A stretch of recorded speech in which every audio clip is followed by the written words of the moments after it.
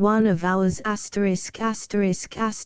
One of Ours by Willa Cather Book 1. On Lovely Creek Claude Wheeler opened his eyes before the sun was up and vigorously shook his younger brother, who lay in the other half of the same bed. "Ralph, Ralph, get awake.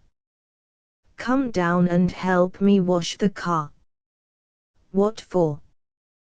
"Why, aren't we going to the circus today?" "Car's all right. Let me alone." The boy turned over and pulled the sheet up to his face, to shut out the light which was beginning to come through the curtainless windows. Claude rose and dressed, a simple operation which took very little time. He crept down 2 flights of stairs, feeling his way in the dusk, his red hair standing up in peaks, like a cock's comb. He went through the kitchen into the adjoining washroom, which held 2 porcelain stands with running water. Everybody had washed before going to bed, apparently, and the bowls were ringed with a dark sediment which the hard, alkaline water had not dissolved. Shutting the door on this disorder, he turned back to the kitchen, took Mahaley's tin basin, doused his face and head in cold water, and began to plaster down his wet hair.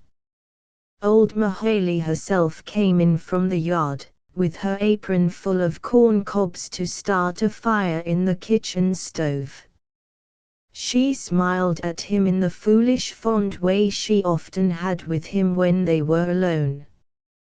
"What are you getting up for already, boy? You going to the circus before breakfast? Don't you make no noise, else you'll have 'em all down here before I get my fire going." "All right, Mahaley." Claude caught up his cap and ran out of doors, down the hillside toward the barn. The sun popped up over the edge of the prairie like a broad, smiling face. The light poured across the close-cropped August pastures and the hilly, timbered windings of Lovely Creek, a clear little stream with a sand bottom, that curled and twisted playfully about through the south section of the Big Wheeler Ranch. It was a fine day to go to the circus at Frankfort, a fine day to do anything, the sort of day that must, somehow, turn out well. Claude backed the little Ford car out of its shed, ran it up to the horse tank, and began to throw water on the mud-crusted wheels and windshield. While he was at work, the 2 hired men, Dan and Jerry, came shambling down the hill to feed the stock. Jerry was grumbling and swearing about something, but Claude wrung out his wet rags and, beyond a nod, paid no attention to them. Somehow his father always managed to have the roughest and dirtiest hired men in the country working for him. Claude had a grievance against Jerry just now, because of his treatment of one of the horses. Molly was a faithful old mare, the mother of many colts. Claude and his younger brother had learned to ride on her. This man Jerry, taking her out to work one morning, let her step on a board with a nail sticking up in it.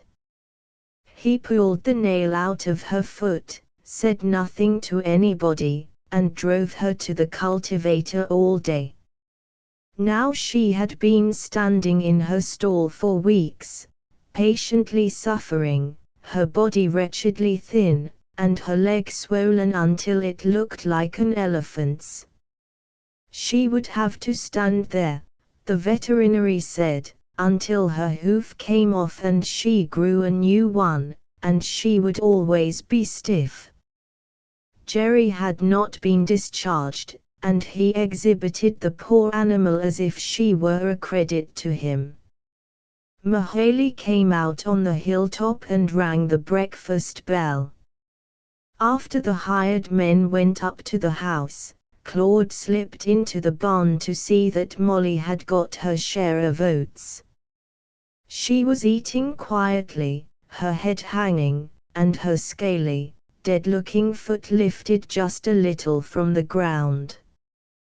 When he stroked her neck and talked to her, she stopped grinding and gazed at him mournfully.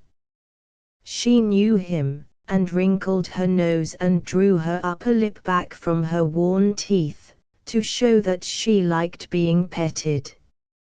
She let him touch her foot and examine her leg. When Claude reached the kitchen, his mother was sitting at one end of the breakfast table, pouring weak coffee. His brother and Dan and Jerry were in their chairs, and Mahaley was baking griddle cakes at the stove. A moment later Mr. Wheeler came down the enclosed stairway and walked the length of the table to his own place. He was a very large man, taller and broader than any of his neighbors. He seldom wore a coat in summer, and his rumpled shirt bulged out carelessly over the belt of his trousers. His florid face was clean-shaven, likely to be a trifle tobacco-stained about the mouth, and it was conspicuous both for good nature and coarse humor, and for an imperturbable physical composure. Nobody in the county had ever seen Nat Wheeler flustered about anything, and nobody had ever heard him speak with complete seriousness. He kept up his easygoing, jocular affability even with his own family. As soon as he was seated, Mr. Wheeler reached for the 2-pint sugar bowl and began to pour sugar into his coffee. Ralph asked him if he were going to the circus. Mr. Wheeler winked. "I shouldn't wonder if I happened in town sometime before the elephants get away." He spoke very deliberately, with a state of Maine drawl, and his voice was smooth and agreeable. "You boys better start in early, though. You can take the wagon and the mules, and load in the cowhides. The butcher has agreed to take them." Claude put down his knife. "Can't we have the car? I've washed it on purpose." "And what about Dan and Jerry?" "They want to see the circus just as much as you do, and I want the hides should go in. They're bringing a good price now." "I don't mind about your washing the car, mud preserves the paint, they say, but it'll be all right this time, Claude." The hired men haw-hawed and Ralph giggled. Claude's freckled face got very red. The pancake grew stiff and heavy in his mouth and was hard to swallow. His father knew he hated to drive the mules to town, and knew how he hated to go anywhere with Dan and Jerry.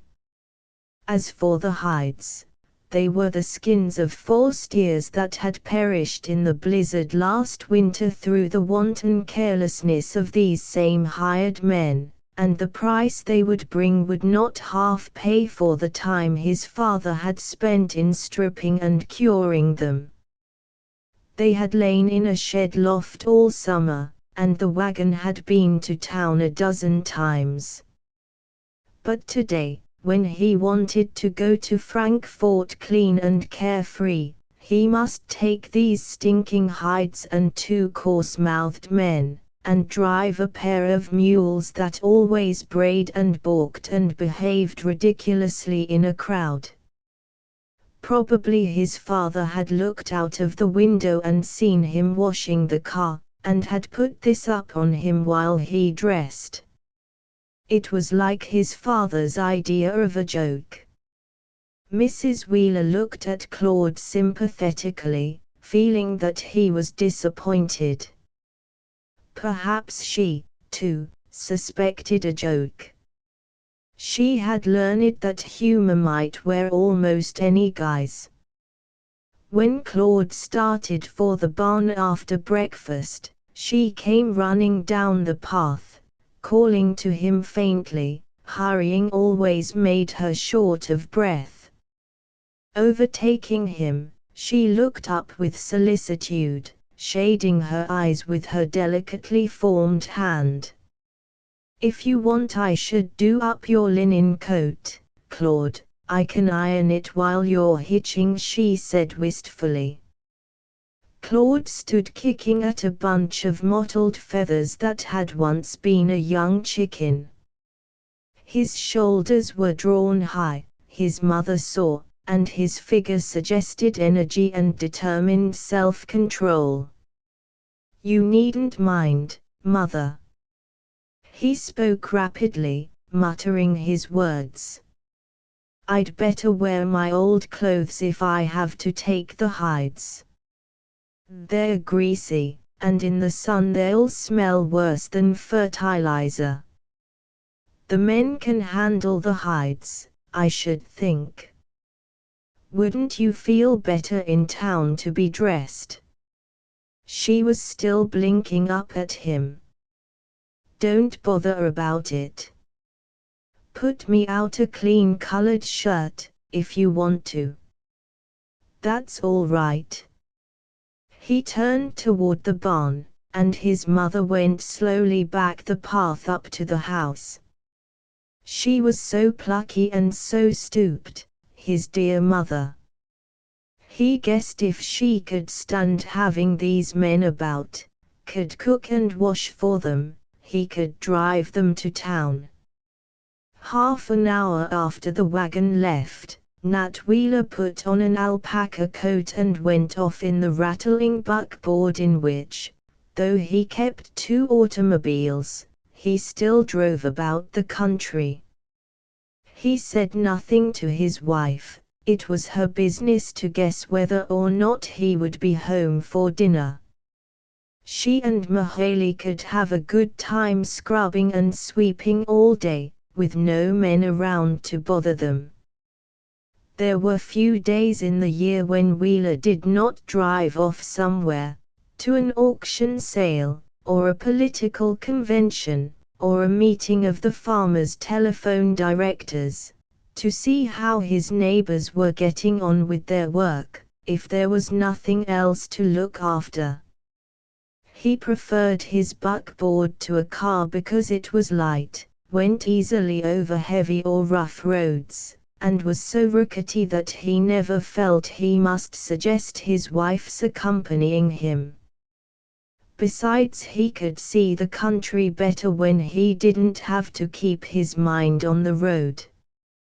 He had come to this part of Nebraska when the Indians and the buffalo were still about, remembered the grasshopper year and the big cyclone, had watched the farms emerge one by one from the great rolling page where once only the wind wrote its story.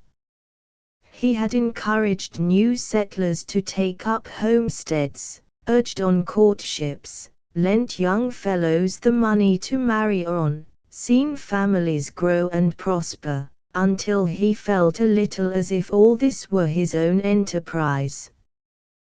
The changes, not only those the years made, but those the seasons made, were interesting to him. People recognized Nat Wheeler and his cart a mile away.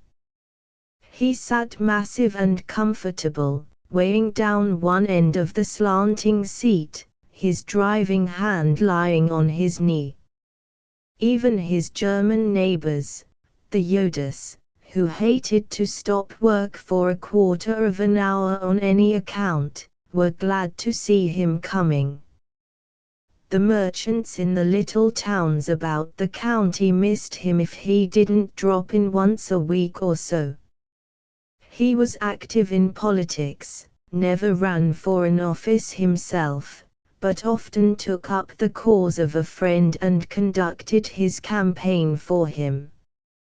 The French saying, "joy of the street," sorrow of the home was exemplified in Mr. Wheeler, though not at all in the French way.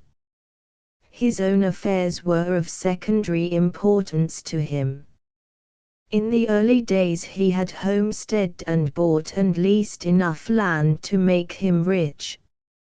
Now he had only to rent it out to good farmers who liked to work. He didn't, and of that he made no secret. When he was at home, he usually sat upstairs in the living room, reading newspapers. He subscribed for a dozen or more. The list included a weekly devoted to scandal, and he was well informed about what was going on in the world.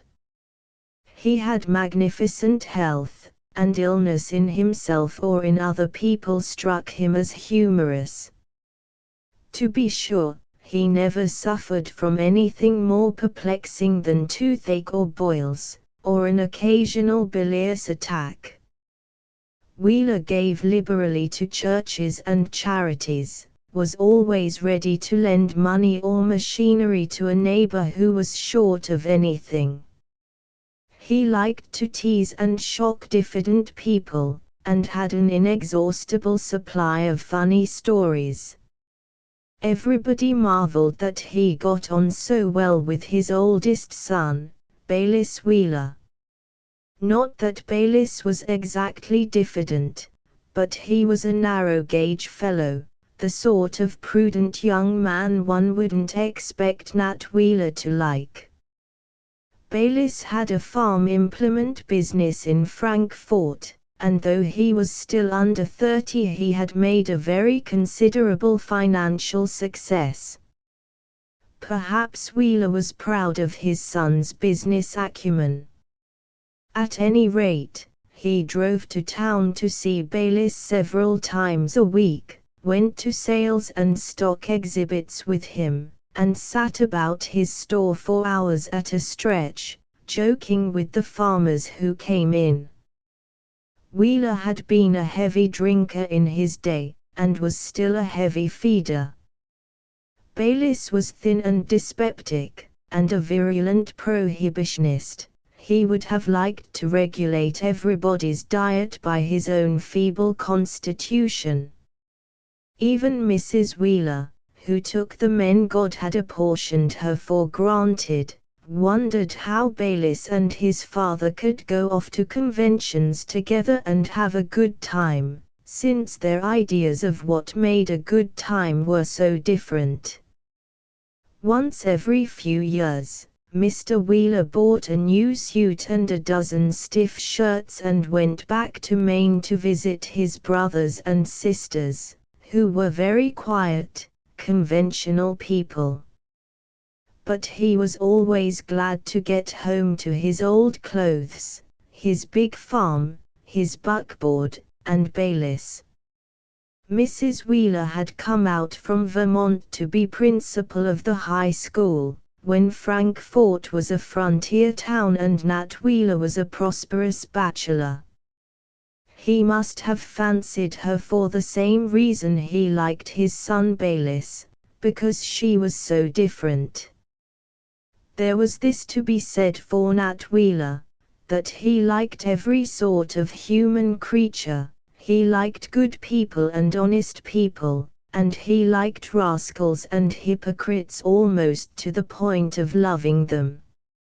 If he heard that a neighbor had played a sharp trick or done something particularly mean, he was sure to drive over to see the man at once, as if he hadn't hitherto appreciated him.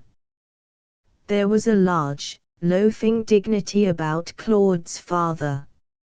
He liked to provoke others to uncouth laughter, but he never laughed immoderately himself.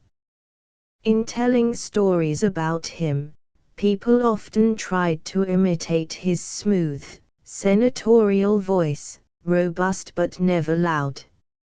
Even when he was hilariously delighted by anything, as when poor Mahaley, undressing in the dark on a summer night, sat down on the sticky fly paper, he was not boisterous. He was a jolly, easygoing father, indeed, for a boy who was not thin-skinned. Claude and his mules rattled into Frankfort just as the calliope went screaming down Main Street at the head of the circus parade. Getting rid of his disagreeable freight and his uncongenial companions as soon as possible, he elbowed his way along the crowded sidewalk, looking for some of the neighbor boys. Mr. Wheeler was standing on the Farmers' Bank corner, towering a head above the throng, chaffing with a little hunchback who was setting up a shell game. To avoid his father, Claude turned and went into his brother's store. The two big show windows were full of country children, their mothers standing behind them to watch the parade. Baylis was seated in the little glass cage where he did his writing and bookkeeping. He nodded at Claude from his desk. "Hello," said Claude, bustling in as if he were in a great hurry. "Have you seen Ernest Harville? I thought I might find him in here." Baylis swung round in his swivel chair to return a plough catalogue to the shelf. "What would he be in here for? Better look for him in the saloon." Nobody could put meaner insinuations into a slow, dry remark than Baylis. Claude's cheeks flamed with anger. As he turned away, he noticed something unusual about his brother's face, but he wasn't going to give him the satisfaction of asking him how he had got a black eye.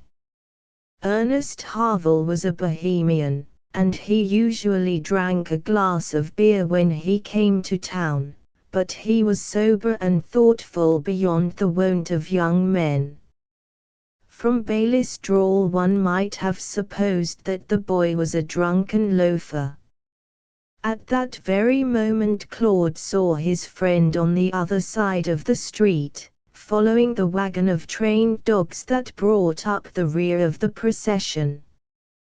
He ran across, through a crowd of shouting youngsters, and caught Ernest by the arm. "Hello, where are you off to?" "I'm going to eat my lunch before show time. I left my wagon out by the pumping station, on the creek." "What about you?" "I've got no program." "Can I go along?" Ernest smiled. "I expect. I've got enough lunch for two." "Yes, I know. You always have. I'll join you later." Claude would have liked to take Ernest to the hotel for dinner. He had more than enough money in his pockets, and his father was a rich farmer. In the Wheeler family a new thrasher or a new automobile was ordered without a question, but it was considered extravagant to go to a hotel for dinner. If his father or Baylis heard that he had been there and Baylis heard everything they would say he was putting on airs, and would get back at him. He tried to excuse his cowardice to himself by saying that he was dirty and smelled of the hides, but in his heart he knew that he did not ask Ernest to go to the hotel with him because he had been so brought up that it would be difficult for him to do this simple thing. He made some purchases at the fruit stand and the cigar counter, and then hurried out along the dusty road toward the pumping station. Ernest's wagon was standing under the shade of some willow trees, on a little sandy bottom half enclosed by a loop of the creek which curved like a horseshoe. Claude threw himself on the sand beside the stream and wiped the dust from his hot face. He felt he had now closed the door on his disagreeable morning. Ernest produced his lunch basket. "I got a couple bottles of beer cooling in the creek," he said. "I knew you wouldn't want to go in a saloon." "Oh, forget it," Claude muttered, ripping the cover off a jar of pickles. He was 19 years old, and he was afraid to go into a saloon, and his friend knew he was afraid. After lunch, Claude took out a handful of good cigars he had bought at the drugstore. Ernest, who couldn't afford cigars, was pleased. He lit one, and as he smoked he kept looking at it with an air of pride and turning it around between his fingers.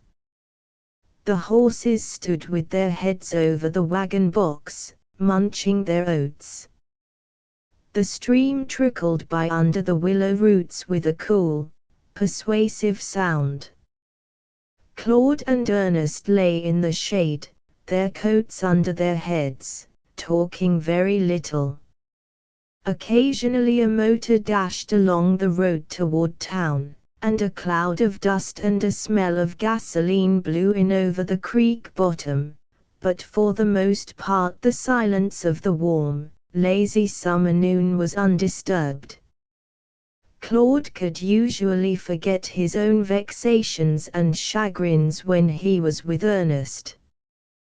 The Bohemian boy was never uncertain, was not pulled in 2 or 3 ways at once. He was simple and direct. He had a number of impersonal preoccupations, was interested in politics and history and in new inventions. Claude felt that his friend lived in an atmosphere of mental liberty to which he himself could never hope to attain. After he had talked with Ernest for a while, the things that did not go right on the farm seemed less important. Claude's mother was almost as fond of Ernest as he was himself. When the 2 boys were going to high school, Ernest often came over in the evening to study with Claude, and while they worked at the long kitchen table Mrs. Wheeler brought her darning and sat near them, helping them with their Latin and algebra. Even old Mahaley was enlightened by their words of wisdom. Mrs. Wheeler said she would never forget the night Ernest arrived from the old country. His brother, Joe Harville, had gone to Frankfort to meet him, and was to stop on the way home and leave some groceries for the Wheelers. The train from the east was late. It was 10 o'clock that night when Mrs. Wheeler, waiting in the kitchen, heard Harville's wagon rumble across the little bridge over Lovely Creek. She opened the outside door, and presently Joe came in with a bucket of salt fish in one hand and a sack of flour on his shoulder. While he took the fish down to the cellar for her, another figure appeared in the doorway, a young boy, short, stooped, with a flat cap on his head and a great oilcloth valise, such as peddlers carry, strapped to his back. He had fallen asleep in the wagon, and on waking and finding his brother gone, he had supposed they were at home and scrambled for his pack. He stood in the doorway, blinking his eyes at the light, looking astonished but eager to do whatever was required of him. What if one of her own boys, Mrs. Wheeler thought. She went up to him and put her arm around him, laughing a little and saying in her quiet voice, just as if he could understand her, "Why, you're only a little boy after all, aren't you?" Ernest said afterwards that it was his first welcome to this country, though he had traveled so far, and had been pushed and hauled and shouted at for so many days, he had lost count of them. That night he and Claude only shook hands and looked at each other suspiciously, but ever since they had been good friends. After their picnic the two boys went to the circus in a happy frame of mind. In the animal tent they met big Leonard Dawson, the oldest son of one of the Wheelers' near neighbors, and the three sat together for the performance. Leonard said he had come to town alone in his car, wouldn't Claude ride out with him? Claude was glad enough to turn the mules over to Ralph, who didn't mind the hired men as much as he did. Leonard was a strapping brown fellow of 25, with big hands and big feet, white teeth, and flashing eyes full of energy. He and his father and two brothers not only worked their own big farm, but rented a quarter section from Nat Wheeler. They were master farmers. If there was a dry summer and a failure, Leonard only laughed and stretched his long arms, and put in a bigger crop next year. Claude was always a little reserved with Leonard. He felt that the young man was rather contemptuous of the haphazard way in which things were done on the Wheeler place, and thought his going to college a waste of money. Leonard had not even gone through the Frankfort High School, and he was already a more successful man than Claude was ever likely to be. Leonard did think these things, but he was fond of Claude, all the same. At sunset the car was speeding over a fine stretch of smooth road across the level country that lay between Frankfort and the rougher land along Lovely Creek. Leonard's attention was largely given up to admiring the faultless behavior of his engine. Presently he chuckled to himself and turned to Claude. "I wonder if you'd take it all right if I told you a joke on Bayliss." "I expect I would." Claude's tone was not at all eager. "You saw Bayliss today. Notice anything queer about him, one eye a little off color?" "Did he tell you how he got it?" "No, I didn't ask him." "Just as well. A lot of people did ask him, though, and he said he was hunting around his place for something in the dark and ran into a reaper." "Well, I'm the reaper." Claude looked interested. "You mean to say Bayliss was in a fight?" Leonard laughed. "Lord, no. Don't you know Bayliss? I went in there to pay a bill yesterday, and Susie Gray and another girl came in to sell tickets for the fireman's dinner. An advance man for this circus was hanging around, and he began talking a little smart, nothing rough, but the way such fellows will. The girls handed it back to him, and sold him 3 tickets and shut him up. I couldn't see how Susie thought so quick what to say. The minute the girls went out Bayliss started knocking them, said all the country girls were getting too fresh and knew more than they ought to about managing sporty men, and right there I reached out and handed him one. I hit harder than I meant to. I meant to slap him, not to give him a black eye. But you can't always regulate things, and I was hot all over.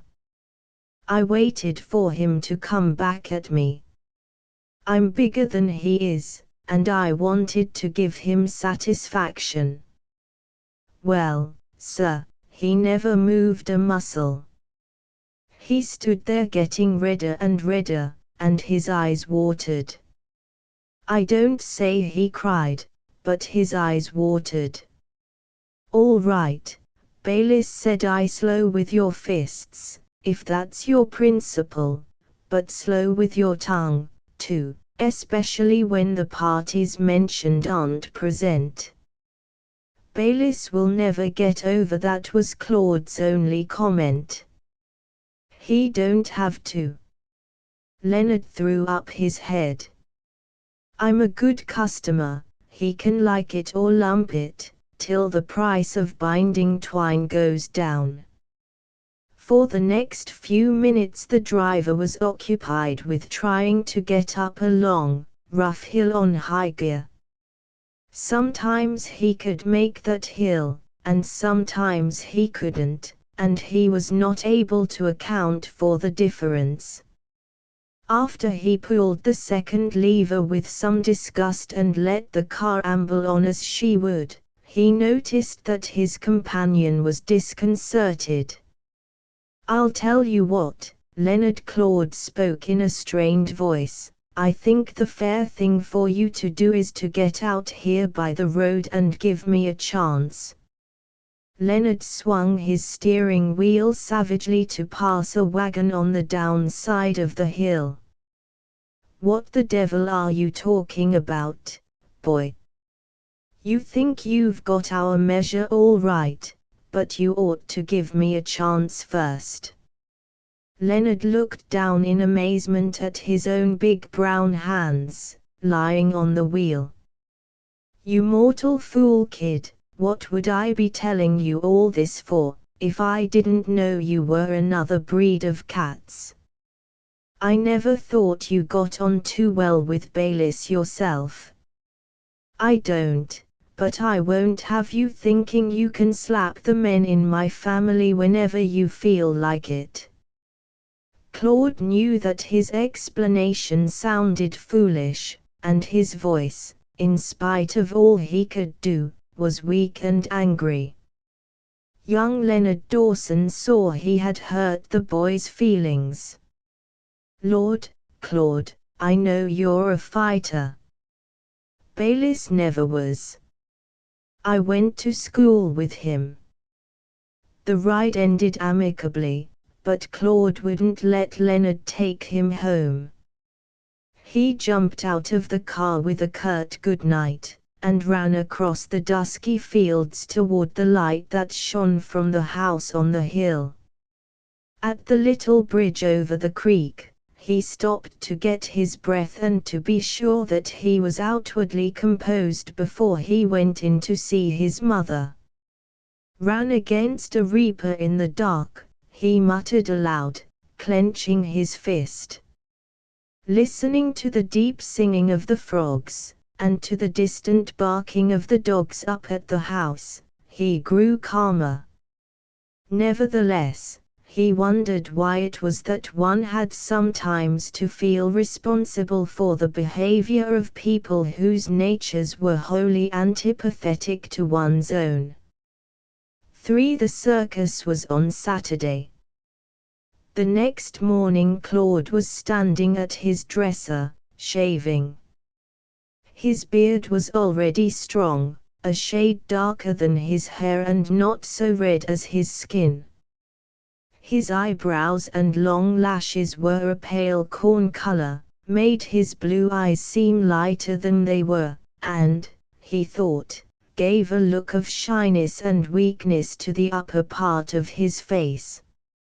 He was exactly the sort of looking boy he didn't want to be. He especially hated his head, so big that he had trouble in buying his hats, and uncompromisingly square in shape, a perfect blockhead. His name was another source of humiliation. Claude, it was a chump name, like Elmer and Roy, a hayseed name trying to be fine. In country schools there was always a red-headed, water-handed, runny-nosed little boy who was called Claude. His good physique he took for granted, smooth, muscular arms and legs, and strong shoulders, a farmer boy might be supposed to have. Unfortunately he had none of his father's physical repose, and his strength often asserted itself inharmoniously.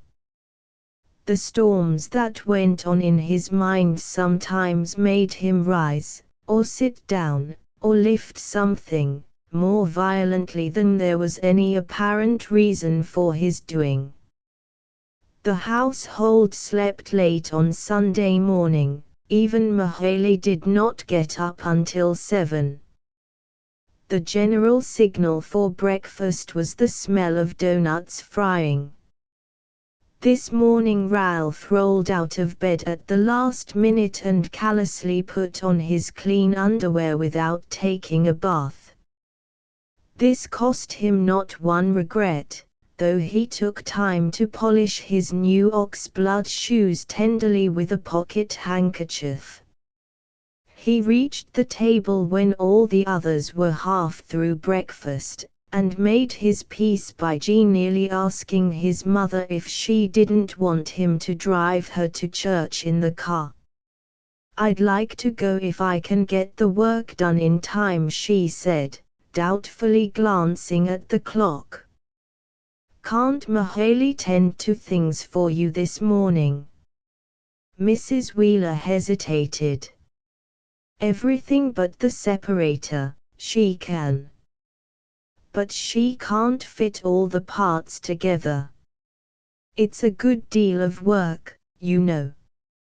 "Now, Mother," said Ralph good-humoredly, as he emptied the syrup pitcher over his cakes, "you're prejudiced.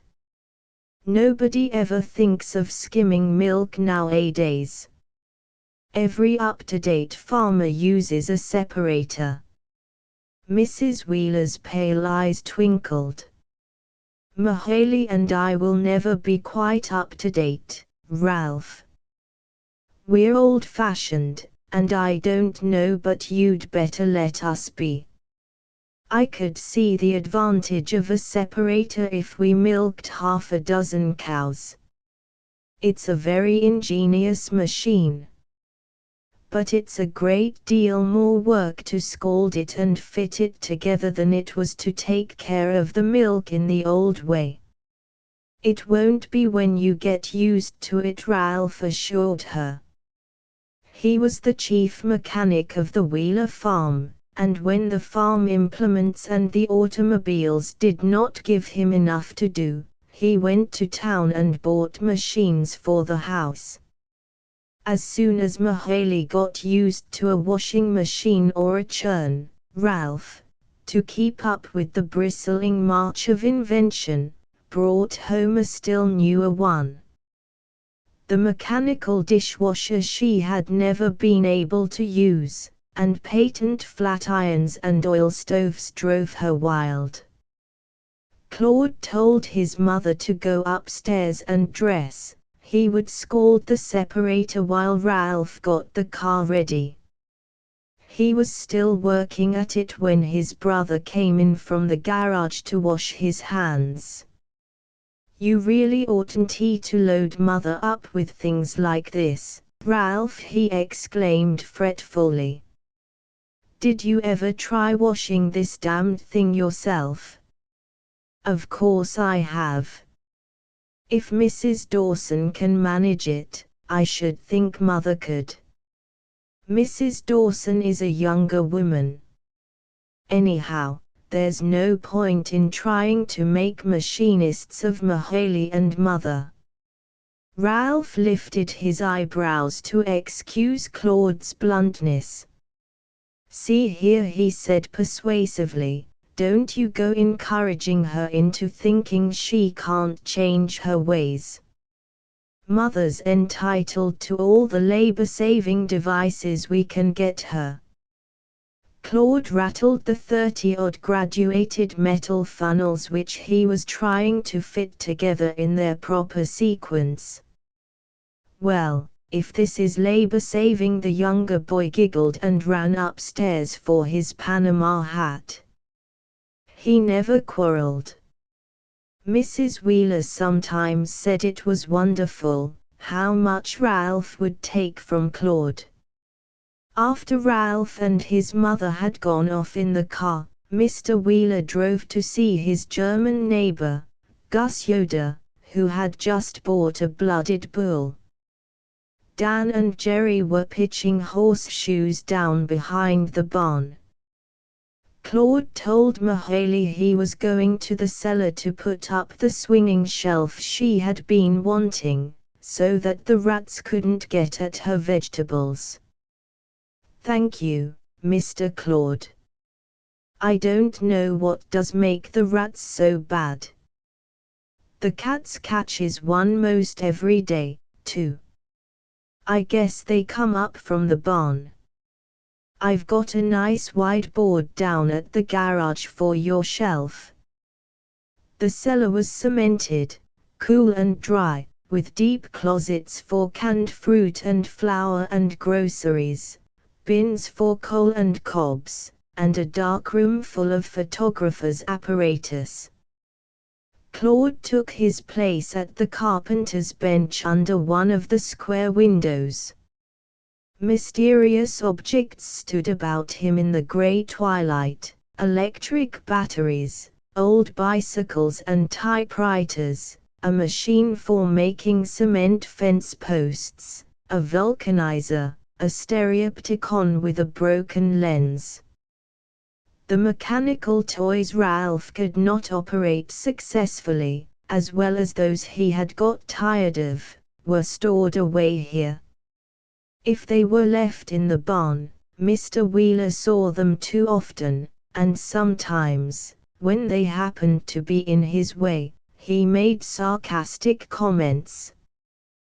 Claude had begged his mother to let him pile this lumber into a wagon and dump it into some washout hole along the creek, but Mrs. Wheeler said he must not think of such a thing, it would hurt Ralph's feelings. Nearly every time Claude went into the cellar, he made a desperate resolve to clear the place out someday, reflecting bitterly that the money this wreckage cost would have put a boy through college decently. While Claude was planing off the board he meant to suspend from the joists, Mahaley left her work and came down to watch him. She made some pretense of hunting for pickled onions, then seated herself upon a cracker box. Close at hand there was a plush spring rocker with one arm gone, but it wouldn't have been her idea of good manners to sit there. Her eyes had a kind of sleepy contentment in them as she followed Claude's motions. She watched him as if he were a baby playing. Her hands lay comfortably in her lap. "Mr. Ernest ain't been over for a long time. He ain't mad about nothing, is he?" "Oh, no. He's awful busy this summer. I saw him in town yesterday. We went to the circus together." Mahaley smiled and nodded. "That's nice. I'm glad for you two boys to have a good time. Mr. Ernest's a nice boy, I always liked him first rate. He's a little fella, though. He ain't big like you, is he? I guess he ain't as tall as Mr. Ralph, even." "Not quite," said Claude between strokes. "He's strong, though, and gets through a lot of work." "Oh, I know. I know he is. I know he works hard. All them foreigners works hard, don't they, Mr. Claude? I reckon he liked the circus. Maybe they don't have circuses like our over where he come from." Claude began to tell her about the clown elephant and the trained dogs, and she sat listening to him with her pleased, foolish smile. There was something wise and far-seeing about her smile, too. Mahaley had come to them long ago, when Claude was only a few months old. She had been brought west by a shiftless Virginia family which went to pieces and scattered under the rigors of pioneer farm life. When the mother of the family died, there was nowhere for Mahalie to go, and Mrs. Wheeler took her in. Mahalie had no one to take care of her, and Mrs. Wheeler had no one to help her with the work. It had turned out very well.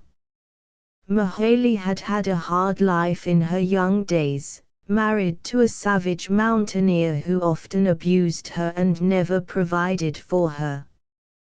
She could remember times when she sat in the cabin, beside an empty meal barrel and a cold iron pot, waiting for him to bring home a squirrel he had shot or a chicken he had stolen.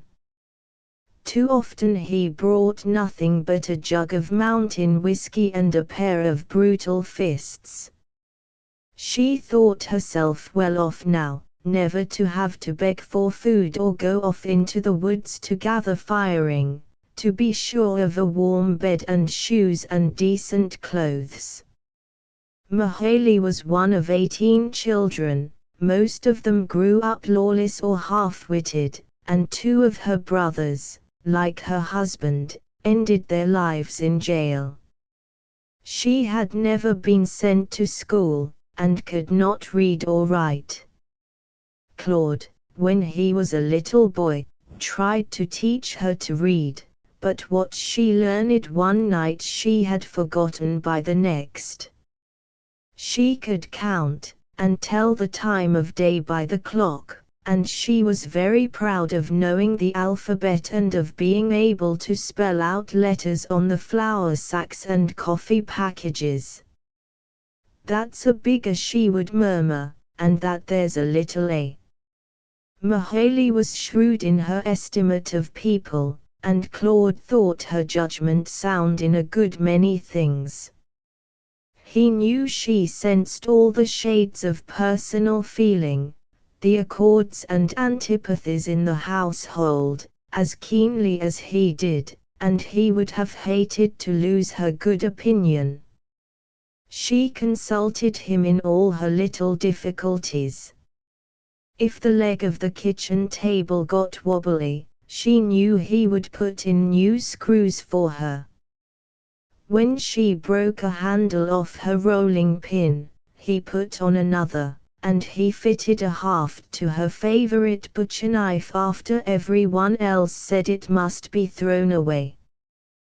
These objects, after they had been mended, acquired a new value in her eyes, and she liked to work with them.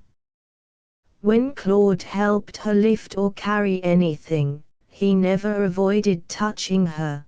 This she felt deeply. She suspected that Ralph was a little ashamed of her, and would prefer to have some brisk young thing about the kitchen. On days like this, when other people were not about, Mahalie liked to talk to Claude about the things they did together when he was little, the Sundays when they used to wander along the creek, hunting for wild grapes and watching the red squirrels, or trailed across the high pastures to a wild plum thicket at the north end of the Wheeler farm. Claude could remember warm spring days when the plum bushes were all in blossom and Mahalie used to lie down under them and sing to herself, as if the honey-heavy sweetness made her drowsy, songs without words, for the most part, though he recalled one mountain dirge which said over and over, "And they laid Jesse James in his grave." For the time was approaching for Claude to go back to the struggling denominational college on the outskirts of the state capital, where he had already spent 2 dreary and unprofitable winters. "Mother," he said one morning when he had an opportunity to speak to her alone, "I wish you would let me quit the temple, and go to the state university." She looked up from the mass of dough she was kneading. "But why, Claude?" "Well, I could learn more, for one thing. The professors at the temple aren't much good." Most of them are just preachers who couldn't make a living at preaching. The look of pain that always disarmed Claude came instantly into his mother's face. "Son, don't say such things. I can't believe but teachers are more interested in their students when they are concerned for their spiritual development, as well as the mental." Brother Weldon said many of the professors at the State University are not Christian men. They even boast of it, in some cases. "Oh, I guess most of them are good men, all right, at any rate they know their subjects." These little pin-headed preachers like Weldon do a lot of harm, running about the country talking. He's sent around to pull in students for his own school. If he didn't get them, he'd lose his job. I wish he'd never got me. Most of the fellows who flunk out at the state come to us, just as he did. But how can there be any serious study where they give so much time to athletics and frivolity? They pay their football coach a larger salary than their president. And those fraternity houses are places where boys learn all sorts of evil. I've heard that dreadful things go on in them sometimes. Besides, it would take more money, and you couldn't live as cheaply as you do at the Chapins. Claude made no reply. He stood before her frowning and pulling at a calloused spot on the inside of his palm. Mrs. Wheeler looked at him wistfully. "I'm sure you must be able to study better in a quiet, serious atmosphere," she said. He sighed and turned away. If his mother had been the least bit unctuous, like Brother Weldon, he could have told her many enlightening facts. But she was so trusting and childlike, so faithful by nature and so ignorant of life as he knew it, that it was hopeless to argue with her. He could shock her and make her fear the world even more than she did, but he could never make her understand. His mother was old-fashioned. She thought dancing and card-playing dangerous pastimes. Only rough people did such things when she was a girl in Vermont, and worldliness only another word for wickedness. According to her conception of education, one should learn, not think, and above all, one must not enquire. The history of the human race, as it lay behind one, was already explained, and so was its destiny, which lay before. The mind should remain obediently within the theological concept of history.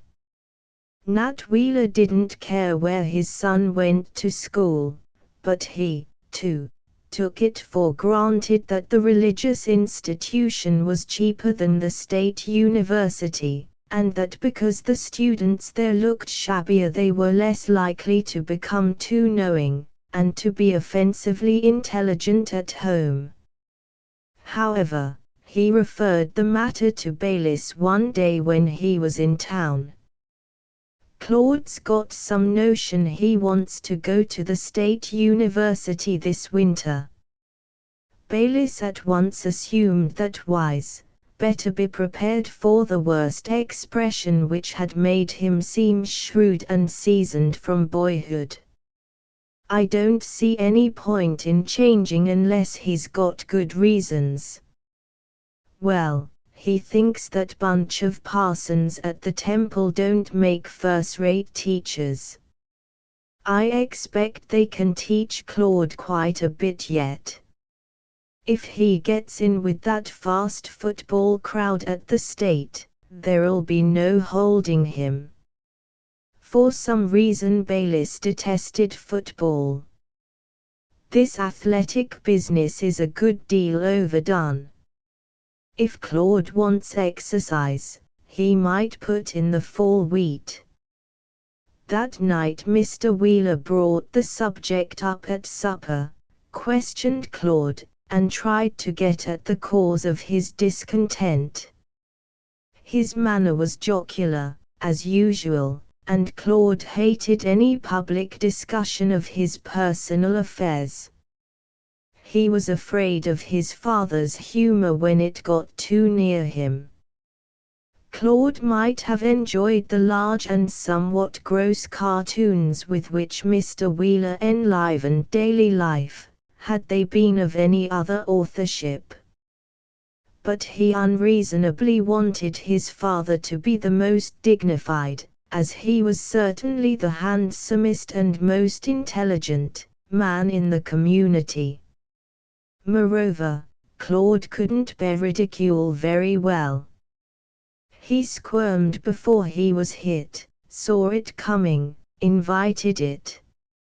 Mr. Wheeler had observed this trait in him when he was a little chap, called it false pride, and often purposely outraged his feelings to harden him, as he had hardened Claude's mother, who was afraid of everything but schoolbooks and prayer meetings when he first married her.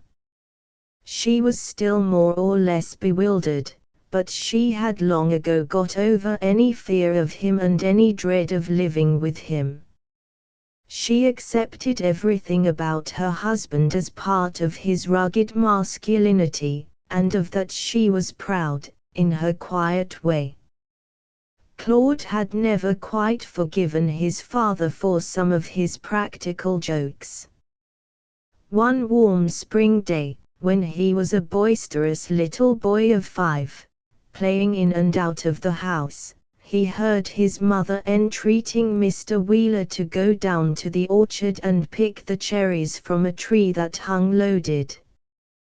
Claude remembered that she persisted rather complainingly, saying that the cherries were too high for her to reach, and that even if she had a ladder it would hurt her back.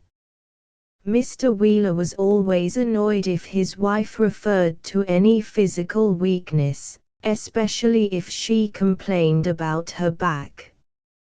He got up and went out. After a while he returned. "All right now, Evangeline," he called cheerily as he passed through the kitchen. "Cherries won't give you any trouble. You and Claude can run along and pick 'em as easy as can be." Mrs. Wheeler trustfully put on her sunbonnet, gave Claude a little pail and took a big one herself, and they went down the pasture hill to the orchard, fenced in on the low land by the creek.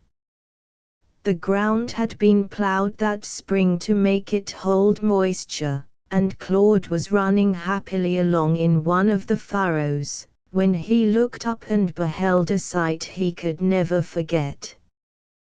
The beautiful, round-topped cherry tree, full of green leaves and red fruit, his father had sawed it through. It lay on the ground beside its bleeding stump. With one scream Claude became a little demon. He threw away his tin pail, jumped about howling and kicking the loose earth with his copper-toed shoes, until his mother was much more concerned for him than for the tree. "Son, son," she cried, "it's your father's tree. He has a perfect right to cut it down if he wants to. He's often said the trees were too thick in here. Maybe it will be better for the others. T'ain't he so? He's a damn fool, damn fool." Claude bellowed, still hopping and kicking, almost choking with rage and hate. His mother dropped on her knees beside him. "Claude, stop. I'd rather have the whole orchard cut down than hear you say such things." After she got him quieted they picked the cherries and went back to the house. Claude had promised her that he would say nothing, but his father must have noticed the little boy's angry eyes fixed upon him all through dinner, and his expression of scorn. Even then his flexible lips were only too well adapted to hold the picture of that feeling. 4 days afterward Claude went down to the orchard and watched the tree grow sicker, wilt and wither away. God would surely punish a man who could do that, he thought.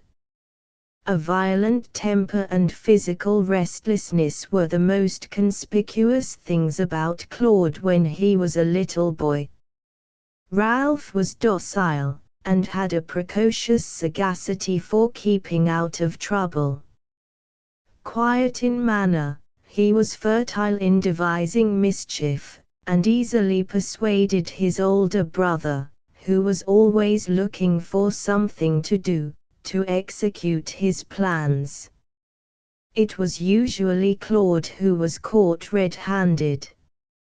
Sitting mild and contemplative on his quilt on the floor, Ralph would whisper to Claude that it might be amusing to climb up and take the clock from the shelf, or to operate the sewing machine.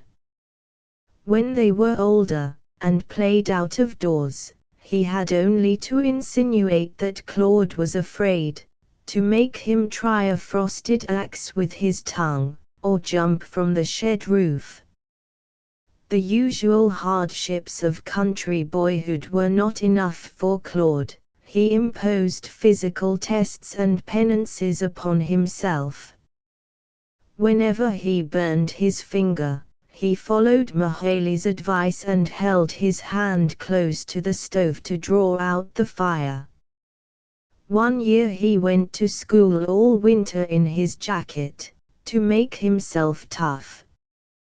His mother would button him up in his overcoat and put his dinner pail in his hand and start him off. As soon as he got out of sight of the house, he pulled off his coat, rolled it under his arm, and scudded along the edge of the frozen fields, arriving at the frame schoolhouse panting and shivering, but very well pleased with himself. Claude waited for his elders to change their mind about where he should go to school, but no one seemed much concerned, not even his mother.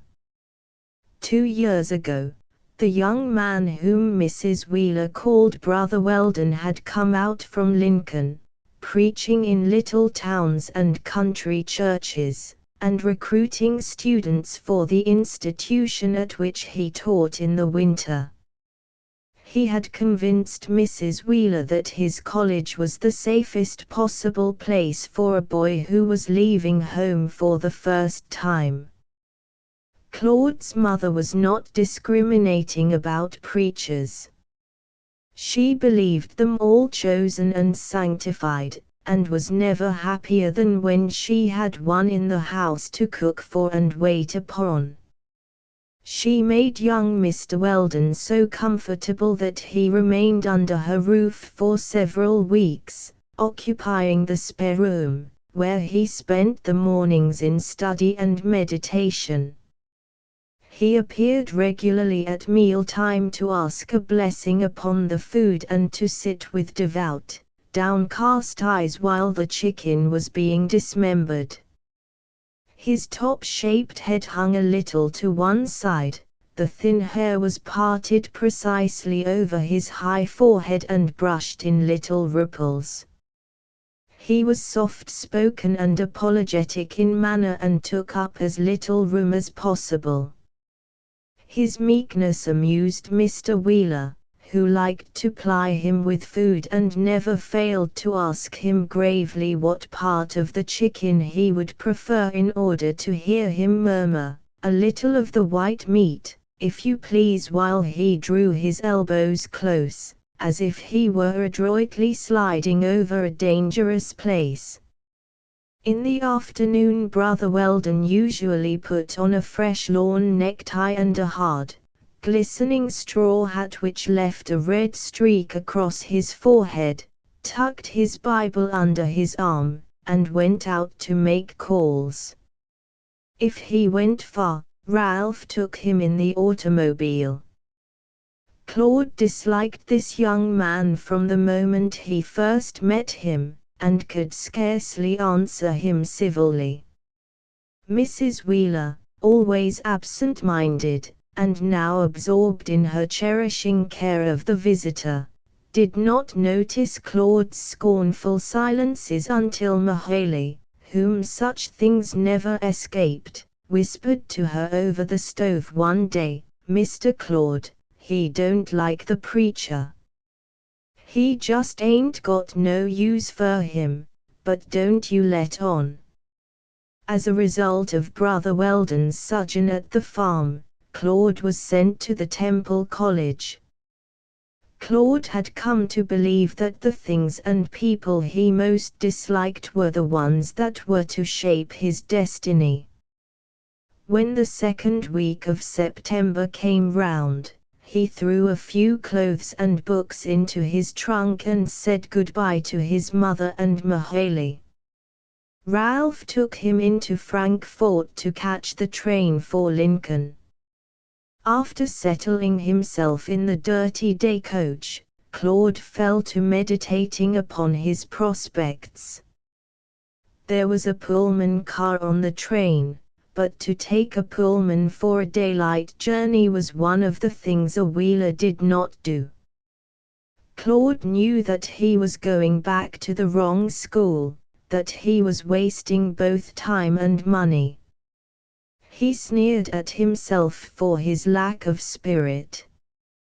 If he had to do with strangers, he told himself, he could take up his case and fight for it.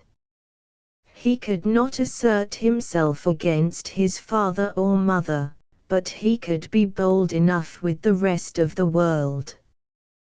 Yet, if this were true, why did he continue to live with the tiresome Chapins? The Chapin household consisted of a brother and sister. Edward Chapin was a man of 26, with an old, wasted face, and he was still going to school, studying for the ministry.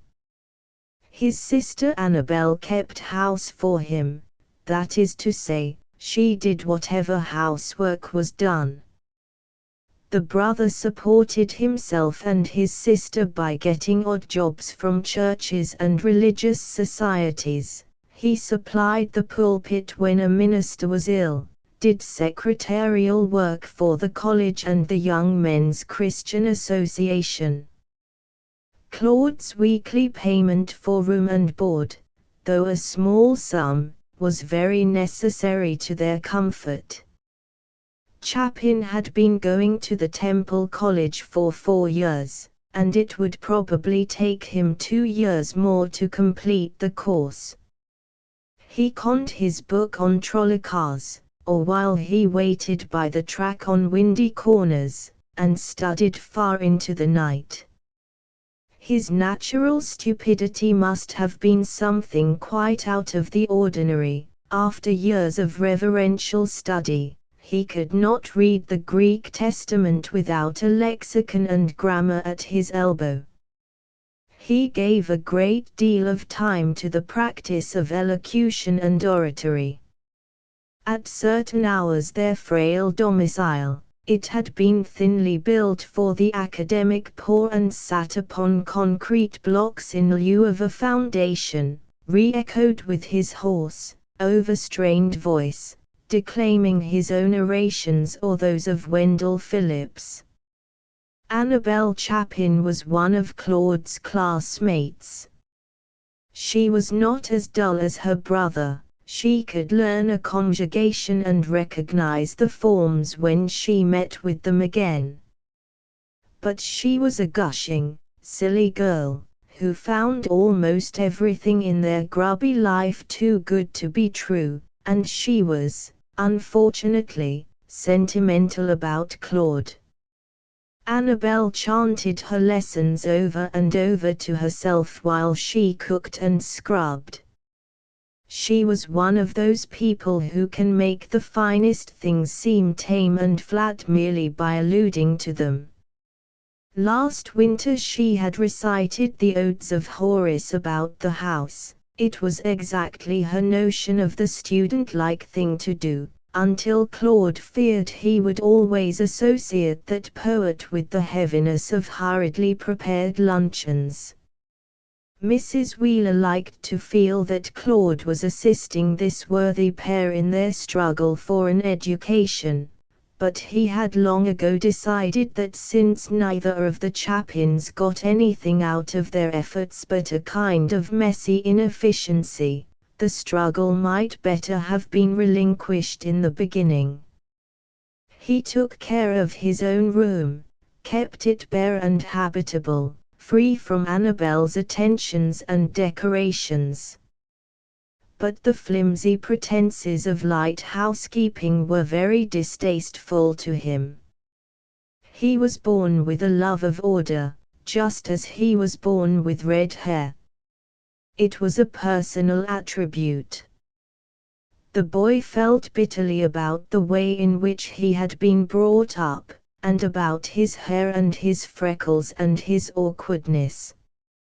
When he went to the theatre in Lincoln, he took a seat in the gallery, because he knew that he looked like a green country boy. His clothes were never right. He bought collars that were too high and neckties that were too bright, and hid them away in his trunk. His one experiment with a tailor was unsuccessful. The tailor saw at once that his stammering client didn't know what he wanted, so he persuaded him that as the season was spring he needed light checked trousers and a blue serge coat and vest. When Claude wore his new clothes to St. Paul's Church on Sunday morning, the eyes of everyone he met followed his smart legs down the street. For the next week he observed the legs of old men and young, and decided there wasn't another pair of checked pants in Lincoln. He hung his new clothes up in his closet and never put them on again, though Annabel Chapin watched for them wistfully. Nevertheless, Claude thought he could recognize a well-dressed man when he saw one. He even thought he could recognize a well-dressed woman. If an attractive woman got into the streetcar when he was on his way to or from Temple Place, he was distracted between the desire to look at her and the wish to seem indifferent. Claude is on his way back to Lincoln, with a fairly liberal allowance which does not contribute much to his comfort or pleasure. He has no friends or instructors whom he can regard with admiration, though the need to admire is just now uppermost in his nature. He is convinced that the people who might mean something to him will always misjudge him and pass him by. He is not so much afraid of loneliness as he is of accepting cheap substitutes, of making excuses to himself for a teacher who flatters him, of waking up some morning to find himself admiring a girl merely because she is accessible. He has a dread of easy compromises, and he is terribly afraid of being fooled. 3 months later, on a grey December day, Claude was seated in the passenger coach of an accommodation freight train, going home for the holidays. He had a pile of books on the seat beside him and was reading, when the train stopped with a jerk that sent the volumes tumbling to the floor. He picked them up and looked at his watch. It was noon. The freight would lie here for an hour or more, until the eastbound passenger went by. Claude left the car and walked slowly up the platform toward the station. A bundle of little spruce trees had been flung off near the freight office, and sent a smell of Christmas into the cold air. A few drays stood about, the horses blanketed. The steam from the locomotive made a spreading, deep violet stain as it curled up against the grey sky. Claude went into a restaurant across the street and ordered an oyster stew. The proprietress, a plump little German woman with a frizzed bang, always remembered him from trip to trip. While he was eating his oysters, she told him that she had just finished roasting a chicken with sweet potatoes, and if he liked he could have the first brown cut off the breast before the train men came in for dinner. Asking her to bring it along, he waited, sitting on a stool, his boots on the lead pipe footrest, his elbows on the shiny brown counter, staring at a pyramid of tough-looking bun sandwiches under a glass globe. "I been looking for you every day," said Mrs. Voigt when she brought his plate. "I put plenty good gravy on dem sweet potatoes, J.A. Thank you. You must be popular with your boarders." She giggled.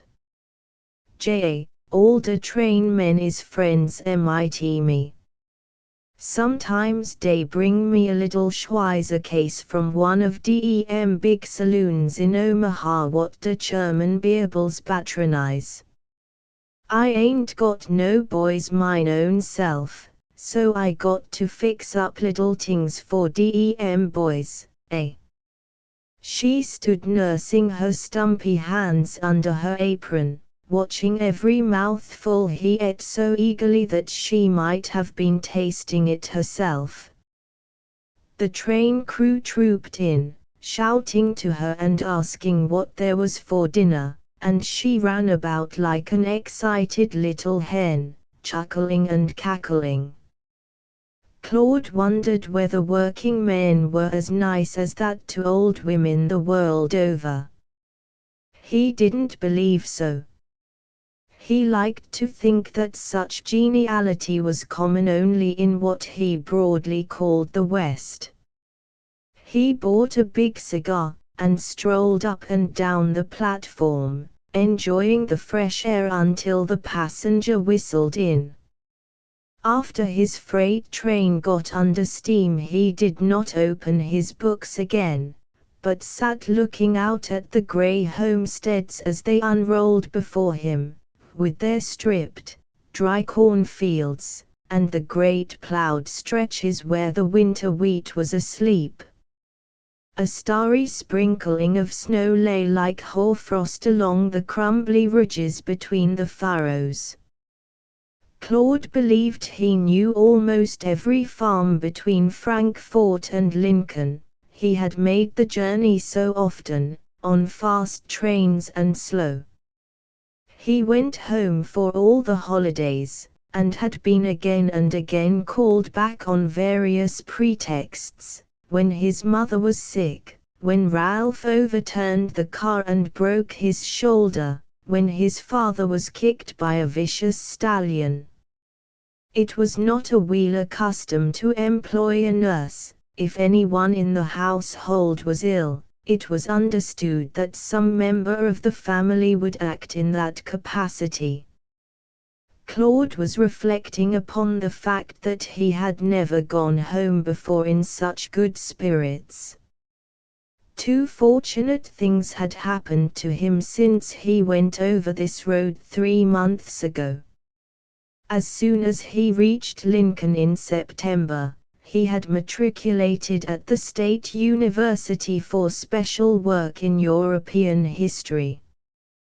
The year before he had heard the head of the department lecture for some charity, and resolved that even if he were not allowed to change his college, he would manage to study under that man. The course Claude selected was one upon which a student could put as much time as he chose. It was based upon the reading of historical sources, and the professor was notoriously greedy for full notebooks. Claude's were of the fullest. He worked early and late at the university library, often got his supper in town and went back to read until closing hour. For the first time he was studying a subject which seemed to him vital, which had to do with events and ideas, instead of with lexicons and grammars. How often he had wished for Ernest during the lectures. He could see Ernest drinking them up, agreeing or dissenting in his independent way. The class was very large, and the professor spoke without notes. He talked rapidly, as if he were addressing his equals, with none of the coaxing persuasiveness to which Temple students were accustomed. His lectures were condensed like a legal brief, but there was a kind of dry fervor in his voice, and when he occasionally interrupted his exposition with purely personal comment, it seemed valuable and important.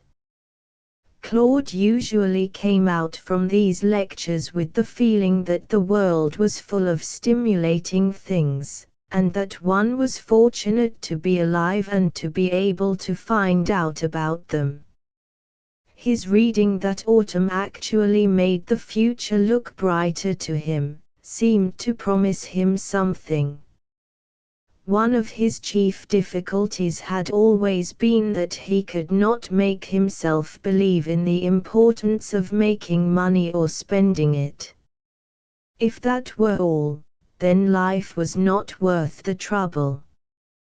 The second good thing that had befallen him was that he had got to know some people he liked.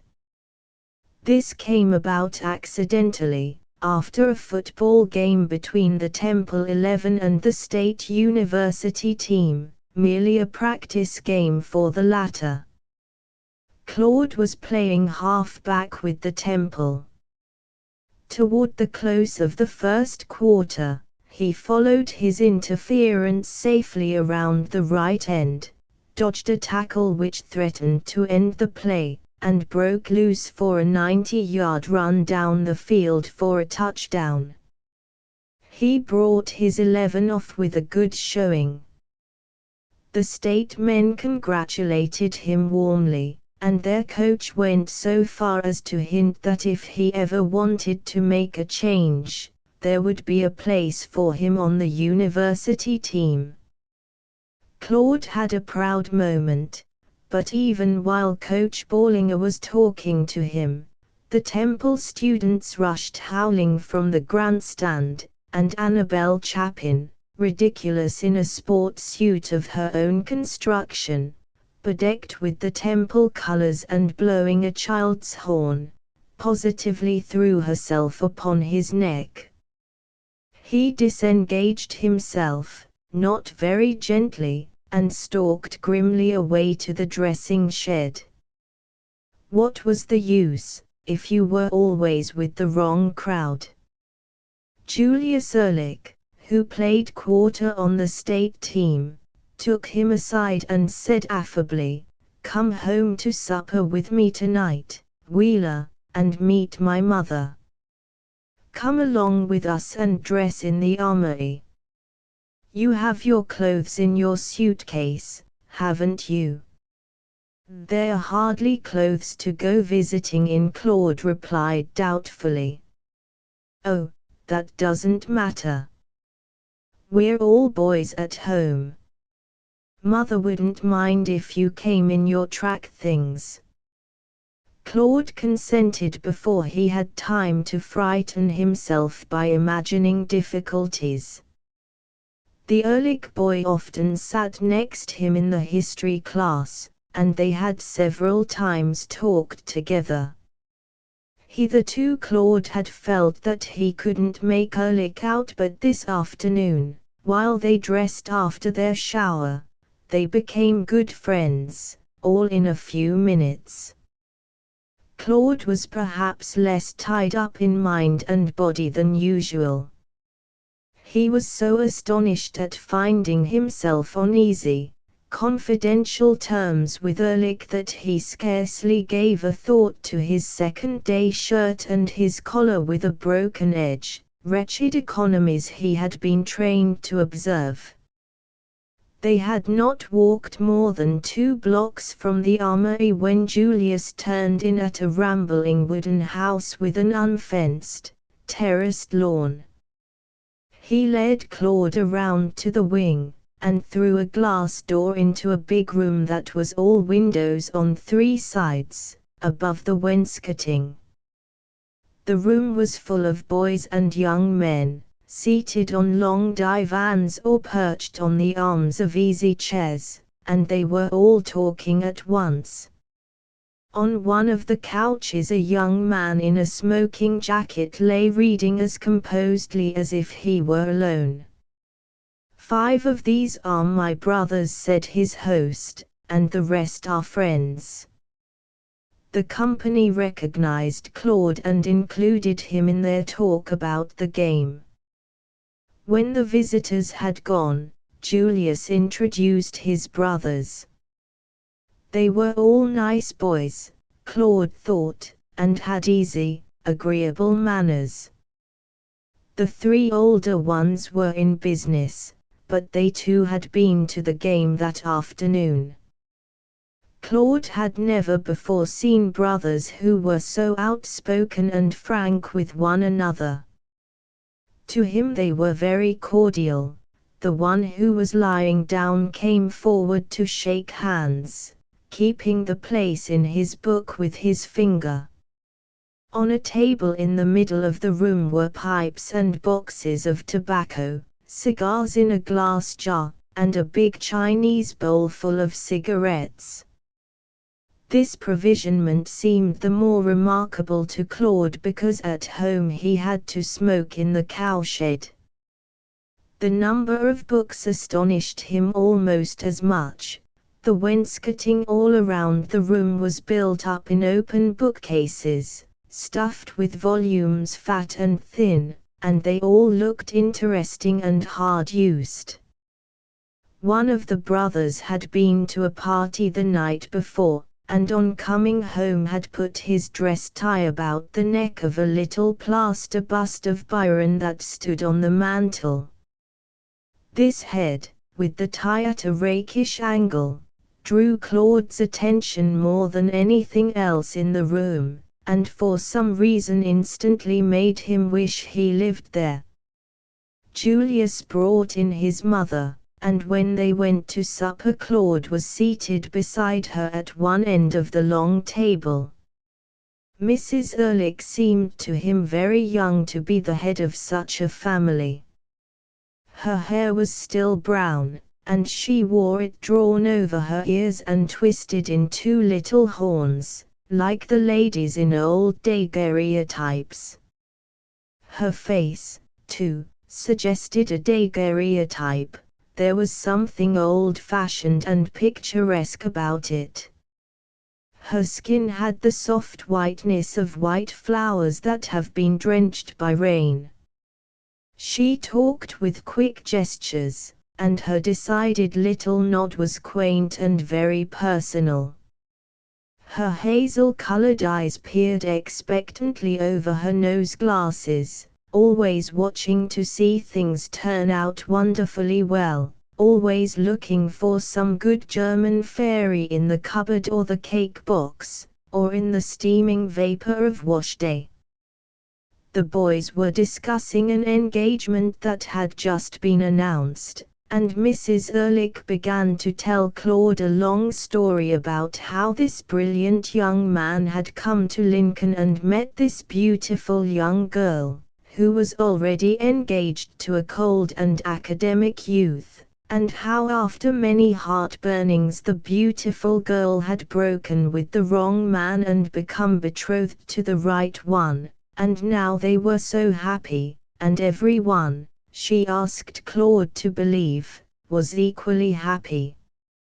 In the middle of her narrative Julius reminded her smilingly that since Claude didn't know these people, He would hardly be interested in their romance, but she merely looked at him over her nose glasses and said, "And is that so, Herr Julius?" One could see that she was a match for them. The conversation went racing from one thing to another. The brothers began to argue hotly about a new girl who was visiting in town, whether she was pretty, how pretty she was, whether she was naive. To Claude this was like talk in a play. He had never heard a living person discussed and analyzed thus before. He had never heard a family talk so much, or with anything like so much zest. Here there was none of the poisonous reticence he had always associated with family gatherings, nor the awkwardness of people sitting with their hands in their lap, facing each other, each one guarding his secret or his suspicion, while he hunted for a safe subject to talk about. Their fertility of phrase, too, astonished him. How could people find so much to say about one girl? To be sure, a good deal of it sounded far-fetched to him, but he sadly admitted that in such matters he was no judge. When they went back to the living room, Julius began to pick out airs on his guitar, and the bearded brother sat down to read. Otto, the youngest, seeing a group of students passing the house, ran out onto the lawn and called them in, 2 boys, and a girl with red cheeks and a fur stole. Claude had made for a corner, and was perfectly content to be an onlooker, but Mrs. Ehrlich soon came and seated herself beside him. When the doors into the parlor were opened, she noticed his eyes straying to an engraving of Napoleon which hung over the piano, and made him go and look at it. She told him it was a rare engraving, and she showed him a portrait of her great-grandfather, who was an officer in Napoleon's army. To explain how this came about was a long story. As she talked to Claude, Mrs. Ehrlich discovered that his eyes were not really pale, but only looked so because of his light lashes. They could say a great deal when they looked squarely into hers, and she liked what they said. She soon found out that he was discontented, how he hated the temple school, and why his mother wished him to go there. When the 3 who had been called in from the sidewalk took their leave, Claude rose also. They were evidently familiars of the house, and their careless exit, with a gay good night, everybody, gave him no practical suggestion as to what he ought to say or how he was to get out. Julius made things more difficult by telling him to sit down, as it wasn't time to go yet. But Mrs. Ehrlich said it was time, he would have a long ride out to Temple Place. It was really very easy. She walked to the door with him and gave him his hat, patting his arm in a final way. "You will come often to see us. We are going to be friends." Her forehead, with its neat curtains of brown hair, came something below Claude's chin, and she peered up at him with that quaintly hopeful expression, as if even he might turn out wonderfully well. Certainly, nobody had ever looked at him like that before. "It's been lovely," he murmured to her, quite without embarrassment, and in happy unconsciousness he turned the knob and passed out through the glass door. While the freight train was puffing slowly across the winter country, leaving a black trail suspended in the still air, Claude went over that experience minutely in his mind, as if he feared to lose something of it on approaching home. He could remember exactly how Mrs. Ehrlich and the boys had looked to him on that first night, could repeat almost word for word the conversation which had been so novel to him. Then he had supposed the Ehrlichs were rich people, but he found out afterwards that they were poor. The father was dead, and all the boys had to work, even those who were still in school. They merely knew how to live, he discovered, and spent their money on themselves, instead of on machines to do the work and machines to entertain people. Machines, Claude decided, could not make pleasure, whatever else they could do. They could not make agreeable people, either. Insofar as he could see, the latter were made by judicious indulgence in almost everything he had been taught to shun. Since that first visit, he had gone to the Ehrlichs, not as often as he wished, certainly, but as often as he dared. Some of the university boys seemed to drop in there whenever they felt like it, were almost members of the family, but they were better looking than he, and better company. To be sure, Long Baumgartner was an intimate of the house, and he was a gawky boy with big red hands and patched shoes, but he could at least speak German to the mother, and he played the piano, and seemed to know a great deal about music. Claude didn't wish to be a bore. Sometimes in the evening, when he left the library to smoke a cigar, he walked slowly past the Ehrlichs' house, looking at the lighted windows of the sitting room and wondering what was going on inside. Before he went there to call, he racked his brain for things to talk about. If there had been a football game, or a good play at the theater, that helped, of course. Almost without realizing what he was doing, he tried to think things out and to justify his opinions to himself, so that he would have something to say when the Ehrlich boys questioned him. He had grown up with the conviction that it was beneath his dignity to explain himself, just as it was to dress carefully, or to be caught taking pains about anything. Ernest was the only person he knew who tried to state clearly just why he believed this or that, and people at home thought him very conceited and foreign. It wasn't American to explain yourself, you didn't have to. On the farm you said you would or you wouldn't, that Roosevelt was all right, or that he was crazy.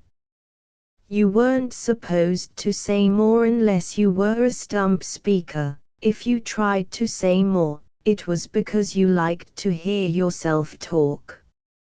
Since you never said anything, you didn't form the habit of thinking. If you got too much bored, you went to town and bought something new. But all the people he met at the Ehrlichs talked. If they asked him about a play or a book and he said it was no good, they at once demanded why. The Ehrlichs thought him a clam, but Claude sometimes thought himself amazing. Could it really be he, who was airing his opinions in this indelicate manner? He caught himself using words that had never crossed his lips before, that in his mind were associated only with the printed page. When he suddenly realized that he was using a word for the first time, and probably mispronouncing it, he would become as much confused as if he were trying to pass a lead dollar, would blush and stammer and let someone finish his sentence for him. Claude couldn't resist occasionally dropping in at the Ehrlichs in the afternoon. Then the boys were away, and he could have Mrs. Ehrlich to himself for half an hour. When she talked to him, she taught him so much about life. He loved to hear her sing sentimental German songs as she worked, spin, spin, du Tagte mein. He didn't know why, but he simply adored it. Every time he went away from her he felt happy and full of kindness, and thought about beech woods and walled towns, or about Karl Skurs and the Romantic Revolution. He had been to see Mrs. Ehrlich just before starting home for the holidays, and found her making German Christmas cakes. She took him into the kitchen and explained the almost holy traditions that governed this complicated cookery. Her excitement and seriousness as she beat and stirred were very pretty, Claude thought. She told off on her fingers the many ingredients, but he believed there were things she did not name: the fragrance of old friendships, the glow of early memories, belief in wonder-working rhymes and songs. Surely these were fine things to put into little cakes. After Claude left her, he did something a Wheeler didn't do. He went down to O Street and sent her a box of the reddest roses he could find. In his pocket was the little note she had written to thank him. 7. It was beginning to grow dark when Claude reached the farm. While Ralph stopped to put away the car, he walked on alone to the house. He never came back without emotion, try as he would to pass lightly over these departures and returns which were all in the day's work. When he came up the hill like this, toward the tall house with its lighted windows, something always clutched at his heart. He both loved and hated to come home. He was always disappointed, and yet he always felt the rightness of returning to his own place. Even when it broke his spirit and humbled his pride, he felt it was right that he should be thus humbled. He didn't question that the lowest state of mind was the truest, and that the less a man thought of himself, the more likely he was to be correct in his estimate. Approaching the door, Claude stopped a moment and peered in at the kitchen window. The table was set for supper, and Mahalie was at the stove, stirring something in a big iron pot, cornmeal mush, probably. She often made it for herself now that her teeth had begun to fail. She stood leaning over, embracing the pot with one arm, and with the other she beat the stiff contents, nodding her head in time to this rotary movement. Confused emotions surged up in Claude. He went in quickly and gave her a bearish hug. Her face wrinkled up in the foolish grin he knew so well. "Lord, how you scared me, Mr. Claude. A little more and I'd had my mush all over the floor. You looking fine, you nice boy, you." He knew Mahalie was gladder to see him come home than anyone except his mother. Hearing Mrs. Wheeler's wandering, uncertain steps in the enclosed stairway, he opened the door and ran halfway up to meet her, putting his arm about her with the almost painful tenderness he always felt, but seldom was at liberty to show. She reached up both hands and stroked his hair for a moment, laughing as one does to a little boy, and telling him she believed it was redder every time he came back. "Have we got all the corn in, Mother?" "No, Claude, we haven't. You know we're always behindhand."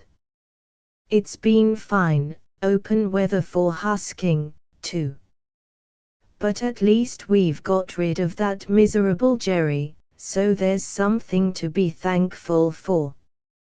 He had one of his fits of temper in town one day, when he was hitching up to come home, and Leonard Dawson saw him beat one of our horses with the neck yoke. Leonard told your father, and spoke his mind, and your father discharged Jerry. If you or Ralph had told him, he most likely wouldn't have done anything about it. But I guess all fathers are the same. She chuckled confidingly, leaning on Claude's arm as they descended the stairs. I guess so. Did he hurt the horse much? Which one was it? The little black, Pompey. I believe he is rather a mean horse. The men said one of the bones over the eye was broken, but he would probably come round all right. Pompey isn't mean, he's nervous. All the horses hated Jerry, and they had good reason to. Claude jerked his shoulders to shake off disgusting recollections of this mongrel man which flashed back into his mind. He had seen things happen in the barn that he positively couldn't tell his father. Mr. Wheeler came into the kitchen and stopped on his way upstairs long enough to say, "Hello, Claude. You look pretty well." "Yes, sir. I'm all right, thank you. Bayliss tells me you've been playing football a good deal." "Not more than usual. We played half a dozen games, generally got licked. The state has a fine team, though." "I expect," Mr. Wheeler drawled as he strode upstairs. Supper went as usual. Dan kept grinning and blinking at Claude, trying to discover whether he had already been informed of Jerry's fate. Ralph told him the neighborhood gossip. Gus Yoder, their German neighbor, was bringing suit against a farmer who had shot his dog. Leonard Dawson was going to marry Susie Gray. She was the girl on whose account Leonard had slapped Bayliss, Claude remembered. After supper Ralph and Mr. Wheeler went off in the car to a Christmas entertainment at the country schoolhouse. Claude and his mother sat down for a quiet talk by the hard coal burner in the living room upstairs. Claude liked this room, especially when his father was not there. The old carpet, the faded chairs, the secretary bookcase, the spotty engraving with all the scenes from Pilgrim's Progress that hung over the sofa, these things made him feel at home. Ralph was always proposing to refurnish the room in Mission Oak, but so far Claude and his mother had saved it. Claude drew up his favorite chair and began to tell Mrs. Wheeler about the Ehrlich boys and their mother. She listened, but he could see that she was much more interested in hearing about the Chapins, and whether Edward's throat had improved, and where he had preached this fall. That was one of the disappointing things about coming home. He could never interest his mother in new things or people unless they in some way had to do with the church. He knew, too, she was always hoping to hear that he at last felt the need of coming closer to the church. She did not harass him about these things, but she had told him once or twice that nothing could happen in the world which would give her so much pleasure as to see him reconciled to Christ. He realized, as he talked to her about the Ehrlichs, that she was wondering whether they weren't very worldly people, and was apprehensive about their influence on him. The evening was rather a failure, and he went to bed early. Claude had gone through a painful time of doubt and fear when he thought a great deal about religion. For several years, from 14 to 18, he believed that he would be lost if he did not repent and undergo that mysterious change called conversion. But there was something stubborn in him that would not let him avail himself of the pardon offered. He felt condemned, but he did not want to renounce a world he as yet knew nothing of. He would like to go into life with all his vigor, with all his faculties free. He didn't want to be like the young men who said in prayer meeting that they leaned on their Savior. He hated their way of meekly accepting permitted pleasures. In those days Claude had a sharp physical fear of death. A funeral, the sight of a neighbor lying rigid in his black coffin, overwhelmed him with terror. He used to lie awake in the dark, plotting against death, trying to devise some plan of escaping it, angrily wishing he had never been born. Was there no way out of the world but this? When he thought of the millions of lonely creatures rotting away underground, life seemed nothing but a trap that caught people for one horrible end. There had never been a man so strong or so good that he had escaped. And yet he sometimes felt sure that he, Claude Wheeler, would escape, that he would actually invent some clever shift to save himself from dissolution. When he found it, he would tell nobody, he would be crafty and secret. Putrefaction, decay. He could not give his pleasant, warm body over to that filthiness. What did it mean, that verse in the Bible, "He shall not suffer his Holy One to see corruption"? If anything could cure an intelligent boy of morbid religious fears, it was a denominational school like that to which Claude had been sent. Now he dismissed all Christian theology as something too full of evasions and sophistries to be reasoned about. The men who made it, he felt sure, were like the men who taught it. The noblest could be damned, according to their theory, while almost any mean-spirited parasite could be saved by faith. Faith as he saw it exemplified in the faculty of the Temple School, was a substitute for most of the manly qualities he admired. Young men went into the ministry because they were timid or lazy and wanted society to take care of them, because they wanted to be pampered by kind, trusting women like his mother. Though he wanted little to do with theology and theologians, Claude would have said that he was a Christian. He believed in God, and in the spirit of the four Gospels, and in the Sermon on the Mount. He used to halt and stumble at "Blessed are the meek" until one day he happened to think that this verse was meant exactly for people like Mahalie, and surely she was blessed. 8 On the Sunday after Christmas, Claude and Ernest were walking along the banks of Lovely Creek. They had been as far as Mr. Wheeler's timber claim and back.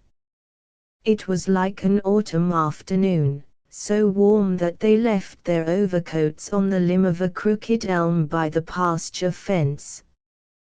The fields and the bare treetops seemed to be swimming in light. A few brown leaves still clung to the bushy trees along the creek. In the upper pasture, more than a mile from the house, the boys found a bittersweet vine that wound about a little dogwood and covered it with scarlet berries. It was like finding a Christmas tree growing wild out of doors. They had just been talking about some of the books Claude had brought home, and his history course. He was not able to tell Ernest as much about the lectures as he had meant to, and he felt that this was more Ernest's fault than his own. Ernest was such a literal-minded fellow. When they came upon the bittersweet, they forgot their discussion and scrambled down the bank to admire the red clusters on the woody, smoke-colored vine, and its pale gold leaves, ready to fall at a touch. The vine and the little tree it honored, hidden away in the cleft of a ravine, had escaped the stripping winds, and the eyes of school children who sometimes took a short cut home through the pasture. At its roots, the creek trickled thinly along, black between two jagged crusts of melting ice. When they left the spot and climbed back to the level, Claude again felt an itching to prod Ernest out of his mild and reasonable mood. "What are you going to do after a while, Ernest? Do you mean to farm all your life?" "Naturally. If I were going to learn a trade, I'd be at it before now." "What makes you ask that?" "Oh, I don't know. I suppose people must think about the future sometime. And you're so practical." "The future, eh?" Ernest shut one eye and smiled. "That's a big word. After I get a place of my own and have a good start, I'm going home to see my old folks some winter. Maybe I'll marry a nice girl and bring her back." "Is that all?" "That's enough, if it turns out right, isn't it?" "Perhaps. It wouldn't be for me. I don't believe I can ever settle down to anything." "Don't you feel that at this rate there isn't much in it?" "In what?" "In living at all, going on as we do. What do we get out of it? Take a day like this, you waken up in the morning and you're glad to be alive. It's a good enough day for anything, and you feel sure something will happen. Well, whether it's a work day or a holiday, it's all the same in the end. At night you go to bed, nothing has happened.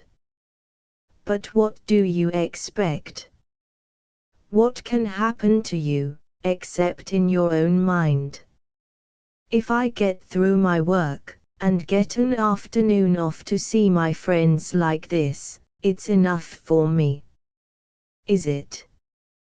"Well, if we've only got once to live, it seems like there ought to be something splendid about life, sometimes." Ernest was sympathetic now. He drew nearer to Claude as they walked along and looked at him sidewise with concern. "You Americans are always looking for something outside yourselves to warm you up, and it is no way to do. In old countries, where not very much can happen to us, we know that, and we learn to make the most of little things. The martyrs must have found something outside themselves. Otherwise they could have made themselves comfortable with little things. Why, I should say they were the ones who had nothing but their idea. It would be ridiculous to get burned at the stake for the sensation. Sometimes I think the martyrs had a good deal of vanity to help them along, too."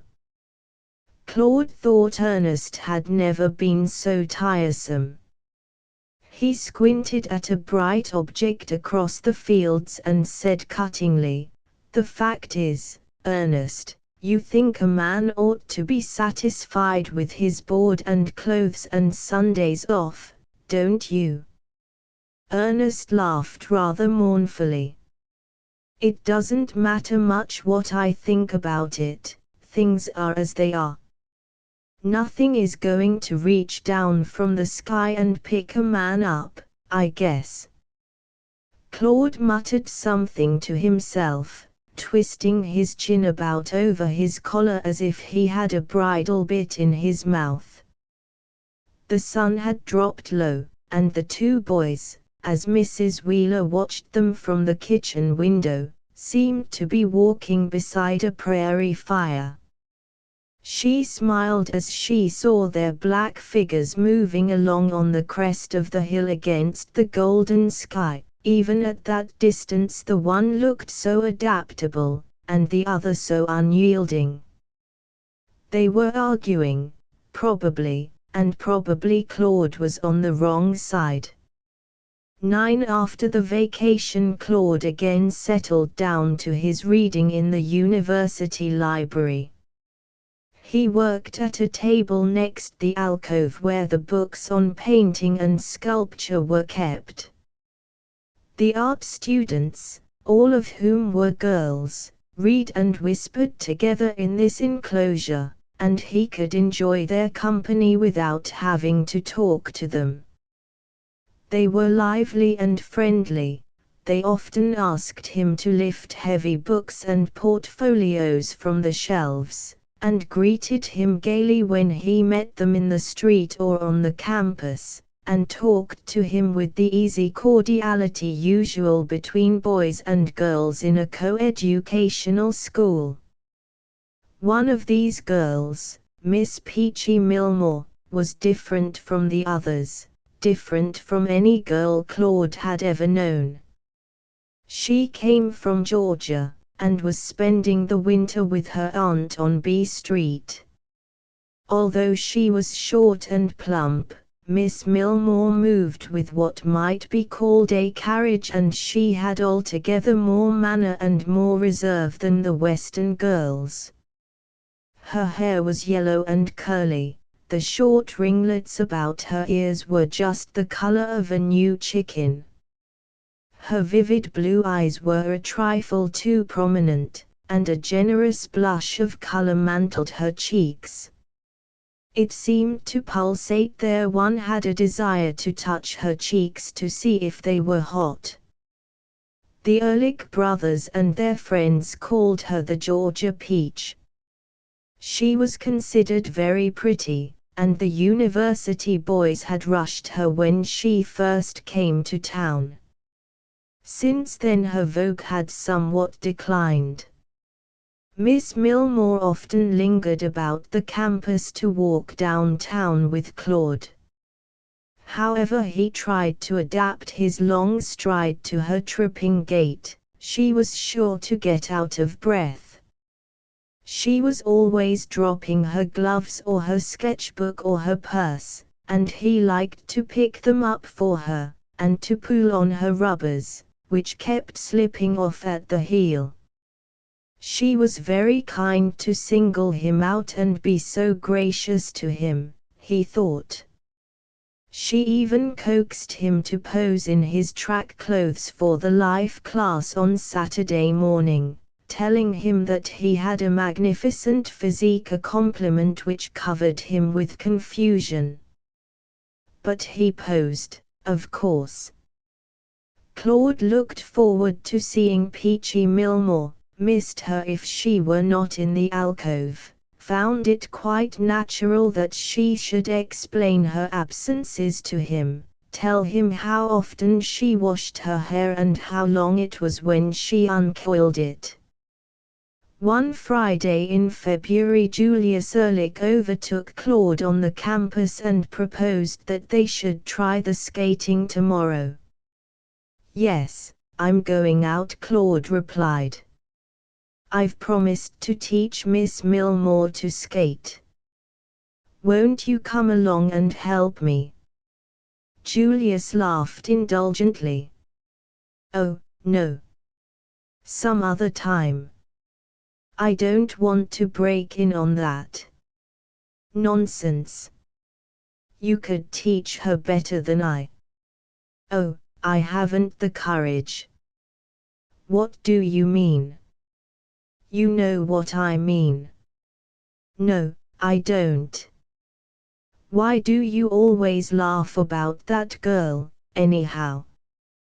Julius made a little grimace. She wrote some awfully slushy letters to Phil Bowen, and he read them aloud at the frat house one night. Didn't you slap him?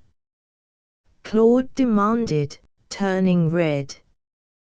Well, I would have thought I would, said Julius smiling, but I didn't. They were too silly to make a fuss about. I've been wary of the Georgia peach ever since. If you touched that sort of peach ever so lightly, it might remain in your hand. I don't think so, replied Claude haughtily. She's only kind-hearted. Perhaps you're right. But I'm terribly afraid of girls who are too kind-hearted, Julius confessed. He had wanted to drop Claude a word of warning for some time. Claude kept his engagement with Miss Milmore. He took her out to the skating pond several times, indeed, though in the beginning he told her he feared her ankles were too weak. Their last excursion was made by moonlight, and after that evening Claude avoided Miss Milmore when he could do so without being rude. She was attractive to him no more. It was her way to subdue by clinging contact. One could scarcely call it design, it was a degree less subtle than that. She had already thus subdued a pale cousin in Atlanta, and it was on this account that she had been sent north. She had, Claude angrily admitted, no reserve, though when one first met her she seemed to have so much. Her eager susceptibility presented not the slightest temptation to him. He was a boy with strong impulses, and he detested the idea of trifling with them. The talk of the disreputable men his father kept about the place at home, instead of corrupting him, had given him a sharp disgust for sensuality. He had an almost Hippolytan pride in candor. The Ehrlich family loved anniversaries, birthdays, occasions. That spring Mrs. Ehrlich's first cousin, Wilhelmina Schroeder Scotts, who sang with the Chicago Opera Company, came to Lincoln as soloist for the May Festival. As the date of her engagement approached, her relatives began planning to entertain her. The matinee musical was to give a formal reception for the singer, so the Ehrlichs decided upon a dinner. Each member of the family invited one guest, and they had great difficulty in deciding which of their friends would be most appreciative of the honor. There were to be more men than women, because Mrs. Ehrlich remembered that cousin Wilhelmina had never been partial to the society of her own sex. One evening when her sons were revising their list, Mrs. Ehrlich reminded them that she had not as yet named her guest. For me, she said with decision, you may put down Claude Wheeler. This announcement was met with groans and laughter. You don't mean it, Mother, the oldest son protested. Poor old Claude wouldn't know what it was all about, and one stick can spoil a dinner party. Mrs. Ehrlich shook her finger at him with conviction. You will see, your cousin Wilhelmina will be more interested in that boy than in any of the others. Julius thought if she were not too strongly opposed she might still yield her point. For one thing, Mother, Claude hasn't any dinner clothes, he murmured. She nodded to him. That has been attended to, Herr Julius. He is having some made. When I sounded him, he told me he could easily afford it. The boys said if things had gone as far as that, they supposed they would have to make the best of it, and the eldest wrote down Claude Wheeler with a flourish. If the Ehrlich boys were apprehensive, their anxiety was nothing to Claude's. He was to take Mrs. Ehrlich to Madame Schroeder Scott's recital, and on the evening of the concert, when he appeared at the door, the boys dragged him in to look him over. Otto turned on all the lights, and Mrs. Ehrlich, in her new black lace over white satin, fluttered into the parlor to see what figure her escort cut. Claude pulled off his overcoat as he was bid, and presented himself in the sooty blackness of fresh broadcloth. Mrs. Ehrlich's eyes swept his long black legs, his smooth shoulders, and lastly his square red head, affectionately inclined toward her. She laughed and clapped her hands. Now all the girls will turn round in their seats to look, and wonder where I got him. Claude began to bestow her belongings in his overcoat pockets, opera glasses in one, fan in another. She put a lorgnette into her little bag, along with her powder box, handkerchief and smelling salts. There was even a little silver box of peppermint drops, in case she might begin to cough. She drew on her long gloves, arranged a lace scarf over her hair, and at last was ready to have the evening cloak which Claude held wound about her. When she reached up and took his arm, bowing to her sons, they laughed and liked Claude better. His steady, protecting air was a frame for the gay little picture she made. The dinner party came off the next evening. The guest of honor, Madame Wilhelmina Schroeder Scots, was some years younger than her cousin, Augusta Ehrlich. She was short, stalwart, with an enormous chest, a fine head, and a commanding presence. Her great contralto voice, which she used without much discretion, was a really superb organ and gave people a pleasure as substantial as food and drink. At dinner she sat on the right of the oldest son.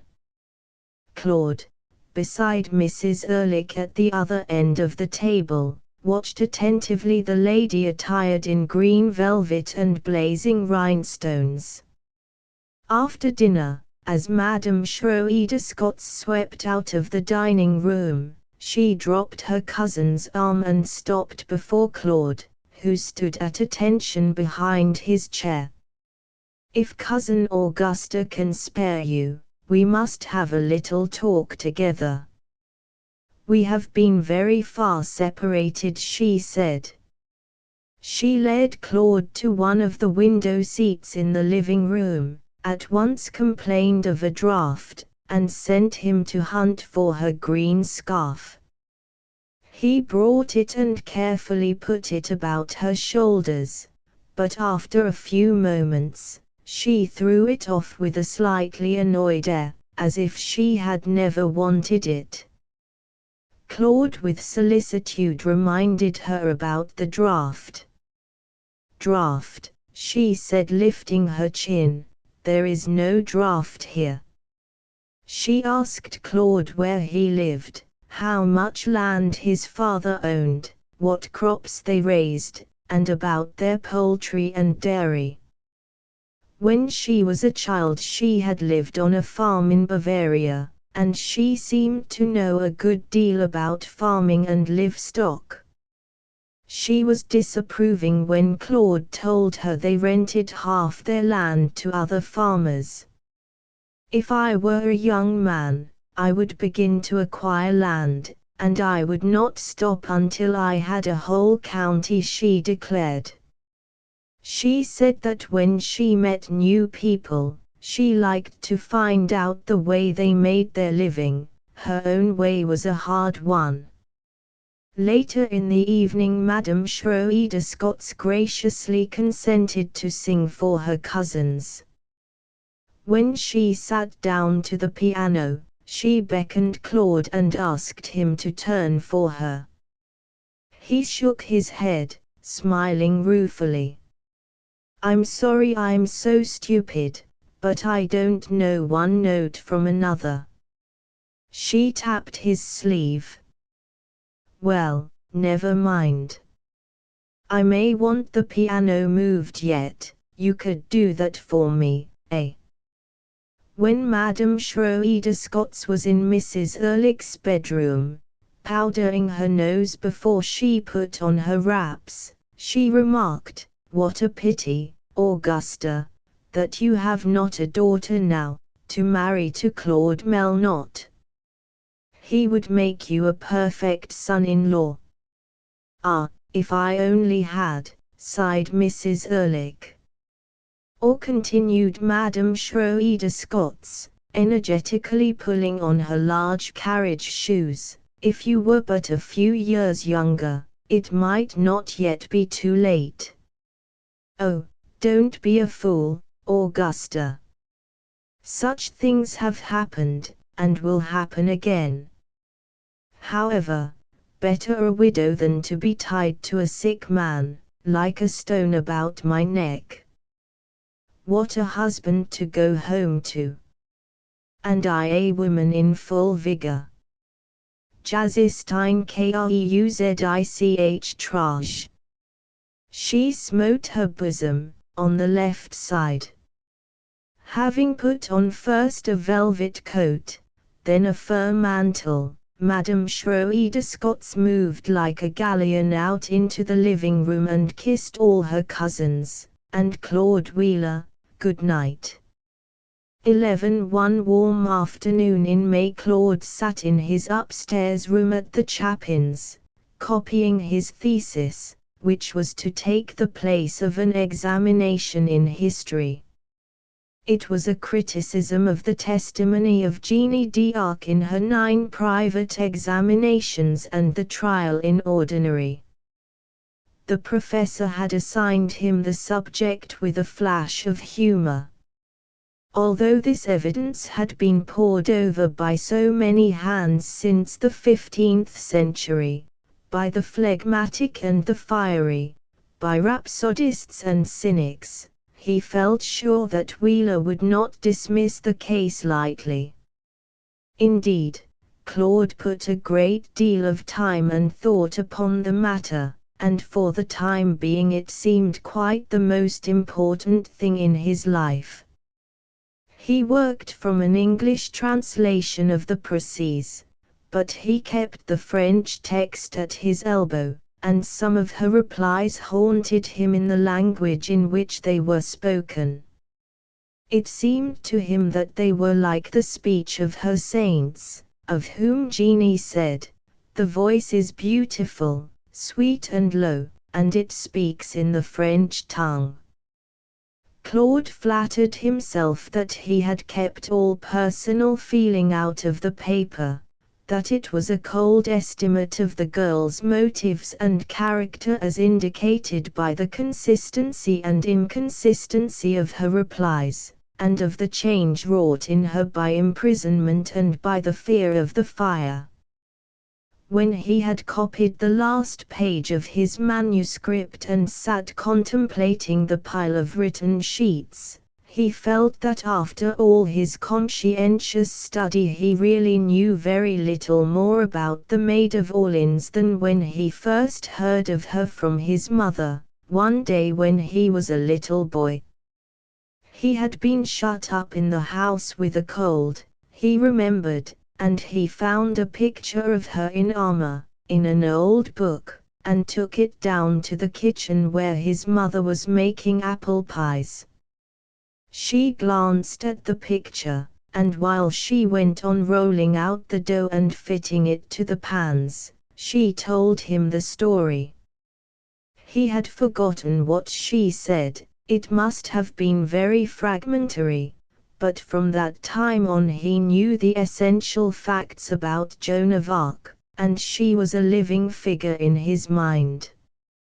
She seemed to him then as clear as now, and now as miraculous as then.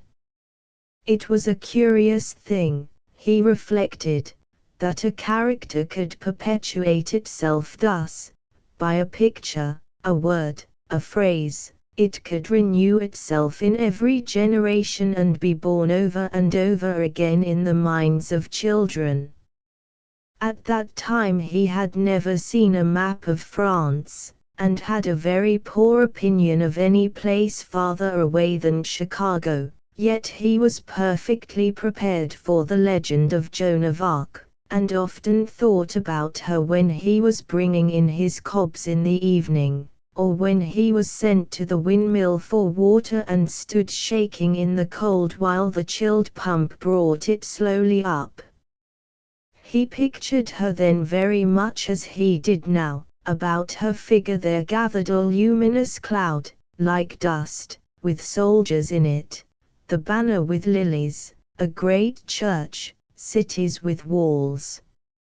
On this balmy spring afternoon, Claude felt softened and reconciled to the world. Like Gibbon, he was sorry to have finished his labor, and he could not see anything else as interesting ahead. He must soon be going home now. There would be a few examinations to sit through at the temple, a few more evenings with the Ehrlichs, trips to the library to carry back the books he had been using, and then he would suddenly find himself with nothing to do but take the train for Frankfurt. He rose with a sigh and began to fasten his history papers between covers. Glancing out of the window, he decided that he would walk into town and carry his thesis, which was due today. The weather was too fine to sit bumping in a street car. The truth was, he wished to prolong his relations with his manuscript as far as possible. He struck off by the road. It could scarcely be called a street, since it ran across raw prairie land where the buffalo peas were in blossom. Claude walked slower than was his custom, his straw hat pushed back on his head and the blaze of the sun full in his face. His body felt light in the scented wind, and he listened drowsily to the larks, singing on dried weeds and sunflower stalks. At this season their song is almost painful to hear, it is so sweet. He sometimes thought of this walk long afterward. It was memorable to him, though he could not say why. On reaching the university, he went directly to the Department of European History, where he was to leave his thesis on a long table, with a pile of others. He rather dreaded this, and was glad when, just as he entered, the professor came out from his private office and took the bound manuscript into his own hands, nodding cordially. "Your thesis?" "Oh yes, Jeanne d'Arc. The Precis. I had forgotten. Interesting material, isn't it?" He opened the cover and ran over the pages. "I suppose you acquitted her on the evidence?" Claude blushed. "Yes, sir." "Well, now you might read what Michelet has to say about her. There's an old translation in the library. Did you enjoy working on it? I did, very much. Claude wished to heaven he could think of something to say. You've got a good deal out of your course, altogether, haven't you? I'll be interested to see what you do next year. Your work has been very satisfactory to me. The professor went back into his study, and Claude was pleased to see that he carried the manuscript with him and did not leave it on the table with the others. 12 Between haying and harvest that summer Ralph and Mr. Wheeler drove to Denver in the big car, leaving Claude and Dan to cultivate the corn. When they returned, Mr. Wheeler announced that he had a secret. After several days of reticence, during which he shut himself up in the sitting room writing letters, and passed mysterious words and winks with Ralph at table, he disclosed a project which swept away all Claude's plans and purposes. On the return trip from Denver, Mr. Wheeler had made a detour down into Yucca County, Colorado, to visit an old friend who was in difficulties. Tom West was a Maine man, from Wheeler's own neighborhood. Several years ago he had lost his wife. Now his health had broken down, and the Denver doctors said he must retire from business and get into a low altitude. He wanted to go back to Maine and live among his own people, but was too much discouraged and frightened about his condition even to undertake the sale of his ranch and livestock. Mr. Wheeler had been able to help his friend, and at the same time did a good stroke of business for himself. He owned a farm in Maine, his share of his father's estate, which for years he had rented for little more than the upkeep. By making over this property, and assuming certain mortgages, he got West's fine, well-watered ranch in exchange. He paid him a good price for his cattle, and promised to take the sick man back to Maine and see him comfortably settled there. All this Mr. Wheeler explained to his family when he called them up to the living room one hot, breathless night after supper. Mrs. Wheeler, who seldom concerned herself with her husband's business affairs, asked absently why they bought more land, when they already had so much they could not farm half of it.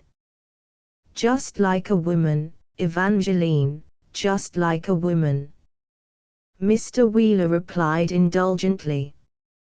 He was sitting in the full glare of the acetylene lamp, his neckband open, his collar and tie on the table beside him, fanning himself with a palm leaf fan. You might as well ask me why I want to make more money, when I haven't spent all I've got. He intended, he said, to put Ralph on the Colorado ranch and give the boy some responsibility. Ralph would have the help of West's foreman, an old hand in the cattle business, who had agreed to stay on under the new management. Mr. Wheeler assured his wife that he wasn't taking advantage of poor West. The timber on the main place was really worth a good deal of money, but because his father had always been so proud of his great pine woods, he had never, he said, just felt like turning a sawmill loose in them. Now he was trading a pleasant old farm that didn't bring in anything for a grass ranch which ought to turn over a profit of $10,000 or $12,000 in good cattle years, and wouldn't lose much in bad ones. He expected to spend about half his time out there with Ralph. When I'm away, he remarked genially, you and Mahaley won't have so much to do. You can devote yourselves to embroidery, so to speak. If Ralph is to live in Colorado, and you are to be away from home half of the time, I don't see what is to become of this place," murmured Mrs. Wheeler, still in the dark. "Not necessary for you to see," Evangeline, her husband, replied, stretching his big frame until the rocking chair creaked under him. "It will be Claude's business to look after that." Claude.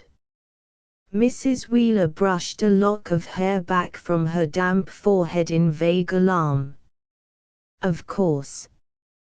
He looked with twinkling eyes at his son's straight, silent figure in the corner. "You've had about enough theology, I presume. No ambition to be a preacher. This winter I mean to turn the farm over to you and give you a chance to straighten things out. You've been dissatisfied with the way the place is run for some time, haven't you? Go ahead and put new blood into it. New ideas, if you want to, I've no objection. They're expensive, but let it go. You can fire Dan if you want, and get what help you need." Claude felt as if a trap had been sprung on him. He shaded his eyes with his hand. "I don't think I'm competent to run the place right," he said unsteadily. "Well, you don't think I am either, Claude, so we're up against it. It's always been my notion that the land was made for man, just as it's old Dawson's that man was created to work the land. I don't mind your siding with the Dawsons in this difference of opinion, if you can get their results." Mrs. Wheeler rose and slipped quickly from the room, feeling her way down the dark staircase to the kitchen. It was dusky and quiet there. Mahaley sat in a corner, hemming dish towels by the light of a smoky old brass lamp which was her own cherished luminary. Mrs. Wheeler walked up and down the long room in soft, silent agitation, both hands pressed tightly to her breast, where there was a physical ache of sympathy for Claude. She remembered kind Tom West. He had stayed overnight with them several times, and had come to them for consolation after his wife died. It seemed to her that his decline in health and loss of courage, Mr. Wheeler's fortuitous trip to Denver, the old Pinewood farm in Maine, were all things that fitted together and made a net to envelop her unfortunate son. She knew that he had been waiting impatiently for the autumn, and that for the first time he looked forward eagerly to going back to school. He was homesick for his friends, the Ehrlichs, and his mind was all the time upon the history course he meant to take. Yet all this would weigh nothing in the family councils. Probably he would not even speak of it, and he had not one substantial objection to offer to his father's wishes. His disappointment would be bitter. "Why, it will almost break his heart," she murmured aloud. Mahaley was a little deaf and heard nothing. She sat holding her work up to the light, driving her needle with a big brass thimble, nodding with sleepiness between stitches. Though Mrs. Wheeler was scarcely conscious of it, the old woman's presence was a comfort to her, as she walked up and down with her drifting, uncertain step. She had left the sitting room because she was afraid Claude might get angry and say something hard to his father, and because she couldn't bear to see him hectored. Claude had always found life hard to live. He suffered so much over little things and she suffered with him. For herself, she never felt disappointments. Her husband's careless decisions did not disconcert her. If he declared that he would not plant a garden at all this year, she made no protest. It was Mahaley who grumbled. If he felt like eating roast beef and went out and killed a steer, she did the best she could to take care of the meat, and if some of it spoiled she tried not to worry. When she was not lost in religious meditation, she was likely to be thinking about some one of the old books she read over and over. Her personal life was so far removed from the scene of her daily activities that rash and violent men could not break in upon it. But where Claude was concerned, she lived on another plane, dropped into the lower air, tainted with human breath and pulsating with poor, blind, passionate human feelings. It had always been so. And now, as she grew older, and her flesh had almost ceased to be concerned with pain or pleasure, like the wasted wax images in old churches, it still vibrated with his feelings and became quick again for him. His chagrins shriveled her. When he was hurt and suffered silently, something ached in her. On the other hand, when he was happy, a wave of physical contentment went through her. If she wakened in the night and happened to think that he had been happy lately, she would lie softly and gratefully in her warm place. "Rest, rest, perturbed spirit," she sometimes whispered to him in her mind, when she wakened thus and thought of him. There was a singular light in his eyes when he smiled at her on one of his good days, as if to tell her that all was well in his inner kingdom. She had seen that same look again and again, and she could always remember it in the dark, a quick blue flash, tender and a little wild, as if he had seen a vision or glimpsed bright uncertainties.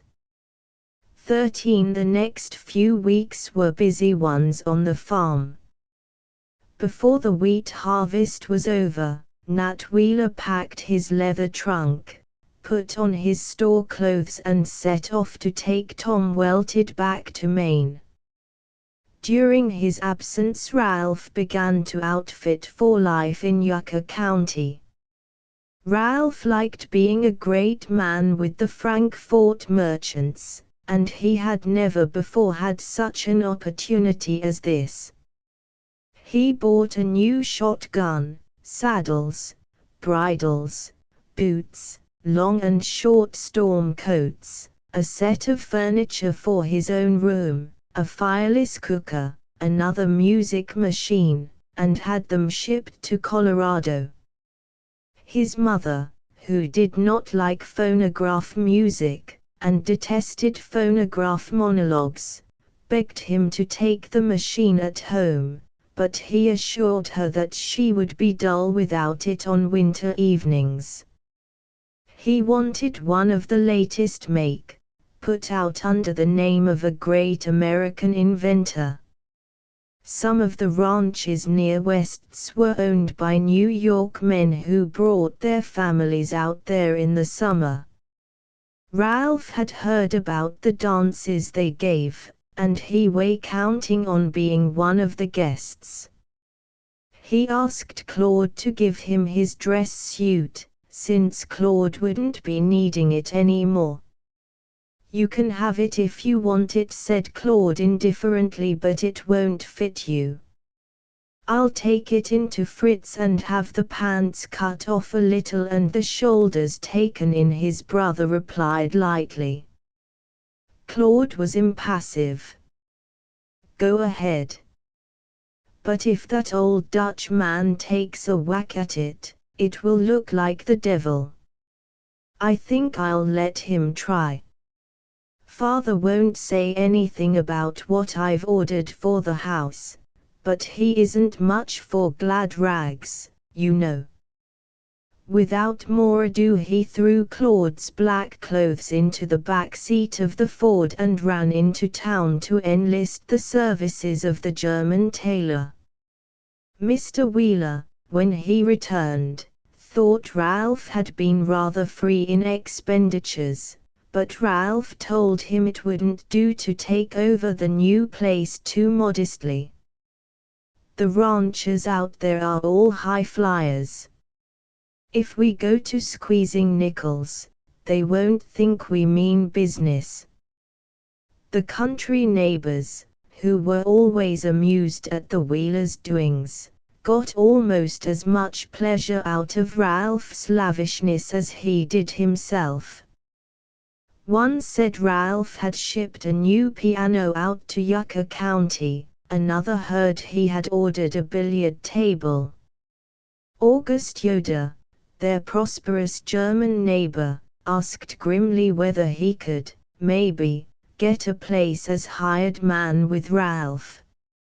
Leonard Dawson, who was to be married in October, hailed Claude in town one day and shouted, "My God, Claude, there's nothing left in the furniture store for me and Susie. Ralph's bought everything but the coffins. He must be going to live like a prince out there." "I don't know anything about it," Claude answered coolly. "It's not my enterprise." "No, you've got to stay on the old place and make it pay the debts, I understand." Leonard jumped into his car, so that Claude wouldn't have a chance to reply. Mrs. Wheeler, too, when she observed the magnitude of these preparations, began to feel that the new arrangement was not fair to Claude, since he was the older boy and much the steadier. Claude had always worked hard when he was at home, and made a good field hand, while Ralph had never done much but tinker with machinery and run errands in his car.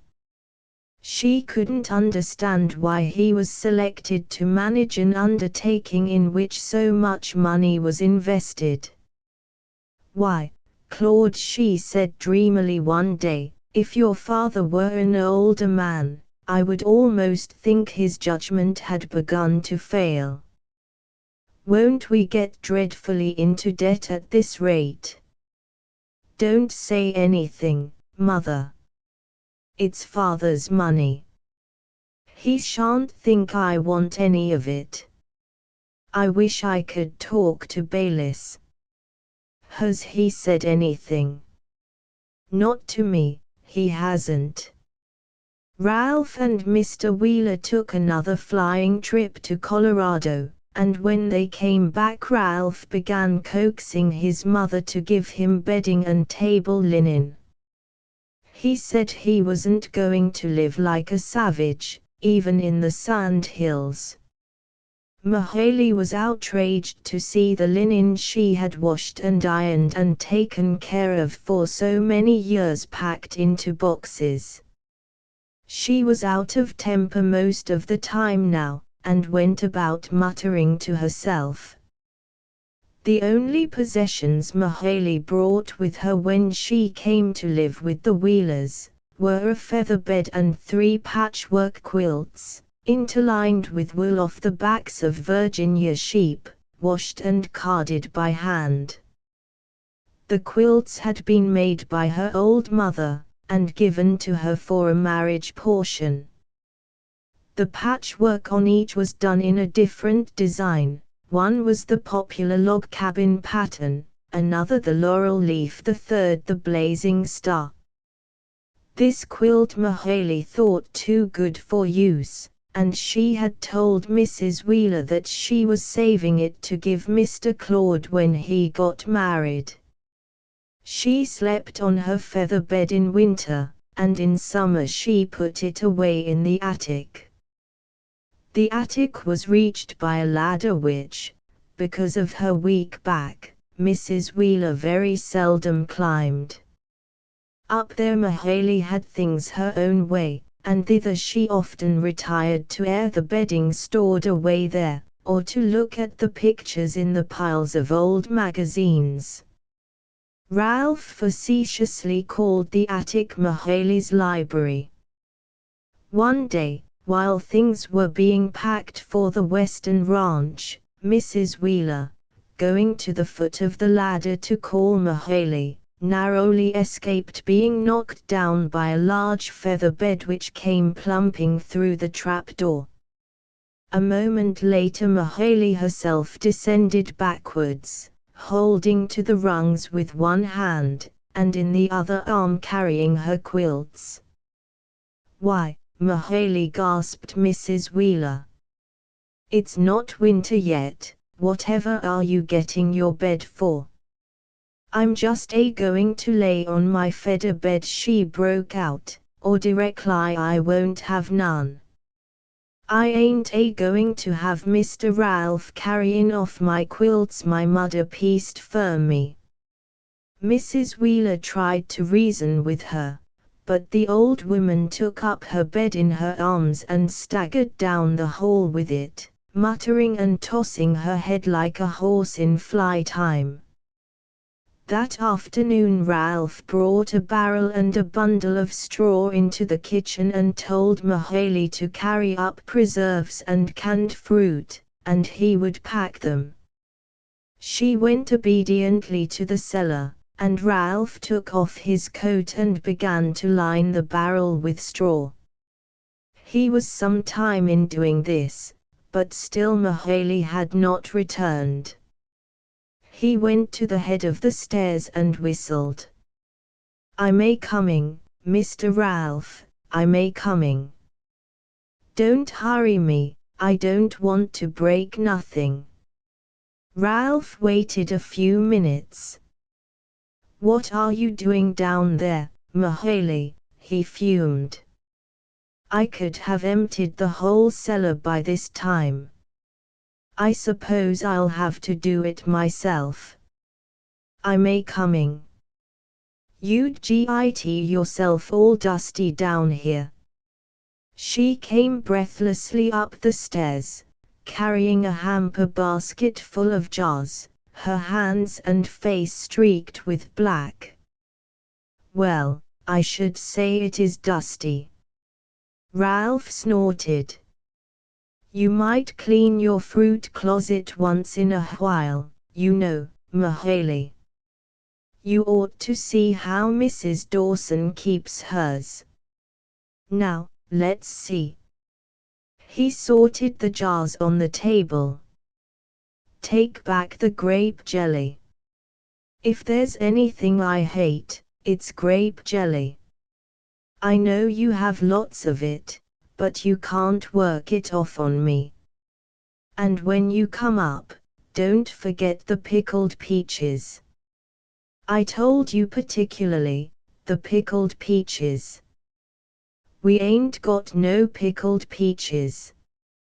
Mahaley stood by the cellar door, holding a corner of her apron up to her chin, with a queer, animal look of stubbornness in her face. "No pickled peaches. What nonsense, Mahaley.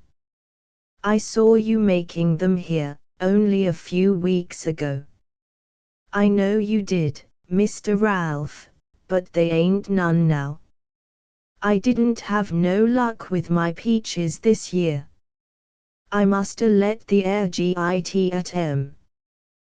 They all worked on me, and I had to throw 'em out." Ralph was thoroughly annoyed. "I never heard of such a thing, Mahaley. You get more careless every year. Think of wasting all that fruit and sugar. Does mother know?" Mahaley's low brow clouded. "I reckon she does. I don't was your mother's sugar. I never did was nothing," she muttered. Her speech became queerer than ever when she was angry. Ralph dashed down the cellar stairs, lit a lantern, and searched the fruit closet. Sure enough, there were no pickled peaches. When he came back and began packing his fruit, Mahaley stood watching him with a furtive expression, very much like the look that is in a chained coyote's eyes when a boy is showing him off to visitors and saying he wouldn't run away if he could. "Go on with your work," Ralph snapped. "Don't stand there watching me." That evening Claude was sitting on the windmill platform, down by the barn, after a hard day's work ploughing for winter wheat. He was solacing himself with his pipe. No matter how much she loved him, or how sorry she felt for him, his mother could never bring herself to tell him he might smoke in the house. Lights were shining from the upstairs rooms on the hill, and through the open windows sounded the singing snarl of a phonograph. A figure came stealing down the path. He knew by her low, padding step that it was Mahaley, with her apron thrown over her head. She came up to him and touched him on the shoulder in a way which meant that what she had to say was confidential. "Mr. Claude, Mr. Ralph's done packed up a barrel of your mudder's jelly and pickles to take out there." "That's all right, Mahaley." Mr. West was a widower, and I guess there wasn't anything of that sort put up at his place. She hesitated and bent lower. "He asked me for them pickled peaches I made for you, but I didn't give him none. I hid 'em all in my old cook stove we done put down cellar when Mr. Ralph bought the new one. I didn't give him your mudder's new preserves, nudder. I give him the old last year's stuff we had left over, and now you and your mud'll have plenty." Claude laughed. "Oh, I don't care if Ralph takes all the fruit on the place, Mahaley." She shrank back a little, saying confusedly, "No, I know you don't, Mr. Claude. I know you don't." I surely ought not to take it out on her, Claude thought, when he saw her disappointment. He rose and patted her on the back. "That's all right, Mahaley. Thank you for saving the peaches, anyhow." She shook her finger at him. "Don't you let on," he promised, and watched her slipping back over the zigzag path up the hill. 14 Ralph and his father moved to the new ranch the last of August, and Mr. Wheeler wrote back that late in the fall he meant to ship a carload of grass steers to the home farm to be fattened during the winter. This, Claude saw, would mean a need for fodder. There was a 50-acre cornfield west of the creek, just on the skyline when one looked out from the west windows of the house. Claude decided to put this field into winter wheat, and early in September he began to cut and bind the corn that stood upon it for fodder. As soon as the corn was gathered, he would plow up the ground, and drill in the wheat when he planted the other wheat fields. This was Claude's first innovation, and it did not meet with approval. When Baylis came out to spend Sunday with his mother, he asked her what Claude thought he was doing, anyhow. If he wanted to change the crop on that field, why didn't he plant oats in the spring, and then get into wheat next fall? Cutting fodder and preparing the ground now would only hold him back in his work. When Mr. Wheeler came home for a short visit, He jocosely referred to that quarter as Claude's wheat field. Claude went ahead with what he had undertaken to do, but all through September he was nervous and apprehensive about the weather. Heavy rains, if they came, would make him late with his wheat planting, and then there would certainly be criticism. In reality, nobody cared much whether the planting was late or not, but Claude thought they did, and sometimes in the morning he awoke in a state of panic because he wasn't getting ahead faster. He had Dan and one of August Yoda's 4 sons to help him, and he worked early and late. The new field he plowed and drilled himself.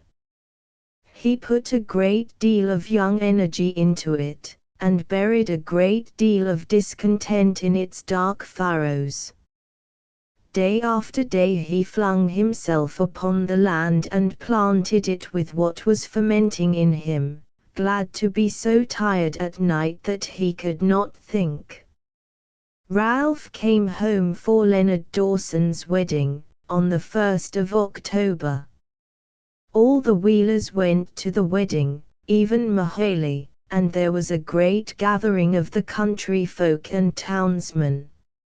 After Ralph left, Claude had the place to himself again, and the work went on as usual. The stock did well, and there were no vexatious interruptions. The fine weather held, and every morning when Claude got up, another gold day stretched before him like a glittering carpet, leading. When the question where the days were leading struck him on the edge of his bed, he hurried to dress and get downstairs in time to fetch wood and coal for Mahaley. They often reached the kitchen at the same moment, and she would shake her finger at him and say, "You come down to help me, you nice boy, you." At least he was of some use to Mahaley. His father could hire one of the Yoda boys to look after the place, but Mahaley wouldn't let anyone else save her old back. Mrs. Wheeler, as well as Mahaley, enjoyed that fall. She slept late in the morning, and read and rested in the afternoon. She made herself some new house dresses out of a grey material Claude chose.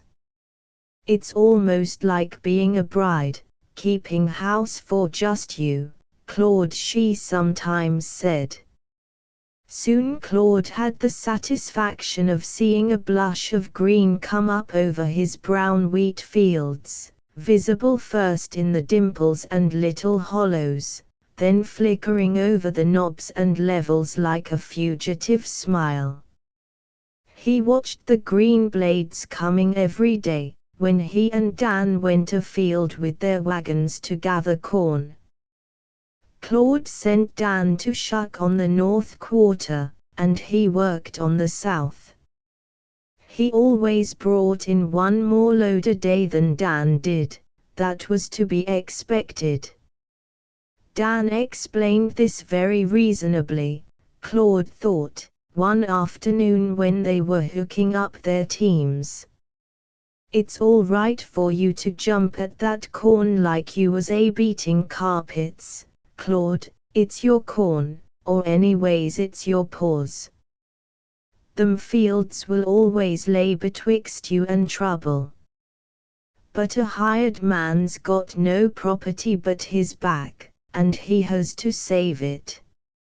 I figure that I've only got about so many jumps left in me, and I ain't going to jump too hard at no man's corn." "What's the matter? I haven't been hinting that you ought to jump any harder, have I?" "No, you ain't, but I just want you to know that there's reason in all things." With this Dan got into his wagon and drove off. He had probably been meditating upon this declaration for some time. That afternoon Claude suddenly stopped flinging white ears into the wagon beside him. It was about 5 o'clock, the yellowest hour of the autumn day. He stood lost in a forest of light, dry, rustling corn leaves, quite hidden away from the world. Taking off his husking gloves, he wiped the sweat from his face, climbed up to the wagon box, and lay down on the ivory-colored corn. The horses cautiously advanced a step or two, and munched with great content at ears they tore from the stalks with their teeth.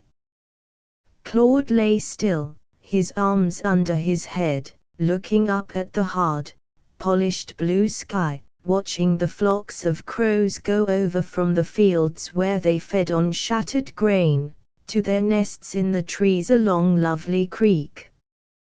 He was thinking about what Dan had said while they were hitching up. There was a great deal of truth in it, certainly.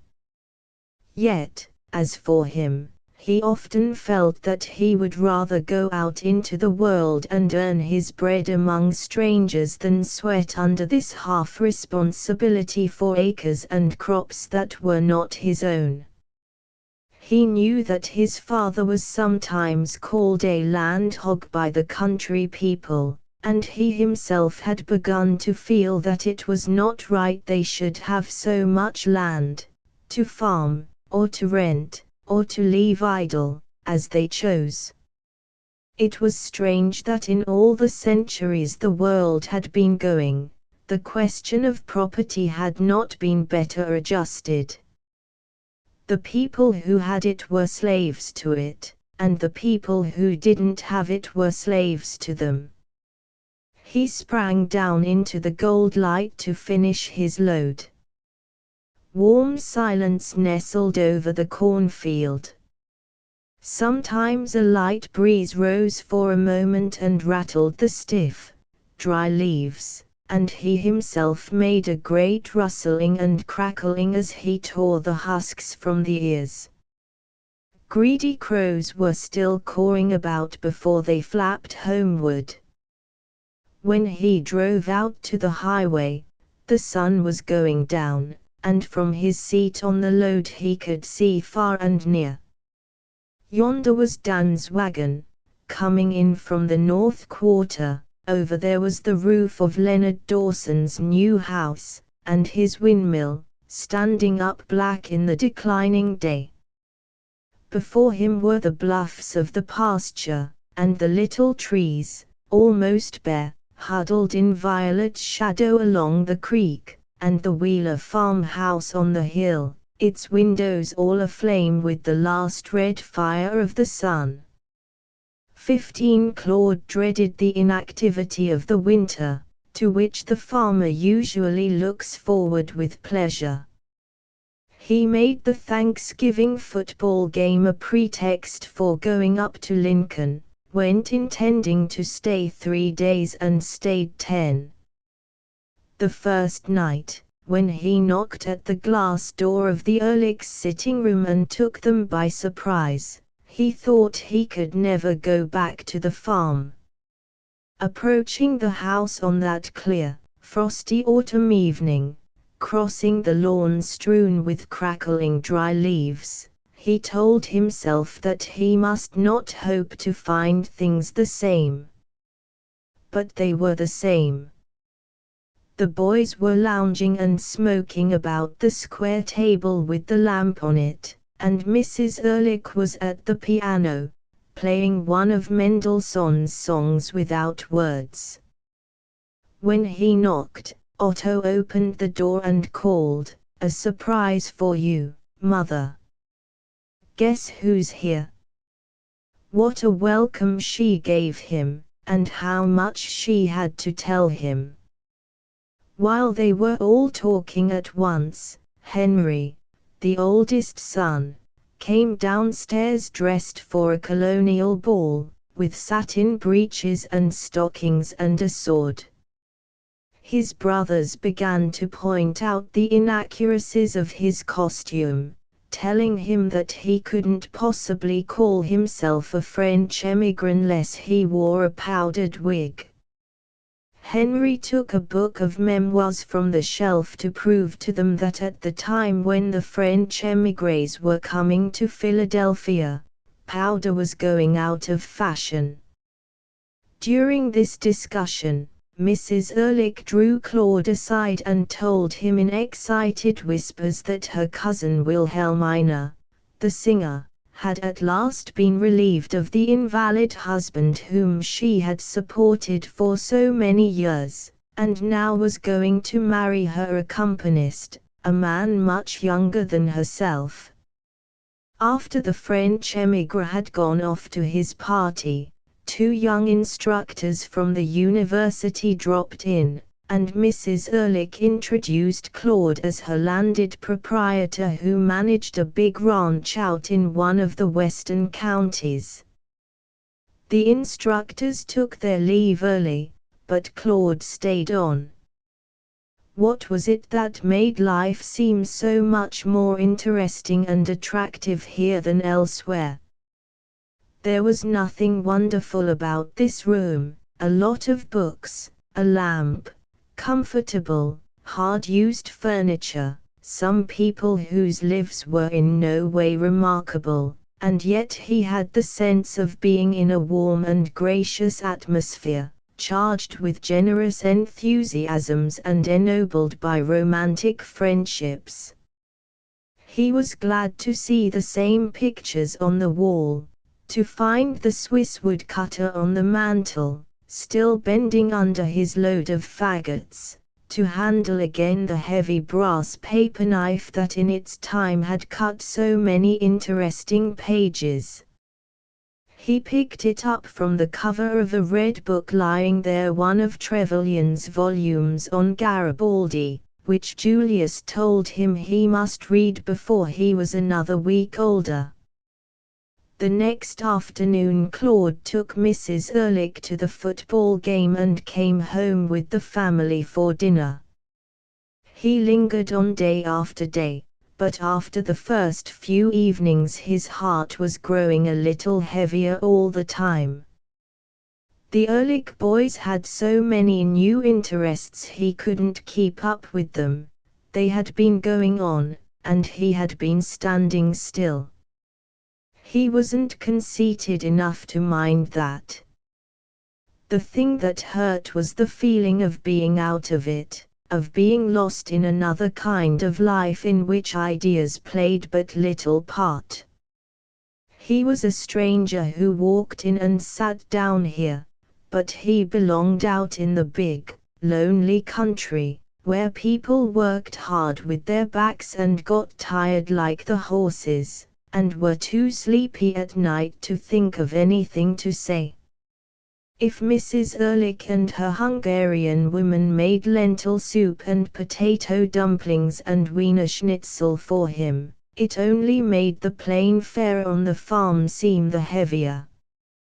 When the second Friday came round, he went to bid his friends goodbye and explained that he must be going home tomorrow. On leaving the house that night, he looked back at the ruddy windows and told himself that it was goodbye indeed, and not, as Mrs. Ehrlich had fondly said, Auf Wiedersehen. Coming here only made him more discontented with his lot. His frail claim on this kind of life existed no longer.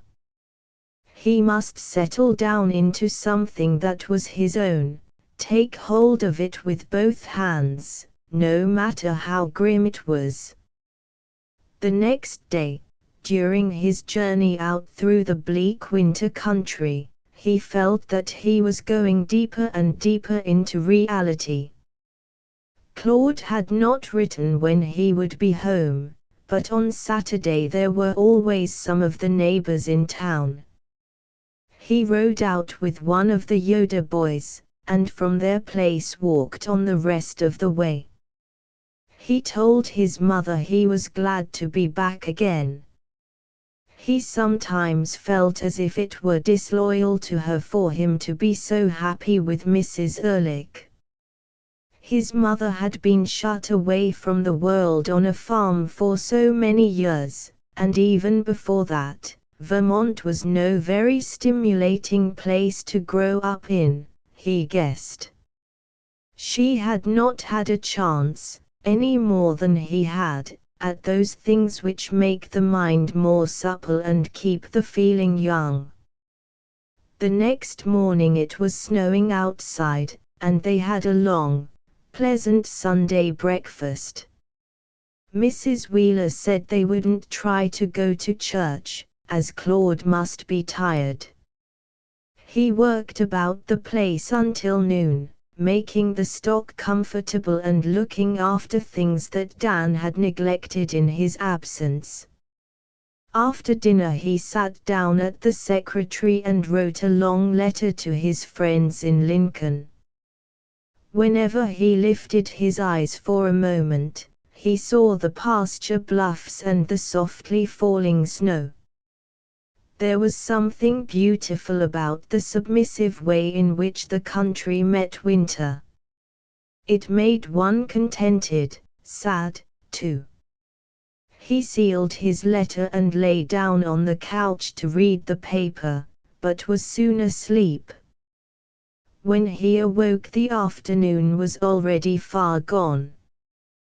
The clock on the shelf ticked loudly in the still room, the coal stove sent out a warm glow.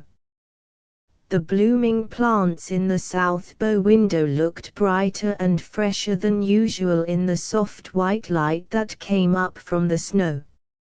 Mrs. Wheeler was reading by the west window, looking away from her book now and then to gaze off at the gray sky and the muffled fields. The creek made a winding violet chasm down through the pasture, and the trees followed it in a black thicket, curiously tufted with snow. Claude lay for some time without speaking, watching his mother's profile against the glass, and thinking how good this soft, clinging snowfall would be for his wheat fields.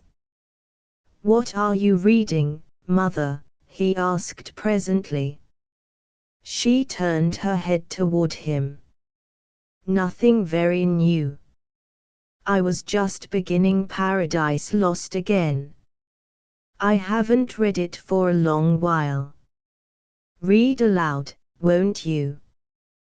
Just wherever you happen to be.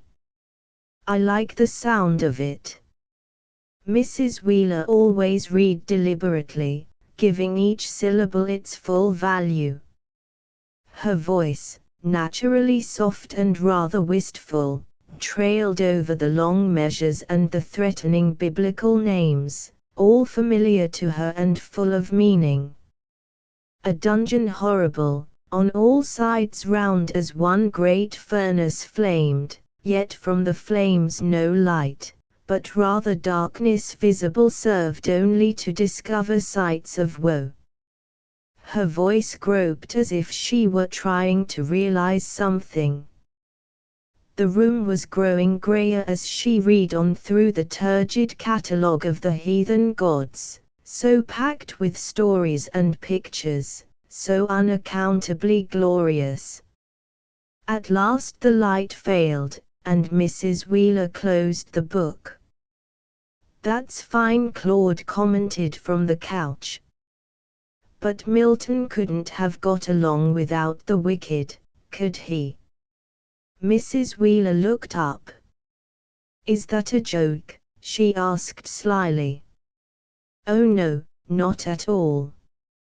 It just struck me that this part is so much more interesting than the books about perfect innocence in Eden. And yet I suppose it shouldn't be so," Mrs. Wheeler said slowly, as if in doubt.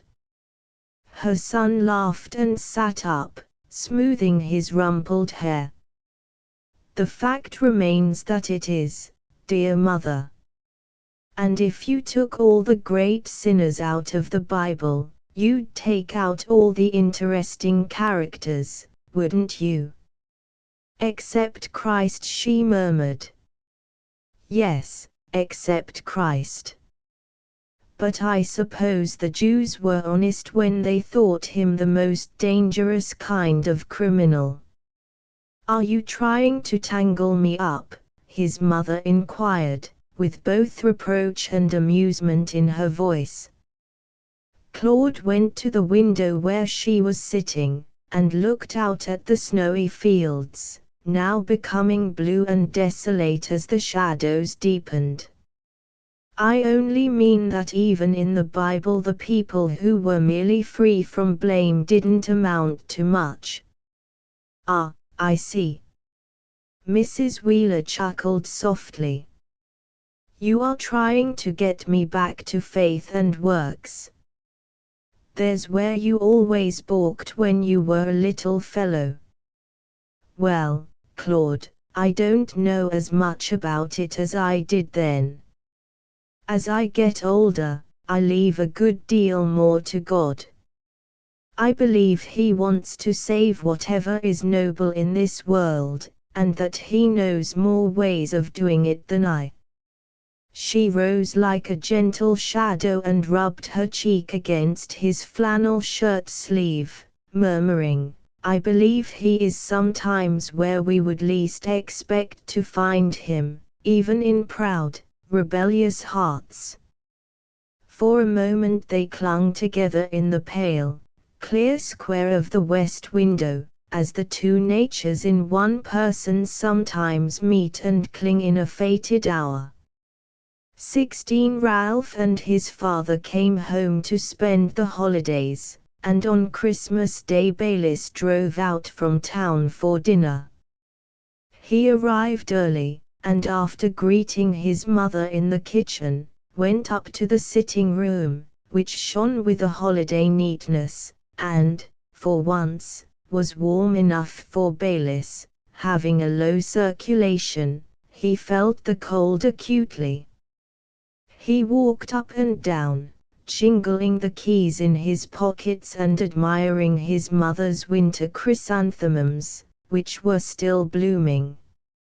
Several times he paused before the old-fashioned secretary, looking through the glass doors at the volumes within. The sight of some of those books awoke disagreeable memories. When he was a boy of 14 or 15, it used to make him bitterly jealous to hear his mother coaxing Claude to read aloud to her. Baylis had never been bookish. Even before he could read, when his mother told him stories, he at once began to prove to her how they could not possibly be true. Later he found arithmetic and geography more interesting than Robinson Crusoe. If he sat down with a book, he wanted to feel that he was learning something.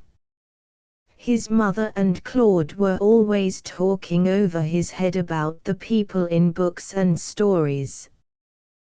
Though Baylis had a sentimental feeling about coming home, he considered that he had had a lonely boyhood. At the country school he had not been happy. He was the boy who always got the answers to the test problems when the others didn't, and he kept his arithmetic papers buttoned up in the inside pocket of his little jacket until he modestly handed them to the teacher, never giving a neighbor the benefit of his cleverness. Leonard Dawson and other lusty lads of his own age made life as terrifying for him as they could. In winter they used to throw him into a snowdrift, and then run away and leave him. In summer they made him eat live grasshoppers behind the schoolhouse, and put big bull snakes in his dinner pail to surprise him. To this day, Baylis liked to see one of those fellows get into difficulties that his big fists couldn't get him out of. It was because Baylis was quick at figures and undersized for a farmer that his father sent him to town to learn the implement business. From the day he went to work, he managed to live on his small salary. He kept in his vest pocket a little daybook wherein he noted down all his expenditures, like the millionaire about whom the Baptist preachers were never tired of talking, and his offering to the contribution box stood out conspicuous in his weekly account. In Baylis' voice, even when he used his insinuating drawl and said disagreeable things, there was something a little plaintive, the expression of a deep-seated sense of injury.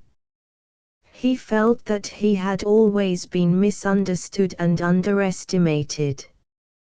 Later, after he went into business for himself, the young men of Frankfort had never urged him to take part in their pleasures. He had not been asked to join the tennis club or the whist club. He envied Claude his fine physique and his unreckoning, impulsive vitality, as if they had been given to his brother by unfair means and should rightly have been his. Baylis and his father were talking together before dinner when Claude came in and was so inconsiderate as to put up a window, though he knew his brother hated a draught. In a moment Baylis addressed him without looking at him. "I see your friends, the Ehrlichs, have bought out the Jenkinson Company, in Lincoln, at least, they've given their notes." Claude had promised his mother to keep his temper today. "Yes, I saw it in the paper. I hope they'll succeed." "I doubt it." Baylis shook his head with his wisest look. "I understand they've put a mortgage on their home. That old woman will find herself without a roof one of these days." "I don't think so. The boys have wanted to go into business together for a long while. They are all intelligent and industrious, why shouldn't they get on?" Claude flattered himself that he spoke in an easy, confidential way. Baylis screwed up his eyes. "I expect they're too fond of good living. They'll pay their interest, and spend whatever's left entertaining their friends. I didn't see the young fellow's name in the notice of incorporation. Julius, do they call him?" "Julius is going abroad to study this fall. He intends to be a professor." "What's the matter with him? Does he have poor health?" At this moment the dinner bell sounded. Ralph ran down from his room where he had been dressing, and they all descended to the kitchen to greet the turkey. The dinner progressed pleasantly. Baylis and his father talked politics, and Ralph told stories about his neighbors in Yucca County. Baylis was pleased that his mother had remembered he liked oyster stuffing, and he complimented her upon her mince pies. When he saw her pour a second cup of coffee for herself and for Claude at the end of dinner, he said, in a gentle, grieved tone, "I'm sorry to see you taking to, Mother." Mrs. Wheeler looked at him over the coffee pot with a droll, guilty smile. "I don't believe coffee hurts me a particle, Baylis."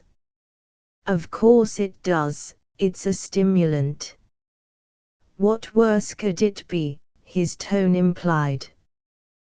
When you said anything was a stimulant you had sufficiently condemned it, there was no more noxious word. Claude was in the upper hall, putting on his coat to go down to the barn and smoke a cigar, when Baylis came out from the sitting room and detained him by an indefinite remark. "I believe there's to be a musical show in Hastings Saturday night." Claude said he had heard something of the sort. I was thinking. Baylis affected a careless tone, as if he thought of such things every day, that we might make a party and take Gladys and Enid. The roads are pretty good. It's a hard drive home, so late at night, Claude objected. Baylis meant, of course, that Claude should drive the party up and back in Mr. Wheeler's big car. Baylis never used his glistening Cadillac for long, rough drives. I guess Mother would put us up overnight, and we needn't take the girls home till Sunday morning. I'll get the tickets. You'd better arrange it with the girls, then. I'll drive you, of course, if you want to go. Claude escaped and went out, wishing that Baylis would do his own courting and not drag him into it. Baylis, who didn't know one tune from another, certainly didn't want to go to this concert, and it was doubtful whether Enid Royce would care much about going. Gladys Farmer was the best musician in Frankfort, and she would probably like to hear it. Claude and Gladys were old friends, from their high school days, though they hadn't seen much of each other while he was going to college. Several times this fall Baylis had asked Claude to go somewhere with him on a Sunday, and then stopped to pick Gladys up, as he said. Claude didn't like it. He was disgusted, anyhow, when he saw that Baylis had made up his mind to marry Gladys.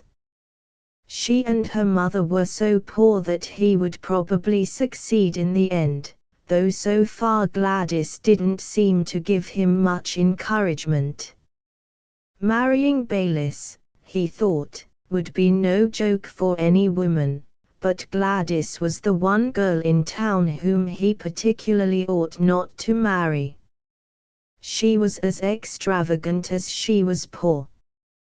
Though she taught in the Frankfort High School for $1,200 a year, she had prettier clothes than any of the other girls, except Enid Royce, whose father was a rich man.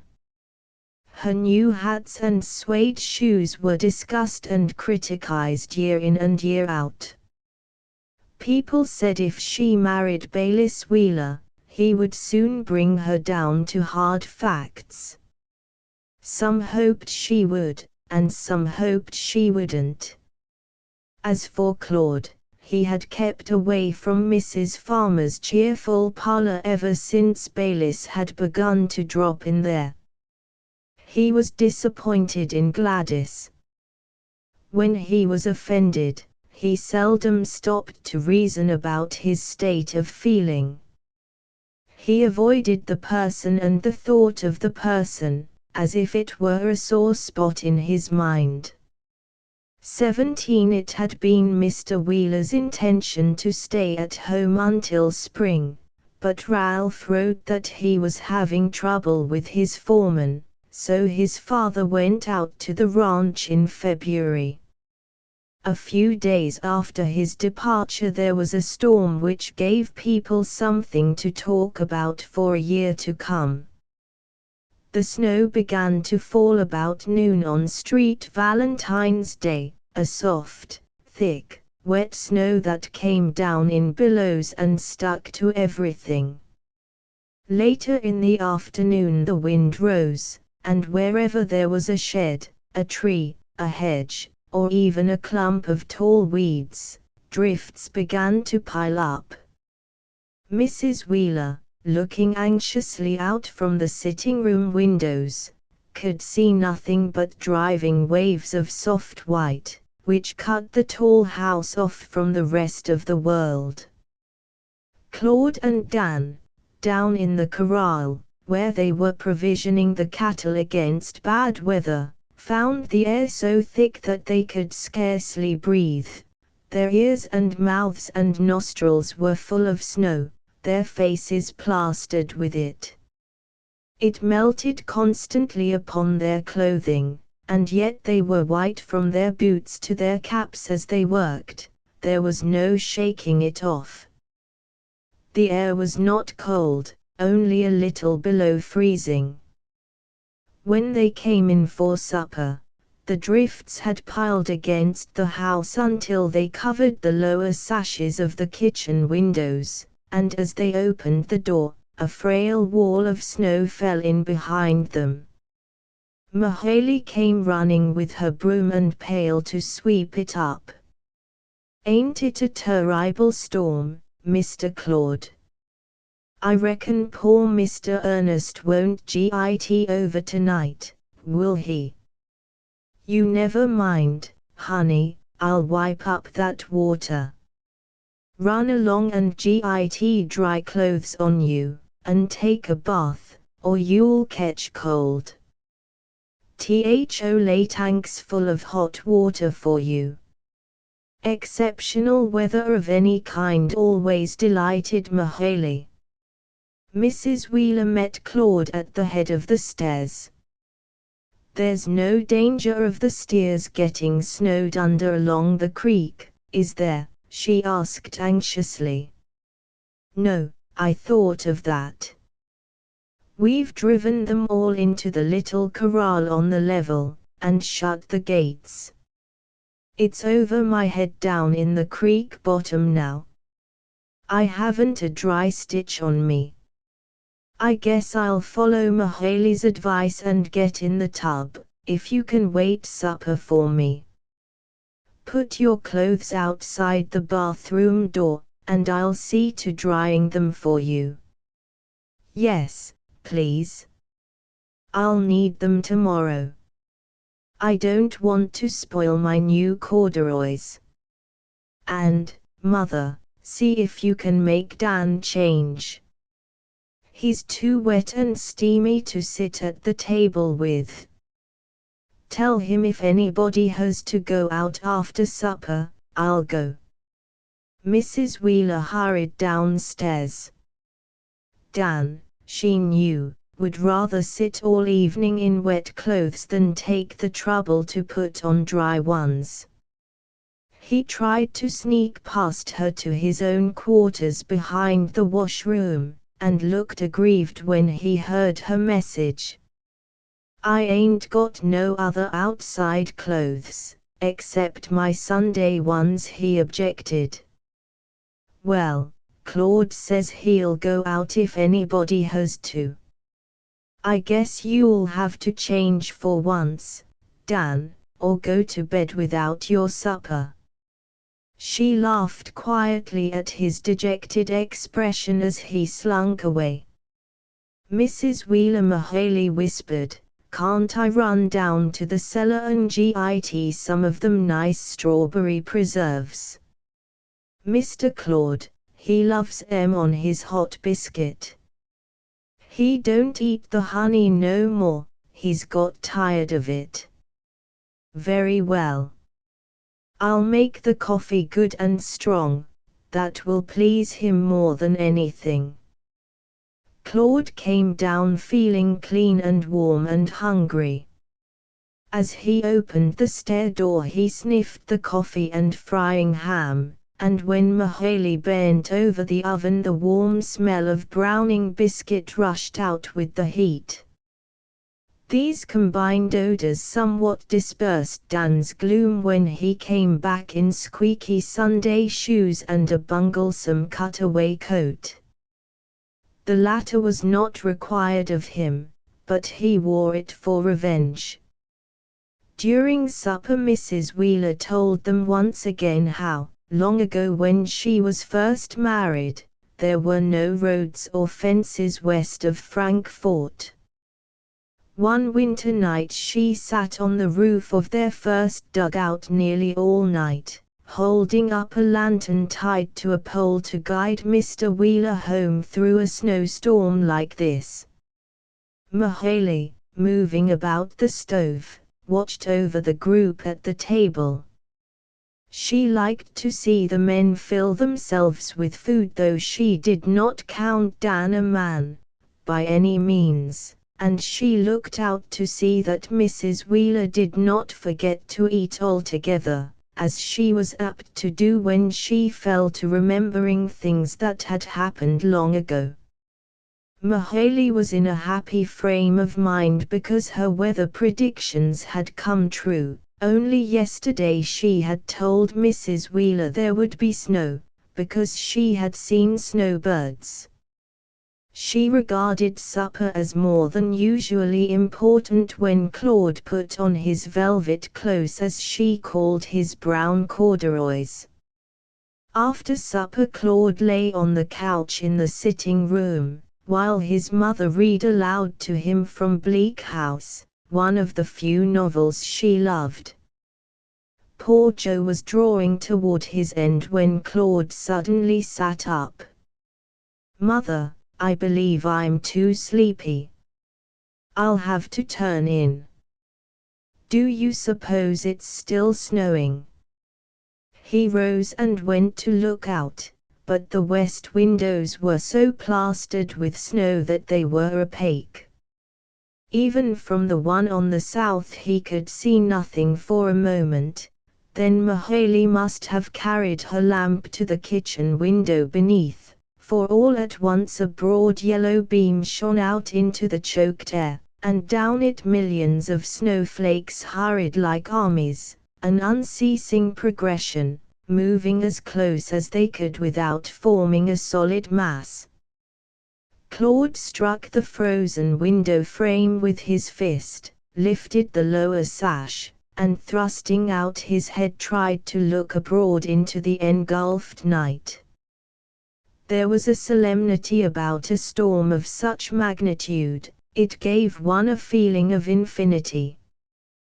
The myriads of white particles that crossed the rays of lamplight seemed to have a quiet purpose, to be hurrying toward a definite end. A faint purity, like a fragrance almost too fine for human senses, exhaled from them as they clustered about his head and shoulders. His mother, looking under his lifted arm, strained her eyes to see out into that swarming movement, and murmured softly in her quavering voice, "Ever thicker, thicker, thicker, froze the ice on lake and river, ever deeper, deeper, deeper, fell the snow o'er all the landscape." 18 Claude's bedroom faced the east. The next morning, when he looked out of his windows, only the tops of the cedars in the front yard were visible. Hurriedly putting on his clothes he ran to the west window at the end of the hall. Lovely Creek, and the deep ravine in which it flowed, had disappeared as if they had never been. The rough pasture was like a smooth field, except for humps and mounds like haycocks, where the snow had drifted over a post or a bush.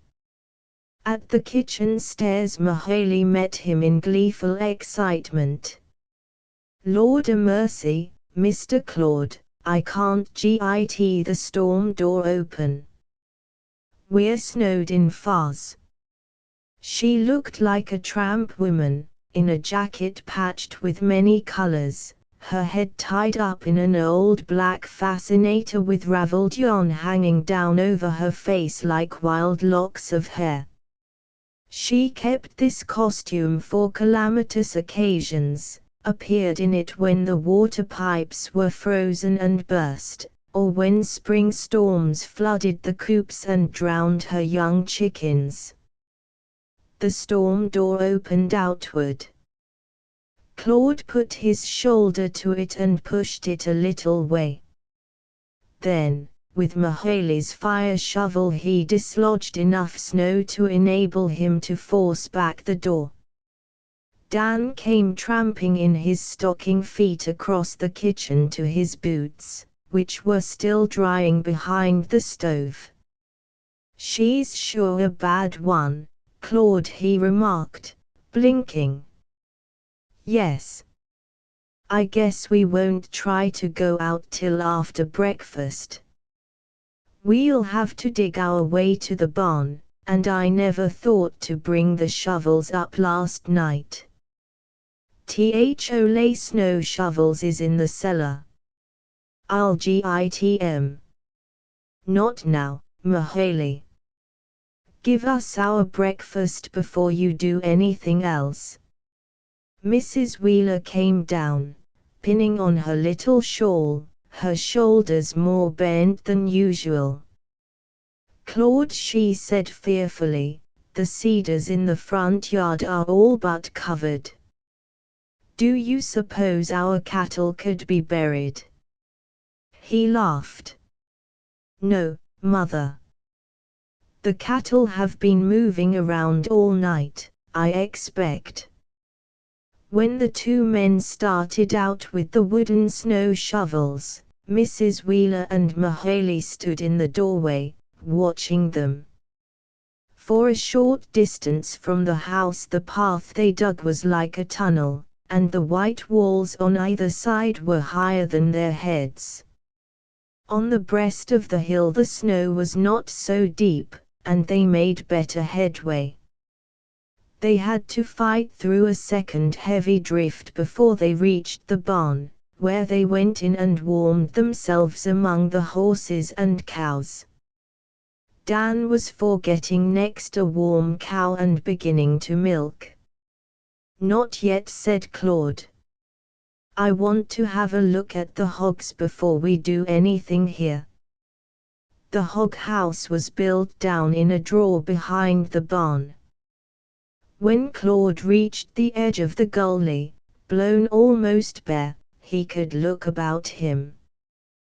The draw was full of snow, smooth, except in the middle, where there was a rumpled depression, resembling a great heap of tumbled bed linen. Dan gasped. God Almighty, Claude, the roofs fell in. Them hogs'll be smothered. They will if we don't get at them pretty quick. Run to the house and tell Mother. Mahaley will have to milk this morning, and get back here as fast as you can. The roof was a flat thatch, and the weight of the snow had been too much for it. Claude wondered if he should have put on a new thatch that fall, but the old one wasn't leaky, and had seemed strong enough. When Dan got back they took turns, one going ahead and throwing out as much snow as he could, the other handling the snow that fell back. After an hour or so of this work, Dan leaned on his shovel. We'll never do it, Claude. Two men couldn't throw all that snow out in a week. I'm about all in. Well, you can go back to the house and sit by the fire, Claude called fiercely. He had taken off his coat and was working in his shirt and sweater. The sweat was rolling from his face, his back and arms ached, and his hands, which he couldn't keep dry, were blistered. There were 37 hogs in the hog house. Dan sat down in the hole. Maybe if I could get a drink of water, I could hold on a ways, he said dejectedly. It was past noon when they got into the shed, a cloud of steam rose, and they heard grunts. They found the pigs all lying in a heap at one end, and pulled the top ones off alive and squealing. 12 hogs, at the bottom of the pile, had been suffocated. They lay there wet and black in the snow, their bodies warm and smoking, but they were dead, there was no mistaking that.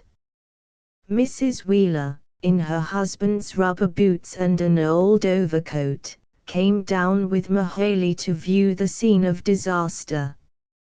You ought to get right at them hogs and butcher 'em today, Mahaley called down to the men. She was standing on the edge of the draw, in her patched jacket and raveled hood. Claude, down in the hole, brushed the sleeve of his sweater across his streaming face. "Butcher them," he cried indignantly.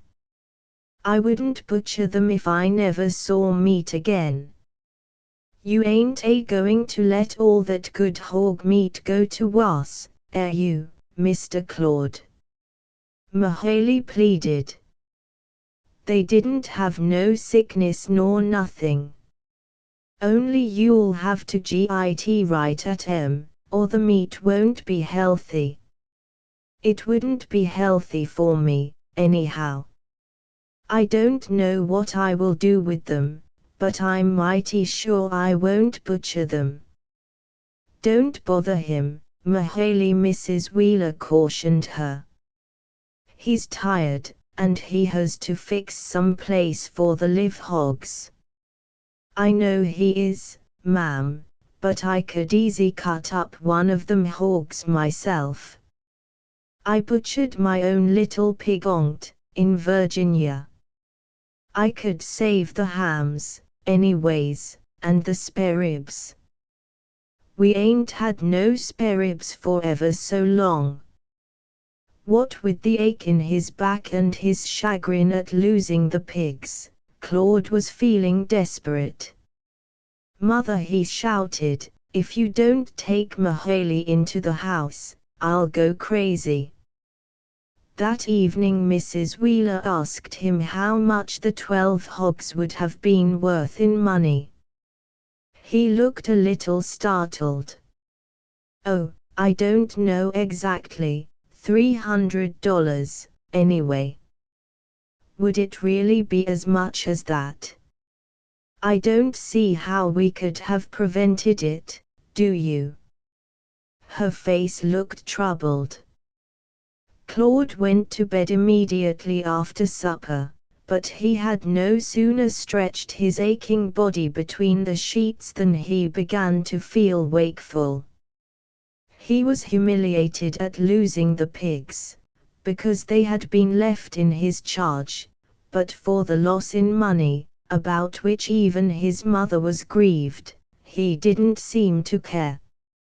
He wondered whether all that winter he hadn't been working himself up into a childish contempt for money values. When Ralph was home at Christmas time, he wore on his little finger a heavy gold ring, with a diamond as big as a pea, surrounded by showy grooves in the metal. He admitted to Claude that he had won it in a poker game. Ralph's hands were never free from automobile grease. They were the red, stumpy kind that couldn't be kept clean. Claude remembered him milking in the barn by lantern light, his jewel throwing off jabbing sparkles of color, and his fingers looking very much like the teats of the cow. That picture rose before him now, as a symbol of what successful farming led to. The farmer raised and took to market things with an intrinsic value, wheat and corn as good as could be grown anywhere in the world, hogs and cattle that were the best of their kind. In return he got manufactured articles of poor quality, showy furniture that went to pieces, carpets and draperies that faded, clothes that made a handsome man look like a clown. Most of his money was paid out for machinery, and that, too, went to pieces. A steam thrasher didn't last long, a horse outlived 3 automobiles. Claude felt sure that when he was a little boy and all the neighbors were poor, they and their houses and farms had more individuality. The farmers took time then to plant fine cottonwood groves on their places, and to set osage-orange hedges along the borders of their fields. Now these trees were all being cut down and grubbed up. Just why, nobody knew. They impoverished the land, they made the snow drift, nobody had them anymore. With prosperity came a kind of callousness. Everybody wanted to destroy the old things they used to take pride in. The orchards, which had been nursed and tended so carefully 20 years ago, were now left to die of neglect. It was less trouble to run into town in an automobile and buy fruit than it was to raise it. The people themselves had changed. He could remember when all the farmers in this community were friendly toward each other. Now they were continually having lawsuits. Their sons were either stingy and grasping, or extravagant and lazy, and they were always stirring up trouble. Evidently, it took more intelligence to spend money than to make it. When he pondered upon this conclusion, Claude thought of the Ehrlichs. Julius could go abroad and study for his doctor's degree, and live on less than Ralph wasted every year. Ralph would never have a profession or a trade, would never do or make anything the world needed. Nor did Claude find his own outlook much better. He was 21 years old, and he had no skill, no training, no ability that would ever take him among the kind of people he admired. He was a clumsy, awkward farmer boy, and even Mrs. Ehrlich seemed to think the farm the best place for him. Probably it was, but all the same he didn't find this kind of life worth the trouble of getting up every morning. He could not see the use of working for money, when money brought nothing one wanted. Mrs. Ehrlich said it brought security. Sometimes he thought this security was what was the matter with everybody, that only perfect safety was required to kill all the best qualities in people and develop the mean ones. Ernest, too, said it's the best life in the world, Claude. But if you went to bed defeated every night, and dreaded to wake in the morning, then clearly it was too good a life for you. To be assured, at his age, of 3 meals a day and plenty of sleep, was like being assured of a decent burial. Safety, security, if you followed that reasoning out, then the unborn, those who would never be born, were the safest of all. Nothing could happen to them. Claude knew, and everybody else knew, seemingly, that there was something wrong with him. He had been unable to conceal his discontent. Mr. Wheeler was afraid he was one of those visionary fellows who make unnecessary difficulties for themselves and other people. Mrs. Wheeler thought the trouble with her son was that he had not yet found his savior. Bayliss was convinced that his brother was a moral rebel, that behind his reticence and his guarded manner he concealed the most dangerous opinions. The neighbors liked Claude, but they laughed at him, and said it was a good thing his father was well fixed. Claude was aware that his energy, instead of accomplishing something, was spent in resisting unalterable conditions, and in unavailing efforts to subdue his own nature. When he thought he had at last got himself in hand, a moment would undo the work of days. In a flash he would be transformed from a wooden post into a living boy. He would spring to his feet, turn over quickly in bed, or stop short in his walk, because the old belief flashed up in him with an intense kind of hope, an intense kind of pain, the conviction that there was something splendid about life, if he could but find it. 9. The weather, after the big storm, behaved capriciously. There was a partial thaw which threatened to flood everything, then a hard freeze. The whole country glittered with an icy crust, and people went about on a platform of frozen snow, quite above the level of ordinary life. Claude got out Mr. Wheeler's old double sleigh from the mass of heterogeneous objects that had for years lain on top of it, and brought the rusty sleigh bills up to the house for Mahaley to scour with brick dust. Now that they had automobiles, most of the farmers had let their old sleighs go to pieces. But the Wheelers always kept everything. Claude told his mother he meant to take Enid Royce for a sleigh ride. Enid was the daughter of Jason Royce, the grain merchant, one of the early settlers, who for many years had run the only grist mill in Frankfort County. She and Claude were old playmates. He made a formal call at the mill house, as it was called, every summer during his vacation, and often dropped in to see Mr. Royce at his town office. Immediately after supper, Claude put the two wiry little blacks, Pompey and Satan, to the sleigh.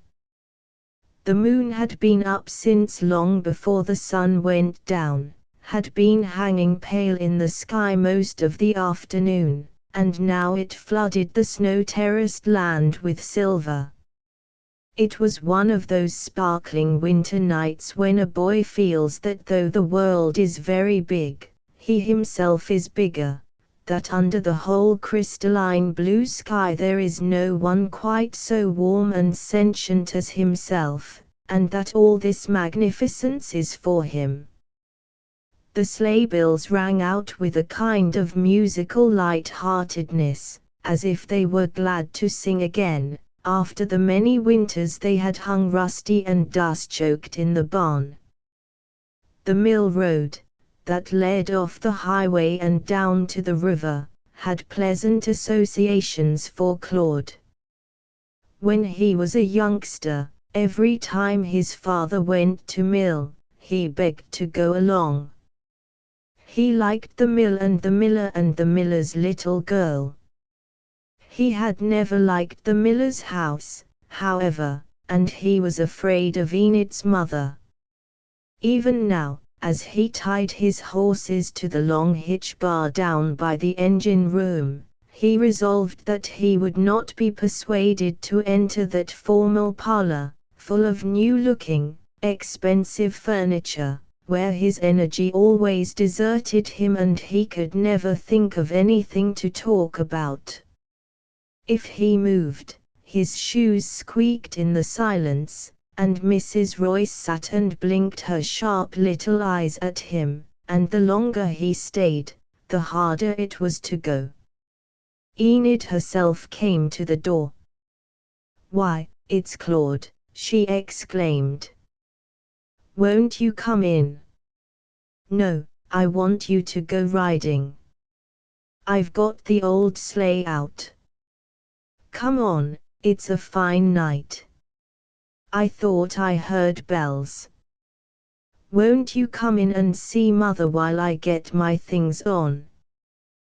Claude said he must stay with his horses, and ran back to the hitch bar. Enid didn't keep him waiting long. She wasn't that kind. She came swiftly down the path and through the front gate in the Mainseal motor coat she wore when she drove her coupe in cold weather. "Now, which way?" Claude asked as the horses sprang forward and the bells began to jingle. "Almost any way. What a beautiful night. And I love your bells, Claude. I haven't heard sleigh bells since you used to bring me and Gladys home from school in stormy weather. Why don't we stop for her tonight? She has furs now, you know."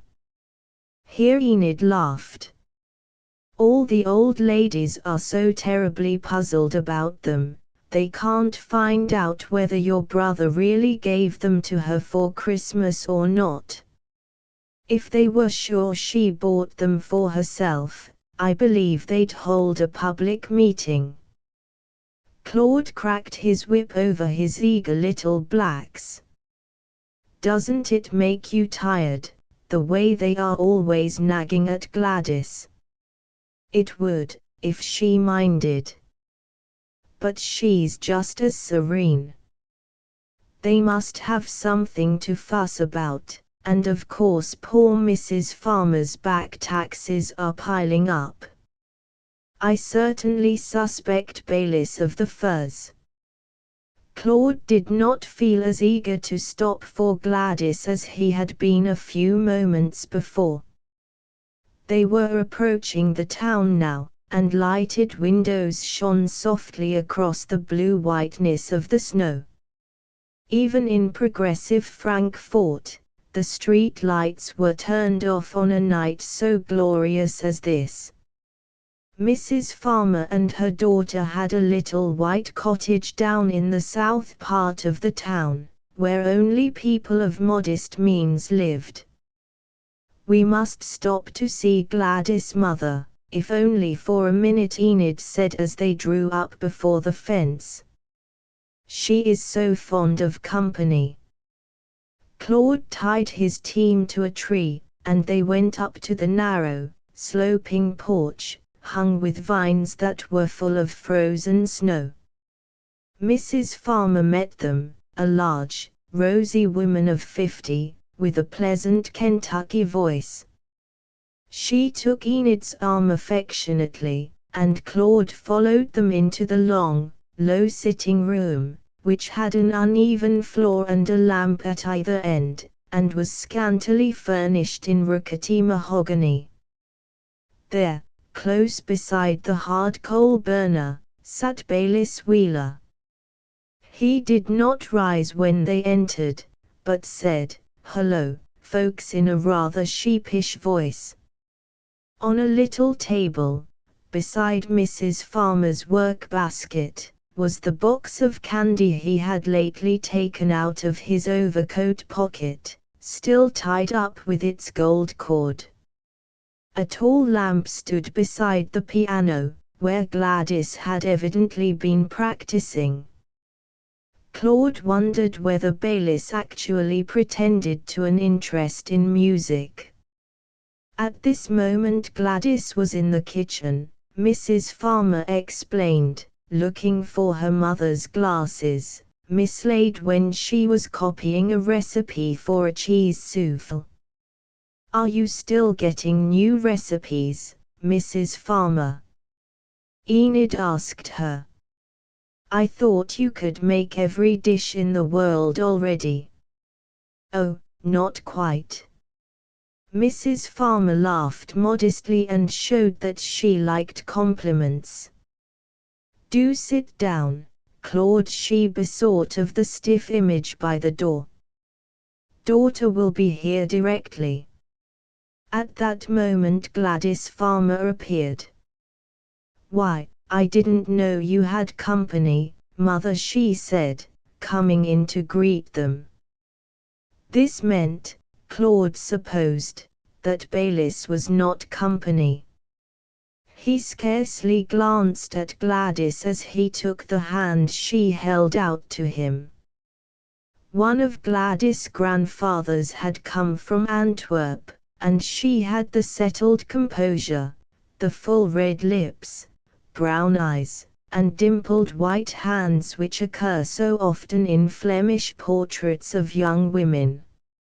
Some people thought her a trifle heavy, too mature and positive to be called pretty, even though they admired her rich, tulip-like complexion.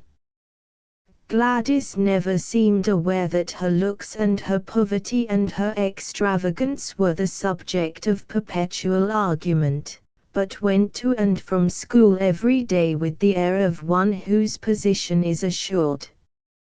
Her musicianship gave her a kind of authority in Frankfort. Enid explained the purpose of their call. "Claude has got out his old sleigh, and we've come to take you for a ride. Perhaps Baylis will go, too." Baylis said he guessed he would, though Claude knew there was nothing he hated so much as being out in the cold.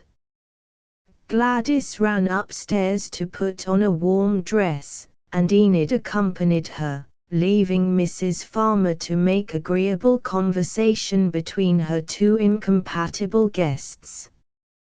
"Baylis was just telling us how you lost your hogs in the storm, Claude." "What a pity," she said sympathetically. Yes, Claude thought, Baylis wouldn't be at all reticent about that incident. "I suppose there was really no way to save them," Mrs. Farmer went on in her polite way. Her voice was low and round, like her daughter's, different from the high, tight Western voice. "So I hope you don't let yourself worry about it." "No, I don't worry about anything as dead as those hogs were." "What's the use?" Claude asked boldly. "That's right," murmured Mrs. Farmer, rocking a little in her chair.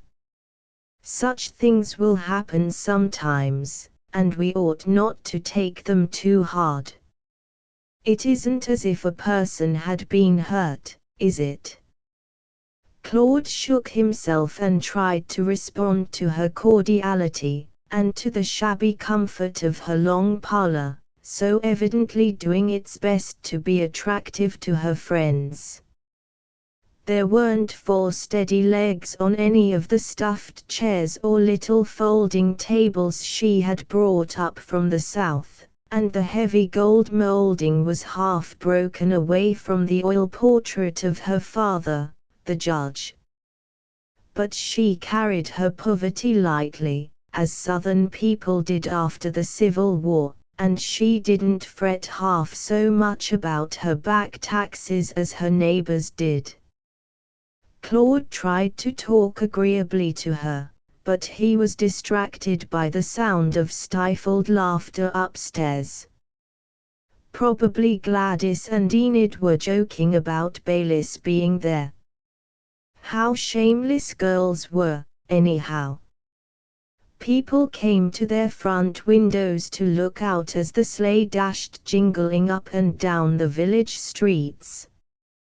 When they left town, Baylis suggested that they drive out past the Trevor place. The girls began to talk about the 2 young New Englanders, Trevor and Brewster, who had lived there when Frankfort was still a tough little frontier settlement. Everyone was talking about them now, for a few days ago word had come that one of the partners, Amos Brewster, had dropped dead in his law office in Hartford. It was 30 years since he and his friend, Bruce Trevor, had tried to be great cattlemen in Frankfort County, and had built the house on the round hill east of the town, where they wasted a great deal of money very joyously. Claude's father always declared that the amount they squandered in carousing was negligible compared to their losses in commendable industrial endeavor. The country, Mr. Wheeler said, had never been the same since those boys left it. He delighted to tell about the time when Trevor and Brewster went into sheep. They imported a breeding ram from Scotland at a great expense, and when he arrived were so impatient to get the good of him that they turned him in with the ewes as soon as he was out of his crate.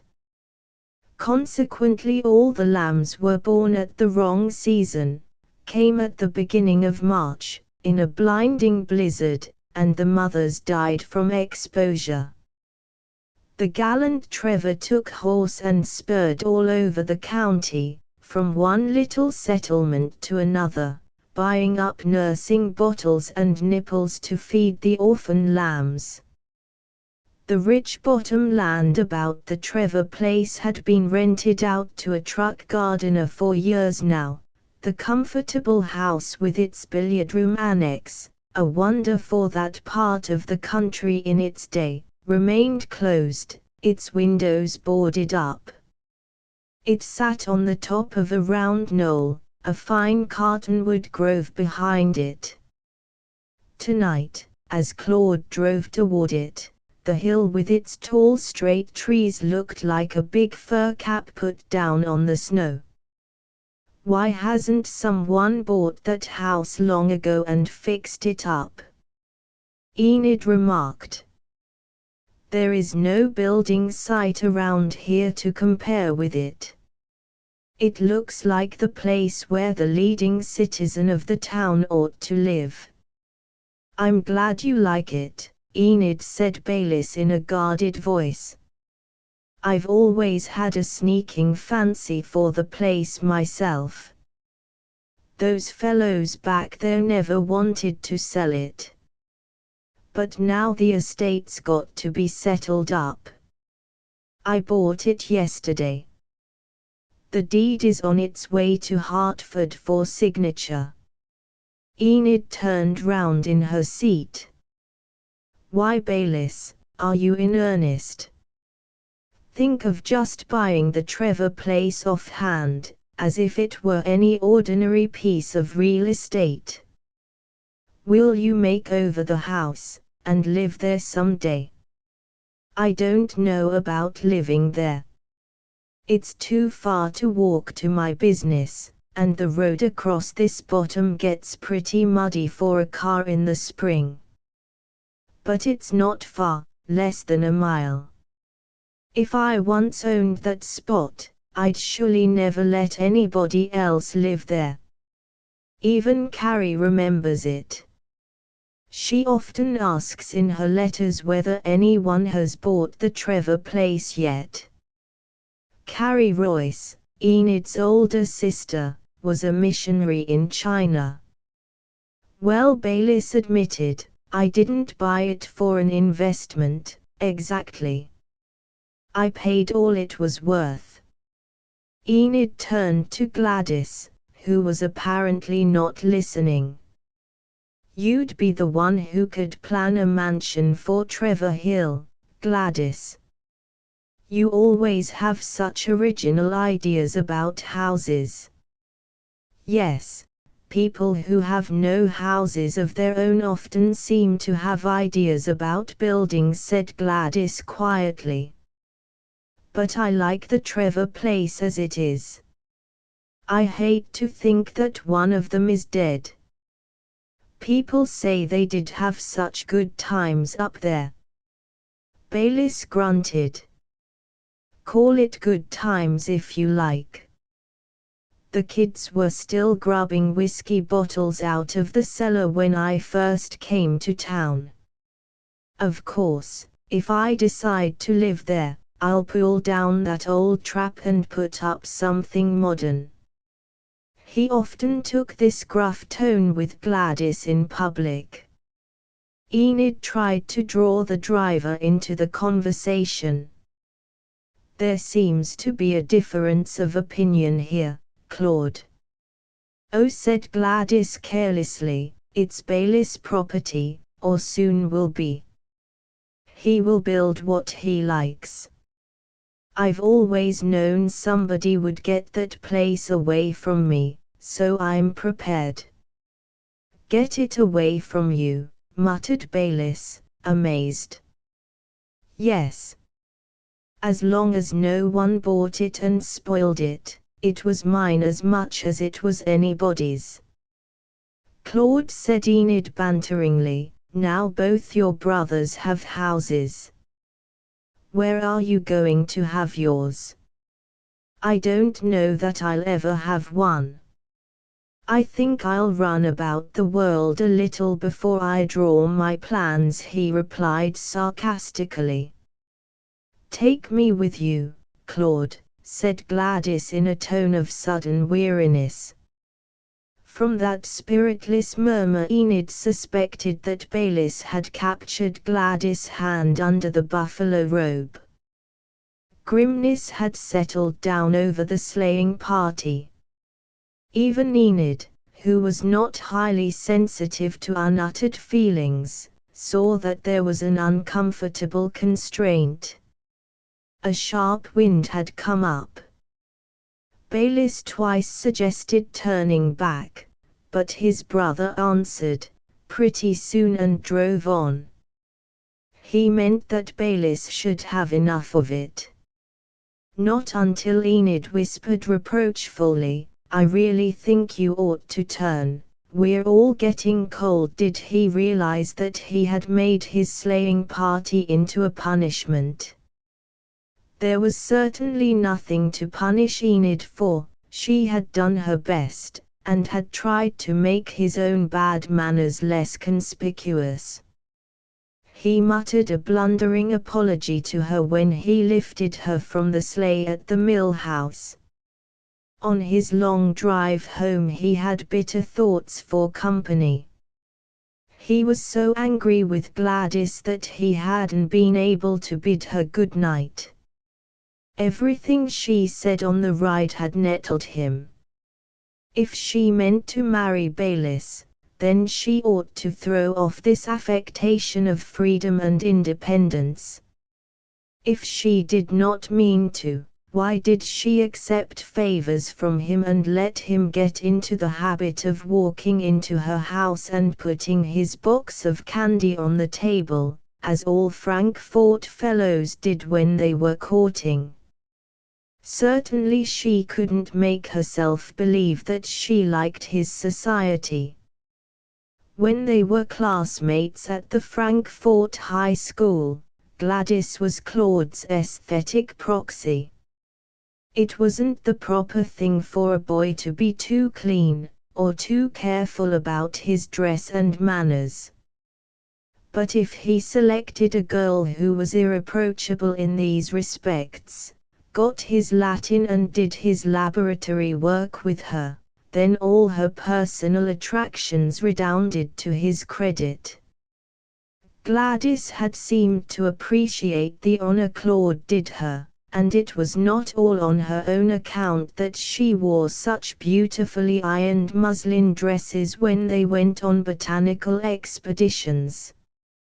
Driving home after that miserable sleigh ride, Claude told himself that insofar as Gladys was concerned he could make up his mind to the fact that he had been stung all along. He had believed in her fine feelings, believed implicitly. Now he knew she had none so fine that she couldn't pocket them when there was enough to be gained by it. Even while he said these things over and over, his old conception of Gladys, down at the bottom of his mind, remained persistently unchanged. But that only made his state of feeling the more painful. He was deeply hurt, and for some reason, youth, when it is hurt, likes to feel itself betrayed. Book 2. Enid. One afternoon that spring Claude was sitting on the long flight of granite steps that leads up to the State House in Denver. He had been looking at the collection of cliff dweller remains in the Capitol, and when he came out into the sunlight the faint smell of fresh-cut grass struck his nostrils and persuaded him to linger. The gardeners were giving the grounds their first light mowing. All the lawns on the hill were bright with daffodils and hyacinths. A sweet, warm wind blew over the grass, drying the water drops. There had been showers in the afternoon, and the sky was still a tender, rainy blue, where it showed through the masses of swiftly moving clouds. Claude had been away from home for nearly a month. His father had sent him out to see Ralph and the new ranch, and from there he went on to Colorado Springs and Trinidad. He had enjoyed traveling, but now that he was back in Denver he had that feeling of loneliness which often overtakes country boys in a city, the feeling of being unrelated to anything, of not mattering to anybody. He had wandered about Colorado Springs wishing he knew some of the people who were going in and out of the houses, wishing that he could talk to some of those pretty girls he saw driving their own cars about the streets, if only to say a few words. One morning when he was walking out in the hills a girl passed him, then slowed her car to ask if she could give him a lift.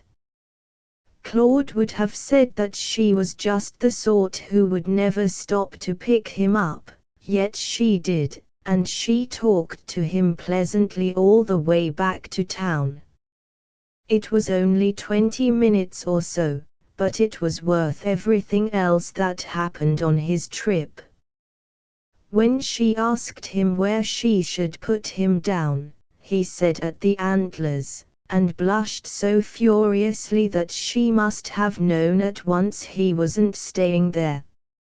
He wondered this afternoon how many discouraged young men had sat here on the State House steps and watched the sun go down behind the mountains. Everyone was always saying it was a fine thing to be young, but it was a painful thing, too.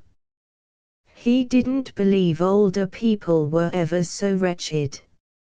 Over there, in the golden light, the mass of mountains was splitting up into 4 distinct ranges, and as the sun dropped lower the peaks emerged in perspective, one behind the other. It was a lonely splendor that only made the ache in his breast the stronger.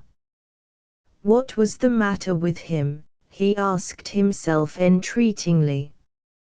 He must answer that question before he went home again. The statue of Kit Carson on horseback, down in the square, pointed westward, but there was no west, in that sense, anymore. There was still South America, perhaps he could find something below the isthmus.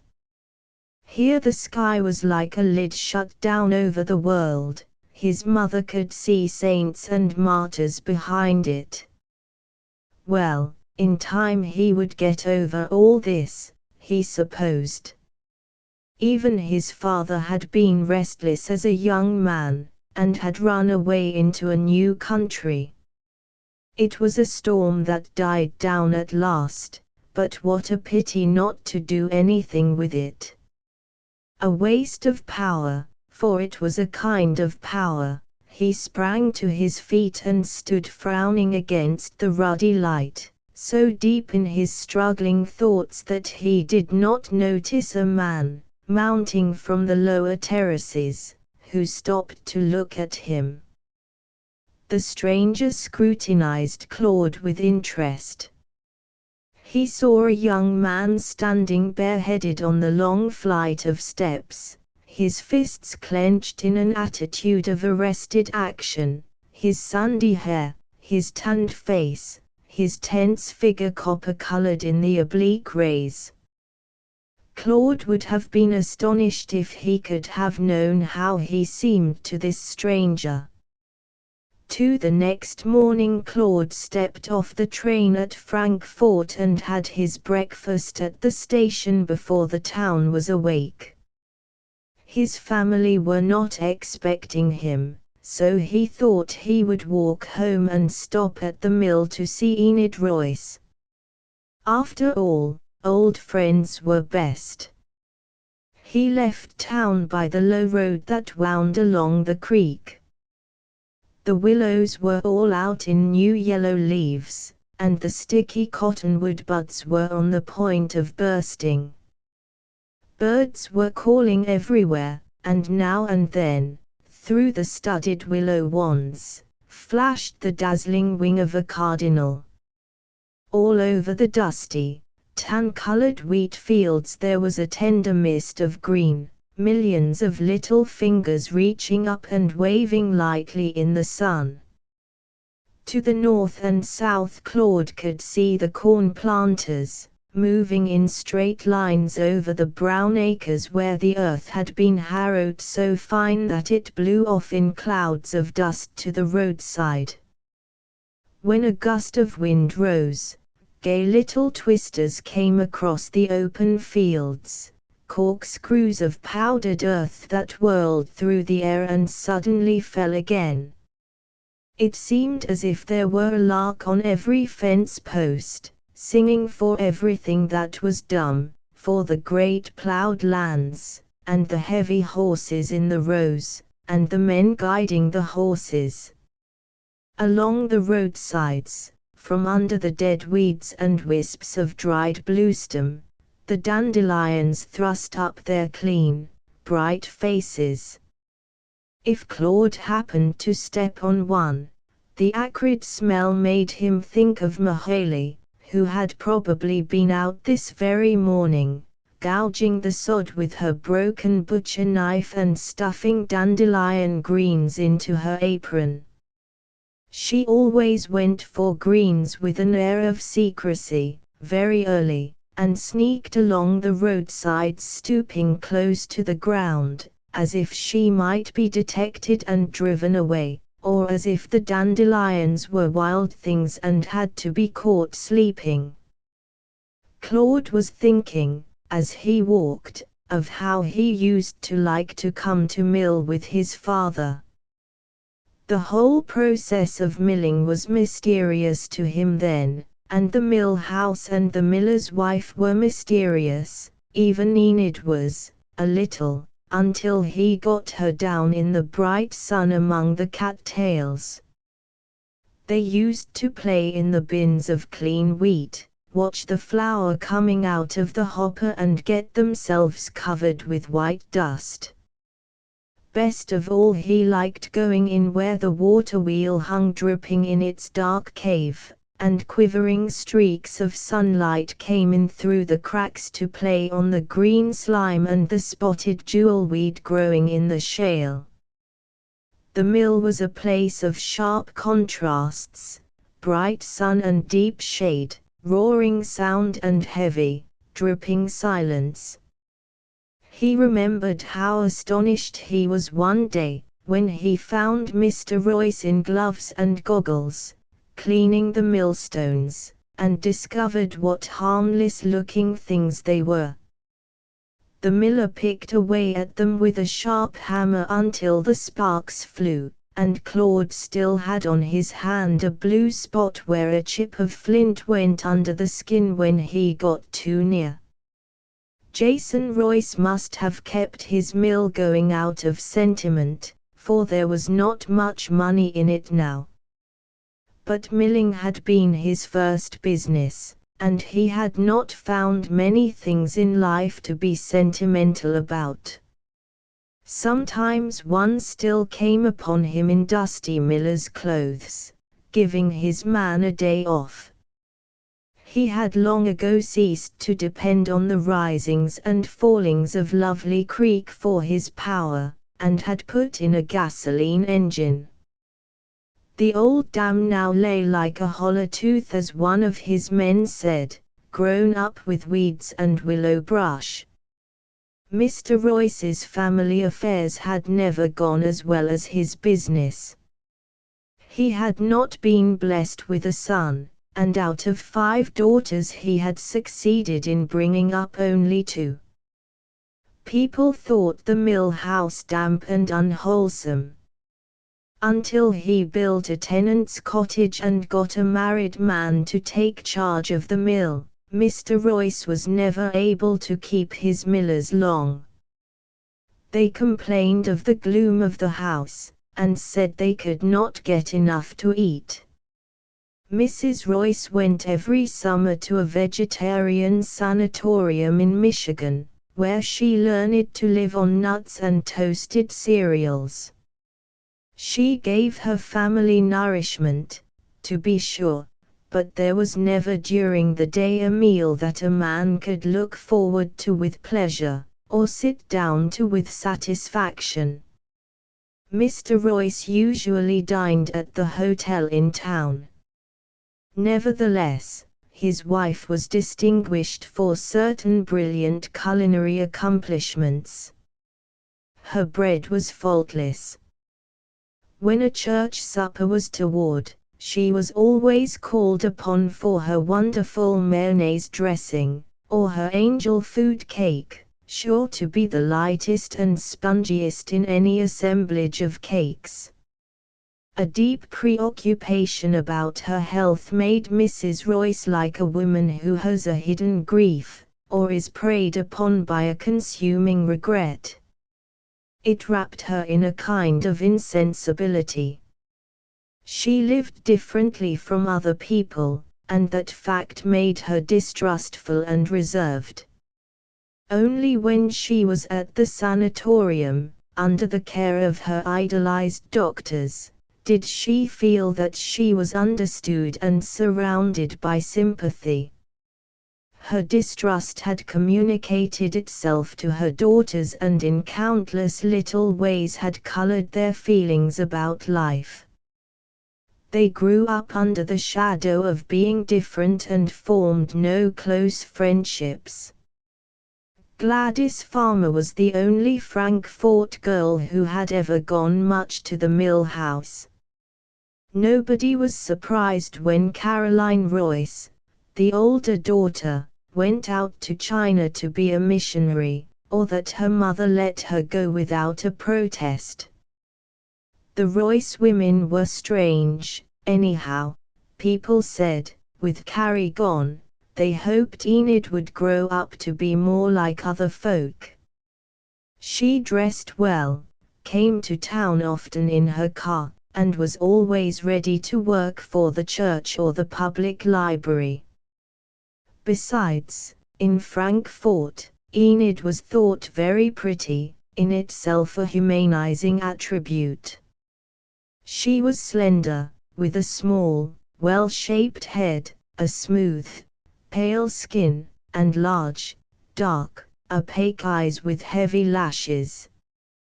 The long line from the lobe of her ear to the tip of her chin gave her face a certain rigidity, but to the old ladies, who are the best critics in such matters, this meant firmness and dignity. She moved quickly and gracefully, just brushing things rather than touching them, so that there was a suggestion of flight about her slim figure, of gliding away from her surroundings.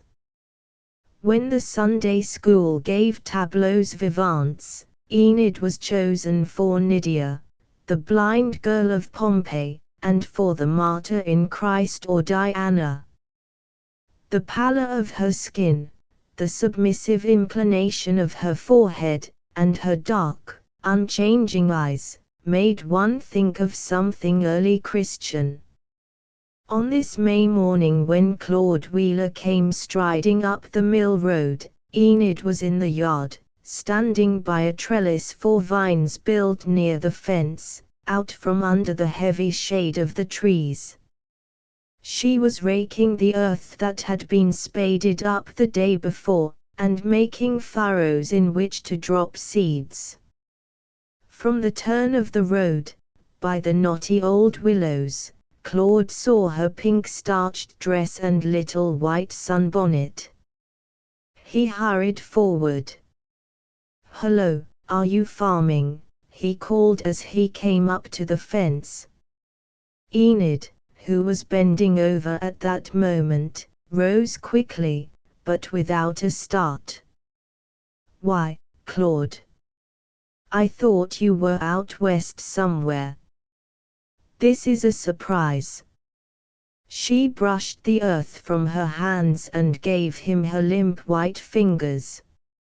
Her arms, bare below the elbow, were thin, and looked cold, as if she had put on a summer dress too early. "I just got back this morning. I'm walking out home." "What are you planting?" "Sweet peas." You always have the finest ones in the country. When I see a bunch of yours at church or anywhere, I always know them. Yes, I'm quite successful with my sweet peas, she admitted. The ground is rich down here, and they get plenty of sun. It isn't only your sweet peas. Nobody else has such lilacs or rambler roses, and I expect you have the only wisteria vine in Frankfort County. Mother planted that a long while ago, when she first moved here. She is very partial to wisteria. I'm afraid we'll lose it, one of these hard winters. Oh, that would be a shame. Take good care of it. You must put in a lot of time looking after these things, anyway. He spoke admiringly. Enid leaned against the fence and pushed back her little bonnet. Perhaps I take more interest in flowers than I do in people. I often envy you, Claude, you have so many interests. He colored. Good gracious, I don't have many. I'm an awfully discontented sort of fellow. I didn't care about going to school until I had to stop, and then I was sore because I couldn't go back. I guess I've been sulking about it all winter. She looked at him with quiet astonishment. I don't see why you should be discontented, you're so free. Well, aren't you free, too? Not to do what I want to. The only thing I really want to do is to go out to China and help Carrie in her work. Mother thinks I'm not strong enough. But Carrie was never very strong here. She is better in China, and I think I might be. Claude felt concern. He had not seen Enid since the sleigh ride, when she had been gayer than usual. Now she seemed sunk in lassitude. You must get over such notions, Enid. You don't want to go wandering off alone like that. It makes people queer. Isn't there plenty of missionary work to be done right here? She sighed. That's what everybody says. But we all of us have a chance, if we'll take it. Out there they haven't. It's terrible to think of all those millions that live and die in darkness. Claude glanced up at the somber mill house, hidden in cedars, then off at the bright, dusty fields. He felt as if he were a little to blame for Enid's melancholy. He hadn't been very neighborly this last year. People can live in darkness here, too, unless they fight it. Look at me. I told you I've been moping all winter. We all feel friendly enough, but we go plodding on and never get together. You and I are old friends, and yet we hardly ever see each other. Mother says you've been promising for 2 years to run up and have a visit with her. Why don't you come? It would please her. Then I will. I've always been fond of your mother. She paused a moment, absently twisting the strings of her bonnet, then twitched it from her head with a quick movement and looked at him squarely in the bright light. Claude, you haven't really become a free thinker, have you? He laughed outright. Why, what made you think I had? Everybody knows Ernest Harville is, and people say you and he read that kind of books together. Has that got anything to do with our being friends? Yes, it has. I couldn't feel the same confidence in you. I've worried about it a good deal. Well, you just cut it out.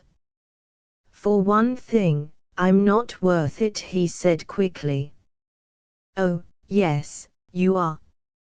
If worrying would do any good, she shook her head at him reproachfully. Claude took hold of the fence pickets between them with both hands. It will do good. Didn't I tell you there was missionary work to be done right here? Is that why you've been so standoffish with me the last few years, because you thought I was an atheist? I never, you know, liked Ernest Harville, she murmured.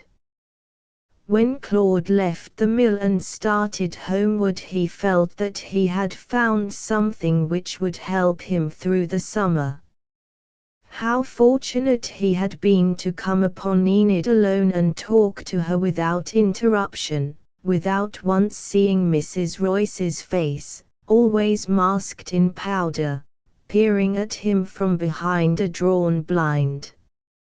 Mrs. Royce had always looked old, even long ago when she used to come into church with her little girls. A tiny woman in tiny high-heeled shoes and a big hat with nodding plumes, her black dress covered with bugles and jet that glittered and rattled and made her seem hard on the outside, like an insect. Yes, he must see to it that Enid went about and saw more of other people. She was too much with her mother, and with her own thoughts. Flowers and foreign missions, her garden and the great kingdom of China, there was something unusual and touching about her preoccupations. Something quite charming, too. Women ought to be religious, faith was the natural fragrance of their minds. The more incredible the things they believed, the more lovely was the act of belief. To him the story of Paradise Lost was as mythical as the Odyssey, yet when his mother read it aloud to him, it was not only beautiful but true. A woman who didn't have holy thoughts about mysterious things far away would be prosaic and commonplace, like a man. During the next few weeks Claude often ran his car down to the mill house on a pleasant evening and coaxed Enid to go into Frankfurt with him and sit through a moving picture show, or to drive to a neighboring town. The advantage of this form of companionship was that it did not put too great a strain upon one's conversational powers. Enid could be admirably silent, and she was never embarrassed by either silence or speech. She was cool and sure of herself under any circumstances, and that was one reason why she drove a car so well, much better than Claude, indeed. One Sunday, when they met after church, she told Claude that she wanted to go to Hastings to do some shopping, and they arranged that he should take her on Tuesday in his father's big car. The town was about 70 miles to the northeast and, from Frankfurt, it was an inconvenient trip by rail. On Tuesday morning Claude reached the mill house just as the sun was rising over the damp fields. Enid was on the front porch waiting for him, wearing a blanket coat over her spring suit. She ran down to the gate and slipped into the seat beside him. "Good morning, Claude. Nobody else is up. It's going to be a glorious day, isn't it?" "Splendid. A little warm for this time of year. You won't need that coat long." For the first hour they found the roads empty. All the fields were grey with dew, and the early sunlight burned over everything with the transparent brightness of a fire that has just been kindled. As the machine noiselessly wound off the miles, the sky grew deeper and bluer, and the flowers along the roadside opened in the wet grass. There were men and horses abroad on every hill now. Soon they began to pass children on the way to school, who stopped and waved their bright dinner pails at the two travellers. By 10 o'clock they were in Hastings. While Enid was shopping, Claude bought some white shoes and duck trousers. He felt more interest than usual in his summer clothes. They met at the hotel for lunch, both very hungry and both satisfied with their morning's work. Seated in the dining room, with Enid opposite him, Claude thought they did not look at all like a country boy and girl come to town, but like experienced people touring in their car. "Will you make a call with me after dinner?" she asked while they were waiting for their dessert. "Is it anyone I know?" "Certainly. Brother Weldon is in town. His meetings are over, and I was afraid he might be gone, but he is staying on a few days with Mrs. Gleason. I brought some of Carrie's letters along for him to read." Claude made a wry face. "He won't be delighted to see me. We never got on well at school. He's a regular muff of a teacher, if you want to know," he added resolutely. Enid studied him judicially. "I'm surprised to hear that, he's such a good speaker. You'd better come along. It's so foolish to have a coolness with your old teachers." An hour later the Reverend Arthur Weldon received the two young people in Mrs. Gleason's half-darkened parlour, where he seemed quite as much at home as that lady herself. The hostess, after chatting cordially with the visitors for a few moments, excused herself to go to a PEO meeting. Everyone rose at her departure, and Mr. Weldon approached Enid, took her hand, and stood looking at her with his head inclined and his oblique smile. "This is an unexpected pleasure, to see you again, Miss Enid. And you, too," Claude turning a little toward the latter. "You've come up from Frankfort together this beautiful day." His tone seemed to say, "How lovely for you." He directed most of his remarks to Enid and, as always, avoided looking at Claude except when he definitely addressed him. "You are farming this year, Claude. I presume that is a great satisfaction to your father. And Mrs. Wheeler is quite well." Mr. Weldon certainly bore no malice, but he always pronounced Claude's name exactly like the word clod, which annoyed him. To be sure, Enid pronounced his name in the same way, but either Claude did not notice this, or did not mind it from her.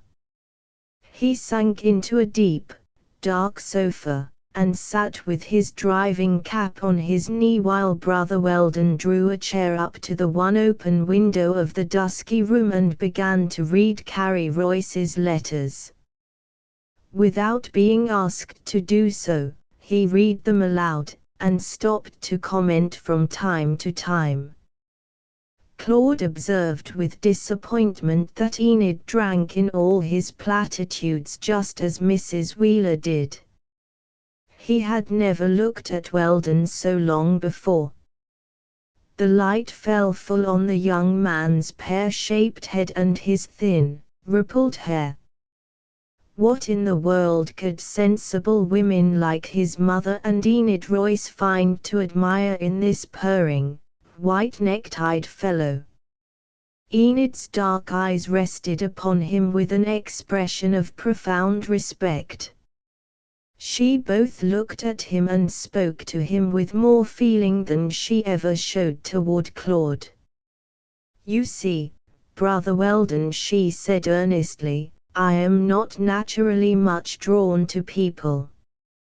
I find it hard to take the proper interest in the church work at home.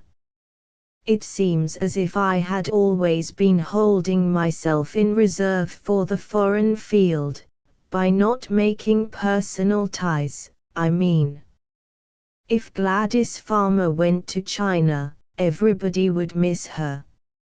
She could never be replaced in the high school. She has the kind of magnetism that draws people to her.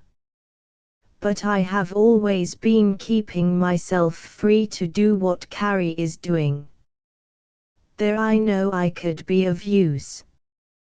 Claude saw it was not easy for Enid to talk like this. Her face looked troubled, and her dark eyebrows came together in a sharp angle as she tried to tell the young preacher exactly what was going on in her mind.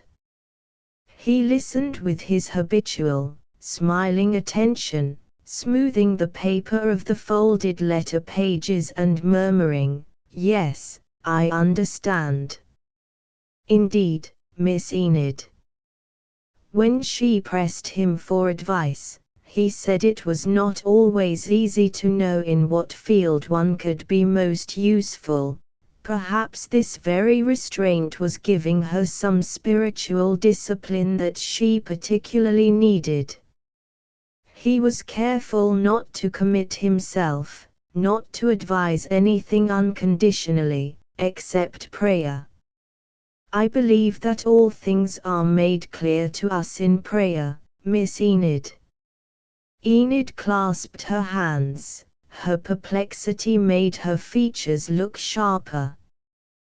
"But it is when I pray that I feel this call the strongest.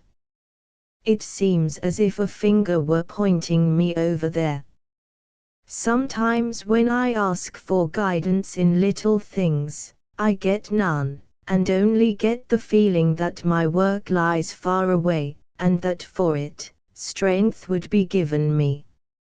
Until I take that road, Christ withholds himself." Mr. Weldon answered her in a tone of relief, as if something obscure had been made clear.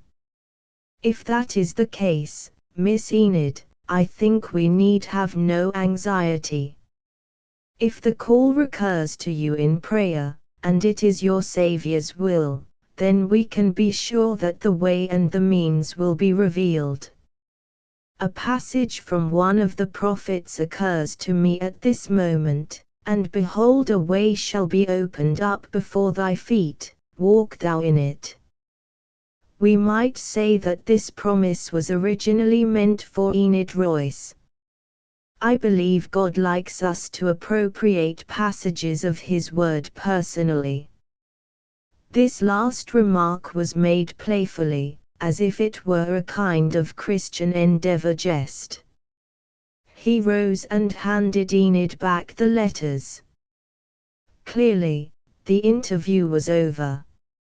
As Enid drew on her gloves, she told him that it had been a great help to talk to him, and that he always seemed to give her what she needed.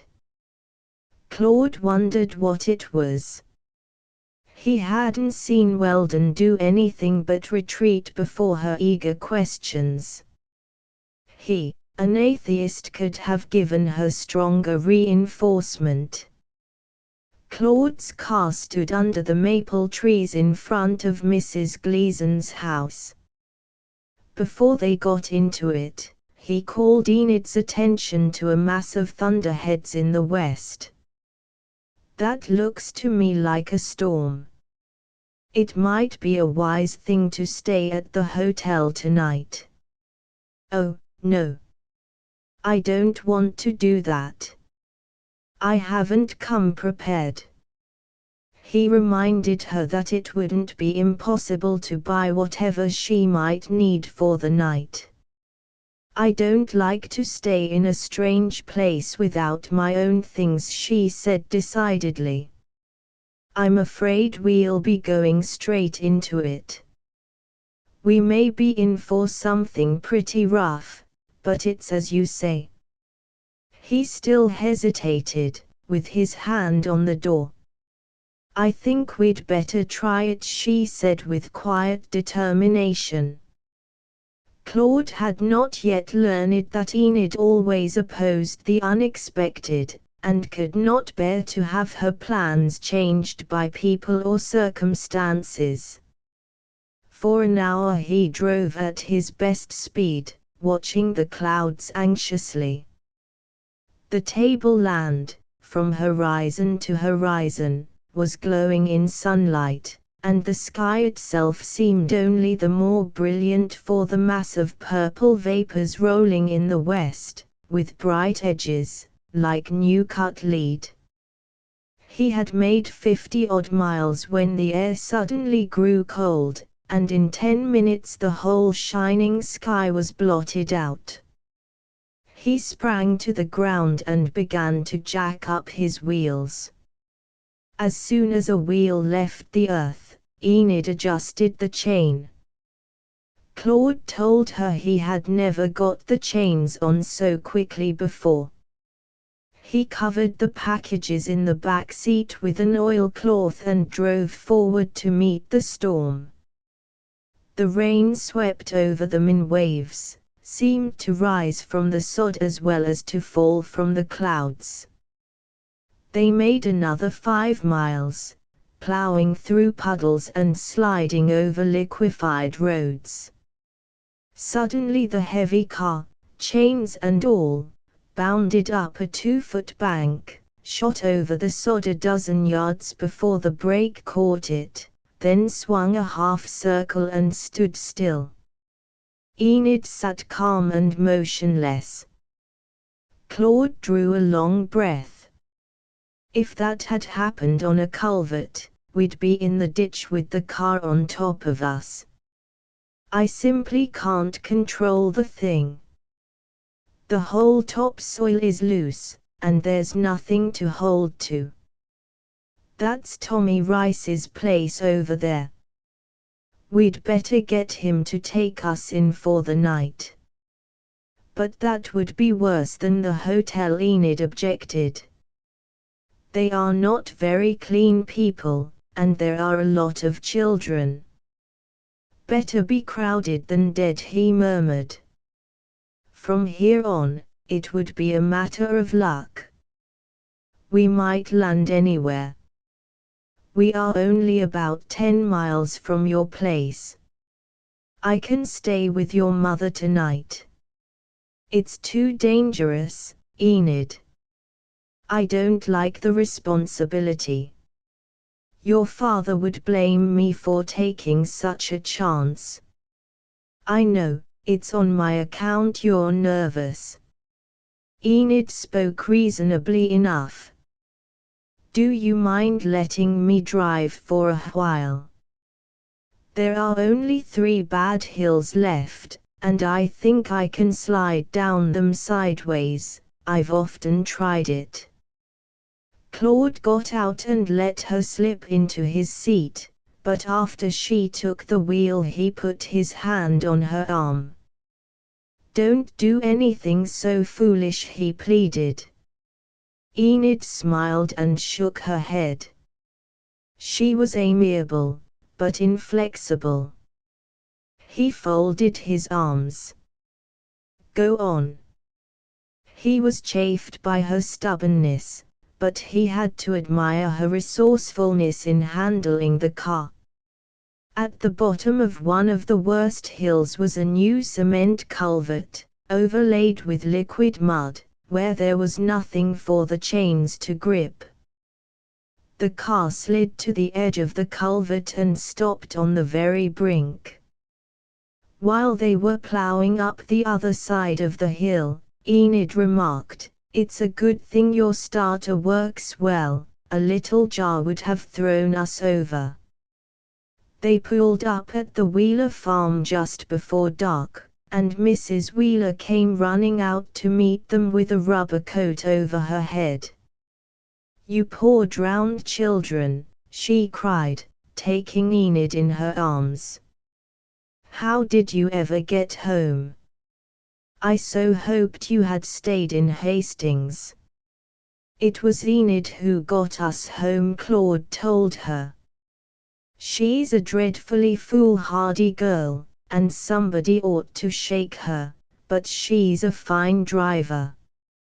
Enid laughed as she brushed a wet lock back from her forehead. "You were right, of course. The sensible thing would have been to turn in at the Rice place, only I didn't want to." Later in the evening Claude was glad they hadn't. It was pleasant to be at home and to see Enid at the supper table, sitting on his father's right and wearing one of his mother's new grey house dresses. They would have had a dismal time at the Rices, with no beds to sleep in except such as were already occupied by Rice children. Enid had never slept in his mother's guest room before, and it pleased him to think how comfortable she would be there. At an early hour Mrs. Wheeler took a candle to light her guest to bed. Enid passed near Claude's chair as she was leaving the room. "Have you forgiven me?" she asked teasingly. "What made you so pig-headed? Did you want to frighten me? Or to show me how well you could drive?" "Neither. I wanted to get home. Good night." Claude settled back in his chair and shaded his eyes. She did feel that this was home, then. She had not been afraid of his father's jokes, or disconcerted by Mahaley's knowing grin. Her ease in the household gave him unaccountable pleasure. He picked up a book, but did not read. It was lying open on his knee when his mother came back half an hour later. "Move quietly when you go upstairs, Claude. She is so tired that she may be asleep already." He took off his shoes and made his ascent with the utmost caution. For Ernest Harville was cultivating his bright, glistening young cornfield one summer morning, whistling to himself an old German song which was somehow connected with a picture that rose in his memory. It was a picture of the earliest ploughing he could remember. He saw a half-circle of green hills, with snow still lingering in the clefts of the higher ridges. Behind the hills rose a wall of sharp mountains, covered with dark pine forests. In the meadows at the foot of that sweep of hills there was a winding creek, with polled willows in their first yellow-green and brown fields. He himself was a little boy, playing by the creek and watching his father and mother plough with two great oxen, that had rope traces fastened to their heads and their long horns. His mother walked barefoot beside the oxen and led them, his father walked behind, guiding the plough. His father always looked down. His mother's face was almost as brown and furrowed as the fields, and her eyes were pale blue, like the skies of early spring. The two would go up and down thus all morning without speaking, except to the oxen. Ernest was the last of a long family, and as he played by the creek he used to wonder why his parents looked so old. Leonard Dawson drove his car up to the fence and shouted, waking Ernest from his reverie. He told his team to stand, and ran out to the edge of the field. "Hello, Ernest," Leonard called. "Have you heard Claude Wheeler got hurt day before yesterday?" "You don't say so." "It can't be anything bad, or they'd let me know." "Oh, it's nothing very bad, I guess, but he got his face scratched up in the wire quite a little. It was the queerest thing I ever saw. He was out with the team of mules and a heavy plow, working the road in that deep cut between their place and mine. The gasoline motor truck came along, making more noise than usual, maybe. But those mules know a motor truck, and what they did was pure cussedness. They begun to rear and plunge in that deep cut. I was working my corn over in the field and shouted to the gasoline man to stop, but he didn't hear me.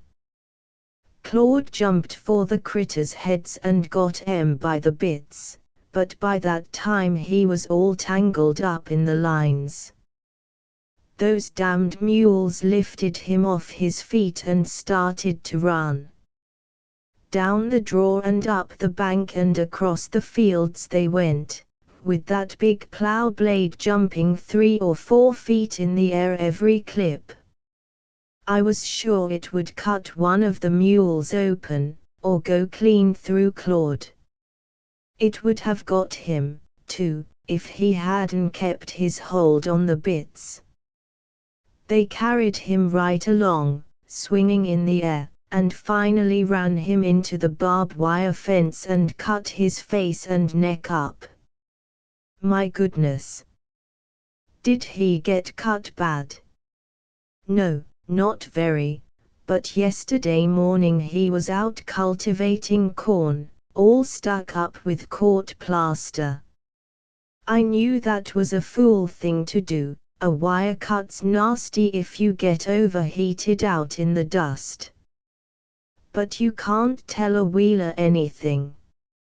Now they say his face has swelled and is hurting him terrible, and he's gone to town to see the doctor.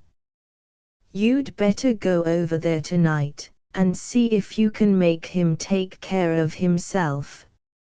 Leonard drove on, and Ernest went back to his team. "It's queer about that boy," he was thinking. "He's big and strong, and he's got an education and all that fine land, but he don't seem to fit in right." Sometimes Ernest thought his friend was unlucky. When that idea occurred to him, he sighed and shook it off. For Ernest believed there was no help for that, it was something rationalism did not explain. The next afternoon Enid Royce's coupe drove up to the Wheeler farmyard. Mrs. Wheeler saw Enid get out of her car and came down the hill to meet her, breathless and distressed. "Oh, Enid. You've heard of Claude's accident. He wouldn't take care of himself, and now he's got erysipelas. He's in such pain, poor boy." Enid took her arm, and they started up the hill toward the house. "Can I see Claude, Mrs. Wheeler? I want to give him these flowers." Mrs. Wheeler hesitated. "I don't know if he will let you come in, dear. I had hard work persuading him to see Ernest for a few moments last night. He seems so low-spirited, and he's sensitive about the way he's bandaged up. I'll go to his room and ask him." "No, just let me go up with you, please. If I walk in with you, he won't have time to fret about it. I won't stay if he doesn't wish it, but I want to see him." Mrs. Wheeler was alarmed at this suggestion, but Enid ignored her uncertainty. They went up to the third floor together, and Enid herself tapped at the door. "It's I, Claude. May I come in for a moment?" A muffled, reluctant voice answered. "No. They say this is catching, Enid. And anyhow, I'd rather you didn't see me like this." Without waiting, she pushed open the door. The dark blinds were down, and the room was full of a strong, bitter odor. Claude lay flat in bed, his head and face so smothered in surgical cotton that only his eyes and the tip of his nose were visible. The brown paste with which his features were smeared oozed out at the edges of the gauze and made his dressings look untidy. Enid took in these details at a glance. "Does the light hurt your eyes? Let me put up one of the blinds for a moment, because I want you to see these flowers. I've brought you my first sweet peas." Claude blinked at the bunch of bright colors she held out before him. She put them up to his face and asked him if he could smell them through his medicines. In a moment he ceased to feel embarrassed. His mother brought a glass bowl, and Enid arranged the flowers on the little table beside him. "Now, do you want me to darken the room again?" "Not yet. Sit down for a minute and talk to me." "I can't say much because my face is stiff." "I should think it would be. I met Leonard Dawson on the road yesterday, and he told me how you worked in the field after you were cut. I would like to scold you hard, Claude." "Do. It might make me feel better." He took her hand and kept her beside him a moment. "Are those the sweet peas you were planting that day when I came back from the West?" "Yes." "Haven't they done well to blossom so early?" "Less than 2 months." "That's strange," he sighed. "Strange? What?" "Oh, that a handful of seeds can make anything so pretty in a few weeks, and it takes a man so long to do anything, and then it's not much account." "That's not the way to look at things," she said reprovingly. Enid sat prim and straight on a chair at the foot of his bed. Her flowered organdie dress was very much like the bouquet she had brought, and her floppy straw hat had a big lilac bow.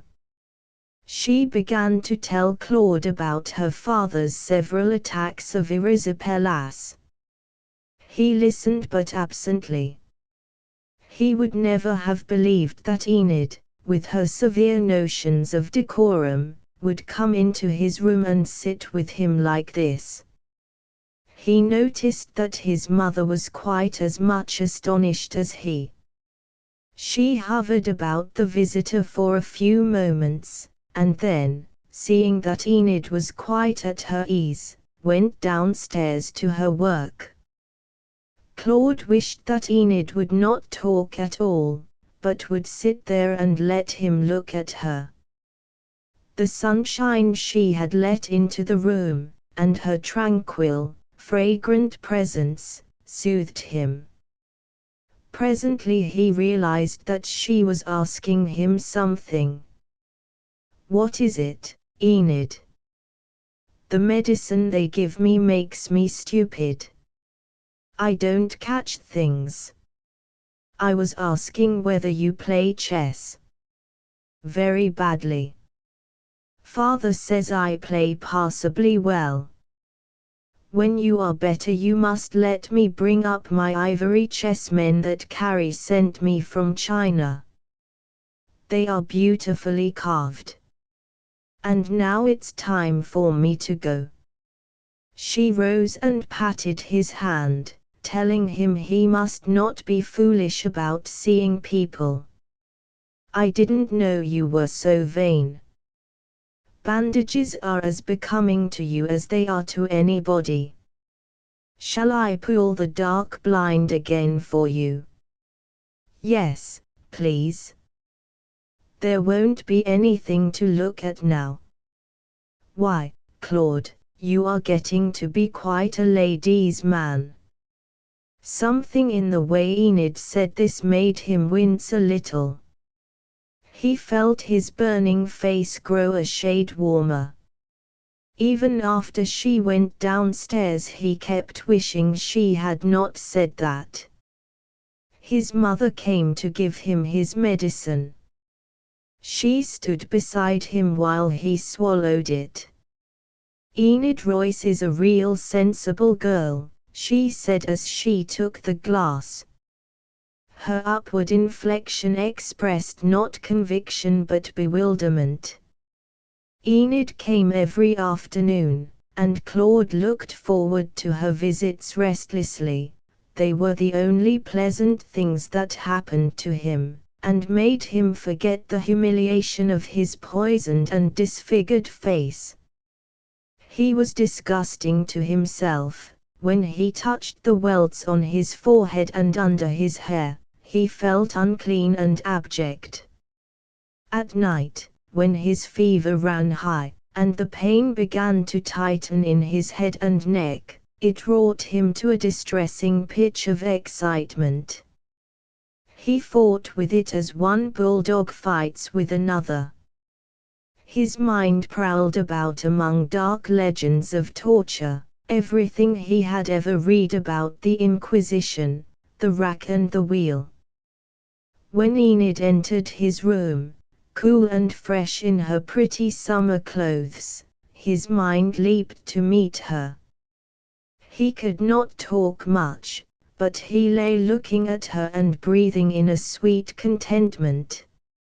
After a while he was well enough to sit up half-dressed in a steamer chair and play chess with her. One afternoon they were by the west window in the sitting room with the chessboard between them, and Claude had to admit that he was beaten again. "It must be dull for you, playing with me," he murmured, brushing the beads of sweat from his forehead. His face was clean now, so white that even his freckles had disappeared, and his hands were the soft, languid hands of a sick man. "You will play better when you are stronger and can fix your mind on it," Enid assured him. She was puzzled because Claude, who had a good head for some things, had none at all for chess, and it was clear that he would never play well. "Yes," he sighed, dropping back into his chair, "my wits do wander. Look at my wheat field, over there on the skyline. Isn't it lovely? And now I won't be able to harvest it. Sometimes I wonder whether I'll ever finish anything I begin." Enid put the chessmen back into their box. "Now that you are better, you must stop feeling blue. Father says that with your trouble people are always depressed." Claude shook his head slowly, as it lay against the back of the chair. "No, it's not that. It's having so much time to think that makes me blue. You see, Enid, I've never yet done anything that gave me any satisfaction. I must be good for something. When I lie still and think, I wonder whether my life has been happening to me or to somebody else. It doesn't seem to have much connection with me. I haven't made much of a start. But you are not 22 yet. You have plenty of time to start. Is that what you are thinking about all the time?" She shook her finger at him. "I think about two things all the time. That is one of them. Mrs. Wheeler came in with Claude's 4 o'clock milk. It was his first day downstairs. When they were children, playing by the mill dam, Claude had seen the future as a luminous vagueness in which he and Enid would always do things together. Then there came a time when he wanted to do everything with earnest, when girls were disturbing and a bother, and he pushed all that into the distance, knowing that someday he must reckon with it again. Now he told himself he had always known Enid would come back, and she had come on that afternoon when she entered his drug-smelling room and let in the sunlight. She would have done that for nobody but him. She was not a girl who would depart lightly from conventions that she recognized as authoritative. He remembered her as she used to march up to the platform for Children's Day exercises with the other little girls of the infant class, in her stiff white dress, never a curl awry or a wrinkle in her stocking, keeping her little comrades in order by the acquiescent gravity of her face, which seemed to say, "How pleasant it is to do thus and to do right."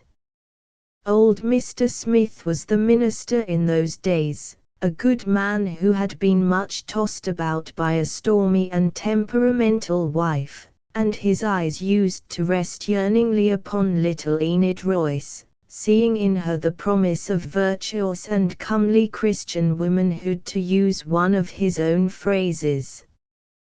Claude, in the boys' class across the aisle, used to tease her and try to distract her, but he respected her seriousness. When they played together she was fair-minded, didn't whine if she got hurt, and never claimed a girl's exemption from anything unpleasant. She was calm, even on the day when she fell into the mill dam and he fished her out. As soon as she stopped choking and coughing up muddy water, she wiped her face with her little drenched petticoats, and sat shivering and saying over and over, "Oh, Claude, Claude." Incidents like that one now seemed to him significant and fateful. When Claude's strength began to return to him, it came overwhelmingly. His blood seemed to grow strong while his body was still weak, so that the inrush of vitality shook him. The desire to live again sung in his veins while his frame was unsteady. Waves of youth swept over him and left him exhausted. When Enid was with him these feelings were never so strong. Her actual presence restored his equilibrium, almost. This fact did not perplex him. He fondly attributed it to something beautiful in the girl's nature, a quality so lovely and subtle that there is no name for it. During the first days of his recovery he did nothing but enjoy the creeping stir of life. Respiration was a soft physical pleasure. In the nights, so long he could not sleep them through, it was delightful to lie upon a cloud that floated lazily down the sky. In the depths of this lassitude the thought of Enid would start up like a sweet, burning pain, and he would drift out into the darkness upon sensations he could neither prevent nor control. So long as he could plow, pitch hay, or break his back in the wheat field, he had been master, but now he was overtaken by himself. Enid was meant for him and she had come for him. He would never let her go. She should never know how much he longed for her. She would be slow to feel even a little of what he was feeling, he knew that. It would take a long while. But he would be infinitely patient, infinitely tender of her. It should be he who suffered, not she. Even in his dreams he never wakened her, but loved her while she was still and unconscious like a statue. He would shed love upon her until she warmed and changed without knowing why. Sometimes when Enid sat unsuspecting beside him, a quick blush swept across his face and he felt guilty toward her, meek and humble, as if he must beg her forgiveness for something. Often he was glad when she went away and left him alone to think about her. Her presence brought him sanity, and for that he ought to be grateful. When he was with her, he thought how she was to be the one who would put him right with the world and make him fit into the life about him. He had troubled his mother and disappointed his father. His marriage would be the first natural, dutiful, expected thing he had ever done. It would be the beginning of usefulness and content, as his mother's oft-repeated psalm said, it would restore his soul. Enid's willingness to listen to him he could scarcely doubt. Her devotion to him during his illness was probably regarded by her friends as equivalent to an engagement. Claude's first trip to Frankfurt was to get his hair cut. After leaving the barber shop he presented himself, glistening with Bayram, at Jason Royce's office. Mr. Royce, in the act of closing his safe, turned and took the young man by the hand. "Hello, Claude, glad to see you around again. Sickness can't do much to a husky young farmer like you. With old fellows, it's another story. I'm just starting off to have a look at my alfalfa, south of the river. Get in and go along with me." They went out to the open car that stood by the sidewalk, and when they were spinning along between fields of ripening grain, Claude broke the silence. "I expect you know what I want to see you about, Mr. Royce." The older man shook his head. He had been preoccupied and grim ever since they started. "Well," Claude went on modestly, "it oughtn't to surprise you to hear that I've set my heart on Enid. I haven't said anything to her yet, but if you're not against me, I'm going to try to persuade her to marry me." "Marriage is a final sort of thing," Claude said. Mr. Royce. He sat slumping in his seat, watching the road ahead of him with intense abstraction, looking more gloomy and grizzled than usual. "Enid is a vegetarian, you know," he remarked unexpectedly. Claude smiled. "That could hardly make any difference to me, Mr. Royce." The other nodded slightly. "I know. At your age you think it doesn't. Such things do make a difference, however."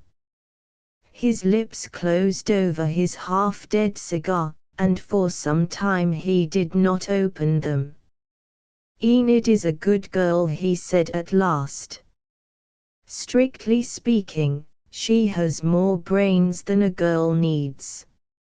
If Mrs. Royce had another daughter at home, I'd take Enid into my office. She has good judgment. I don't know, but she'd run a business better than a house." Having got this out, Mr. Royce relaxed his frown, took his cigar from his mouth, looked at it, and put it back between his teeth without relighting it. Claude was watching him with surprise. "There's no question about Enid, Mr. Royce." "I didn't come to ask you about her," he exclaimed. I came to ask if you'd be willing to have me for a son-in-law. I know, and you know, that Enid could do a great deal better than to marry me. I surely haven't made much of a showing, so far. Here we are, announced Mr. Royce. I'll leave the car under this elm, and we'll go up to the north end of the field and have a look. They crawled under the wire fence and started across the rough ground through a field of purple blossoms. Clouds of yellow butterflies darted up before them. They walked jerkily, breaking through the sun-baked crust into the soft soil beneath. Mr. Royce lit a fresh cigar, and as he threw away the match let his hand drop on the young man's shoulder. I always envied your father. You took my fancy when you were a little shaver, and I used to let you in to see the water wheel. When I gave up water power and put in an engine, I said to myself, there's just one fellow in the country will be sorry to see the old wheel go, and that's Claude Wheeler. I hope you don't think I'm too young to marry, Claude said as they tramped on. No, it's right and proper a young man should marry. I don't say anything against marriage, Mr. Royce protested doggedly. You may find some opposition in Enid's missionary motives. I don't know how she feels about that now. I don't enquire. I'd be pleased to see her get rid of such notions. They don't do a woman any good. I want to help her get rid of them. If it's all right with you, I hope I can persuade Enid to marry me this fall. Jason Royce turned his head quickly toward his companion, studied his artless, hopeful countenance for a moment, and then looked away with a frown. The alfalfa field sloped upward at one corner, lay like a bright green and purple handkerchief thrown down on the hillside. At the uppermost angle grew a slender young cottonwood, with leaves as light and agitated as the swarms of little butterflies that hovered above the clover. Mr. Royce made for this tree, took off his black coat, rolled it up, and sat down on it in the flickering shade. His shirt showed big blotches of moisture, and the sweat was rolling in clear drops along the creases in his brown neck. He sat with his hands clasped over his knees, his heels braced in the soft soil, and looked blankly off across the field. He found himself absolutely unable to touch upon the vast body of experience he wished to communicate to Claude. It lay in his chest like a physical misery, and the desire to speak struggled there. But he had no words, no way to make himself understood. He had no argument to present. What he wanted to do was to hold up life as he had found it, like a picture, to his young friend, to warn him, without explanation, against certain heart-breaking disappointments. It could not be done, he saw. The dead might as well try to speak to the living as the old to the young. The only way that Claude could ever come to share his secret, was to live. His strong yellow teeth closed tighter and tighter on the cigar, which had gone out like the first. He did not look at Claude, but while he watched the wind plow soft, flowery roads in the field, the boy's face was clearly before him, with its expression of reticent pride melting into the desire to please, and the slight stiffness of his shoulders, set in a kind of stubborn loyalty. Claude lay on the sod beside him, rather tired after his walk in the sun, a little melancholy, though he did not know why. After a long while Mr. Royce unclasped his broad, thick-fingered miller's hands, and for a moment took out the macerated cigar. "Well, Claude," he said with determined cheerfulness, "we'll always be better friends than is common between father and son-in-law. You'll find out that pretty nearly everything you believe about life, about marriage, especially, is lies. I don't know why people prefer to live in that sort of a world, but they do." 6 After his interview with Mr. Royce, Claude drove directly to the mill house.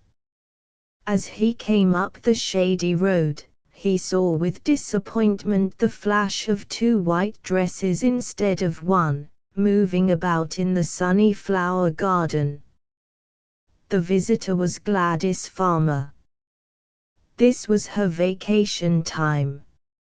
She had walked out to the mill in the cool of the morning to spend the day with Enid.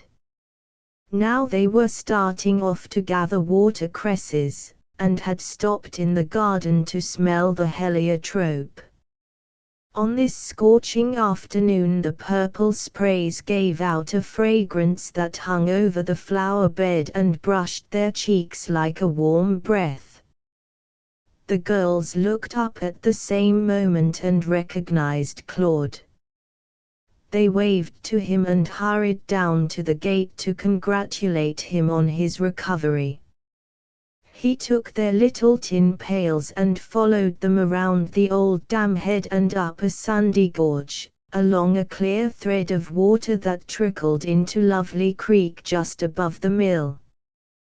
They came to the gravelly hill where the stream took its source from a spring hollowed out under the exposed roots of 2 elm trees. All about the spring, and in the sandy bed of the shallow creek, the cresses grew cool and green. Gladys had strong feelings about places. She looked around her with satisfaction. "Of all the places where we used to play, Enid, this was my favorite," she declared. "You girls sit up there on the elm roots," Claude suggested. "Wherever you put your foot in this soft gravel, water gathers. You'll spoil your white shoes. I'll get the cress for you. Stuff my pail as full as you can." Then Gladys called as they sat down. "I wonder why the Spanish dagger grows so thick on this hill, Enid. These plants were old and tough when we were little. I love it here." She leaned back upon the hot, glistening hillside. The sun came down in red rays through the elm tops, and all the pebbles and bits of quartz glittered dazzlingly. Down in the stream bed the water, where it caught the light, twinkled like tarnished gold. Claude's sandy head and stooping shoulders were mottled with sunshine as they moved about over the green patches, and his duck trousers looked much whiter than they were.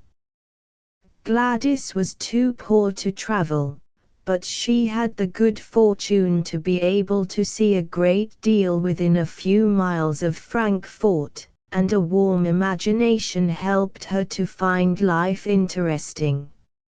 She did, as she confided to Enid, want to go to Colorado. She was ashamed of never having seen a mountain. Presently Claude came up the bank with 2 shining, dripping pails. "Now may I sit down with you for a few minutes?" Moving to make room for him beside her, Enid noticed that his thin face was heavily beaded with perspiration. His pocket handkerchief was wet and sandy, so she gave him her own, with a proprietary air. "Why, Claude, you look quite tired. Have you been overdoing? Where were you before you came here? I was out in the country with your father, looking at his alfalfa. And he walked you all over the field in the hot sun, I suppose. Claude laughed. He did. Well, I'll scold him tonight. You stay here and rest. I am going to drive Gladys home. Gladys protested, but at last consented that they should both drive her home in Claude's car. They lingered a while, however, listening to the soft, amiable bubbling of the spring, a wise, unobtrusive voice, murmuring night and day, continually telling the truth to people who could not understand it. When they went back to the house, Enid stopped long enough to cut a bunch of heliotrope for Mrs. Farmer, though with the sinking of the sun its rich perfume had already vanished. They left Gladys and her flowers and cresses at the gate of the white cottage, now half hidden by gaudy trumpet vines. Claude turned his car and went back along the dim, twilight road with Enid. I usually like to see Gladys, but when I found her with you this afternoon, I was terribly disappointed for a minute. I'd just been talking with your father, and I wanted to come straight to you. Do you think you could marry me, Enid? I don't believe it would be for the best, Claude. She spoke sadly. He took her passive hand. Why not? My mind is full of other plans.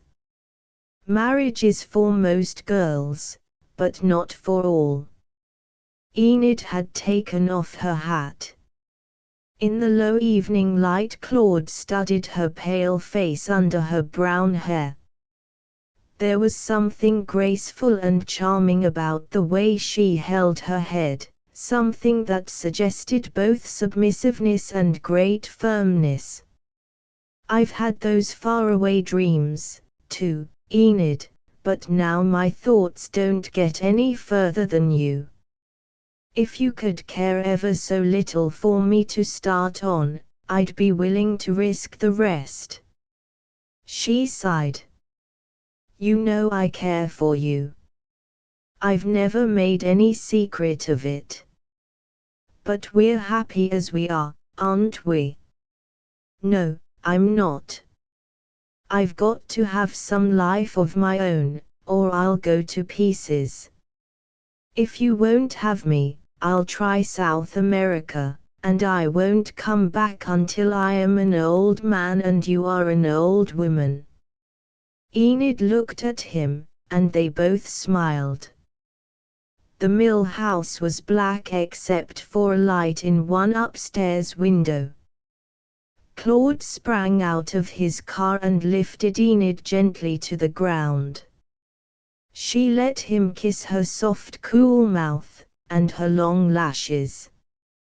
In the pale, dusty dusk, lit only by a few white stars, and with the chill of the creek already in the air, she seemed to Claude like a shivering little ghost come up from the rushes where the old mill dam used to be. A terrible melancholy clutched at the boy's heart. He hadn't thought it would be like this. He drove home feeling weak and broken. Was there nothing in the world outside to answer to his own feelings, and was every turn to be fresh disappointment? Why was life so mysteriously hard? This country itself was sad, he thought, looking about him, and you could no more change that than you could change the story in an unhappy human face. He wished to God he were sick again. The world was too rough a place to get about in. There was one person in the world who felt sorry for Claude that night. Gladys Farmer sat at her bedroom window for a long while, watching the stars and thinking about what she had seen plainly enough that afternoon. She had liked Enid ever since they were little girls, and knew all there was to know about her. Claude would become one of those dead people that moved about the streets of Frankfort. Everything that was Claude would perish, and the shell of him would come and go and eat and sleep for 50 years. Gladys had taught the children of many such dead men. She had worked out a misty philosophy for herself, full of strong convictions and confused figures. She believed that all things which might make the world beautiful, love and kindness, leisure and art, were shut up in prison, and that successful men like Baylis Wheeler held the keys. The generous ones, who would let these things out to make people happy, were somehow weak, and could not break the bars. Even her own little life was squeezed into an unnatural shape by the domination of people like Baylis. She had not dared, for instance, to go to Omaha that spring for the 3 performances of the Chicago Opera Company. Such an extravagance would have aroused a corrective spirit in all her friends, and in the school board as well. They would probably have decided not to give her the little increase in salary she counted upon having next year. There were people, even in Frankfort, who had imagination and generous impulses, but they were all, she had to admit, inefficient failures. There was Miss Livingston, the fiery, emotional old maid who couldn't tell the truth, old Mr. Smith, a lawyer without clients, who read Shakespeare and Dryden all day long in his dusty office, Bobby Jones, the effeminate drug clerk, who wrote free verse and movie scenarios, and tended the soda-water fountain. Claude was her one hope. Ever since they graduated from high school, all through the 4 years she had been teaching, she had waited to see him emerge and prove himself.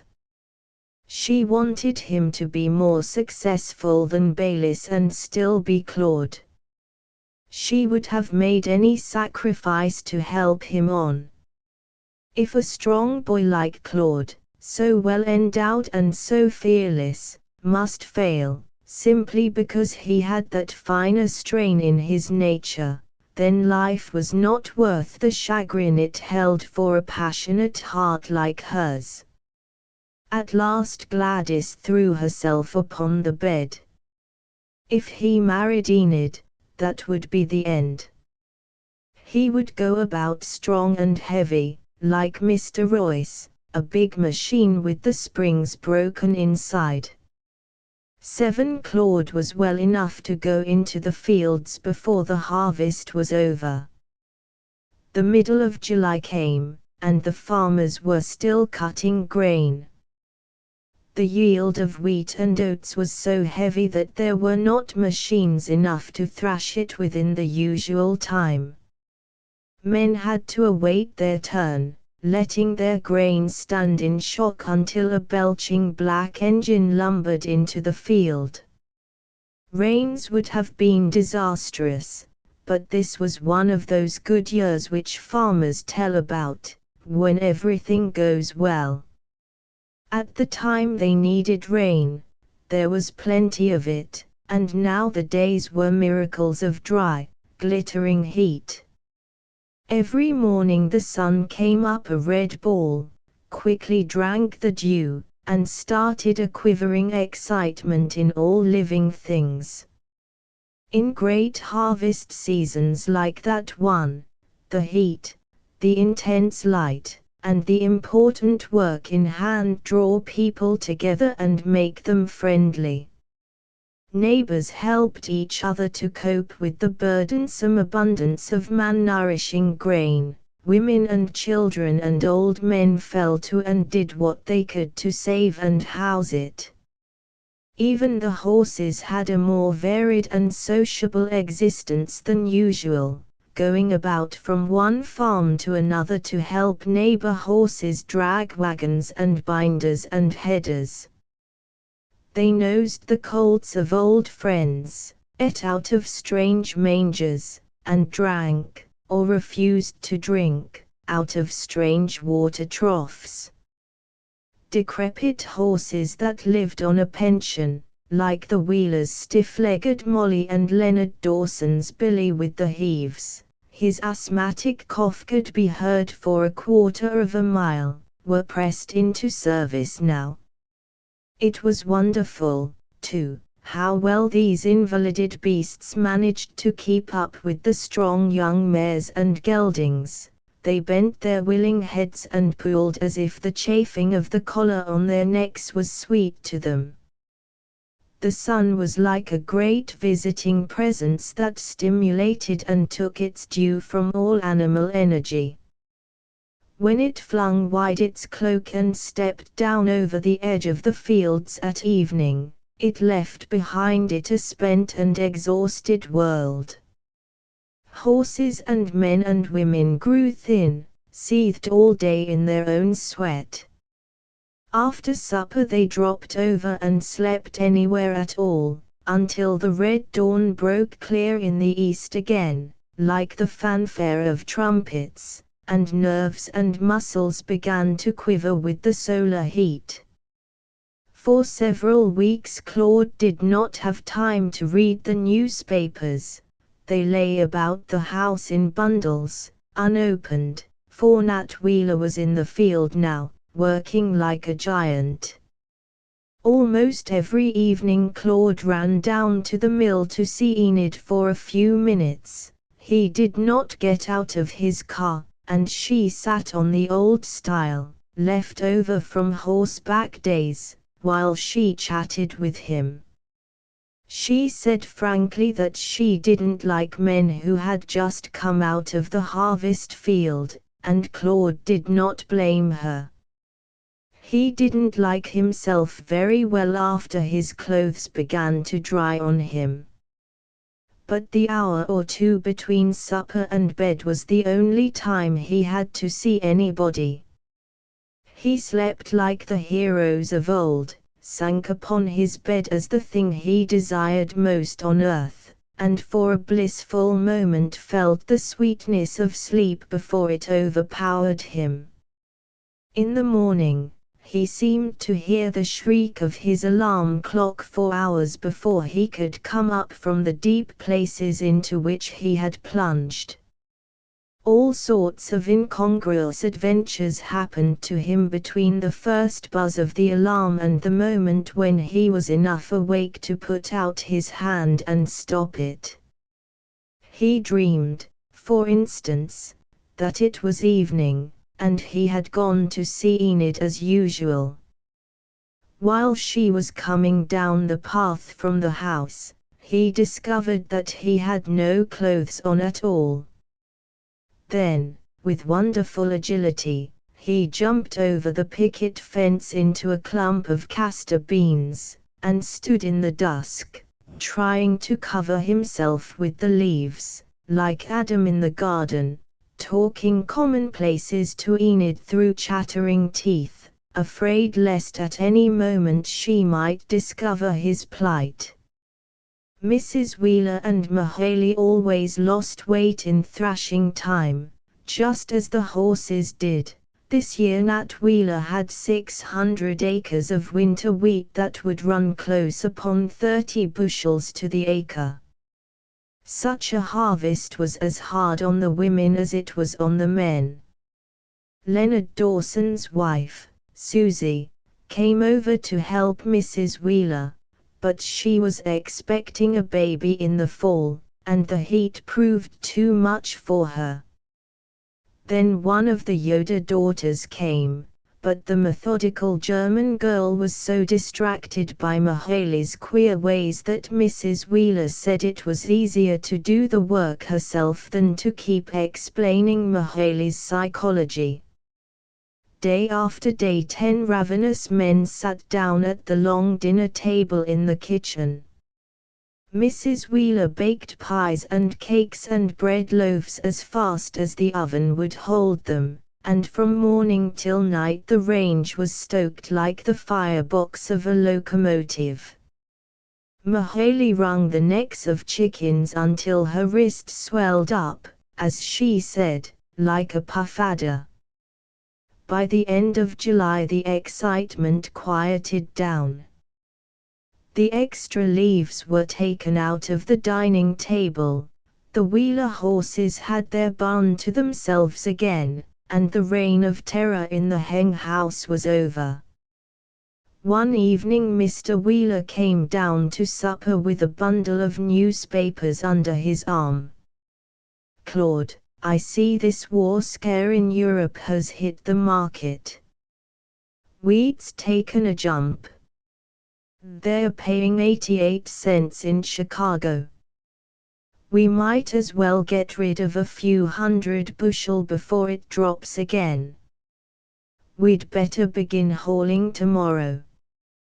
You and I can make 2 trips a day over to Viscount. By changing teams, there's no grade to speak of." Mrs. Wheeler, arrested in the act of pouring coffee, sat holding the coffee pot in the air, forgetting she had it. "If this is only a newspaper scare, as we think, I don't see why it should affect the market," she murmured mildly. "Surely those big bankers in New York and Boston have some way of knowing rumor from fact." "Give me some coffee, please," said her husband testily. "I don't have to explain the market, I've only got to take advantage of it. But unless there's some reason, why are we dragging our wheat over to Viscount?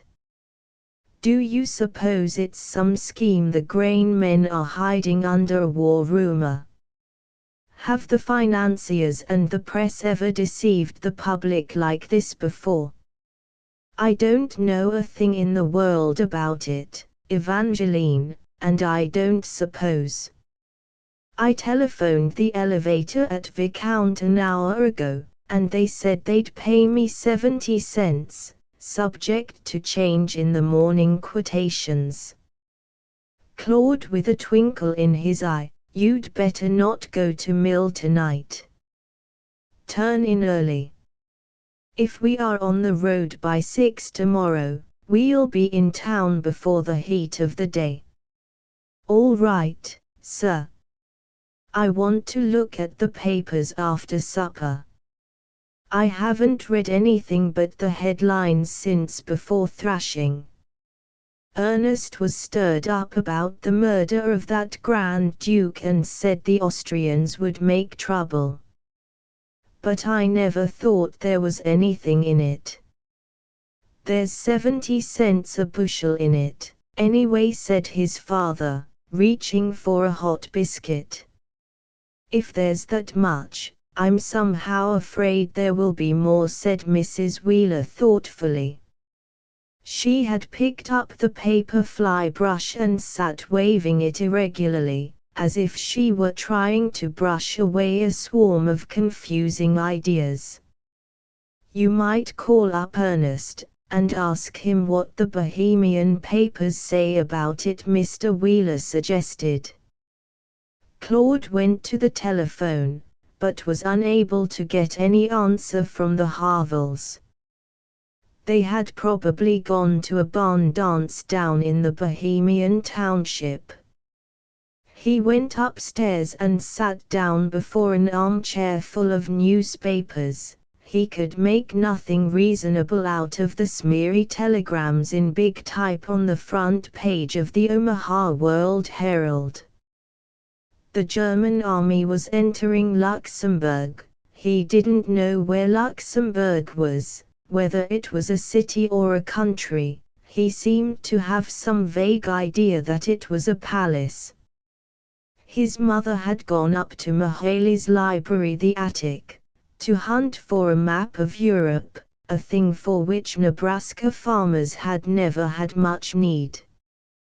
But that night, on many prairie homesteads, the women, American and foreign-born, were hunting for a map.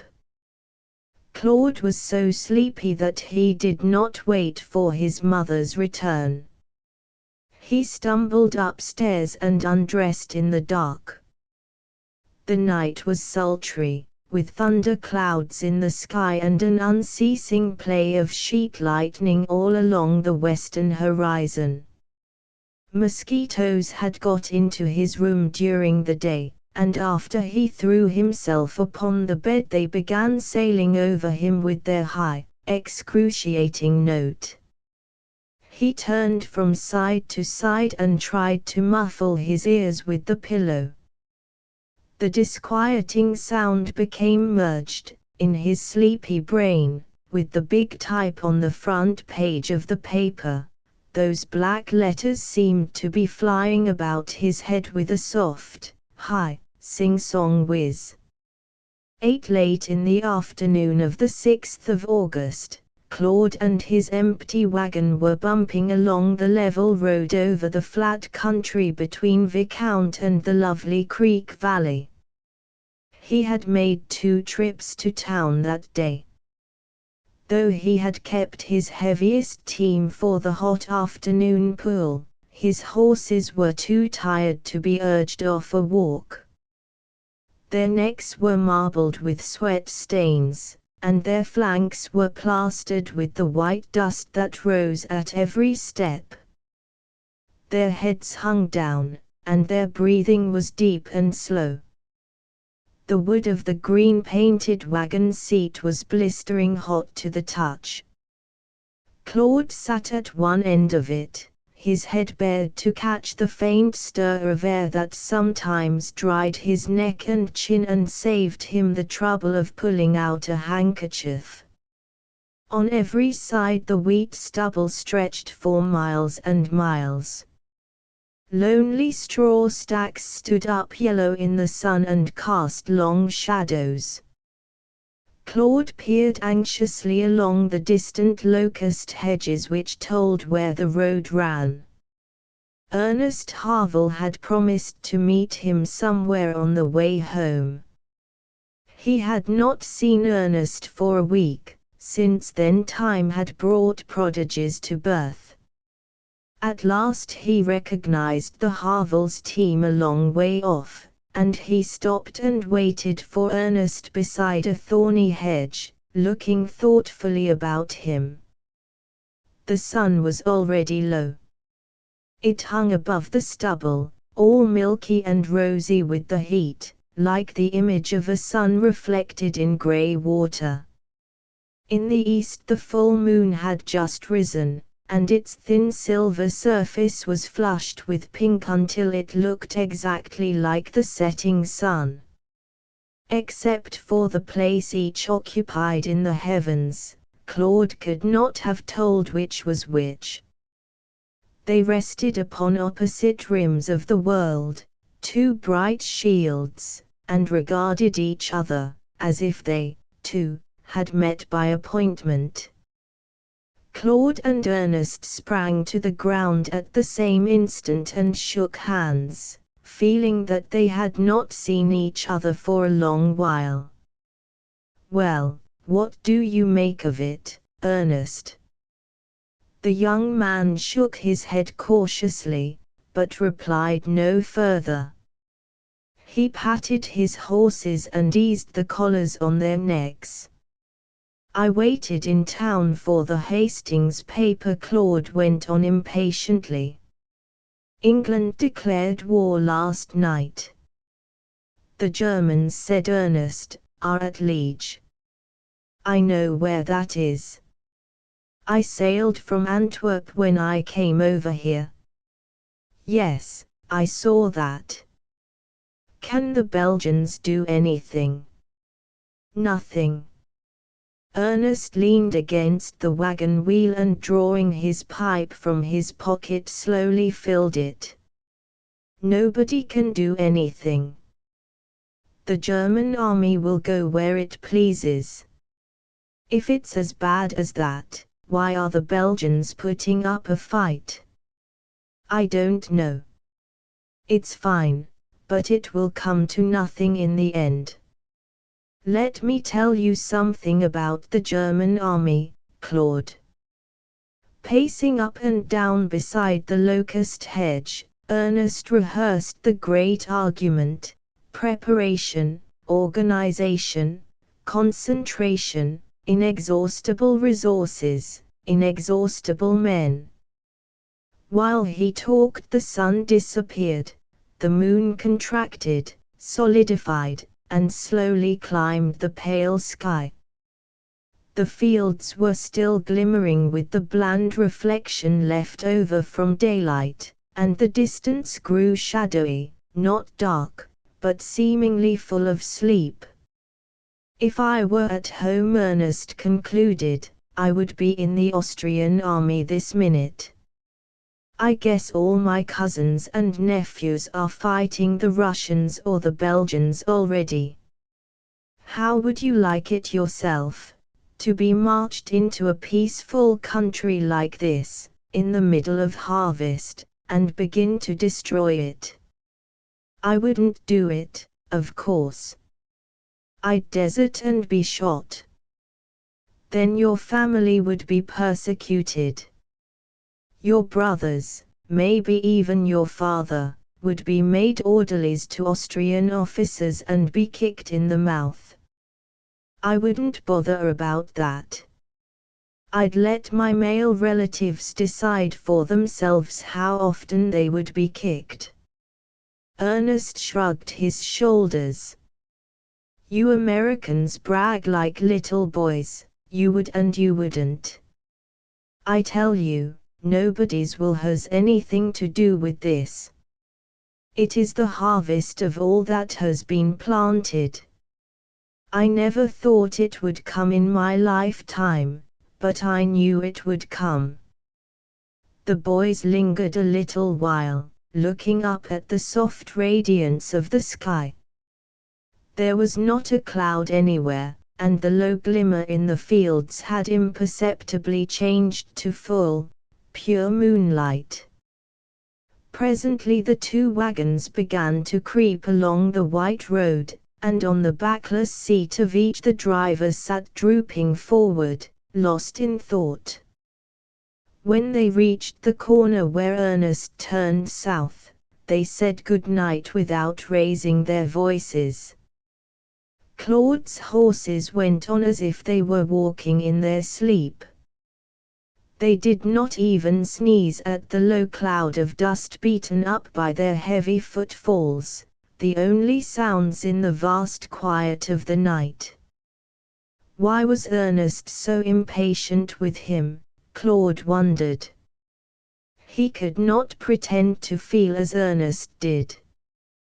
He had nothing behind him to shape his opinions or color his feelings about what was going on in Europe. He could only sense it day by day. He had always been taught that the German people were preeminent in the virtues Americans most admire. A month ago he would have said they had all the ideals a decent American boy would fight for. The invasion of Belgium was contradictory to the German character as he knew it in his friends and neighbors. He still cherished the hope that there had been some great mistake, that this splendid people would apologize and right itself with the world. Mr. Wheeler came down the hill, bareheaded and coatless, as Claude drove into the barnyard. I expect you're tired. I'll put your team away. Any news?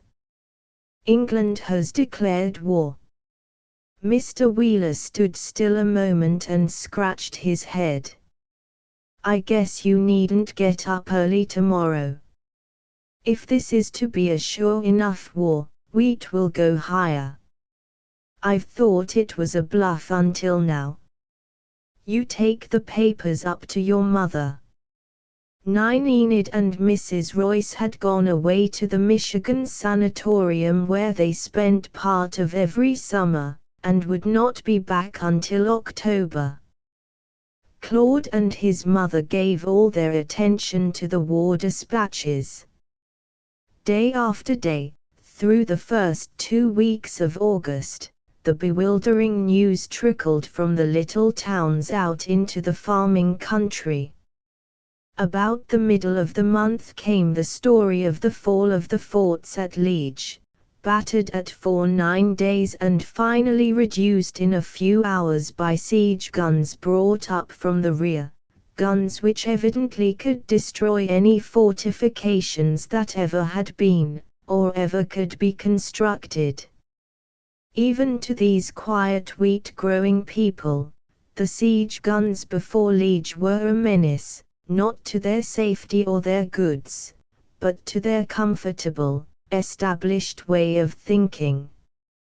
They introduced the greater-than-man force which afterward repeatedly brought into this war the effect of unforeseeable natural disaster, like tidal waves, earthquakes, or the eruption of volcanoes. On the 23rd came the news of the fall of the forts at Nama, again giving warning that an unprecedented power of destruction had broken loose in the world.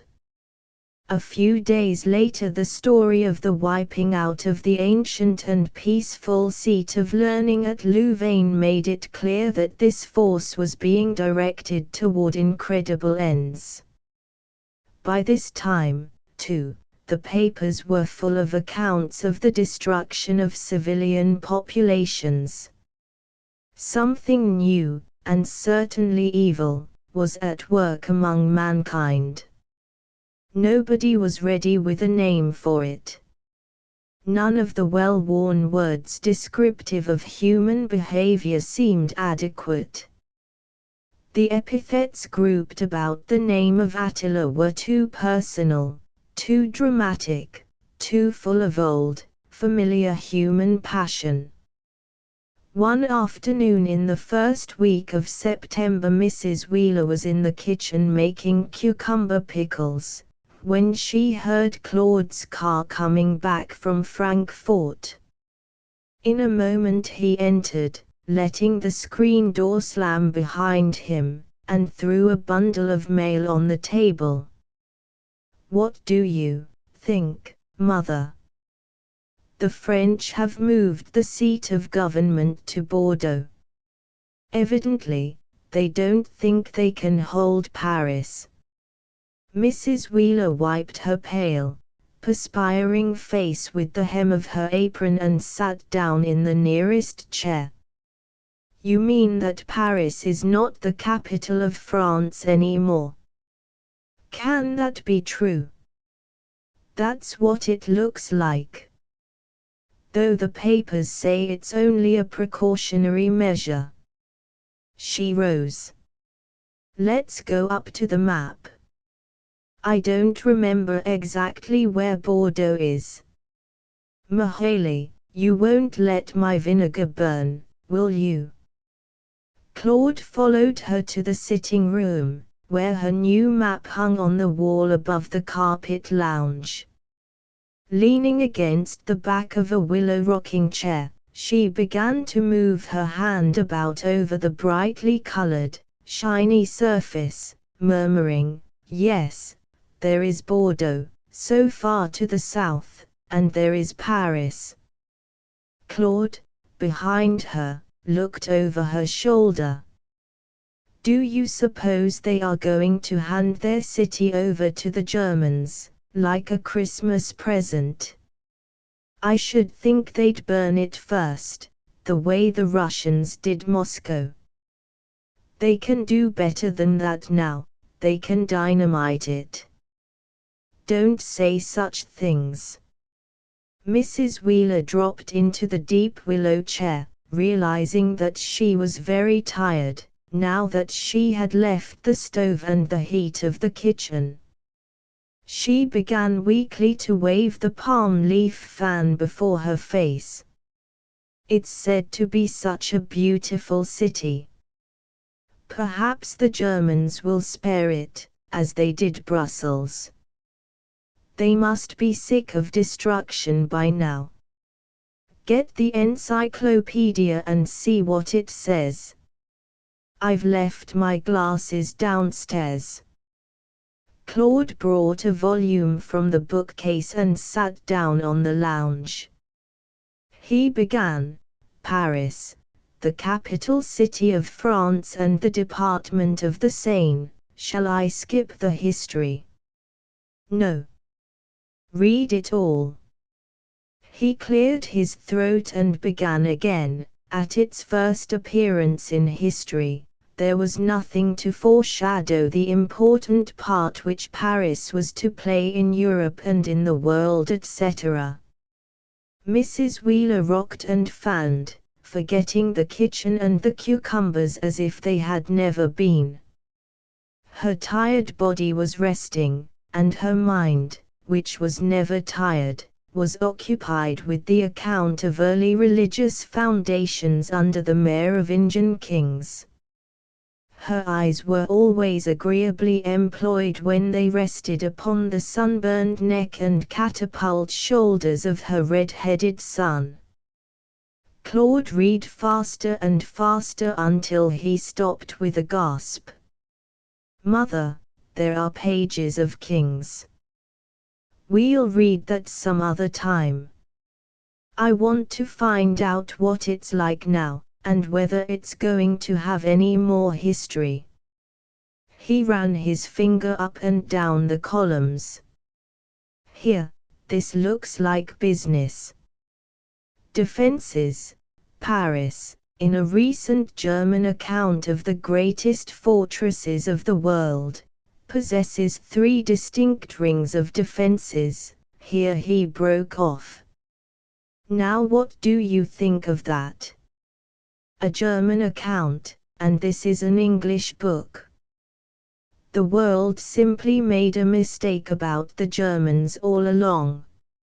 It's as if we invited a neighbor over here and showed him our cattle and barns, and all the time he was planning how he would come at night and club us in our beds. Mrs. Wheeler passed her hand over her brow.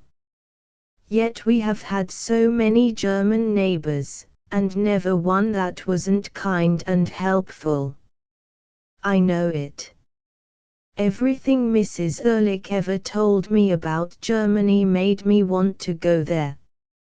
And the people that sing all those beautiful songs about women and children went into Belgian villages and, don't, Claude. His mother put out her hands as if to push his words back. Read about the defenses of Paris, that's what we must think about now. I can't but believe there is one fort the Germans didn't put down in their book, and that it will stand. We know Paris is a wicked city, but there must be many God-fearing people there, and God has preserved it all these years. You saw in the paper how the churches are full all day of women praying. She leaned forward and smiled at him indulgently. And you believe those prayers will accomplish nothing, son? Claude squirmed, as he always did when his mother touched upon certain subjects. Well, you see, I can't forget that the Germans are praying, too. And I guess they are just naturally more pious than the French. Taking up the book he began once more, in the low ground again, at the narrowest part of the great loop of the Marne, etc. Claude and his mother had grown familiar with the name of that river, and with the idea of its strategic importance, before it began to stand out in black headlines a few days later. The fall plowing had begun as usual. Mr. Wheeler had decided to put in 600 acres of wheat again. Whatever happened on the other side of the world, they would need bread. He took a third team himself and went into the field every morning to help Dan and Claude. The neighbors said that nobody but the Kaiser had ever been able to get Nat Wheeler down to regular work. Since the men were all afield, Mrs. Wheeler now went every morning to the mailbox at the crossroads, a quarter of a mile away, to get yesterday's Omaha and Kansas City papers which the carrier left. In her eagerness she opened and began to read them as she turned homeward, and her feet, never too sure, took a wandering way among sunflowers and buffalo burrs. One morning, indeed, she sat down on a red grass bank beside the road and read all the war news through before she stirred, while the grasshoppers played leapfrog over her skirts, and the gophers came out of their holes and blinked at her. That noon, when she saw Claude leading his team to the water tank, she hurried down to him without stopping to find her bonnet, and reached the windmill breathless. "The French have stopped falling back, Claude. They are standing at the Marne. There is a great battle going on. The papers say it may decide the war. It is so near Paris that some of the army went out in taxicabs." Claude drew himself up. "Well, it will decide about Paris, anyway, won't it? How many divisions? I can't make out. The accounts are so confusing. But only a few of the English are there, and the French are terribly outnumbered. Your father got in before you, and he has the papers upstairs. They are 24 hours old. I'll go to Viscount tonight after I'm done work, and get the Hastings paper." In the evening, when he came back from town, he found his father and mother waiting up for him. He stopped a moment in the sitting room. "There is not much news, except that the battle is on, and practically the whole French army is engaged. The Germans outnumber them 5-3 in men, and nobody knows how much in artillery. General Joffre says the French will fall back no farther." He did not sit down, but went straight upstairs to his room. Mrs. Wheeler put out the lamp, undressed, and lay down, but not to sleep.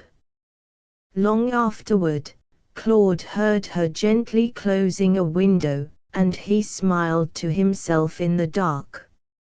His mother, he knew, had always thought of Paris as the wickedest of cities, the capital of a frivolous, wine-drinking, Catholic people, who were responsible for the massacre of Saint Bartholomew and for the grinning atheist, Voltaire.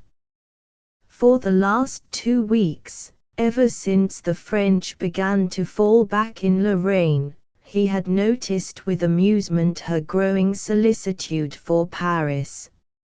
It was curious, he reflected, lying wide awake in the dark. 4 days ago the seat of government had been moved to Bordeaux, with the effect that Paris seemed suddenly to have become the capital, not of France, but of the world.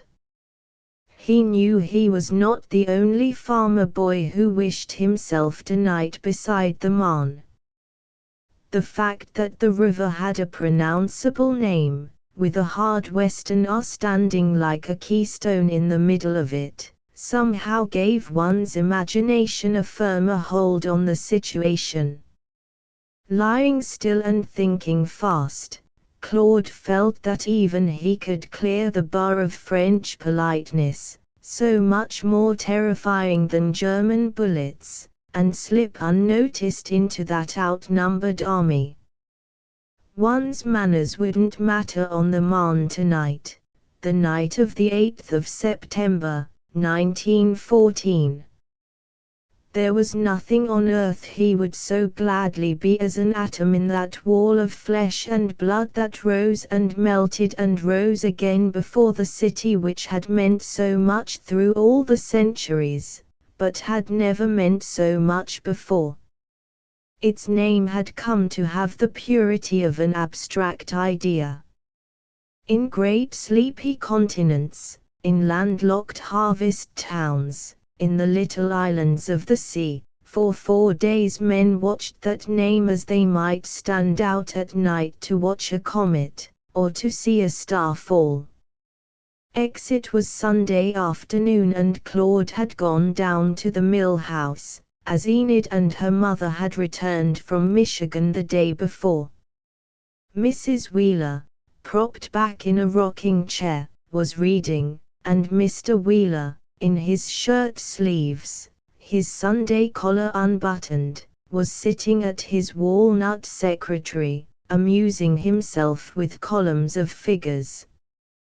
Presently he rose and yawned, stretching his arms above his head. Claude thinks he wants to begin building right away, up on the quarter next the timber claim.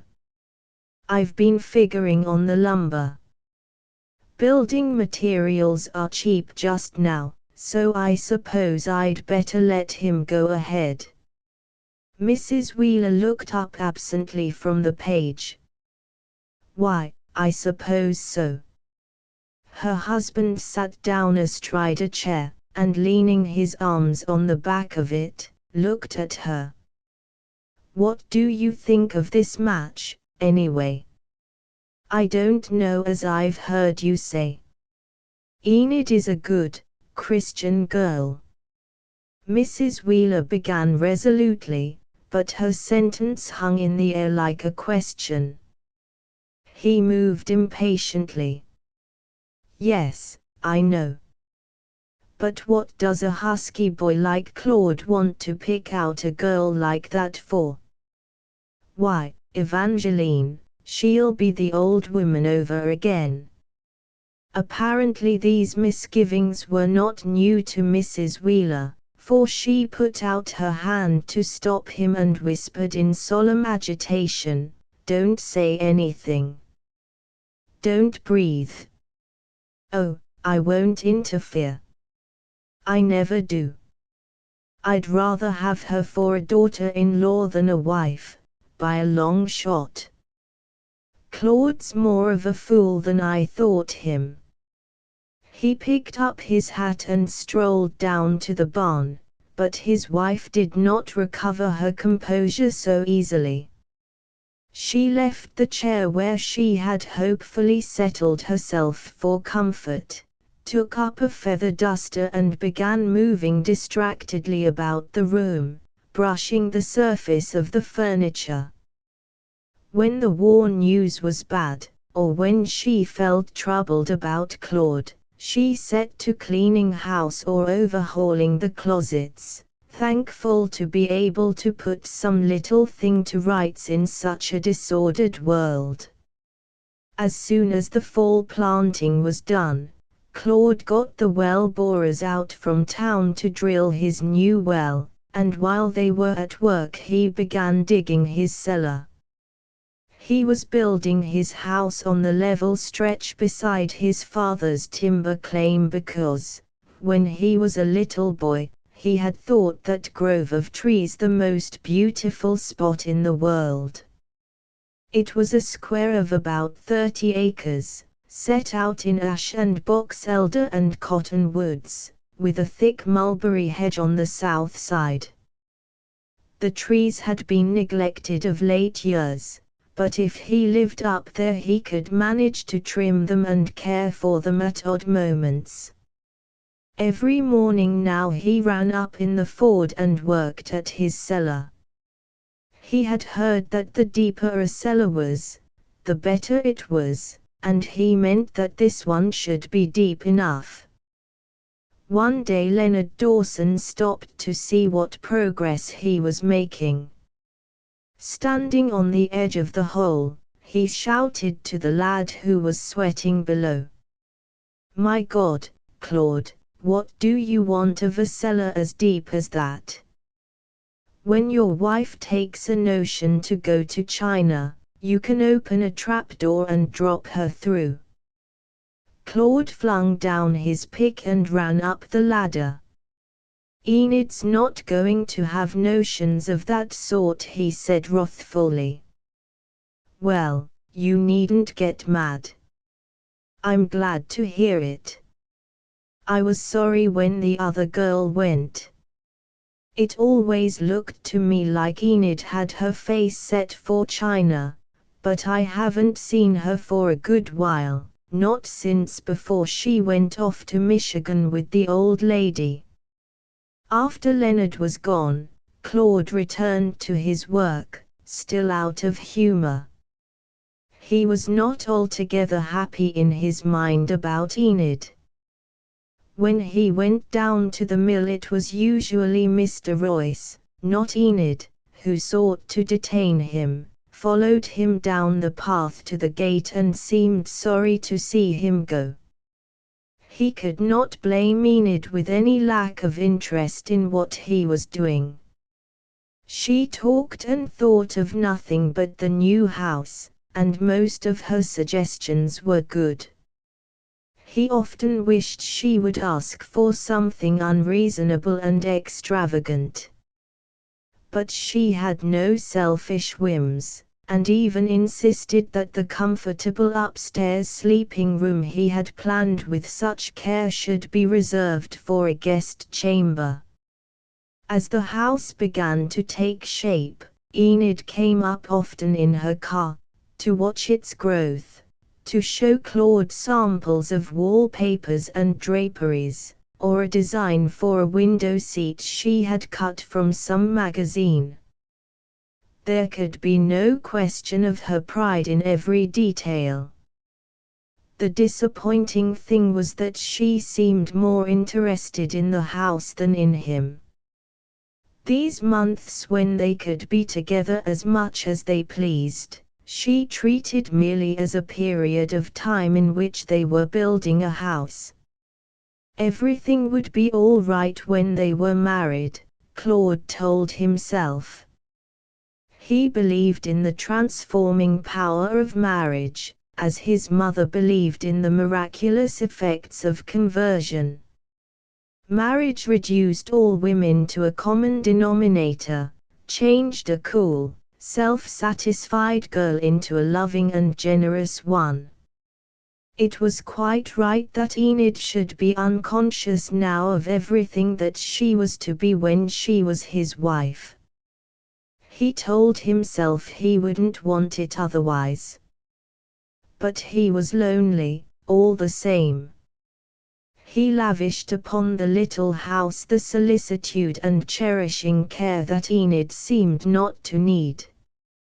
He stood over the carpenters, urging the greatest nicety in the finish of closets and cupboards, the convenient placing of shelves, the exact joining of sills and casings. Often he stayed late in the evening, after the workmen with their noisy boots had gone home to supper. He sat down on a rafter or on the skeleton of the upper porch and quite lost himself in brooding, in anticipation of things that seemed as far away as ever. The dying light, the quiet stars coming out, were friendly and sympathetic. One night a bird flew in and fluttered wildly about among the partitions, shrieking with fright before it darted out into the dusk through one of the upper windows and found its way to freedom. When the carpenters were ready to put in the staircase, Claude telephoned Enid and asked her to come and show them just what height she wanted the steps made. His mother had always had to climb stairs that were too steep. Enid stopped her car at the Frankfort High School at 4 o'clock and persuaded Gladys Farmer to drive out with her. When they arrived, they found Claude working on the lattice enclosure of the back porch. "Claude is like Jonah," Enid laughed. "He wants to plant gourd vines here, so they will run over the lattice and make shade. I can think of other vines that might be more ornamental." Claude put down his hammer and said coaxingly, "Have you ever seen a gourd vine when it had something to climb on, Enid?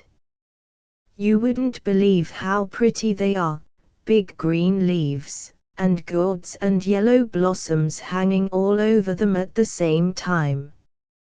An old German woman who keeps a lunch counter at one of those stations on the road to Lincoln has them running up her back porch, and I've wanted to plant some ever since I first saw hers."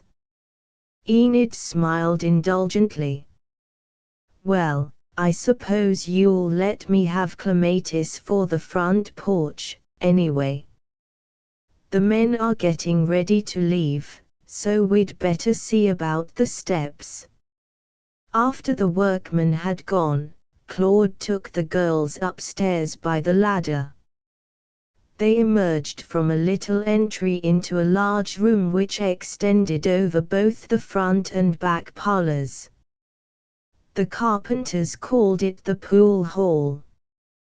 There were 2 long windows, like doors, opening upon the porch roof, and in the sloping ceiling were 2 dormer windows, one looking north to the timber claim and the other south toward Lovely Creek.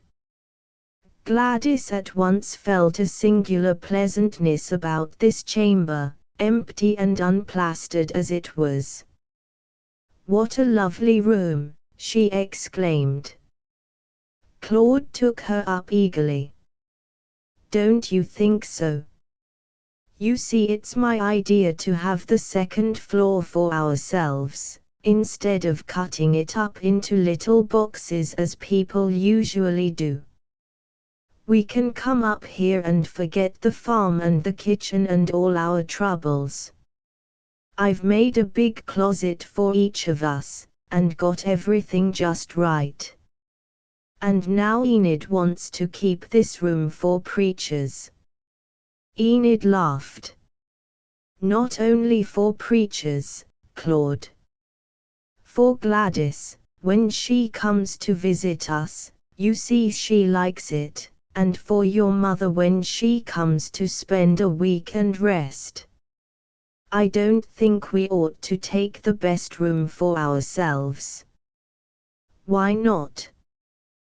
Claude argued hotly. "I'm building the whole house for ourselves. Come out on the porch roof, Gladys. Isn't this fine for hot nights?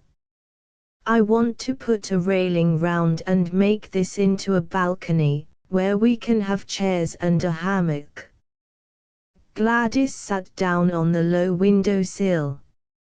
"Enid, you'd be foolish to keep this for a guest room. Nobody would ever enjoy it as much as you would. You can see the whole country from here." Enid smiled, but showed no sign of relenting. "Let's wait and watch the sun go down. Be careful, Claude. It makes me nervous to see you lying there." He was stretched out on the edge of the roof, one leg hanging over, and his head pillowed on his arm. The flat fields turned red, the distant windmills flashed white, and little rosy clouds appeared in the sky above them. "If I make this into a balcony," Claude murmured, "the peak of the roof will always throw a shadow over it in the afternoon, and at night the stars will be right overhead. It will be a fine place to sleep in harvest time. Oh, You could always come up here to sleep on a hot night, Enid said quickly. It wouldn't be the same. They sat watching the light die out of the sky, and Enid and Gladys drew close together as the coolness of the autumn evening came on. The three friends were thinking about the same thing, and yet, if by some sorcery each had begun to speak his thoughts aloud, amazement and bitterness would have fallen upon all. Enid's reflections were the most blameless. The discussion about the guest room had reminded her of Brother Weldon. In September, on her way to Michigan with Mrs. Royce, she had stopped for a day in Lincoln to take counsel with Arthur Weldon as to whether she ought to marry one whom she described to him as an unsaved man. Young Mr. Weldon approached this subject with a cautious tread, but when he learned that the man in question was Claude Wheeler, he became more partisan than was his wont. He seemed to think that her marrying Claude was the one way to reclaim him, and did not hesitate to say that the most important service devout girls could perform for the church was to bring promising young men to its support. Enid had been almost certain that Mr. Weldon would approve her course before she consulted him, but his concurrence always gratified her pride. She told him that when she had a home of her own she would expect him to spend a part of his summer vacation there, and he blushingly expressed his willingness to do so.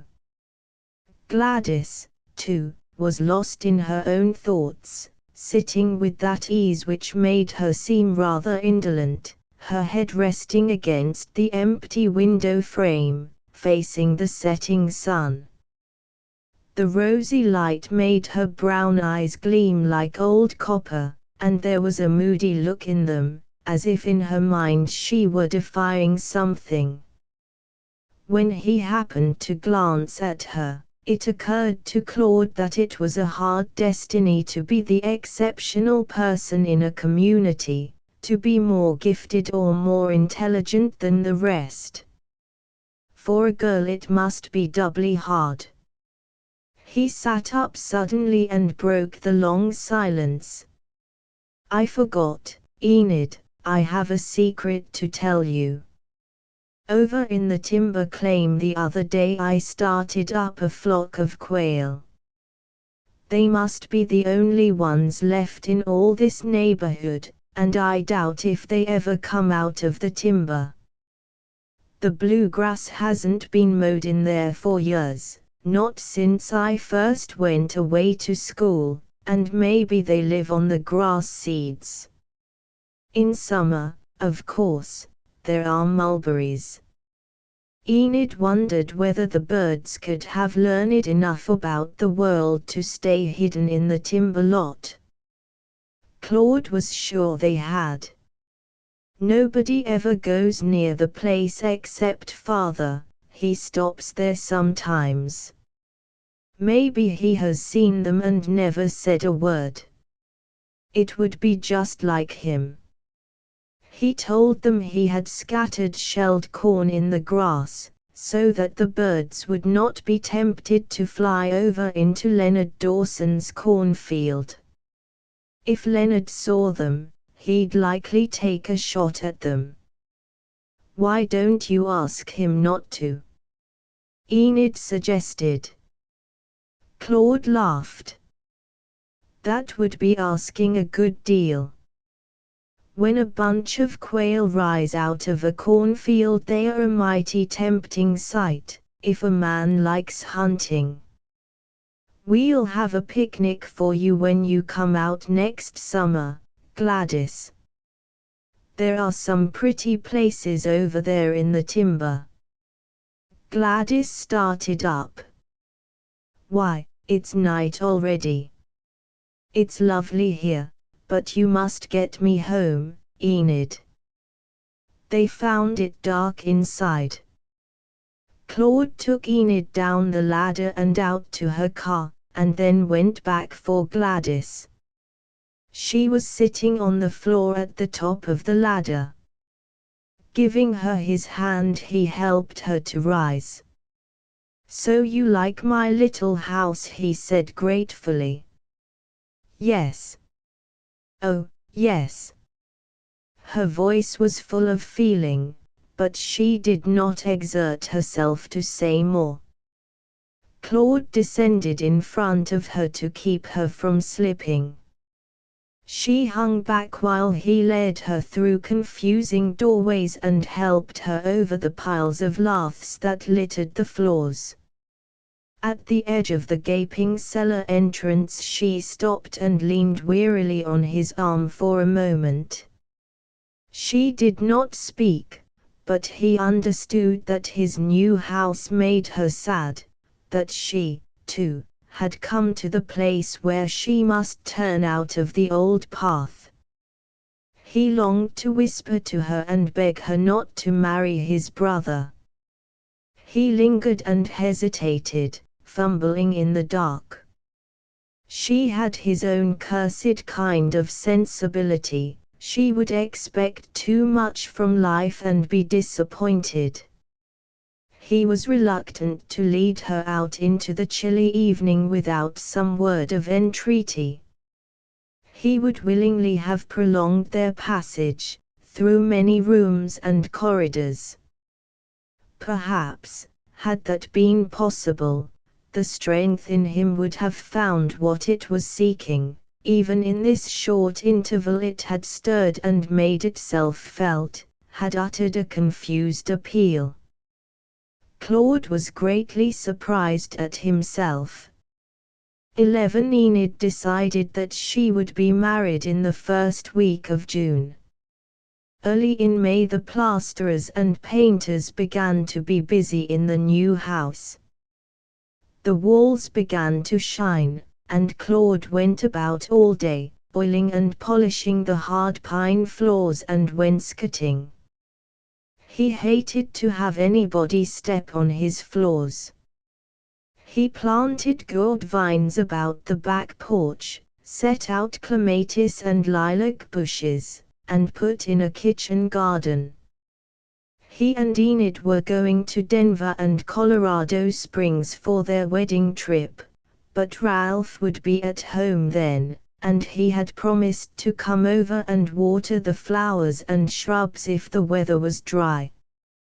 Enid often brought her work and sat sewing on the front porch while Claude was rubbing the woodwork inside the house, or digging and planting outside.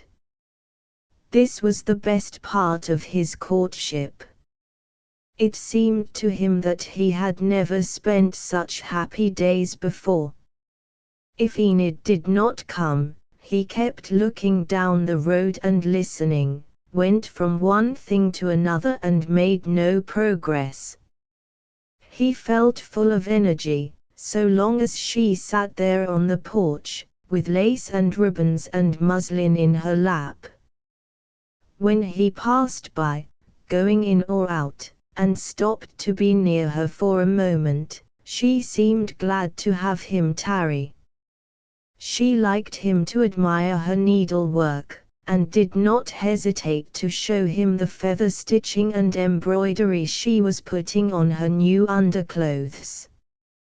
He could see, from the glances they exchanged, that the painters thought this very bold behavior in one so soon to be a bride.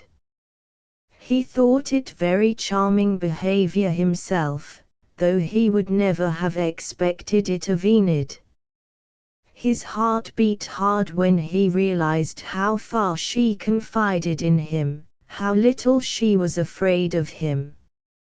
She would let him linger there, standing over her and looking down at her quick fingers, or sitting on the ground at her feet, gazing at the muslin pinned to her knee, until his own sense of propriety told him to get about his work and spare the feelings of the painters. "When are you going over to the timber claim with me?" he asked. dropping on the ground beside her one warm, windy afternoon. Enid was sitting on the porch floor, her back against a pillar, and her feet on one of those round mats of pursley that grow over hard-beaten earth. "I've found my flock of quail again. They live in the deep grass, over by a ditch that holds water most of the year. I'm going to plant a few rows of peas in there, so they'll have a feeding ground at home. I consider Leonard's cornfield a great danger. I don't know whether to take him into my confidence or not." "You've told Ernest Harville, I suppose?" "Oh, yes," Claude replied, trying not to be aware of the little note of acrimony in her voice. "He's perfectly safe. That place is a paradise for birds. The trees are full of nests.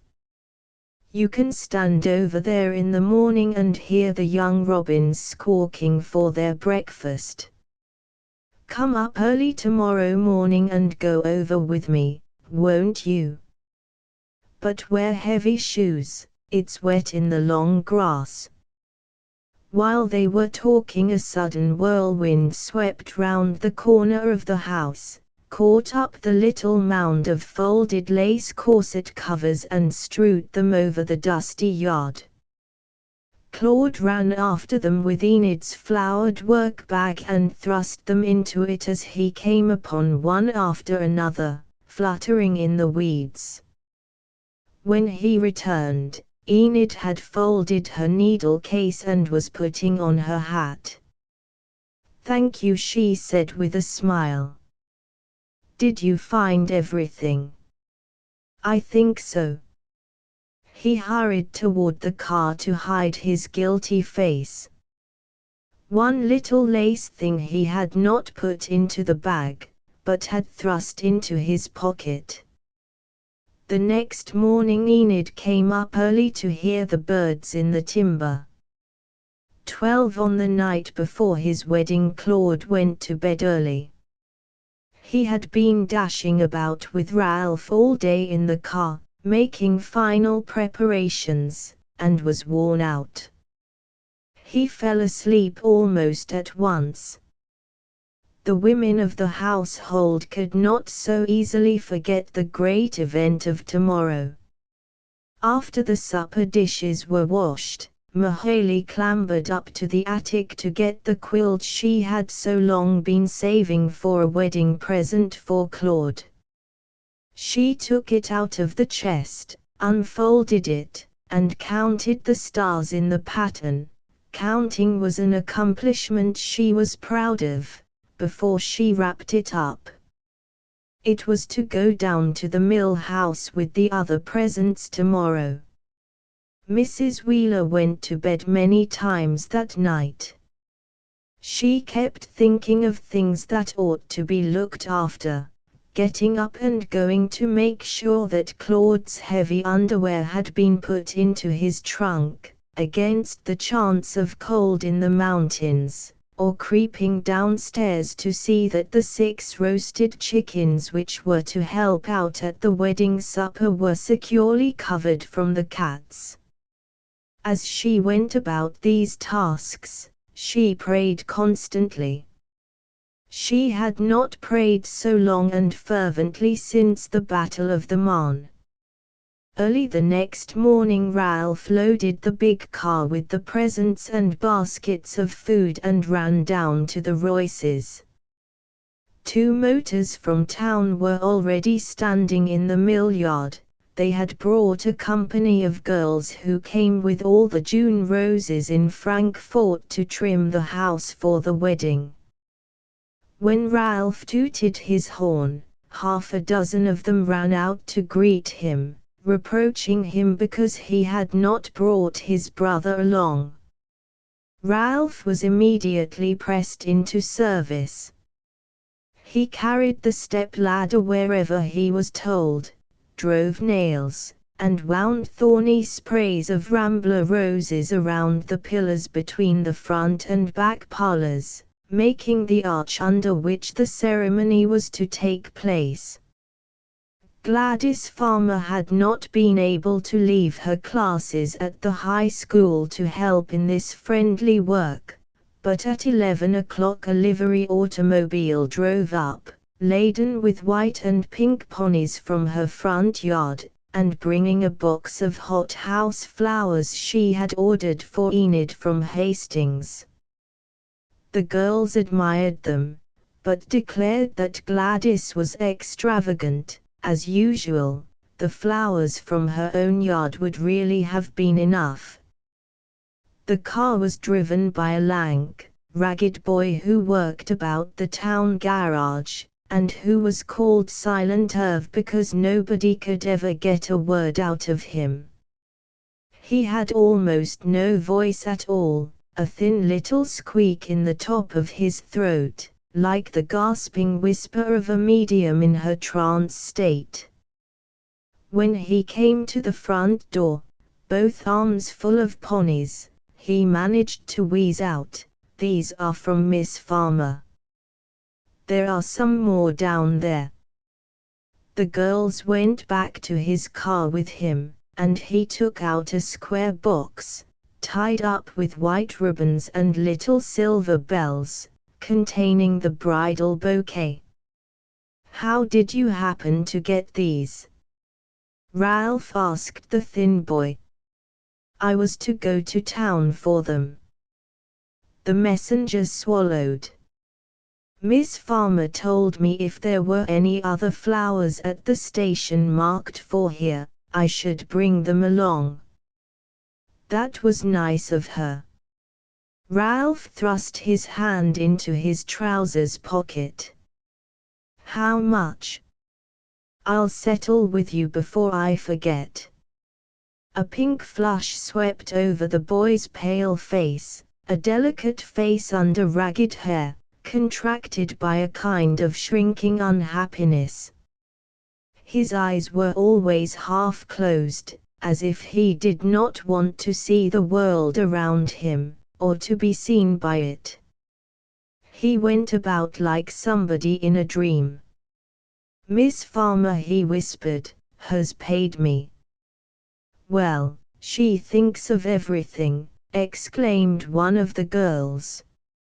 "You used to go to school to Gladys, didn't you, Irv?" "Yes, ma'am." He got into his car without opening the door, slipping like an eel round the steering rod, and drove off. The girls followed Ralph up the gravel walk toward the house. One whispered to the others, "Do you suppose Gladys will come out tonight with Baylis Wheeler? I always thought she had a pretty warm spot in her heart for Claude, myself." Someone changed the subject. "I can't get over hearing Irv talk so much. Gladys must have put a spell on him. She was always kind to him in school," said the girl who had questioned the silent boy. "She said he was good in his studies, but he was so frightened he could never recite. She let him write out the answers at his desk." Ralph stayed for lunch, playing about with the girls until his mother telephoned for him. "Now I'll have to go home and look after my brother, or he'll turn up tonight in a striped shirt. Give him our love," the girls called after him, "and tell him not to be late." As he drove toward the farm, Ralph met Dan, taking Claude's trunk into town. He slowed his car. "Any message?" he called. Dan grinned. "No. I left him doing as well as could be expected." Mrs. Wheeler met Ralph on the stairs. "He's up in his room. He complains his new shoes are too tight." I think it's nervousness. Perhaps he'll let you shave him, I'm sure he'll cut himself. And I wish the barber hadn't cut his hair so short, Ralph. I hate this new fashion of shearing men behind the ears. The back of his neck is the ugliest part of a man. She spoke with such resentment that Ralph broke into a laugh. Why, Mother, I thought all men looked alike to you. Anyhow, Claude's no beauty. When will you want your bath? I'll have to manage so that everybody won't be calling for hot water at once. She turned to Mr. Wheeler, who sat writing a check at the secretary. Father, could you take your bath now, and be out of the way? Bath? Mr. Wheeler shouted, I don't want any bath. I'm not going to be married tonight. I guess we don't have to boil the whole house for Enid. Ralph snickered and shot upstairs. He found Claude sitting on the bed, with one shoe off and one shoe on.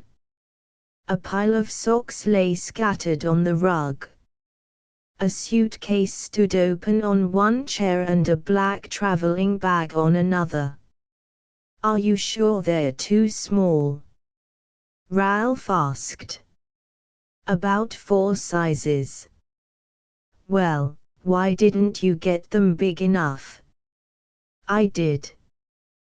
That shark in Hastings worked off another pair on me when I wasn't looking. That's all right, snatching away the shoe his brother had picked up to examine. I don't care, so long as I can stand in them.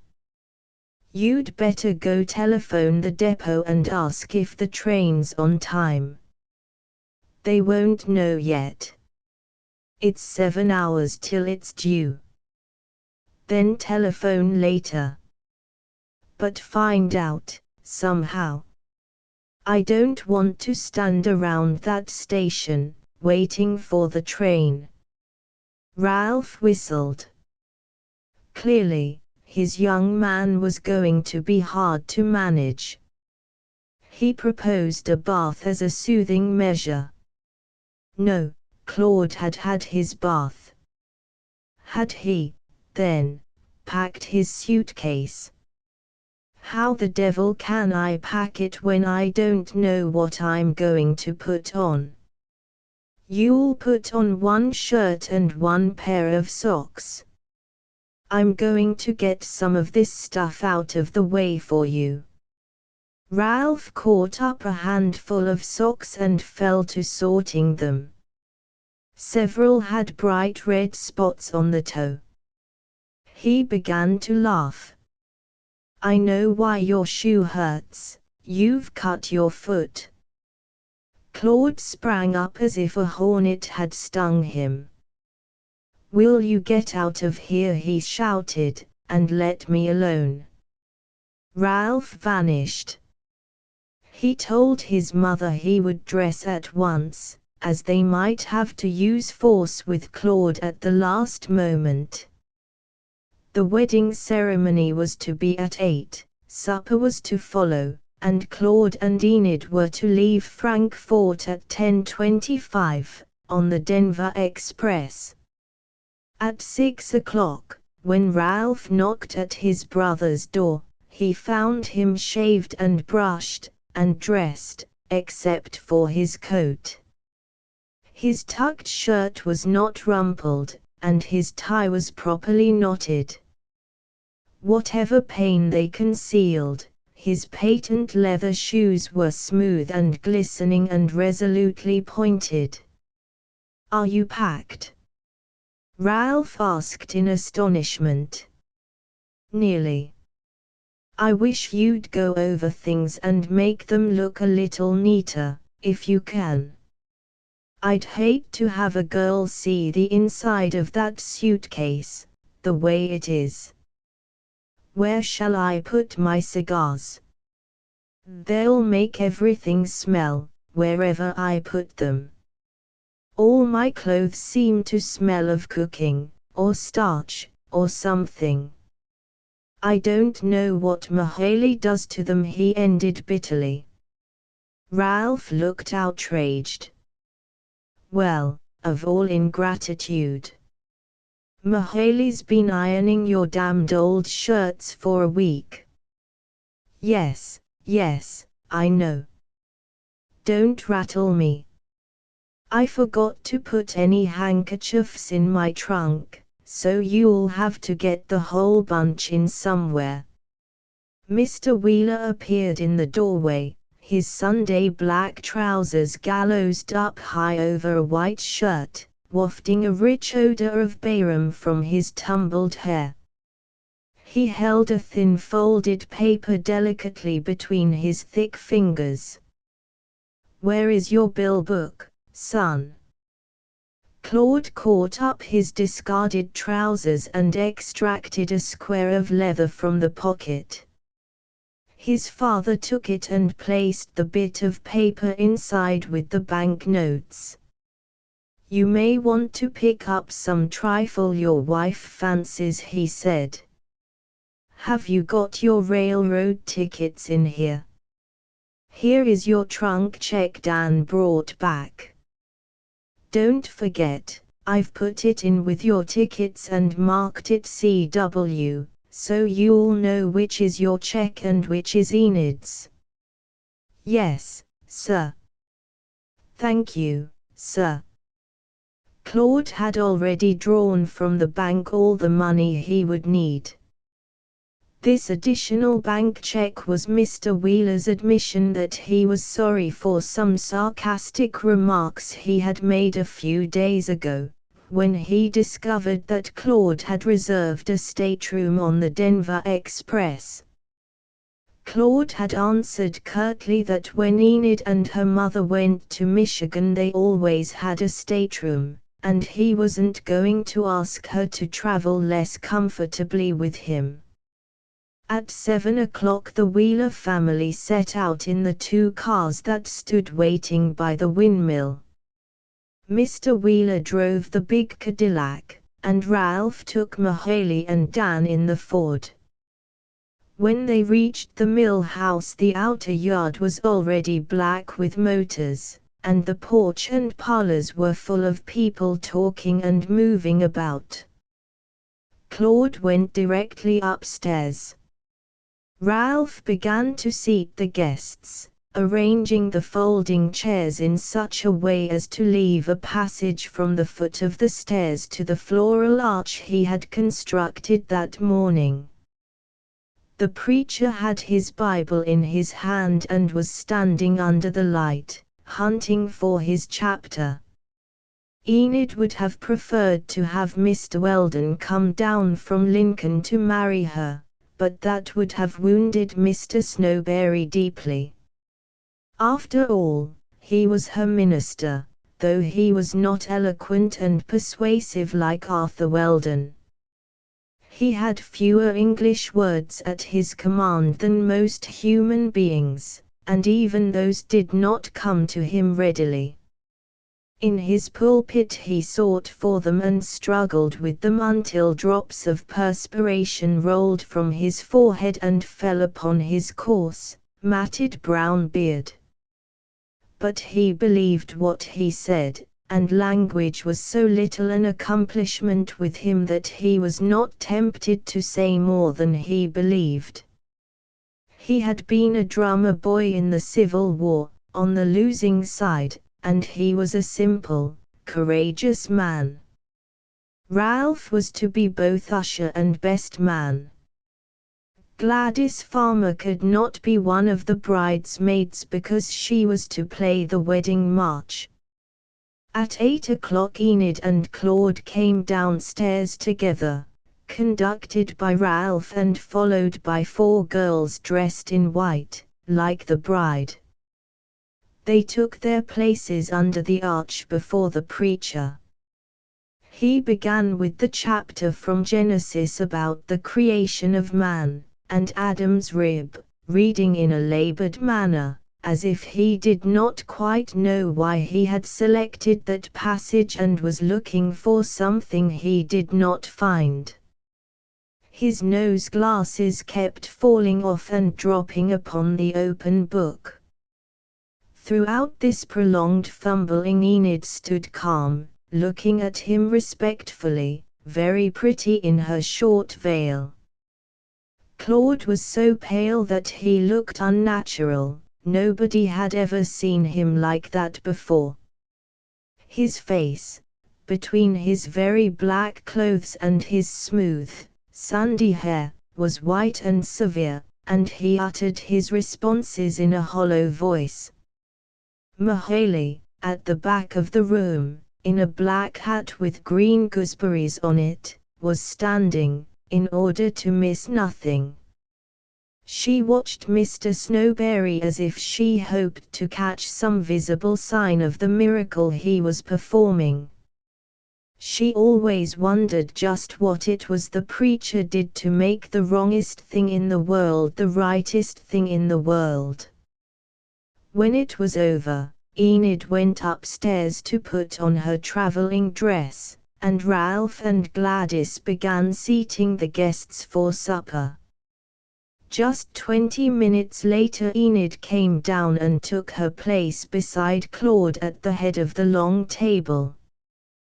The company rose and drank the bride's health in grape juice punch. Mr. Royce, however, while the guests were being seated, had taken Mr. Wheeler down to the fruit cellar, where the two old friends drank off a glass of well-seasoned Kentucky whiskey, and shook hands. When they came back to the table, looking younger than when they withdrew, the preacher smelled the tang of spirits and felt slighted. He looked disconsolately into his ruddy goblet and thought about the marriage at Cana. He tried to apply his Bible literally to life and, though he didn't dare breathe it aloud in these days, he could never see why he was better than his Lord. Ralph, as master of ceremonies, kept his head and forgot nothing. When it was time to start, he tapped Claude on the shoulder, cutting his father short in one of his best stories. Contrary to custom, the bridal couple were to go to the station unaccompanied, and they vanished from the head of the table with only a nod and a smile to the guests. Ralph hurried them into the light car, where he had already stowed Enid's hand luggage. Only wizened little Mrs. Royce slipped out from the kitchen to bid them goodbye. That evening some bad boys had come out from town and strewn the road near the mill with dozens of broken glass bottles, after which they hid in the wild plum bushes to wait for the fun. Ralph's was the first car out, and though his lights glittered on this bed of jagged glass, there was no time to stop. The road was ditched on either side, so he had to drive straight ahead, and got into Frankfort on flat tires. The express whistled just as he pulled up at the station. He and Claude caught up the 4 pieces of hand luggage and put them in the stateroom. Leaving Enid there with the bags, the two boys went to the rear platform of the observation car to talk until the last moment. Ralph checked off on his fingers the list of things he had promised Claude to attend to. Claude thanked him feelingly. He felt that without Ralph he could never have got married at all. They had never been such good friends as during the last fortnight. The wheels began to turn. Ralph gripped Claude's hand, ran to the front of the car and stepped off.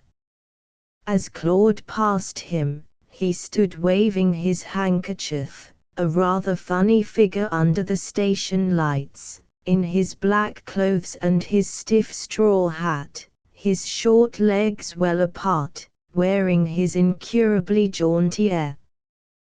The train glided quietly out through the summer darkness, along the timbered river valley. Claude was alone on the back platform, smoking a nervous cigar. As they passed the deep cut where Lovely Creek flowed into the river, he saw the lights of the mill house flash for a moment in the distance. The night air was still, heavy with the smell of sweet clover that grew high along the tracks, and of wild grapevines wet with dew. The conductor came to ask for the tickets, saying with a wise smile that he had been hunting for him, as he didn't like to trouble the lady. After he was gone, Claude looked at his watch, threw away the end of his cigar, and went back through the Pullman cars. The passengers had gone to bed. The overhead lights were always turned low when the train left Frankfurt. He made his way through the aisles of swaying green curtains, and tapped at the door of his stateroom. It opened a little way, and Enid stood there in a white silk dressing gown with many ruffles, her hair in two smooth braids over her shoulders. "Claude," she said in a low voice, "would you mind getting a berth somewhere out in the car tonight? The porter says they are not all taken. I'm not feeling very well. I think the dressing on the chicken salad must have been too rich." He answered mechanically. "Yes, certainly. Can't I get you something?" "No, thank you. Sleep will do me more good than anything else. Good night." She closed the door, and he heard the lock slip. He stood looking at the highly polished wood of the panel for a moment, then turned irresolutely and went back along the slightly swaying aisle of green curtains. In the observation car he stretched himself out upon two wicker chairs and lit another cigar. At 12 o'clock the porter came in. "This car is closed for the night, sir. Is you the gentleman from the stateroom in 14?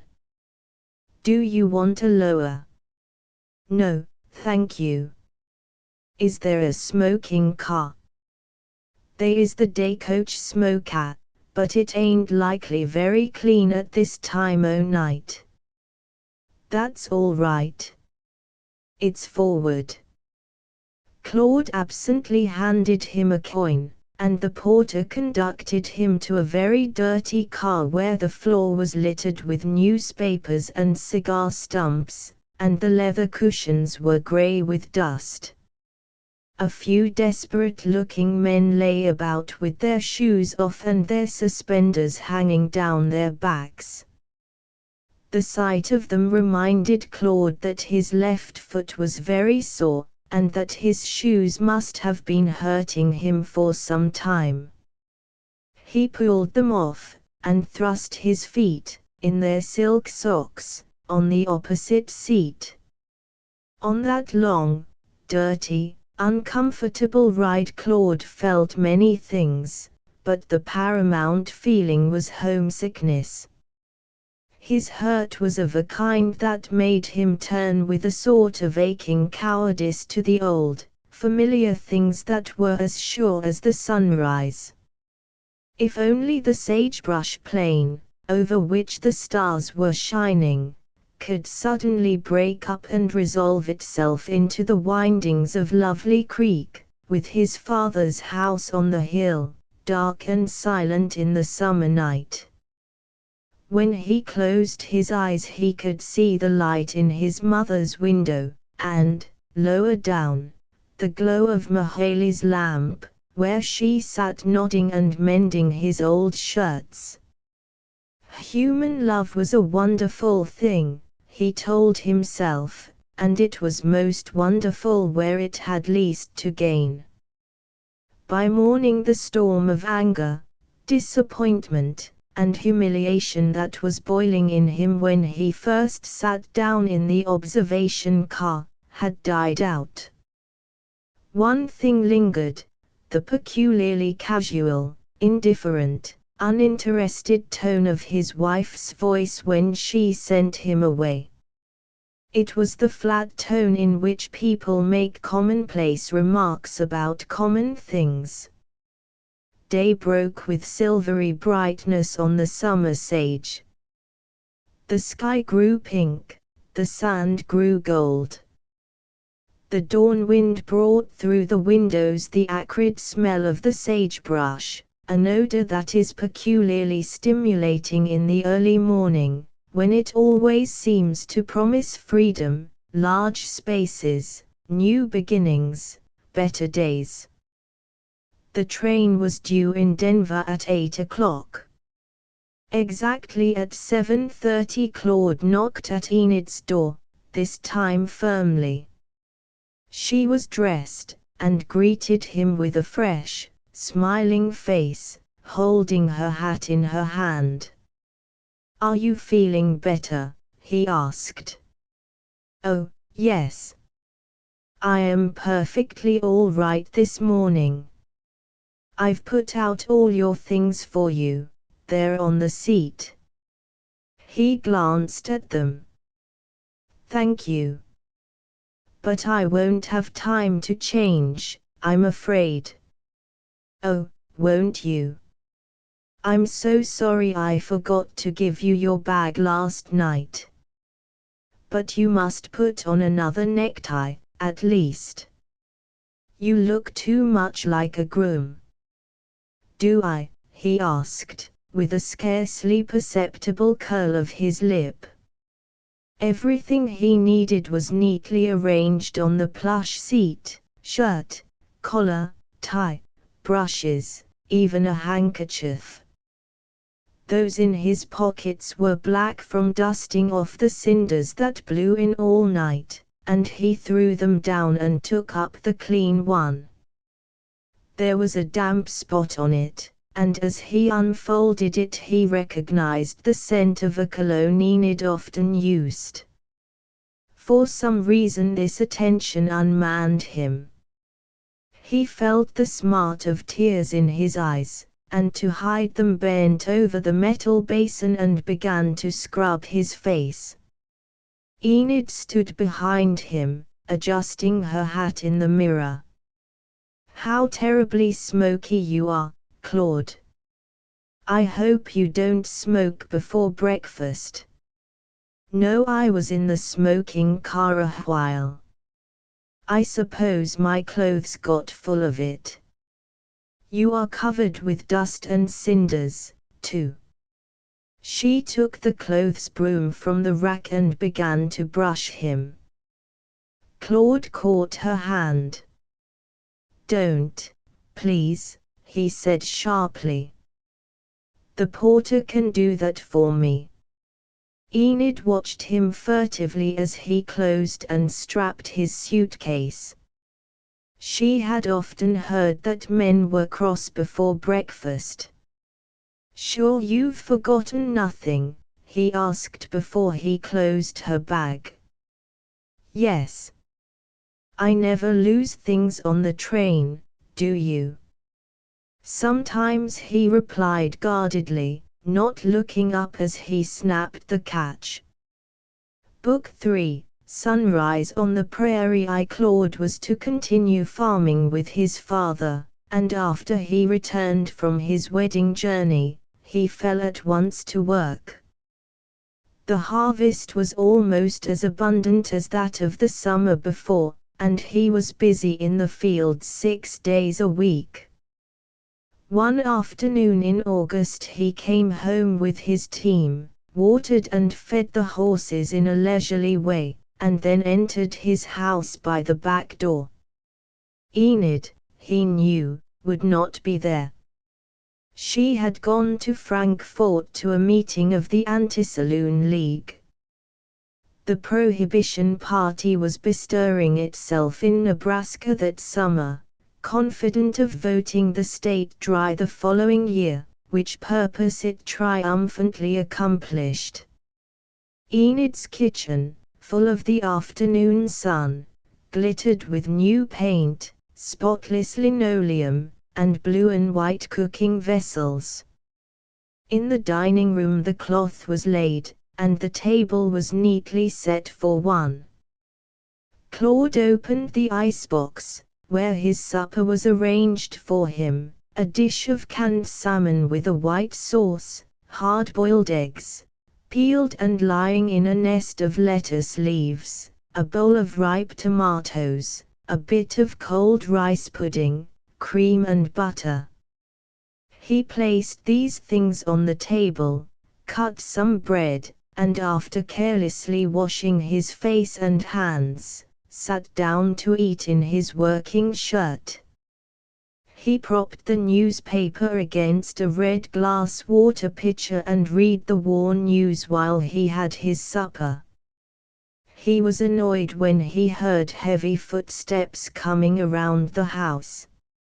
Leonard Dawson stuck his head in at the kitchen door, and Claude rose quickly and reached for his hat, but Leonard came in, uninvited, and sat down.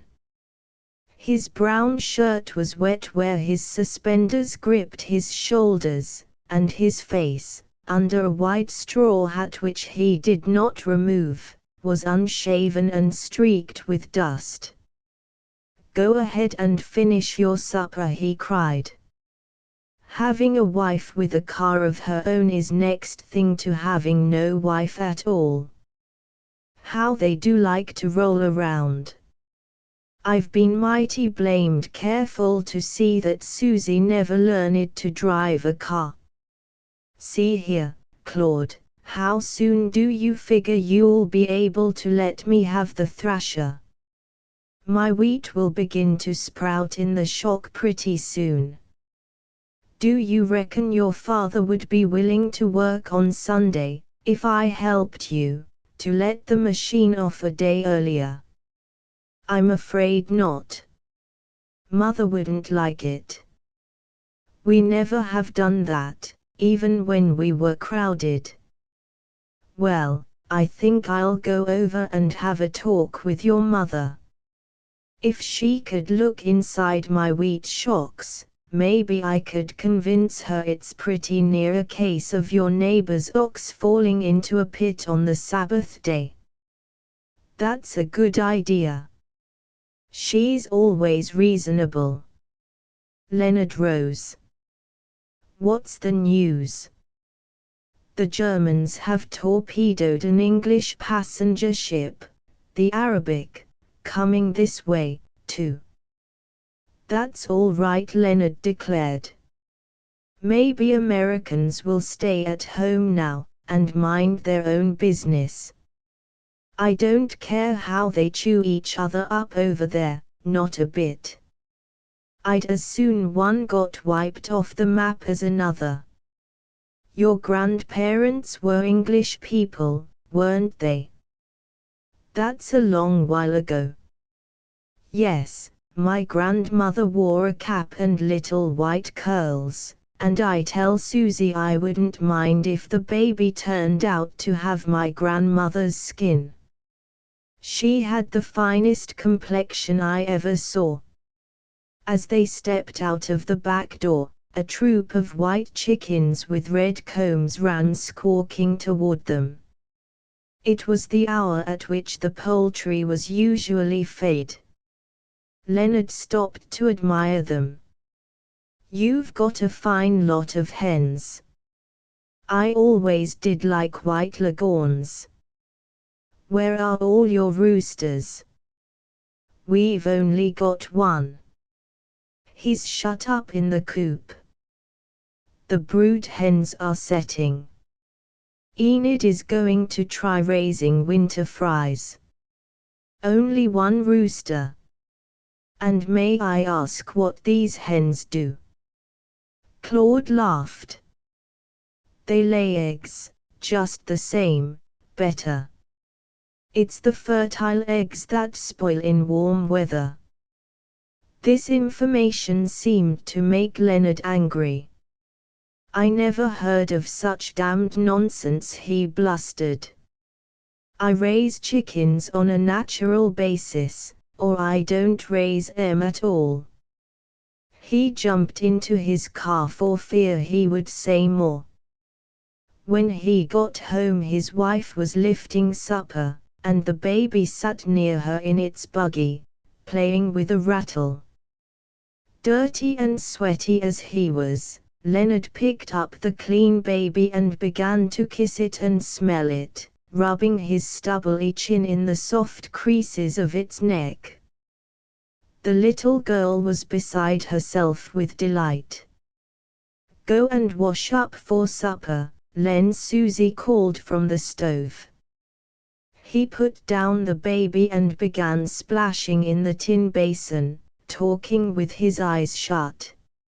"Susie, I'm in an awful temper.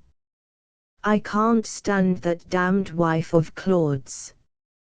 She was spearing roasting ears out of a big iron pot and looked up through the steam.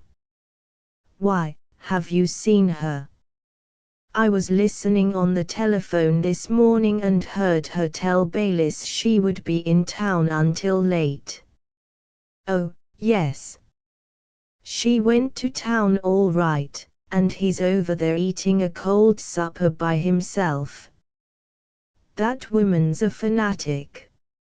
She ain't content with practicing prohibition on humankind, she's begun now on the hens." While he placed the chairs and wheeled the baby up to the table, he explained Enid's method of raising poultry to his wife. She said she really didn't see any harm in it. "Now be honest, Susie, did you ever know hens would keep on laying without a rooster?" "No, I didn't, but I was brought up the old-fashioned way. Enid has poultry books and garden books, and all such things. I don't doubt she gets good ideas from them. But anyhow, you be careful. She's our nearest neighbor, and I don't want to have trouble with her. I'll have to keep out of her way, then. If she tries to do any missionary work among my chickens, I'll tell her a few home truths her husband's too bashful to tell her. It's my opinion she's got that boy cowed already. Now, Len, you know she won't bother your chickens. You keep quiet." "But Claude does seem to sort of avoid people," Susie admitted, filling her husband's plate again. "Mrs. Joe Harville says Ernest don't go to Claude's anymore. It seems Enid went over there and wanted Ernest to paste some prohibition posters about 15 million drunkards on their barn, for an example to the Bohemians. Ernest wouldn't do it, and told her he was going to vote for saloons, and Enid was quite spiteful," Mrs. Harville said. "It's too bad, when those boys were such chums. I used to like to see them together." Susie spoke so kindly that her husband shot her a quick glance of shy affection. "Do you suppose Claude relished having that preacher visiting them, when they hadn't been married 2 months? Sitting on the front porch in a white necktie every day, while Claude was out cutting wheat? Well, anyhow, I guess Claude had more to eat when Brother Weldon was staying there." "Preachers won't be fed on calories, or whatever it is Enid calls 'em," said Susie, who was given to looking on the bright side of things. "Claude's wife keeps a wonderful kitchen, but so could I, if I never cooked any more than she does." Leonard gave her a meaning look. I don't believe you would live with the sort of man you could feed out of a tin can. No, I don't believe I would. She pushed the buggy toward him. Take her up, Daddy. She wants to play with you.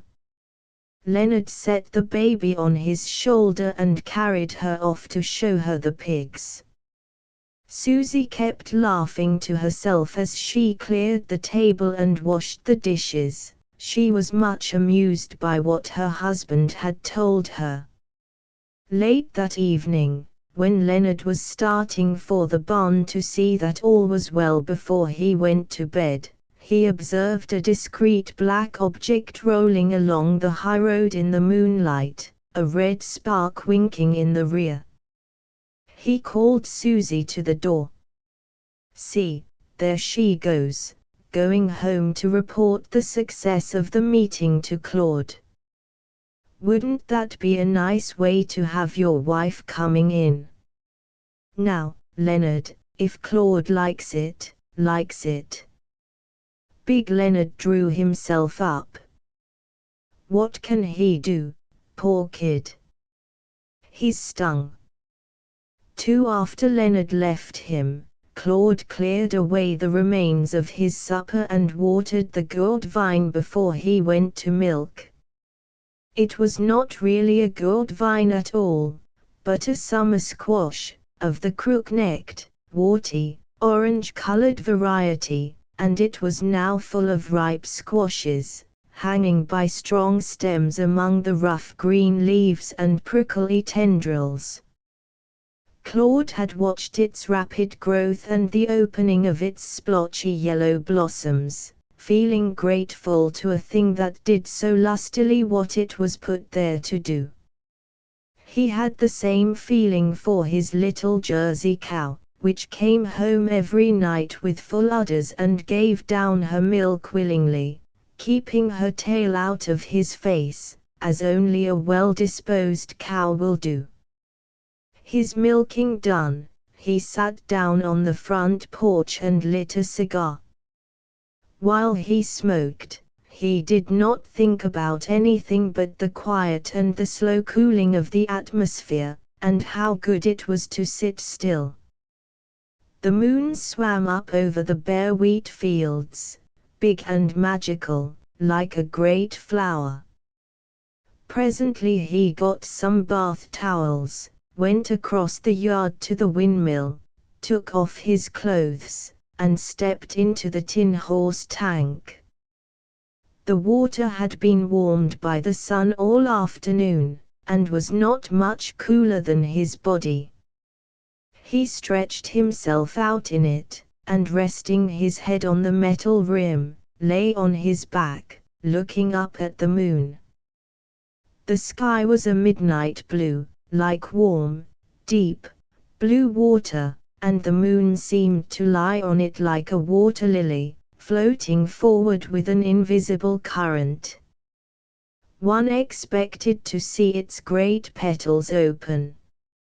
For some reason, Claude began to think about the far-off times and countries it had shone upon. He never thought of the sun as coming from distant lands, or as having taken part in human life in other ages. To him, the sun rotated about the wheat fields. But the moon, somehow, came out of the historic past, and made him think of Egypt and the pharaohs, Babylon and the Hanging Gardens. She seemed particularly to have looked down upon the follies and disappointments of men, into the slaves' quarters of old times, into prison windows, and into fortresses where captives languished. Inside of living people, too, captives languished. Yes, inside of people who walked and worked in the broad sun, there were captives dwelling in darkness, never seen from birth to death. Into those prisons the moon shone, and the prisoners crept to the windows and looked out with mournful eyes at the white globe which betrayed no secrets and comprehended all. Perhaps even in people like Mrs. Royce and his brother Baylis there was something of this sort, but that was a shuddery thought. He dismissed it with a quick movement of his hand through the water, which, disturbed, caught the light and played black and gold, like something alive, over his chest. In his own mother the imprisoned spirit was almost more present to people than her corporeal self. He had so often felt it when he sat with her on summer nights like this. Mahaley, too, had one, though the walls of her prison were so thick, and Gladys Farmer. Oh, yes, how much Gladys must have to tell this perfect confidant. The people whose hearts were set high needed such intercourse, whose wish was so beautiful that there were no experiences in this world to satisfy it. And these children of the moon, with their unappeased longings and futile dreams, were a finer race than the children of the sun. This conception flooded the boy's heart like a second moon wreath, flowed through him indefinite and strong, while he lay deathly still for fear of losing it. At last the black cubical object which had caught Leonard Dawson's wrathful eye, came rolling along the high road. Claude snatched up his clothes and towels, and without waiting to make use of either, he ran, a white man across a bare white yard. Gaining the shelter of the house, he found his bathrobe, and fled to the upper porch, where he lay down in the hammock. Presently he heard his name called, pronounced as if it were spelled Claude. His wife came up the stairs and looked out at him. He lay motionless, with his eyes closed. She went away. When all was quiet again he looked off at the still country, and the moon in the dark indigo sky. His revelation still possessed him, making his whole body sensitive, like a tightly strung bow. In the morning he had forgotten, or was ashamed of what had seemed so true and so entirely his own the night before. He agreed, for the most part, that it was better not to think about such things, and when he could he avoided thinking. 3 After the heavy work of harvest was over, Mrs. Wheeler often persuaded her husband, when he was starting off in his buckboard, to take her as far as Claude's new house. She was glad Enid didn't keep her parlor dark, as Mrs. Royce kept hers. The doors and windows were always open. The vines and the long petunias in the window boxes waved in the breeze, and the rooms were full of sunlight and in perfect order. Enid wore white dresses about her work, and white shoes and stockings. She managed a house easily and systematically. On Monday morning Claude turned the washing machine before he went to work, and by 9 o'clock the clothes were on the line. Enid liked to iron, and Claude had never before in his life worn so many clean shirts, or worn them with such satisfaction. She told him he need not economize in working shirts, it was as easy to iron 6 as 3. Although within a few months Enid's car traveled more than 2,000 miles for the Prohibition cause, it could not be said that she neglected her house for reform. Whether she neglected her husband depended upon one's conception of what was his due. When Mrs. Wheeler saw how well their little establishment was conducted, How cheerful and attractive Enid looked when one happened to drop in there. She wondered that Claude was not happy. And Claude himself wondered. If his marriage disappointed him in some respects, he ought to be a man, he told himself, and make the best of what was good in it. If his wife didn't love him, it was because love meant one thing to him and quite another thing to her. She was proud of him, was glad to see him when he came in from the fields, and was solicitous for his comfort. Everything about a man's embrace was distasteful to Enid, something inflicted upon women, like the pain of childbirth, for Eve's transgression, perhaps. This repugnance was more than physical. She disliked ardor of any kind, even religious ardor. She had been fonder of Claude before she married him than she was now, but she hoped for a readjustment.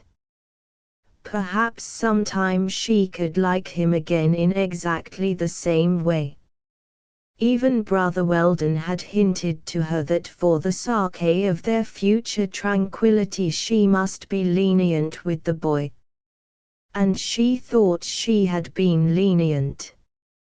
She could not understand his moods of desperate silence, the bitter, biting remarks he sometimes dropped, his evident annoyance if she went over to join him in the timber claim when he lay there idle in the deep grass on a Sunday afternoon. Claude used to lie there and watch the clouds, saying to himself, "It's the end of everything for me." Other men than he must have been disappointed, and he wondered how they bore it through a lifetime. Claude had been a well-behaved boy because he was an idealist. He had looked forward to being wonderfully happy in love, and to deserving his happiness. He had never dreamed that it might be otherwise. Sometimes now, when he went out into the fields on a bright summer morning, it seemed to him that nature not only smiled, but broadly laughed at him. He suffered in his pride, but even more in his ideals, in his vague sense of what was beautiful. Enid could make his life hideous to him without ever knowing it. At such times he hated himself for accepting at all her grudging hospitality. He was wronging something in himself. In her person Enid was still attractive to him. He wondered why she had no shades of feeling to correspond to her natural grace and lightness of movement, to the gentle, almost wistful attitudes of body in which he sometimes surprised her. When he came in from work and found her sitting on the porch, leaning against a pillar, her hands clasped about her knees, her head drooping a little, he could scarcely believe in the rigidity which met him at every turn. Was there something repellent in him? Was it, after all, his fault? Enid was rather more indulgent with his father than with anyone else, he noticed. Mr. Wheeler stopped to see her almost every day, and even took her driving in his old buckboard. Baylis came out from town to spend the evening occasionally. Enid's vegetarian suppers suited him, and as she worked with him in the Prohibition campaign, they always had business to discuss. Baylis had a social as well as a hygienic prejudice against alcohol, and he hated it less for the harm it did than for the pleasure it gave. Claude consistently refused to take any part in the activities of the Anti-Saloon League, or to distribute what Baylis and Enid called our literature. In the farming towns the term literature was applied only to a special kind of printed matter. There was prohibition literature, sex hygiene literature, and, during a scourge of cattle disease, there was hoof-and-mouth literature. This special application of the word didn't bother Claude, but his mother, being an old-fashioned school teacher, complained about it. Enid did not understand her husband's indifference to a burning question, and could only attribute it to the influence of Ernest Harville.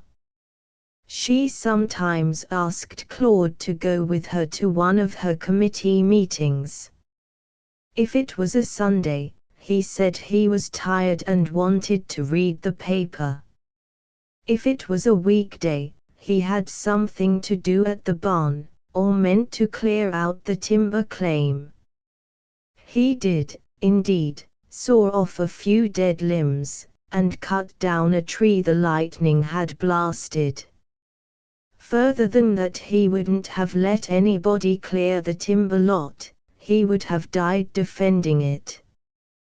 The timber claim was his refuge. In the open, grassy spots, shut in by the bushy walls of yellowing ash trees, he felt unmarried and free to smoke as much as he liked, and to read and dream. Some of his dreams would have frozen his young wife's blood with horror, and some would have melted his mother's heart with pity. To lie in the hot sun and look up at the stainless blue of the autumn sky, to hear the dry rustle of the leaves as they fell, and the sound of the bold squirrels leaping from branch to branch, to lie thus and let his imagination play with life, that was the best he could do. His thoughts, he told himself, were his own. He was no longer a boy. He went off into the timber claim to meet a young man more experienced and interesting than himself, who had not tied himself up with compromises. For from her upstairs window Mrs. Wheeler could see Claude moving back and forth in the west field, drilling wheat. She felt lonely for him. He didn't come home as often as he might. She had begun to wonder whether he was one of those people who are always discontented, but whatever his disappointments were, he kept them locked in his own breast. One had to learn the lessons of life. Nevertheless, it made her a little sad to see him so settled and indifferent at 23. After watching from the window for a few moments, she turned to the telephone and called up Claude's house, asking Enid whether she would mind if he came there for dinner. "Mahalie and I get lonesome with Mr. Wheeler away so much," she added. "Why, no, Mother Wheeler, of course not." Enid spoke cheerfully, as she always did. "Have you anyone there you can send over to tell him?" "I thought I would walk over myself, Enid. It's not far, if I take my time." Mrs. Wheeler left the house a little before noon and stopped at the creek to rest before she climbed the long hill. At the edge of the field she sat down against a grassy bank and waited until the horses came tramping up the long rows. Claude saw her and pulled them in. "Anything wrong, Mother?" he called. "Oh, no. I'm going to take you home for dinner with me, that's all." I telephoned Enid. He unhooked his team, and he and his mother started down the hill together, walking behind the horses. Though they had not been alone like this for a long while, she felt it best to talk about impersonal things. Don't let me forget to give you an article about the execution of that English nurse, Edith Cavell. I've read about it, he answered listlessly. It's nothing to be surprised at. If they could sink the Lusitania, they could shoot an English nurse, certainly. Some way I feel as if this were different, his mother murmured. It's like the hanging of John Brown. I wonder they could find soldiers to execute the sentence. Oh, I guess they have plenty of such soldiers. Mrs. Wheeler looked up at him. I don't see how we can stay out of it much longer, do you? I suppose our army wouldn't be a drop in the bucket, even if we could get it over. They tell us we can be more useful in our agriculture and manufactories than we could by going into the war. I only hope it isn't campaign talk. I do distrust the Democrats. Claude laughed. Why, Mother, I guess there's no party politics in this. She shook her head. I've never yet found a public question in which there wasn't party politics. Well, we can only do our duty as it comes to us, and have faith. This field finishes your fall work. Yes. I'll have time to do some things about the place, now. I'm going to make a good ice house and put up my own ice this winter. Were you thinking of going up to Lincoln, for a little? I guess not. Mrs. Wheeler sighed. His tone meant that he had turned his back on old pleasures and old friends. Have you and Enid taken tickets for the lecture course in Frankfurt? I think so, Mother, he answered a little impatiently. I told her she could attend to it when she was in town someday. Of course, his mother persevered. Some of the programs are not very good, but we ought to patronize them and make the best of what we have. He knew, and his mother knew, that he was not very good at that. His horses stopped at the water tank. Don't wait for me. I'll be along in a minute. Seeing her crestfallen face, he smiled. Never mind, Mother, I can always catch you when you try to give me a pill in a raisin. One of us has to be pretty smart to fool the other. She blinked up at him with that smile in which her eyes almost disappeared. I thought I was smart that time. It was a comfort, she reflected, as she hurried up the hill, to get hold of him again, to get his attention, even. While Claude was washing for dinner, Mahalie came to him with a page of newspaper cartoons, illustrating German brutality. To her they were all photographs, she knew no other way of making a picture. Mr. Claude, she asked, how comes it all them Germans is such ugly-looking people? The Yodas and the German folks round here ain't ugly-looking. Claude put her off indulgently. Maybe it's the ugly ones that are doing the fighting, and the ones at home are nice, like our neighbors. Then why don't they make their soldiers stay home, and not go break in other people's things, and turn in 'em out of their houses? She muttered indignantly. They say little babies was born out in the snow last winter, and no fires for their mothers nor nothing. Deed, Mr. Claude, it wasn't like that in our war. The soldiers didn't do nothing to the women and children. Many a time our house was full of Northern soldiers, and they never so much as broke a piece of my mother's chiny. You'll have to tell me about it again sometime, Mahaley. I must have my dinner and get back to work. If we don't get our wheat in, those people over there won't have anything to eat, you know. The picture papers meant a great deal to Mahaley, because she could faintly remember the Civil War.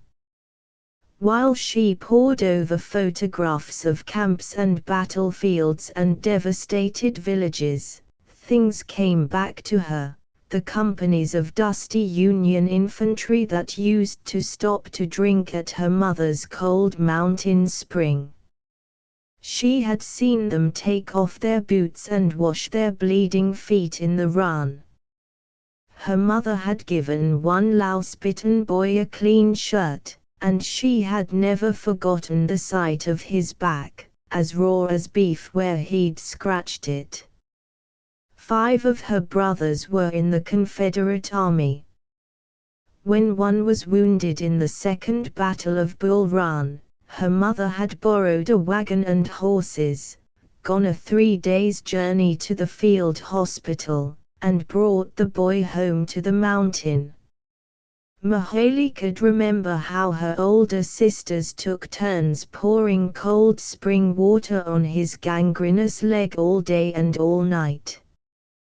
There were no doctors left in the neighborhood, and as nobody could amputate the boy's leg, he died by inches. Mahaley was the only person in the Wheeler household who had ever seen war with her own eyes, and she felt that this fact gave her a definite superiority. Claude had been married a year and a half. One December morning he got a telephone message from his father-in-law, asking him to come into Frankfort at once. He found Mr. Royce sunk in his desk chair, smoking as usual, with several foreign-looking letters on the table before him. As he took these out of their envelopes and sorted the pages, Claude noticed how unsteady his hands had become. One letter, from the chief of the medical staff in the mission school where Caroline Royce taught, informed Mr. Royce that his daughter was seriously ill in the mission hospital. She would have to be sent to a more salubrious part of the country for rest and treatment, and would not be strong enough to return to her duties for a year or more. If some member of her family could come out to take care of her, it would relieve the school authorities of great anxiety. There was also a letter from a fellow teacher, and a rather incoherent one from Caroline herself. After Claude finished reading them, Mr. Royce pushed a box of cigars toward him and began to talk despondently about missionaries. I could go to her, he complained, but what good would that do? I'm not in sympathy with her ideas, and it would only fret her. You can see she's made her mind up not to come home. I don't believe in one people trying to force their ways or their religion on another. I'm not that kind of man. He sat looking at his cigar. After a long pause he broke out suddenly, China has been drummed into my ears. It seems like a long way to go to hunt for trouble, don't it? A man hasn't got much control over his own life, Claude. If it ain't poverty or disease that torments him, it's a name on the map. I could have made out pretty well, if it hadn't been for China, and some other things. If Carady had to teach for her clothes and help pay off my notes, like old man Harrison's daughters, like enough she'd have stayed at home. There's always something. I don't know what to say about showing these letters to Enid. Oh, she will have to know about it, Mr. Royce. If she feels that she ought to go to Carrie, it wouldn't be right for me to interfere. Mr. Royce shook his head. I don't know. It don't seem fair that China should hang over you, too. When Claude got home he remarked as he handed Enid the letters, your father has been a good deal upset by this. I never saw him look so old as he did today. Enid studied their contents, sitting at her orderly little desk, while Claude pretended to read the paper. It seems clear that I am the one to go, she said when she had finished. You think it's necessary for someone to go? I don't see it. It would look very strange if none of us went, Enid replied with spirit. How, look strange? Why, it would look to her associates as if her family had no feeling. Oh, if that's all. Claude smiled perversely and took up his paper again. I wonder how it will look to people here if you go off and leave your husband. What a mean thing to say, Claude. She rose sharply, then hesitated, perplexed. People here know me better than that. It isn't as if you couldn't be perfectly comfortable at your mother's. As he did not glance up from his paper, she went into the kitchen. Claude sat still, listening to Enid's quick movements as she opened up the range to get supper. The light in the room grew grayer. Outside the fields melted into one another as evening came on. The young trees in the yard bent and whipped about under a bitter north wind. He had often thought with pride that winter died at his front doorstep, within, no draughty halls, no chilly corners. This was their second year here. When he was driving home, the thought that he might be free of this house for a long while had stirred a pleasant excitement in him, but now, he didn't want to leave it. Something grew soft in him. He wondered whether they couldn't try again, and make things go better. Enid was singing in the kitchen in a subdued, rather lonely voice. He rose and went out for his milking coat and pail. As he passed his wife by the window, he stopped and put his arm about her questioningly. She looked up. That's right. You're feeling better about it, aren't you? I thought you would. Gracious, what a smelly coat, Claude. I must find another for you. Claude knew that tone. Enid never questioned the rightness of her own decisions. When she made up her mind, there was no turning her. He went down the path to the barn with his hands stuffed in his trousers pockets, his bright pail hanging on his arm. Try again, what was there to try? Platitudes, littleness, falseness. His life was choking him, and he hadn't the courage to break with it. Let her go. Let her go when she would. What a hideous world to be born into. Or was it hideous only for him? Everything he touched went wrong under his hand, always had. When they sat down at the supper table in the back parlor an hour later, Enid looked worn, as if this time her decision had cost her something. I should think you might have a restful winter at your mother's, she began cheerfully. You won't have nearly so much to look after as you do here. We needn't disturb things in this house. I will take the silver down to Mother, and we can leave everything else just as it is. Would there be room for my car in your father's garage? You might find it a convenience. Oh, no. I won't need it. I'll put it up at the mill house, he answered with an effort at carelessness.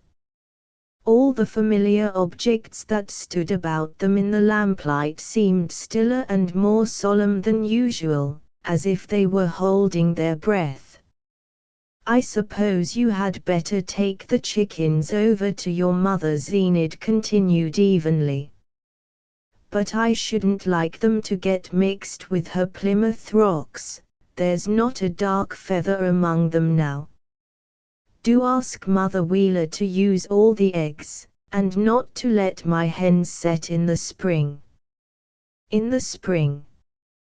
Claude looked up from his plate.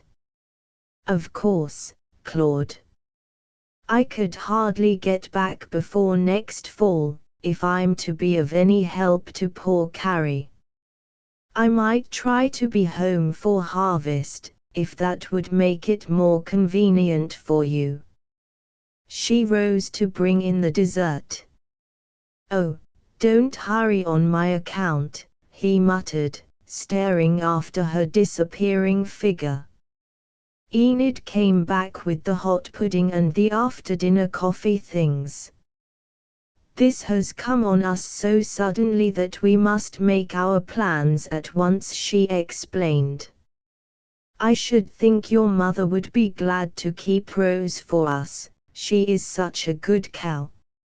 And then you can have all the cream you want. He took the little gold-rimmed cup she held out to him. If you are going to be gone until next fall, I shall sell Rose, he announced gruffly. But why? You might look a long time before you found another like her. I shall sell her, anyhow. The horses, of course, are father's, he paid for them. If you clear out, he may want to rent this place. You may find a tenant in here when you get back from China. Claude swallowed his coffee, put down the cup, and went into the front parlor, where he lit a cigar. He walked up and down, keeping his eyes fixed upon his wife, who still sat at the table in the circle of light from the hanging lamp. Her head, bent forward a little, showed the neat part of her brown hair. When she was perplexed, her face always looked sharper, her chin longer.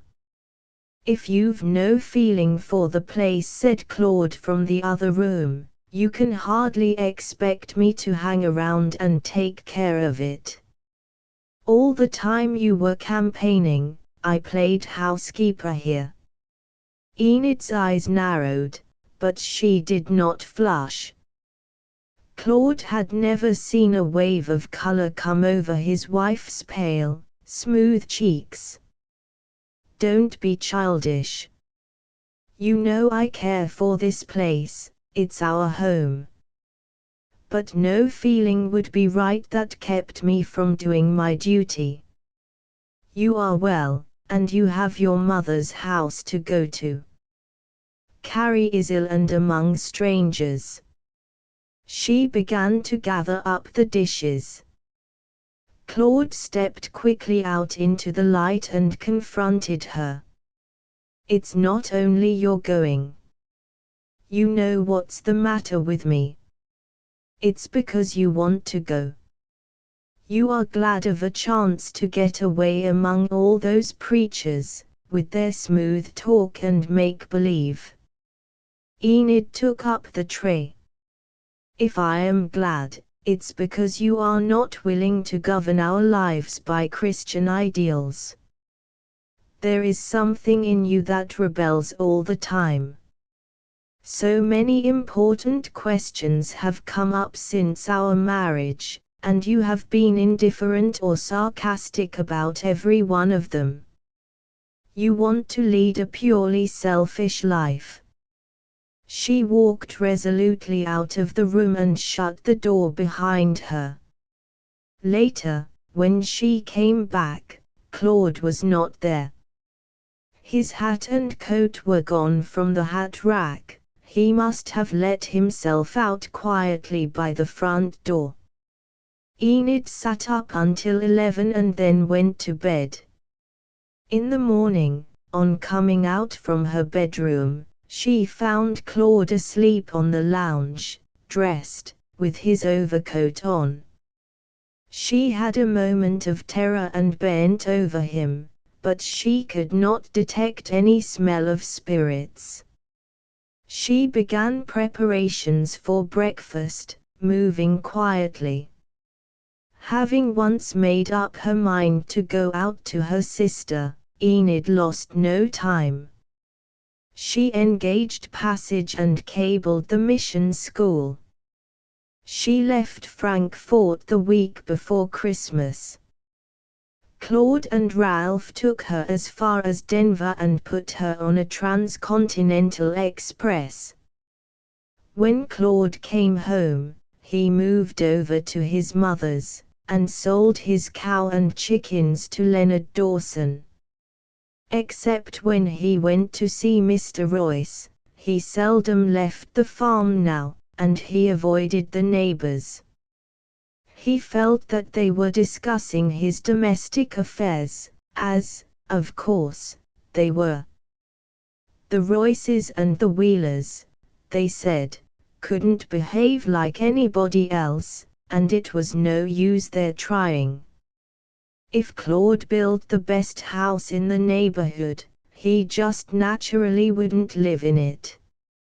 And if he had a wife at all, it was like him to have a wife in China. One snowy day, when nobody was about, Claude took the big car and went over to his own place to close the house for the winter and bring away the canned fruit and vegetables left in the cellar. Enid had packed her best linen in her cedar chest and had put the kitchen and china closets in scrupulous order before she went away. He began covering the upholstered chairs and the mattresses with sheets, rolled up the rugs, and fastened the windows securely. As he worked, his hands grew more and more numb and listless, and his heart was like a lump of ice.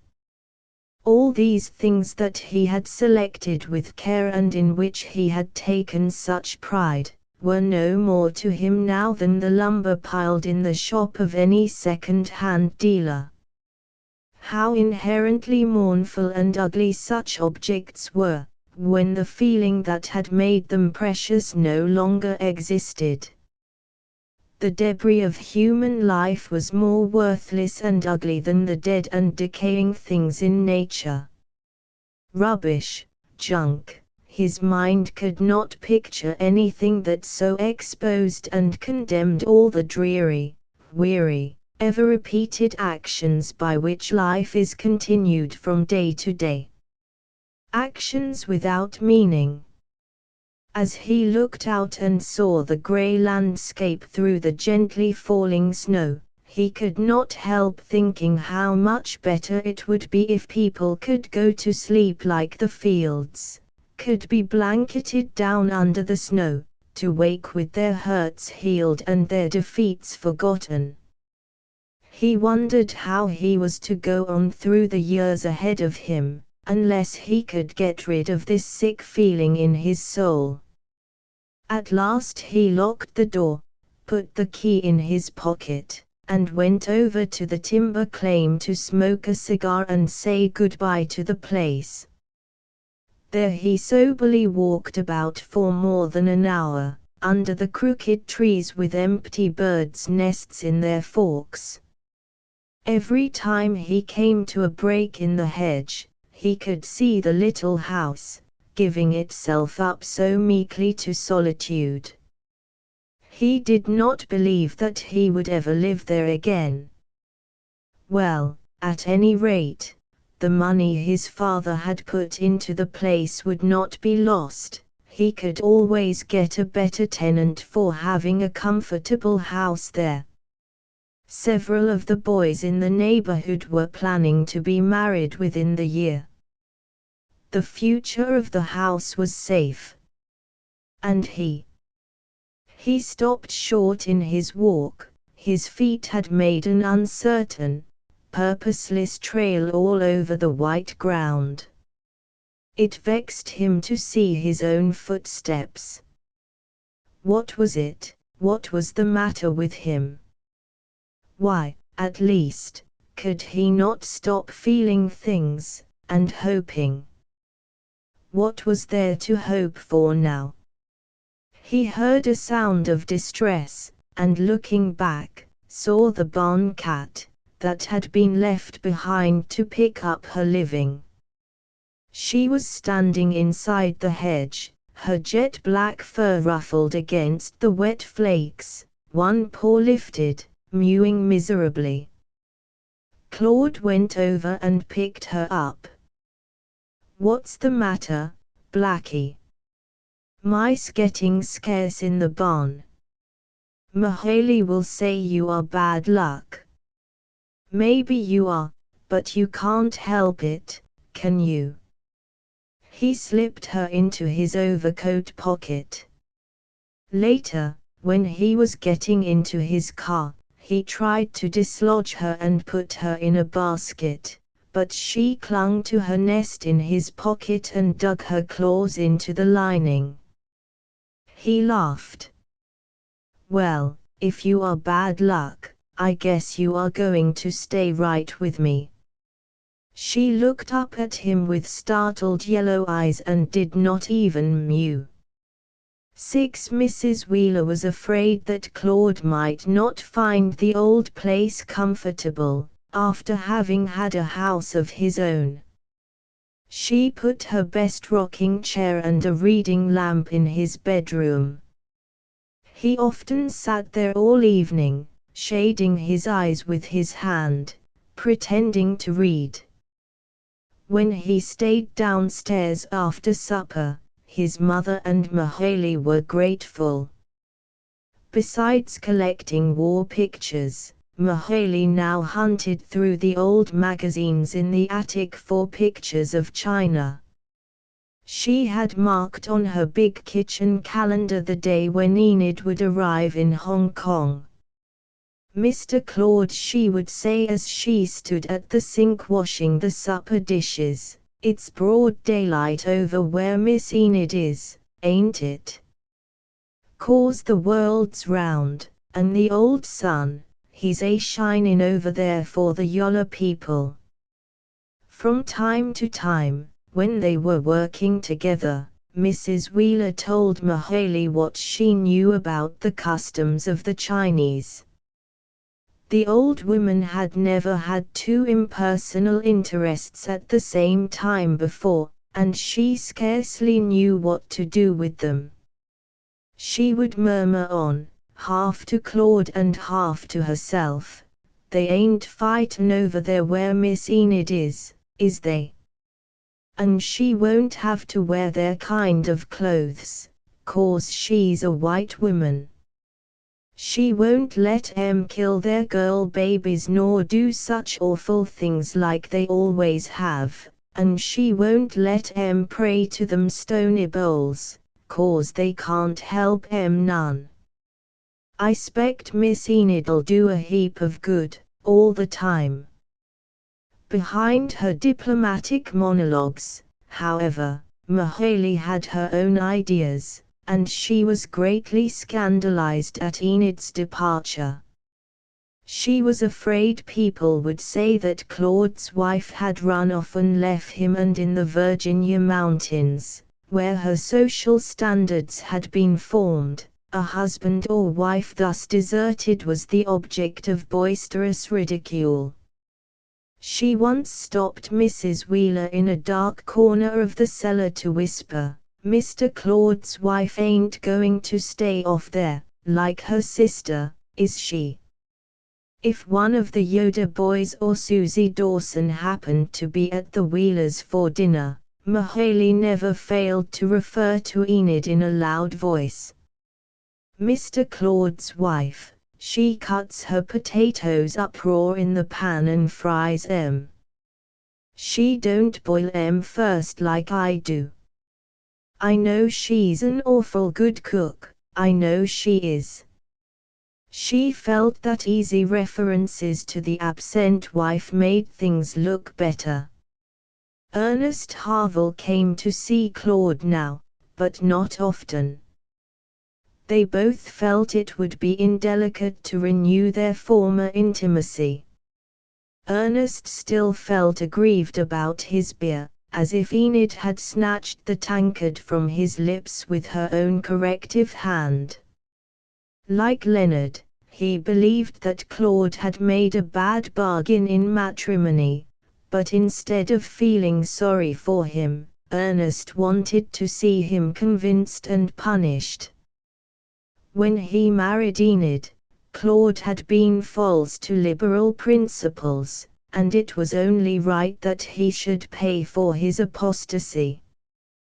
The very first time he came to spend an evening at the Wheelers after Claude came home to live, Ernest undertook to explain his objections to prohibition. Claude shrugged his shoulders. "Why not drop it? It's a matter that doesn't interest me, one way or the other." Ernest was offended and did not come back for nearly a month, not, indeed, until the announcement that Germany would resume unrestricted submarine warfare made everyone look questioningly at his neighbor. He walked into the Wheelers' kitchen the night after this news reached the farming country, and found Claude and his mother sitting at the table, reading the papers aloud to each other in snatches. Ernest had scarcely taken a seat when the telephone bell rang. Claude answered the call. "It's the telegraph operator at Frankfurt," he said, as he hung up the receiver. He repeated a message from father, sent from Ray, "Will be home day after tomorrow. Read the papers." What does he mean? What does he suppose we are doing? It means he considers our situation very serious. It's not like him to telegraph except in case of illness. Mrs. Wheeler rose and walked distractedly to the telephone box, as if it might further disclose her husband's state of mind. But what a queer message. It was addressed to you, to Mother, not to me. He would know how I feel about it. Some of your father's people were seagoing men, out of Portsmouth. He knows what it means when our shipping is told where it can go on the ocean, and where it cannot. It isn't possible that Washington can take such an affront for us. To think that at this time, of all times, we should have a democratic administration." Claude laughed. "Sit down, Mother. Wait a day or two. Give them time.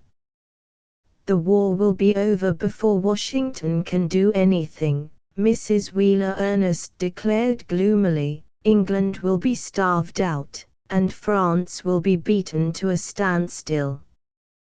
The whole German army will be on the Western Front now. What could this country do? How long do you suppose it takes to make an army?" Mrs. Wheeler stopped short in her restless pacing and met his moody glance. "I don't know anything, Ernest, but I believe the Bible." I believe that in the twinkling of an eye we shall be changed. Ernest looked at the floor. He respected faith. As he said, you must respect it or despise it, for there was nothing else to do. Claude sat leaning his elbows on the table. It always comes back to the same thing, Mother.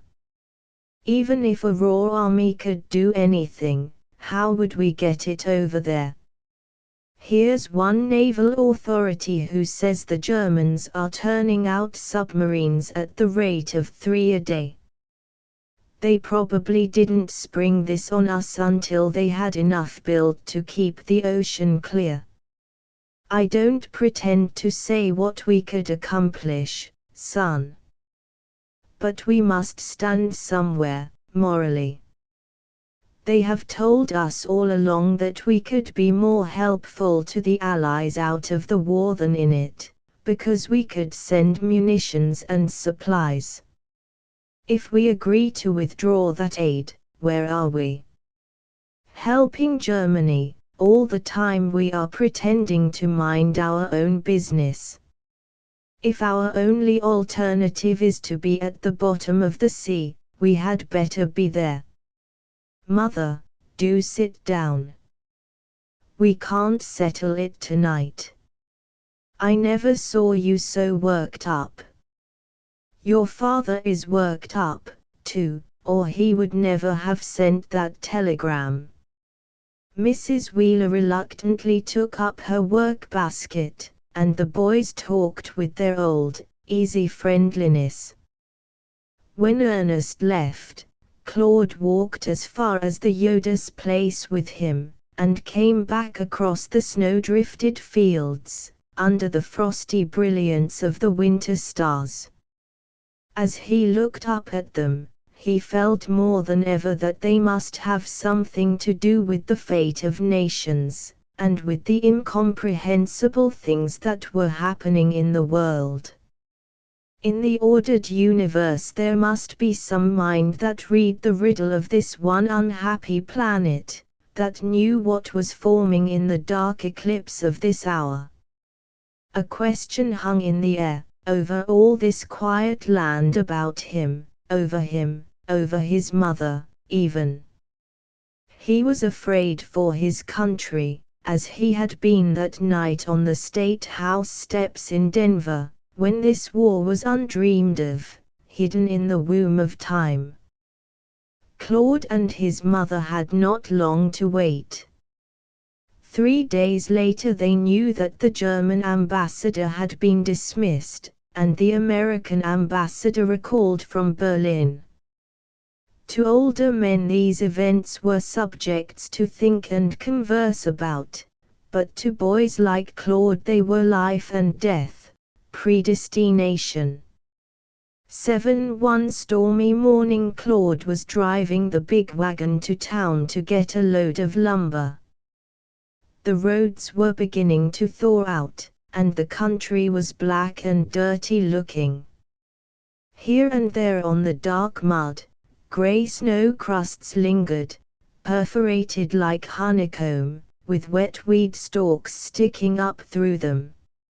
As the wagon creaked over the high ground just above Frankfort, Claude noticed a brilliant new flag flying from the schoolhouse cupola. He had never seen the flag before when it meant anything but the 4th of July, or a political rally. Today it was as if he saw it for the first time, no bands, no noise, no orators, a spot of restless color against the sodden March sky. He turned out of his way in order to pass the high school, drew up his team, and waited a few minutes until the noon bell rang. The older boys and girls came out first, with a flurry of raincoats and umbrellas. Presently he saw Gladys Farmer, in a yellow slicker and an oilskin hat, and waved to her. She came up to the wagon. "I like your decoration," he said, glancing toward the cupola. It's a silk one the senior boys bought with their athletic money. I advised them not to run it up in this rain, but the class president told me they bought that flag for storms. Get in, and I'll take you home. She took his extended hand, put her foot on the hub of the wheel, and climbed to the seat beside him. He clucked to his team. So your high school boys are feeling warlike these days? Very. What do you think? I think they'll have a chance to express their feelings. Do you, Claude? It seems awfully unreal. Nothing else seems very real, either. I'm going to haul out a load of lumber, but I never expect to drive a nail in it. These things don't matter now. There is only one thing we ought to do, and only one thing that matters, we all know it. You feel it's coming nearer every day. Every day. Gladys made no reply. She only looked at him gravely with her calm, generous brown eyes. They stopped before the low house where the windows were full of flowers. She took his hand and swung herself to the ground, holding it for a moment while she said goodbye. Claude drove back to the lumber yard. In a place like Frankfort, a boy whose wife was in China could hardly go to see Gladys without causing gossip. During the bleak month of March, Mr. Wheeler went to town in his buckboard almost every day. For the first time in his life he had a secret anxiety. The one member of his family who had never given him the slightest trouble, his son Baylis, was just now under a cloud. Baylis was a pacifist, and kept telling people that if only the United States would stay out of this war, and gather up what Europe was wasting, she would soon be in actual possession of the capital of the world.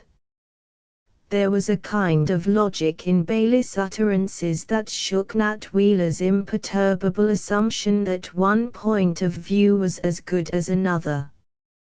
When Baylis fought the dram and the cigarette, Wheeler only laughed. That a son of his should turn out a prohibitionist was a joke he could appreciate. But Baylis' attitude in the present crisis disturbed him.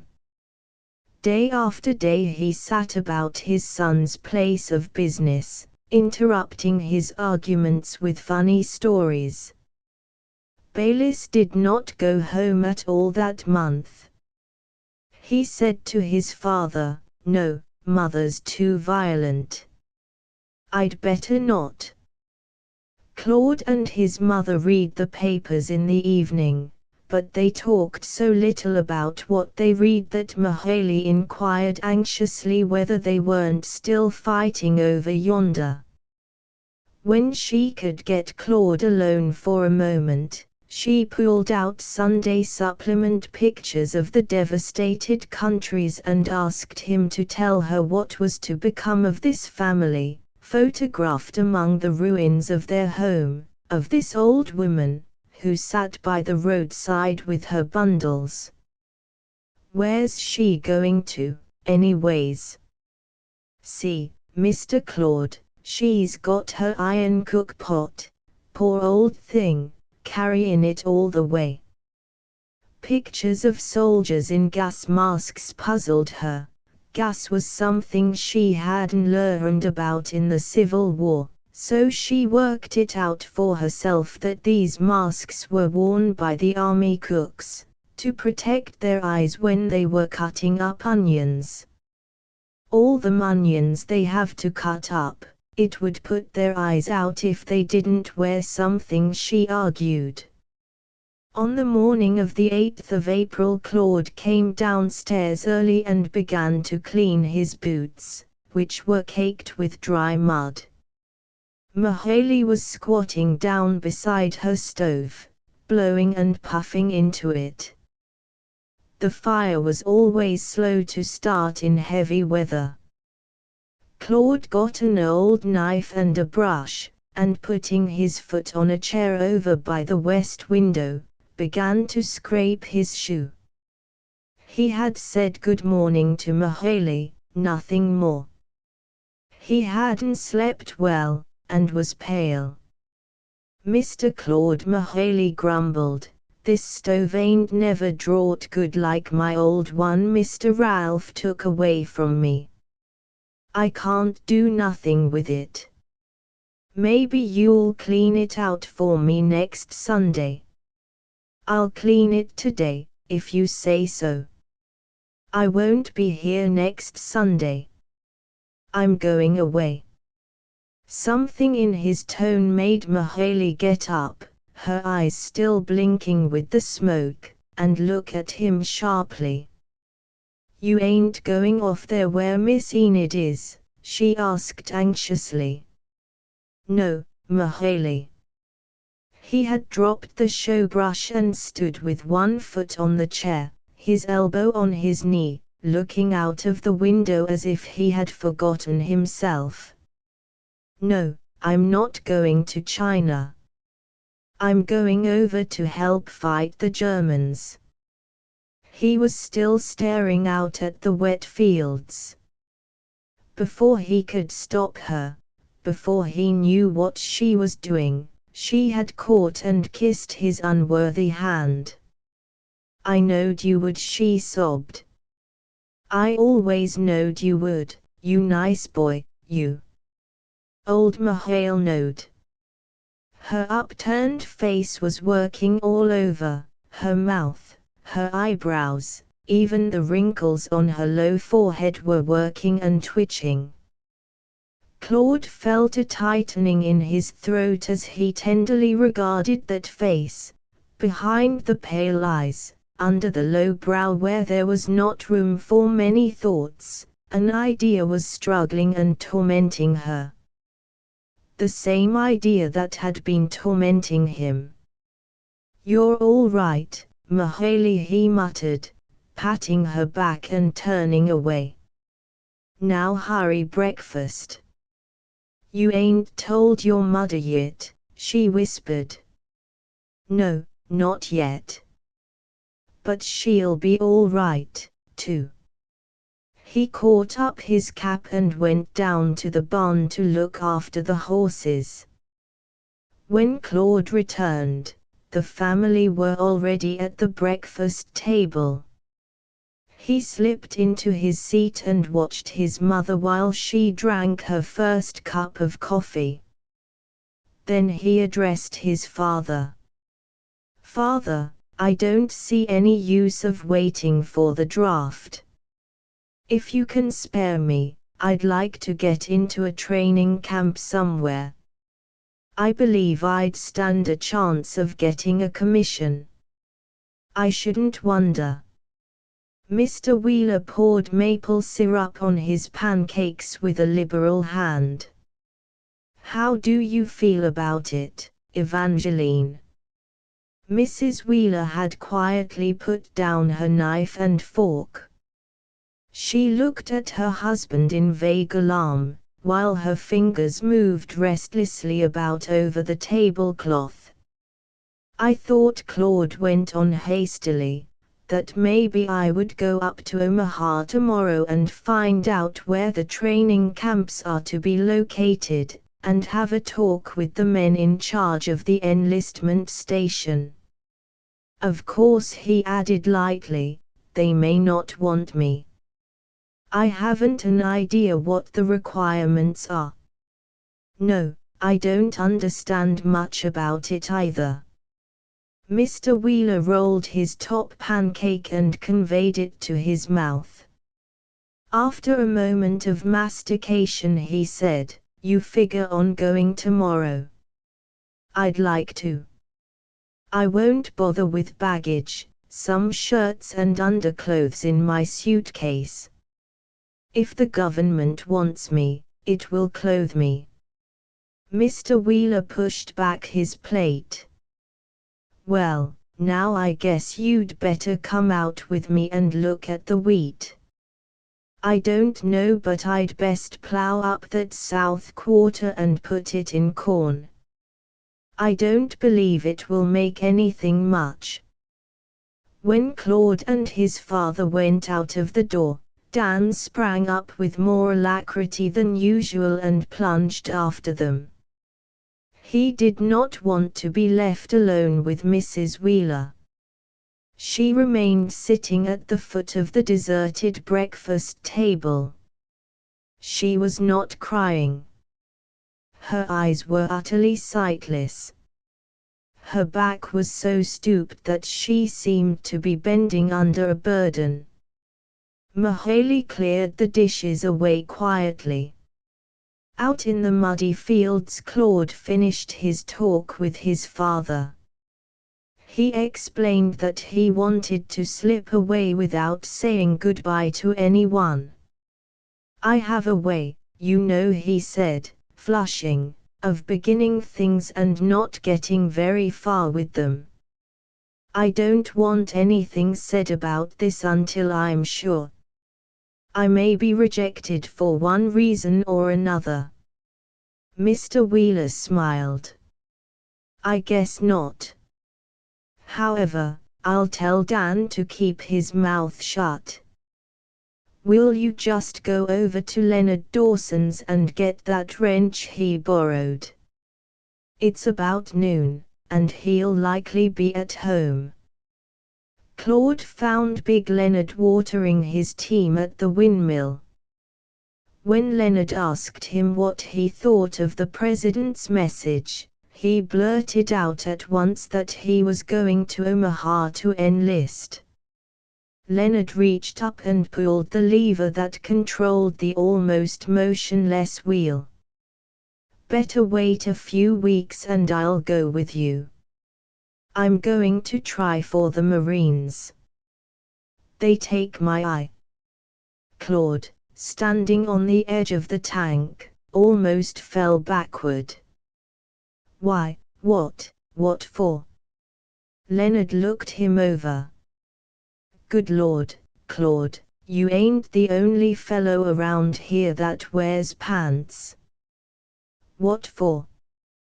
Well, I'll tell you what for. He held up 3 large red fingers threateningly.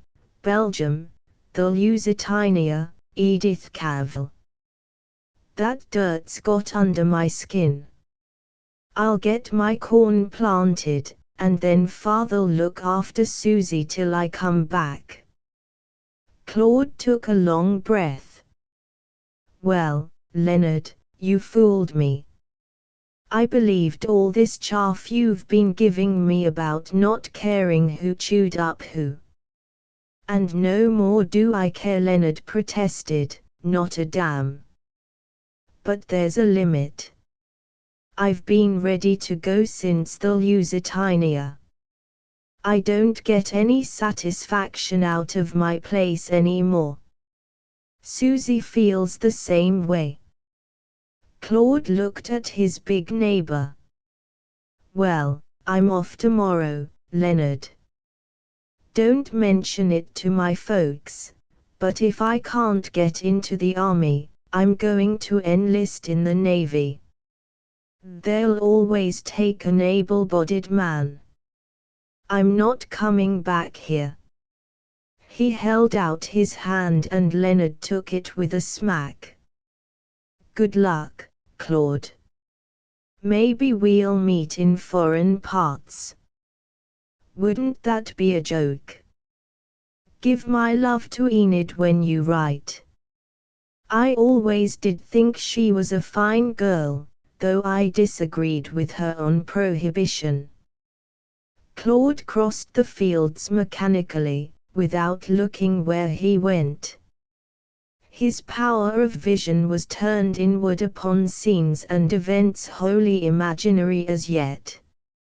One bright June day Mr. Wheeler parked his car in a line of motors before the new pressed brick courthouse in Frankfort. The courthouse stood in an open square, surrounded by a grove of cottonwoods. The lawn was freshly cut, and the flower beds were blooming. When Mr. Wheeler entered the courtroom upstairs, it was already half full of farmers and townspeople, talking in low tones while the summer flies buzzed in and out of the open windows. The judge, a one-armed man, with white hair and side whiskers, sat at his desk, writing with his left hand. He was an old settler in Frankfort County, but from his frock coat and courtly manners you might have thought he had come from Kentucky yesterday instead of 30 years ago. He was to hear this morning a charge of disloyalty brought against 2 German farmers. One of the accused was August Yoder, the Wheelers' nearest neighbor, and the other was Troilus Oberles, a rich German from the northern part of the county. Oberles owned a beautiful farm and lived in a big white house set on a hill, with a fine orchard, rows of beehives, barns, granaries, and poultry yards. He raised turkeys and tumbler pigeons, and many geese and ducks swam about on his cattle ponds. He used to boast that he had 6 sons, like our German emperor. His neighbors were proud of his place, and pointed it out to strangers. They told how Oberles had come to Frankfort County a poor man, and had made his fortune by his industry and intelligence.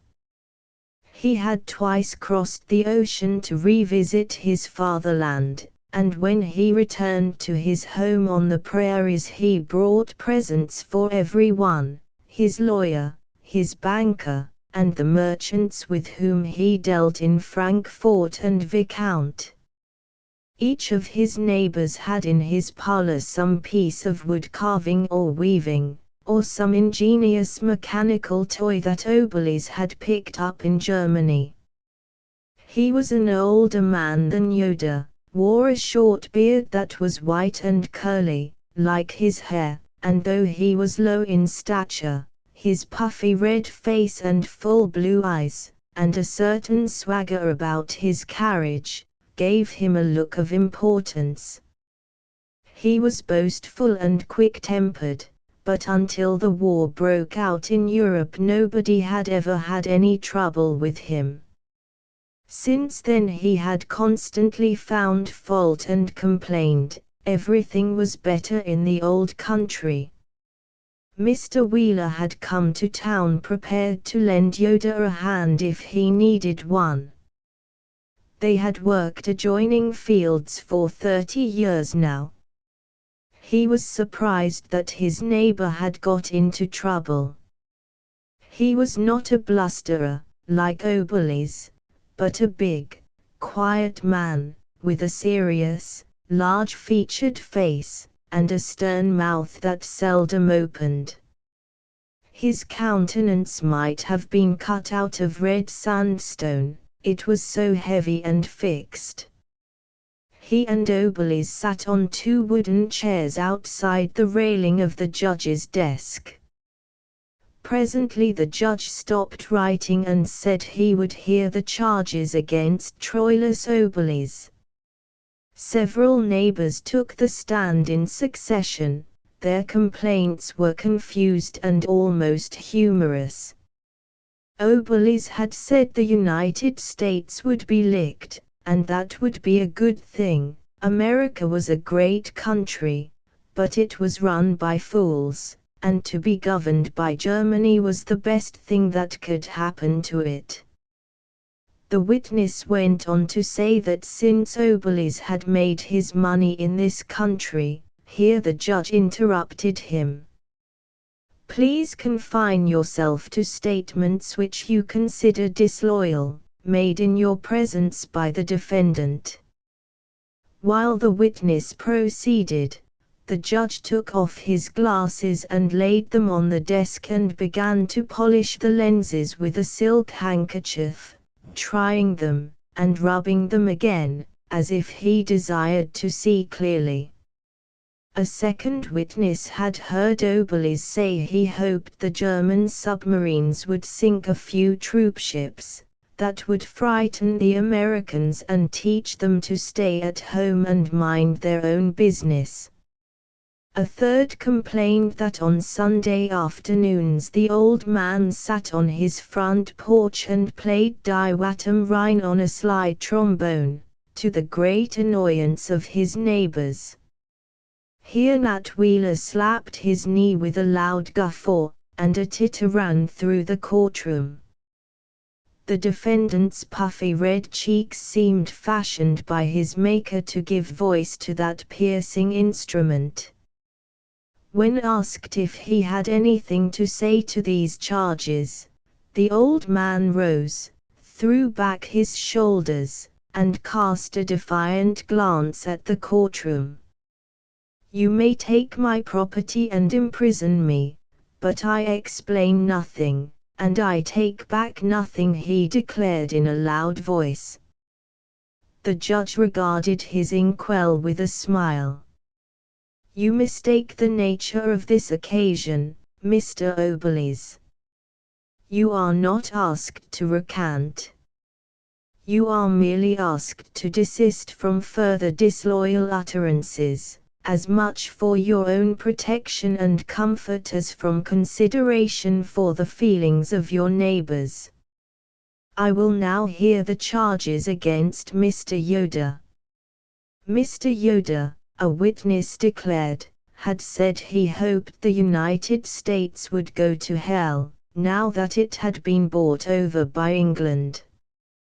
When the witness had remarked to him that if the Kaiser were shot it would end the war, Yoder replied that charity begins at home, and he wished somebody would put a bullet in the president.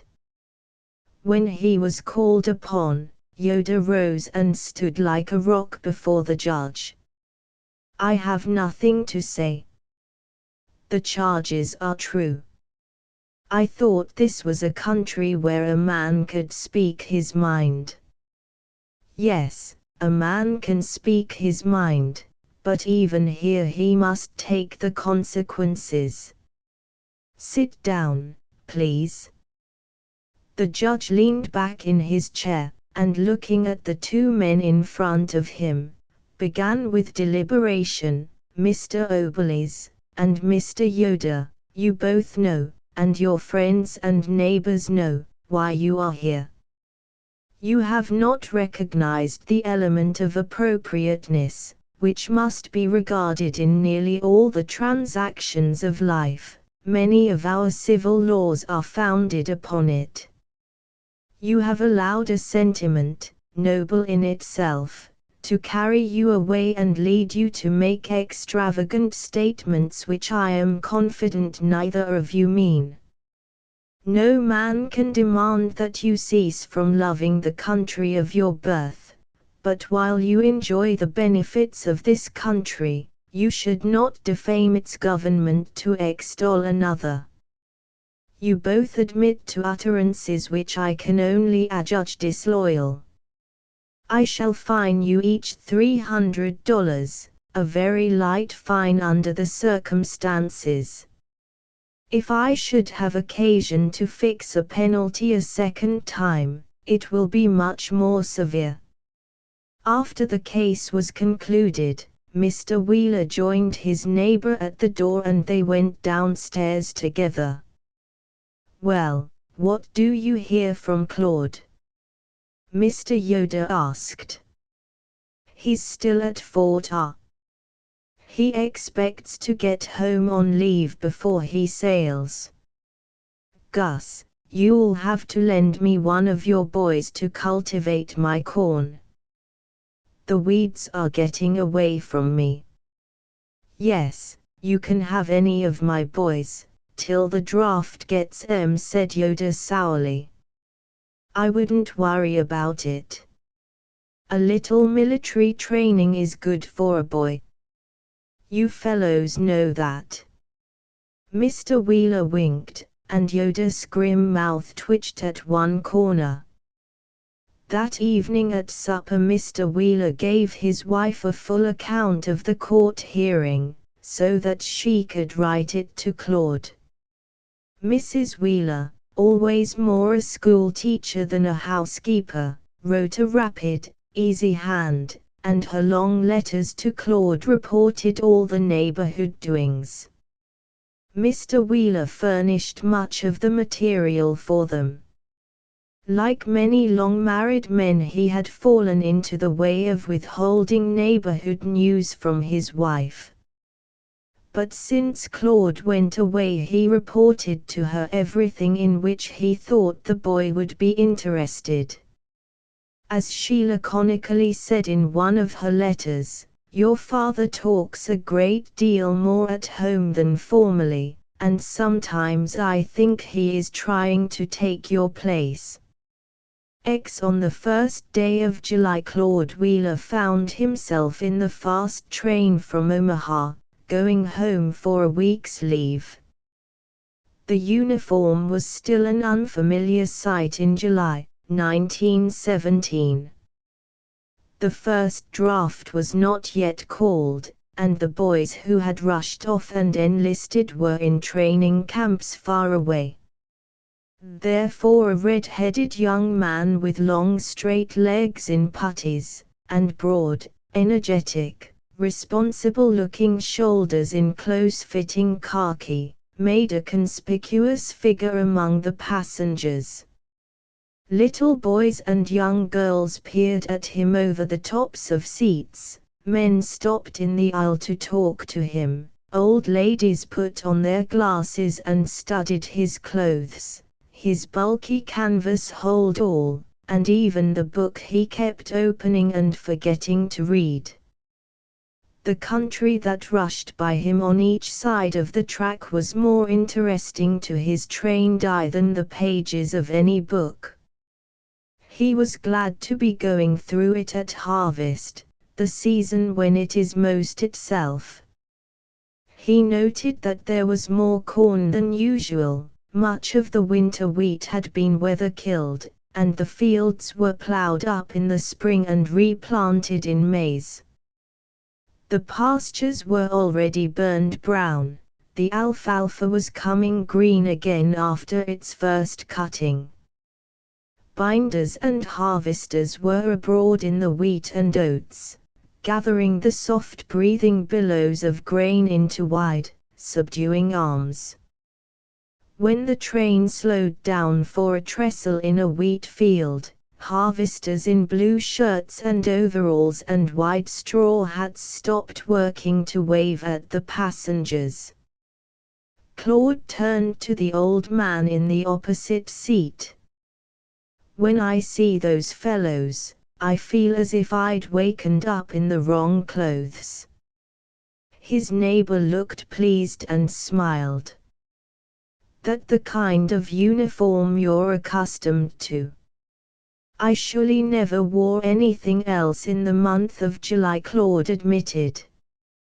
"When I find myself riding along in a train, in the middle of harvest, trying to learn French verbs, then I know the world is turned upside down, for a fact." The old man pressed a cigar upon him and began to question him.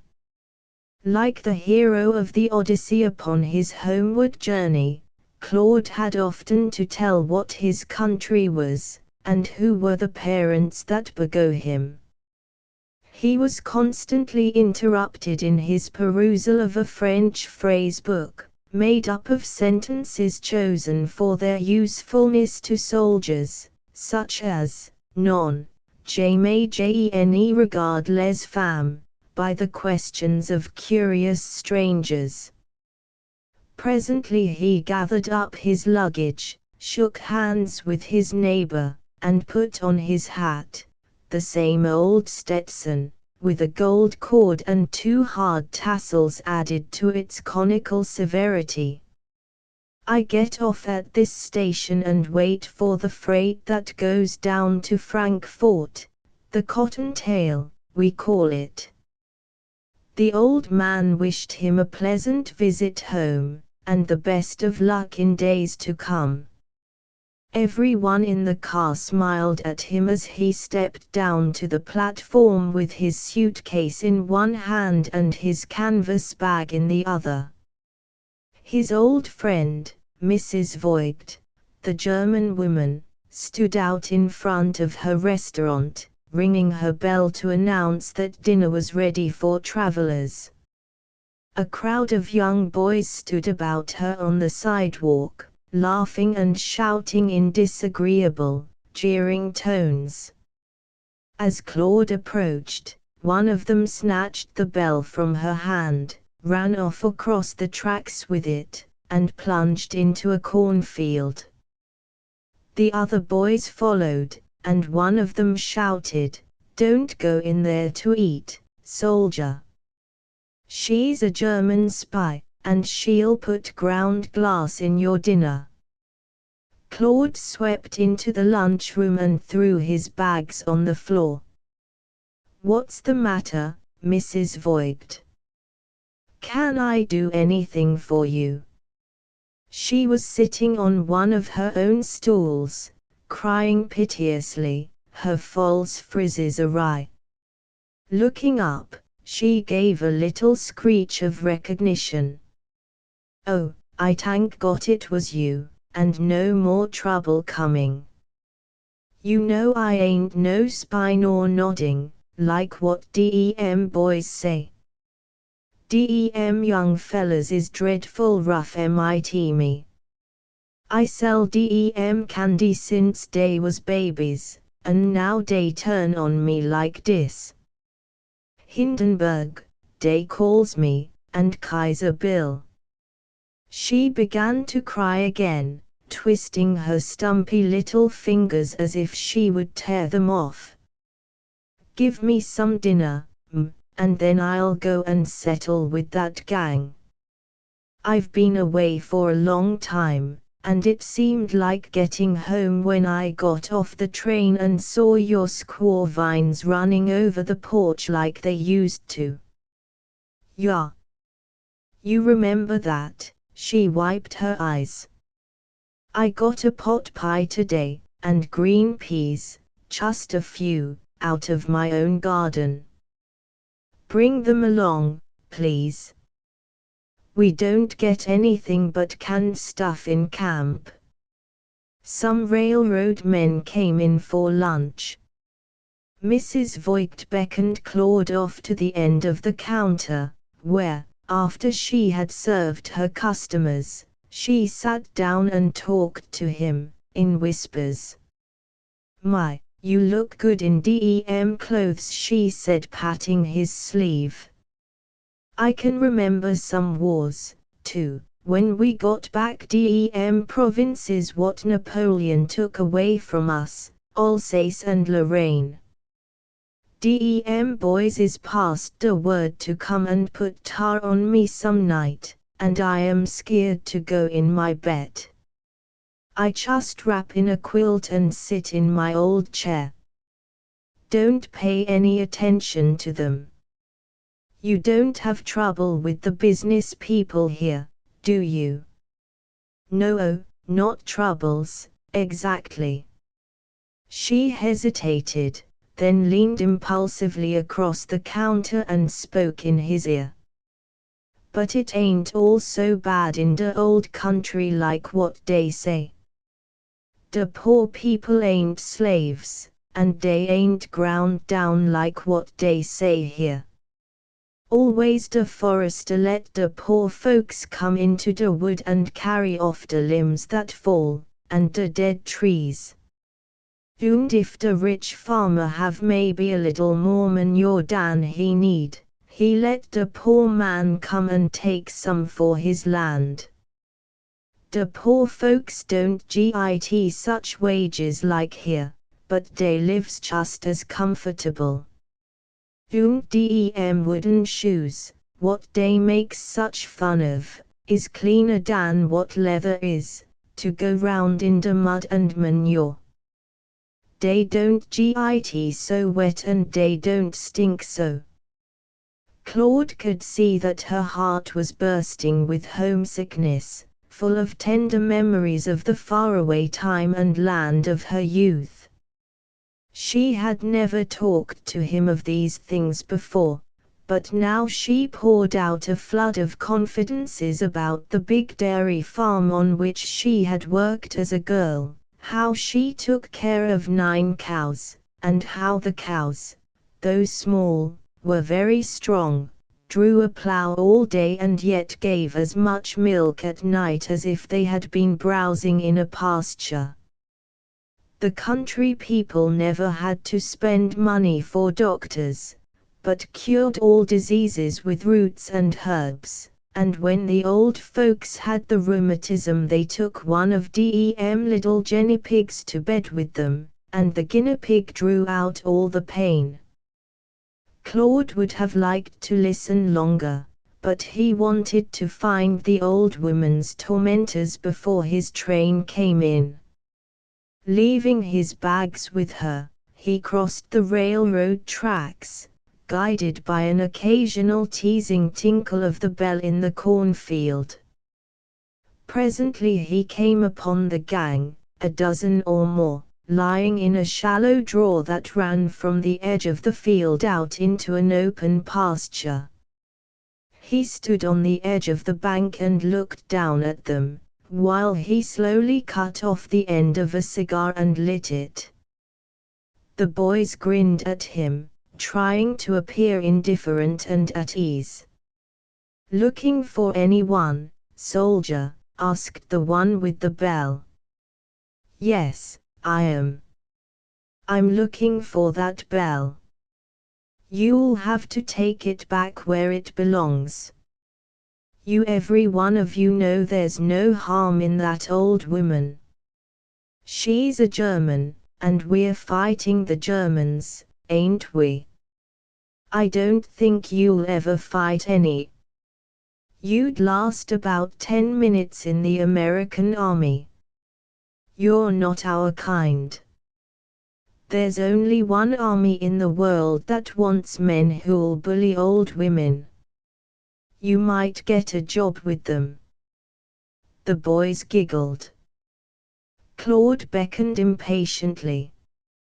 "Come along with that bell, kid." The boy rose slowly and climbed the bank out of the gully.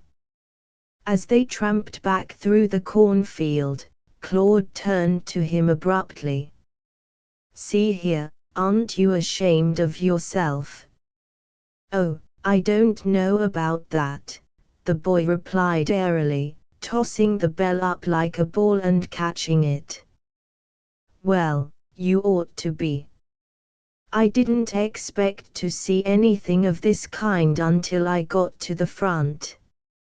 I'll be back here in a week, and I'll make it hot for anybody that's been bothering her."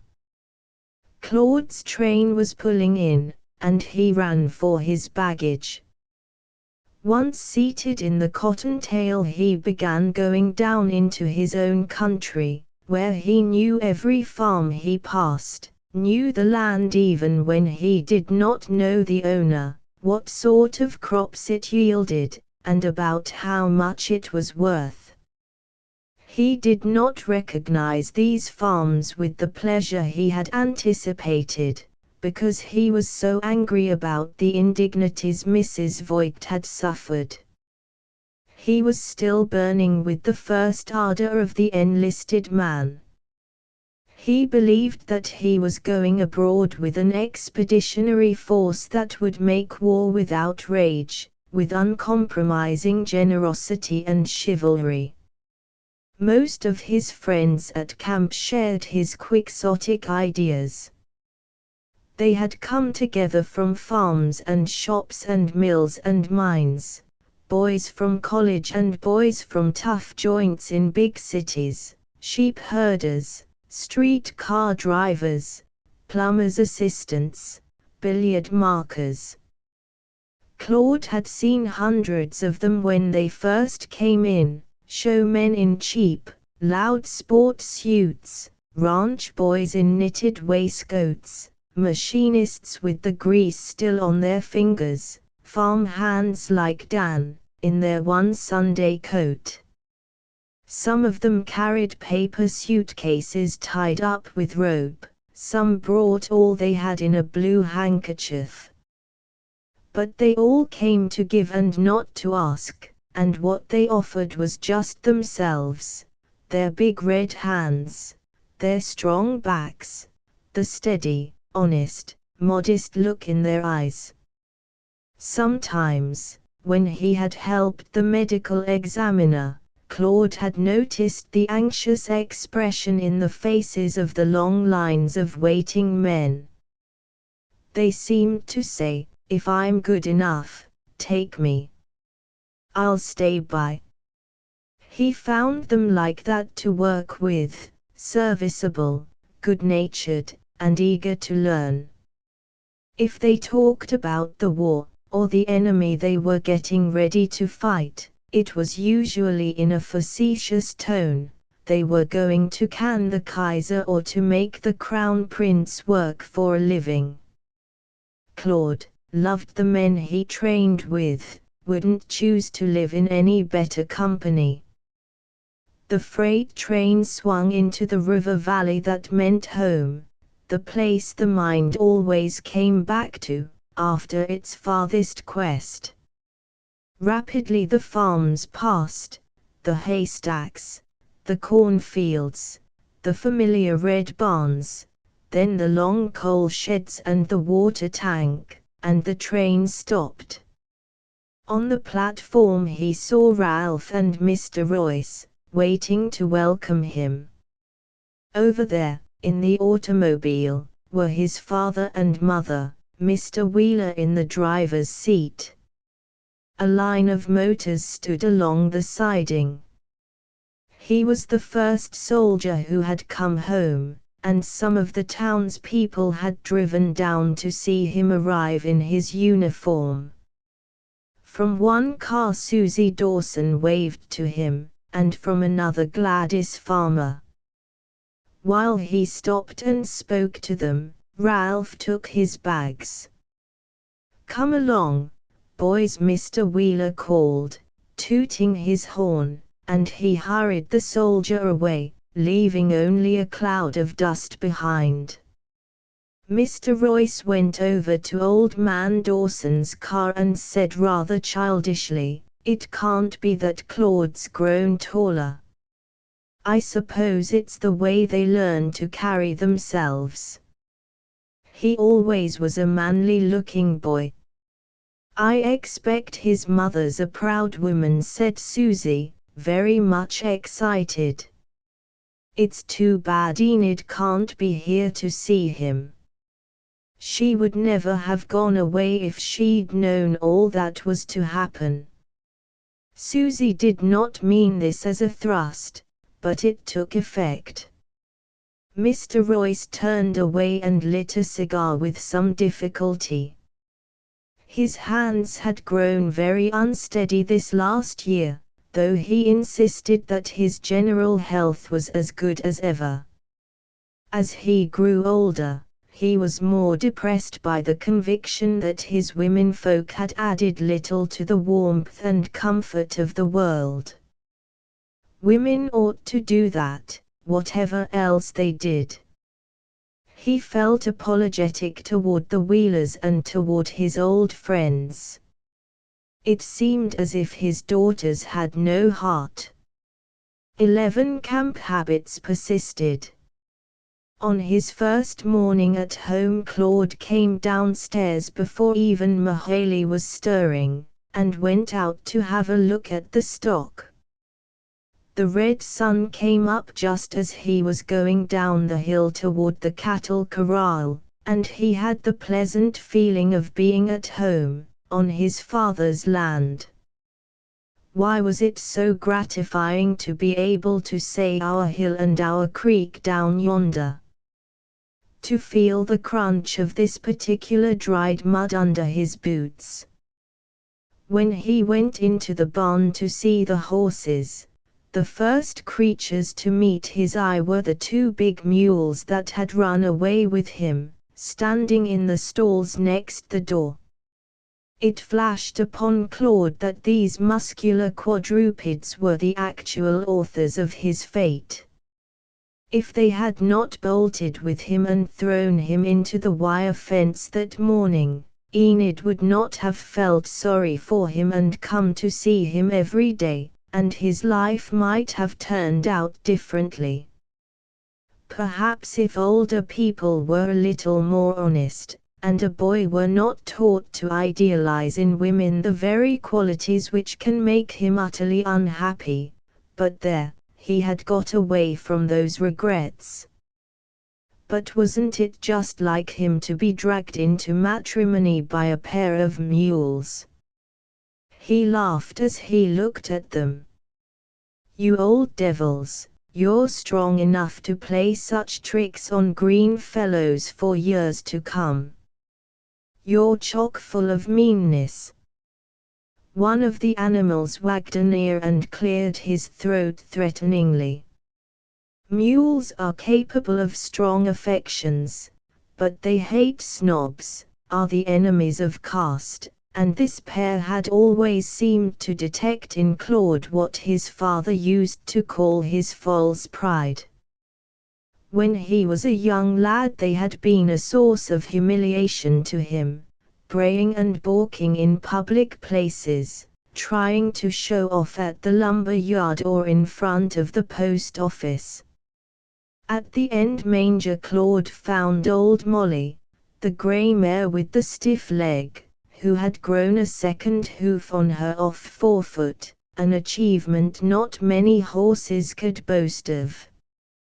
He was sure she recognized him. She nosed his hand and arm and turned back her upper lip, showing her worn, yellow teeth. "Mustn't do that, Molly," he said as he stroked her.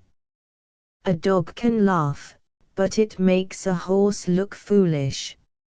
Seems to me Dan might curry you about once a week." He took a comb from its niche behind a joist and gave her old coat a rubbing. Her white hair was flecked all over with little rust-colored dashes, like India ink put on with a fine brush, and her mane and tail had turned a greenish yellow. She must be 18 years old, Claude reckoned, as he polished off her round, heavy haunches. He and Ralph used to ride her over to the Yodis when they were barefoot youngsters, guiding her with a rope halter, and kicking at the leggy colt that was always running alongside.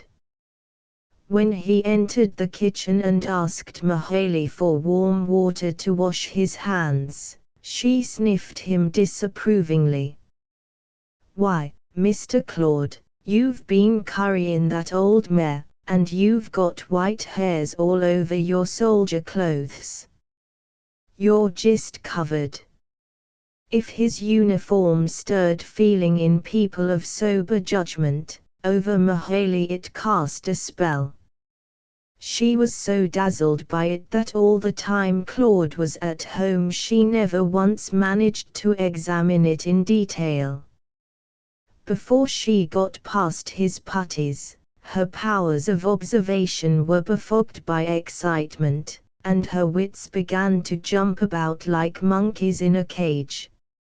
She had expected his uniform to be blue, like those she remembered, and when he walked into the kitchen last night she scarcely knew what to make of him. After Mrs. Wheeler explained to her that American soldiers didn't wear blue now, Mahaley repeated to herself that these brown clothes didn't show the dust, and that Claude would never look like the bedraggled men who used to stop to drink at her mother's spring. "Them leather leggins is to keep the briars from scratchin' you, ain't they?" I spect there's an awful lot of briars over there, like them long blackberry vines in the fields in Virginia. Your madder says the soldiers git lice now, like they done in our war.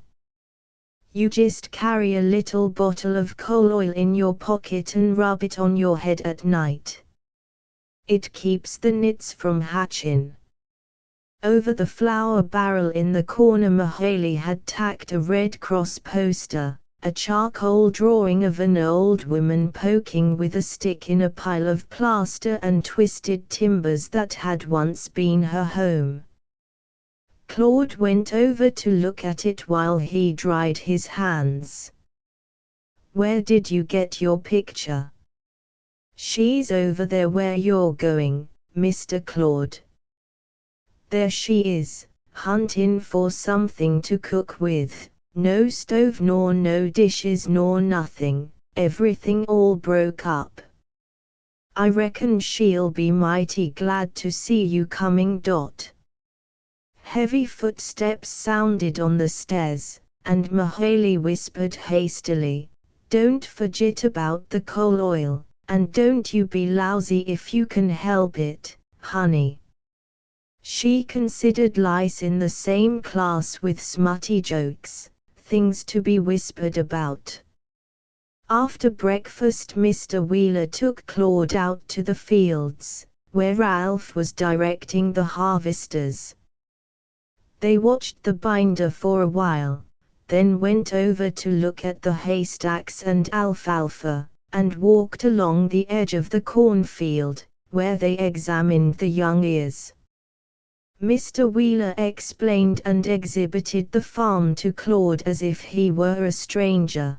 The boy had a curious feeling of being now formally introduced to these acres on which he had worked every summer since he was big enough to carry water to the harvesters. His father told him how much land they owned, and how much it was worth, and that it was unencumbered except for a trifling mortgage he had given on 1/4 when he took over the Colorado ranch. "When you come back," he said, "you and Ralph won't have to hunt around to get into business. You'll both be well fixed. Now you'd better go home by old man Dawson's and drop in to see Susie." Everybody about here was astonished when Leonard went. He walked with Claude to the corner where the Dawson land met his own. "By the way," he said as he turned back, "don't forget to go in to see the Yodas sometime. Gus is pretty sore since they had him up in court. Ask for the old grandmother. You remember she never learned any English. And now they've told her it's dangerous to talk German, she don't talk at all and hides away from everybody. If I go by early in the morning, when she's out weeding the garden, she runs and squats down in the gooseberry bushes till I'm out of sight." Claude decided he would go to the Yodas today, and to the Dawsons tomorrow. He didn't like to think there might be hard feeling toward him in a house where he had had so many good times, and where he had often found a refuge when things were dull at home. The Yoda boys had a music box long before the days of Victrolas, and a magic lantern, and the old grandmother made wonderful shadow pictures on a sheet, and told stories about them.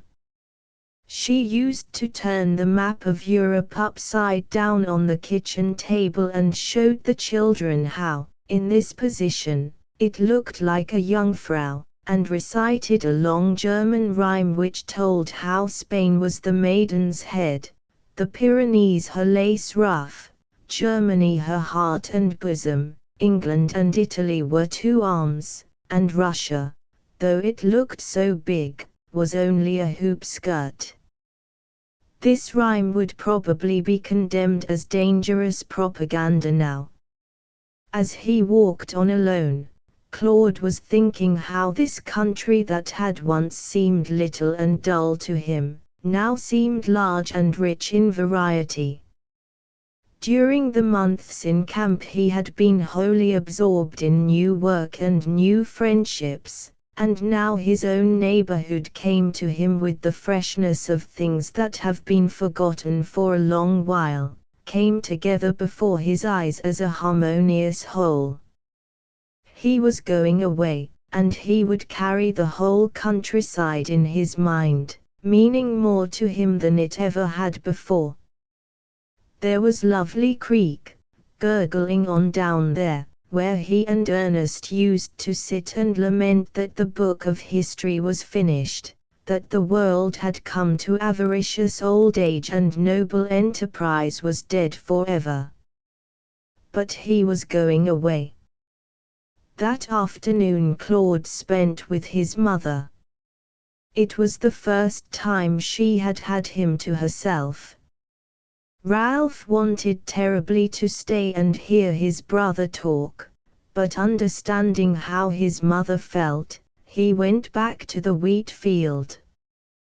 There was no detail of Claude's life in camp so trivial that Mrs. Wheeler did not want to hear about it.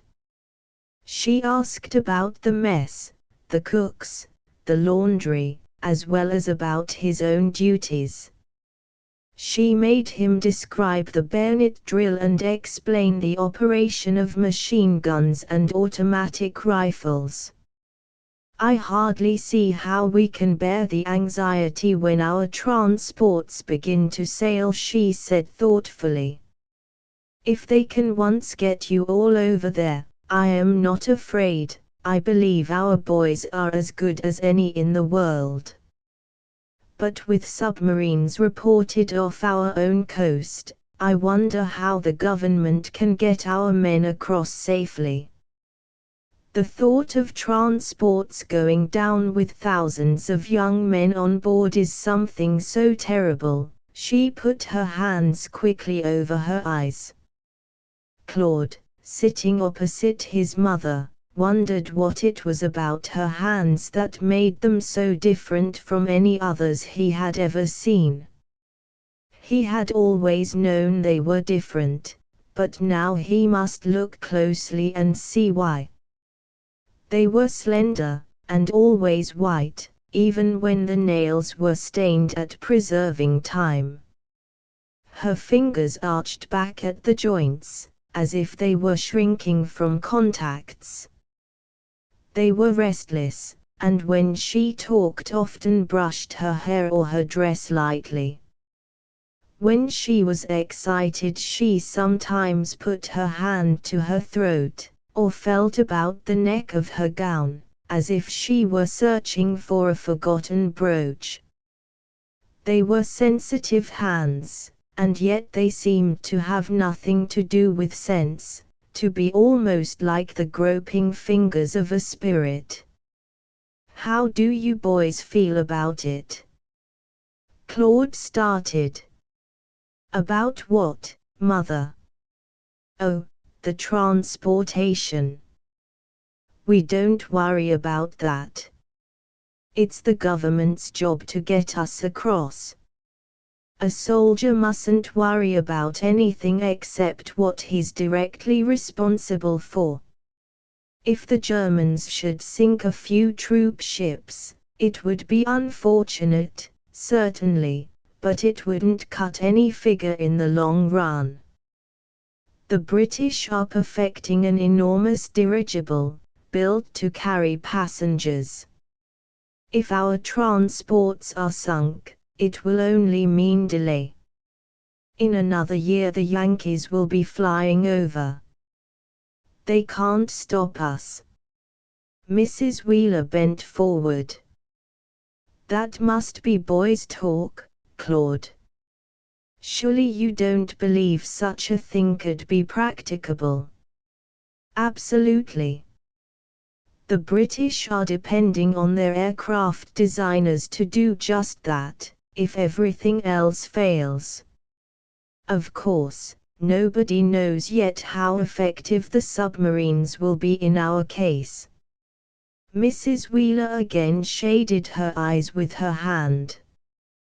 "When I was young, back in Vermont, I used to wish that I had lived in the old times when the world went ahead by leaps and bounds.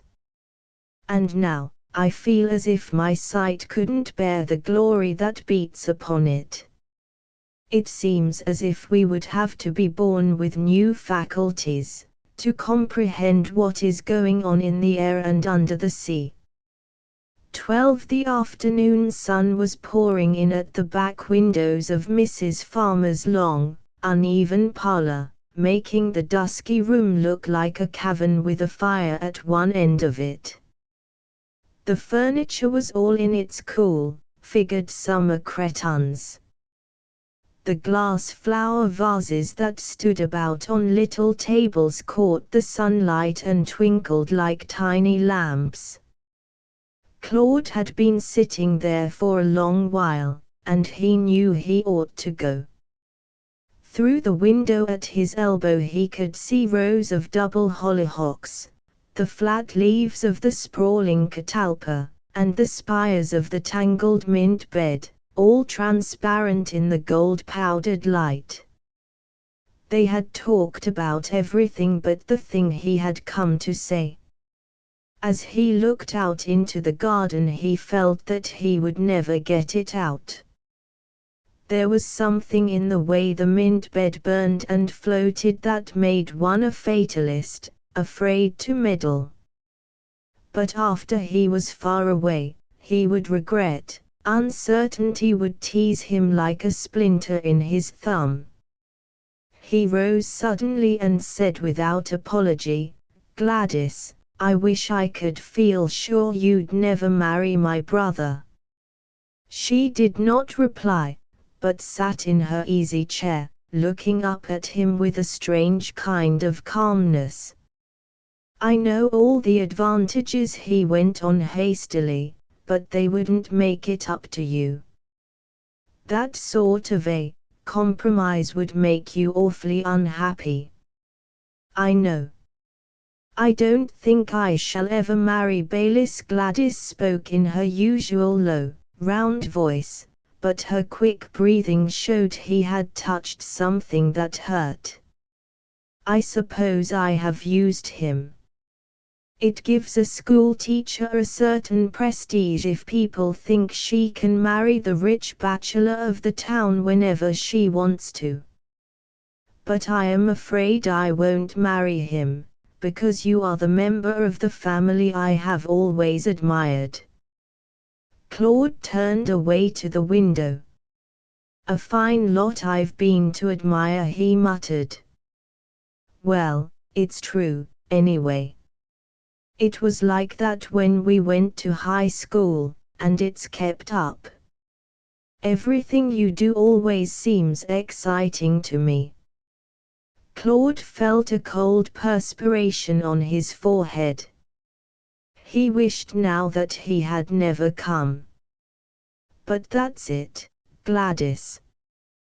What have I ever done, except make one blunder after another?" She came over to the window and stood beside him. "I don't know, perhaps it's by their blunders that one gets to know people, by what they can't do. If you'd been like all the rest, you could have got on in their way. That was the one thing I couldn't have stood." Claude was frowning out into the flaming garden. He had not heard a word of her reply. "Why didn't you keep me from making a fool of myself?" he asked in a low voice. "I think I tried, once.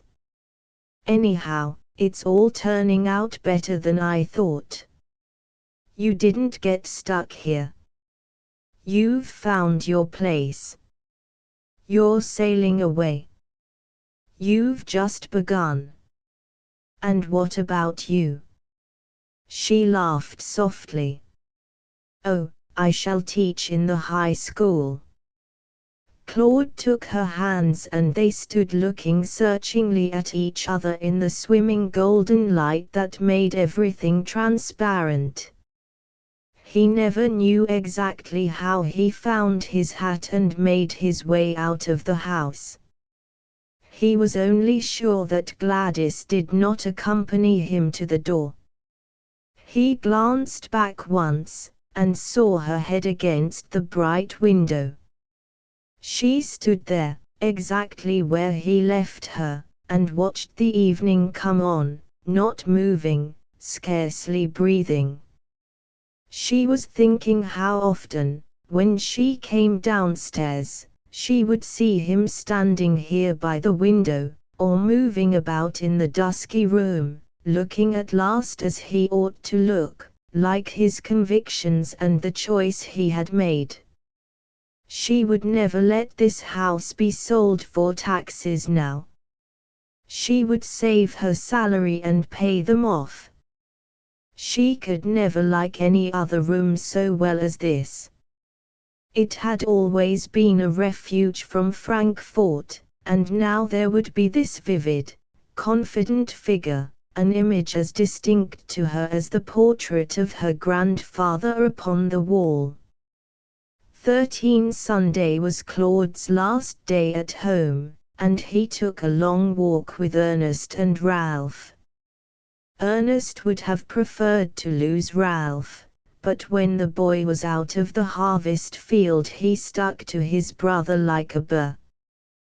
There was something about Claude's new clothes and new manner that fascinated him, and he went through one of those sudden changes of feeling that often occur in families. Although they had been better friends ever since Claude's wedding, until now Ralph had always felt a little ashamed of him.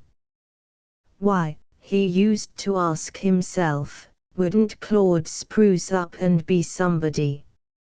Now, he was struck by the fact that he was somebody. On Monday morning Mrs. Wheeler wakened early, with a faintness in her chest. This was the day on which she must acquit herself well. Breakfast would be Claude's last meal at home. At 11 o'clock his father and Ralph would take him to Frankfort to catch the train. She was longer than usual in dressing. When she got downstairs Claude and Mahalie were already talking. He was shaving in the washroom, and Mahalie stood watching him, a side of bacon in her hand. "You tell 'em over there I'm awful sorry about them old women, with their dishes and their stove all broke up." "All right. I will." Claude scraped away at his chin. She lingered. "Maybe you can help 'em mend their things, like you do mine for me," she suggested hopefully. "Maybe," he murmured absently. Mrs. Wheeler opened the stair door, and Mahalie dodged back to the stove. After breakfast Dan went out to the fields with the harvesters. Ralph and Claude and Mr. Wheeler were busy with the car all morning. Mrs. Wheeler kept throwing her apron over her head and going down the hill to see what they were doing. Whether there was really something the matter with the engine, or whether the men merely made it a pretext for being together and keeping away from the house, she did not know. She felt that her presence was not much desired, and at last she went upstairs and resignedly watched them from the sitting-room window. Presently she heard Ralph run up to the third story. When he came down with Claude's bags in his hands, he stuck his head in at the door and shouted cheerfully to his mother, "No hurry.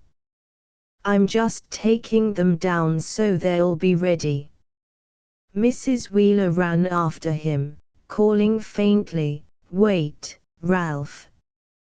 Are you sure he's got everything in?" I didn't hear him packing. Everything ready. He says he won't have to go upstairs again. He'll be along pretty soon. There's lots of time. Ralph shot down through the basement. Mrs. Wheeler sat down in her reading chair. They wanted to keep her away, and it was a little selfish of them. Why couldn't they spend these last hours quietly in the house, instead of dashing in and out to frighten her? Now she could hear the hot water running in the kitchen. Probably Mr. Wheeler had come in to wash his hands. She felt really too weak to get up and go to the west window to see if he were still down at the garage. Waiting was now a matter of seconds, and her breath came short enough as it was. She recognized a heavy, hobnailed boot on the stairs, mounting quickly. When Claude entered, carrying his hat in his hand, she saw by his walk, his shoulders, and the way he held his head, that the moment had come, and that he meant to make it short. She rose, reaching toward him as he came up to her and caught her in his arms. She was smiling her little, curious intimate smile, with half-closed eyes. "Well, is it goodbye?" she murmured. She passed her hands over his shoulders, down his strong back and the close-fitting sides of his coat, as if she were taking the mold and measure of his mortal frame. Her chin came just to his breast pocket, and she rubbed it against the heavy cloth. Claude stood looking down at her without speaking a word. Suddenly his arms tightened and he almost crushed her. "Mother," he whispered as he kissed her. He ran downstairs and out of the house without looking back. She struggled up from the chair where she had sunk and crept to the window. He was vaulting down the hill as fast as he could go. He jumped into the car beside his father. Ralph was already at the wheel, and Claude had scarcely touched the cushions when they were off. They ran down the creek and over the bridge, then up the long hill on the other side. As they neared the crest of the hill, Claude stood up in the car and looked back at the house, waving his cone-shaped hat. She leaned out and strained her sight, but her tears blurred everything. The brown, upright figure seemed to float out of the car and across the fields, and before he was actually gone, she lost him. She fell back against the window-sill, clutching her temples with both hands, and broke into choking, passionate speech. "Old Eyes," she cried, "why do you betray me? Why do you cheat me of my last sight of my splendid son?" Book 4, The Voyage of the Anchises. A long train of crowded cars, the passengers all of the same sex, almost of the same age, all dressed and hatted alike, was slowly steaming through the green sea meadows late on a summer afternoon. In the cars, incessant stretching of cramped legs, shifting of shoulders, striking of matches, passing of cigarettes, groans of boredom, occasionally concerted laughter about nothing. Suddenly the train stops short. Clipped heads and tanned faces pop out at every window. The boys begin to moan and shout, "What is the matter now?" The conductor goes through the cars, saying something about a freight wreck on ahead. He has orders to wait here for half an hour. Nobody pays any attention to him. A murmur of astonishment rises from one side of the train. The boys crowd over to the south windows.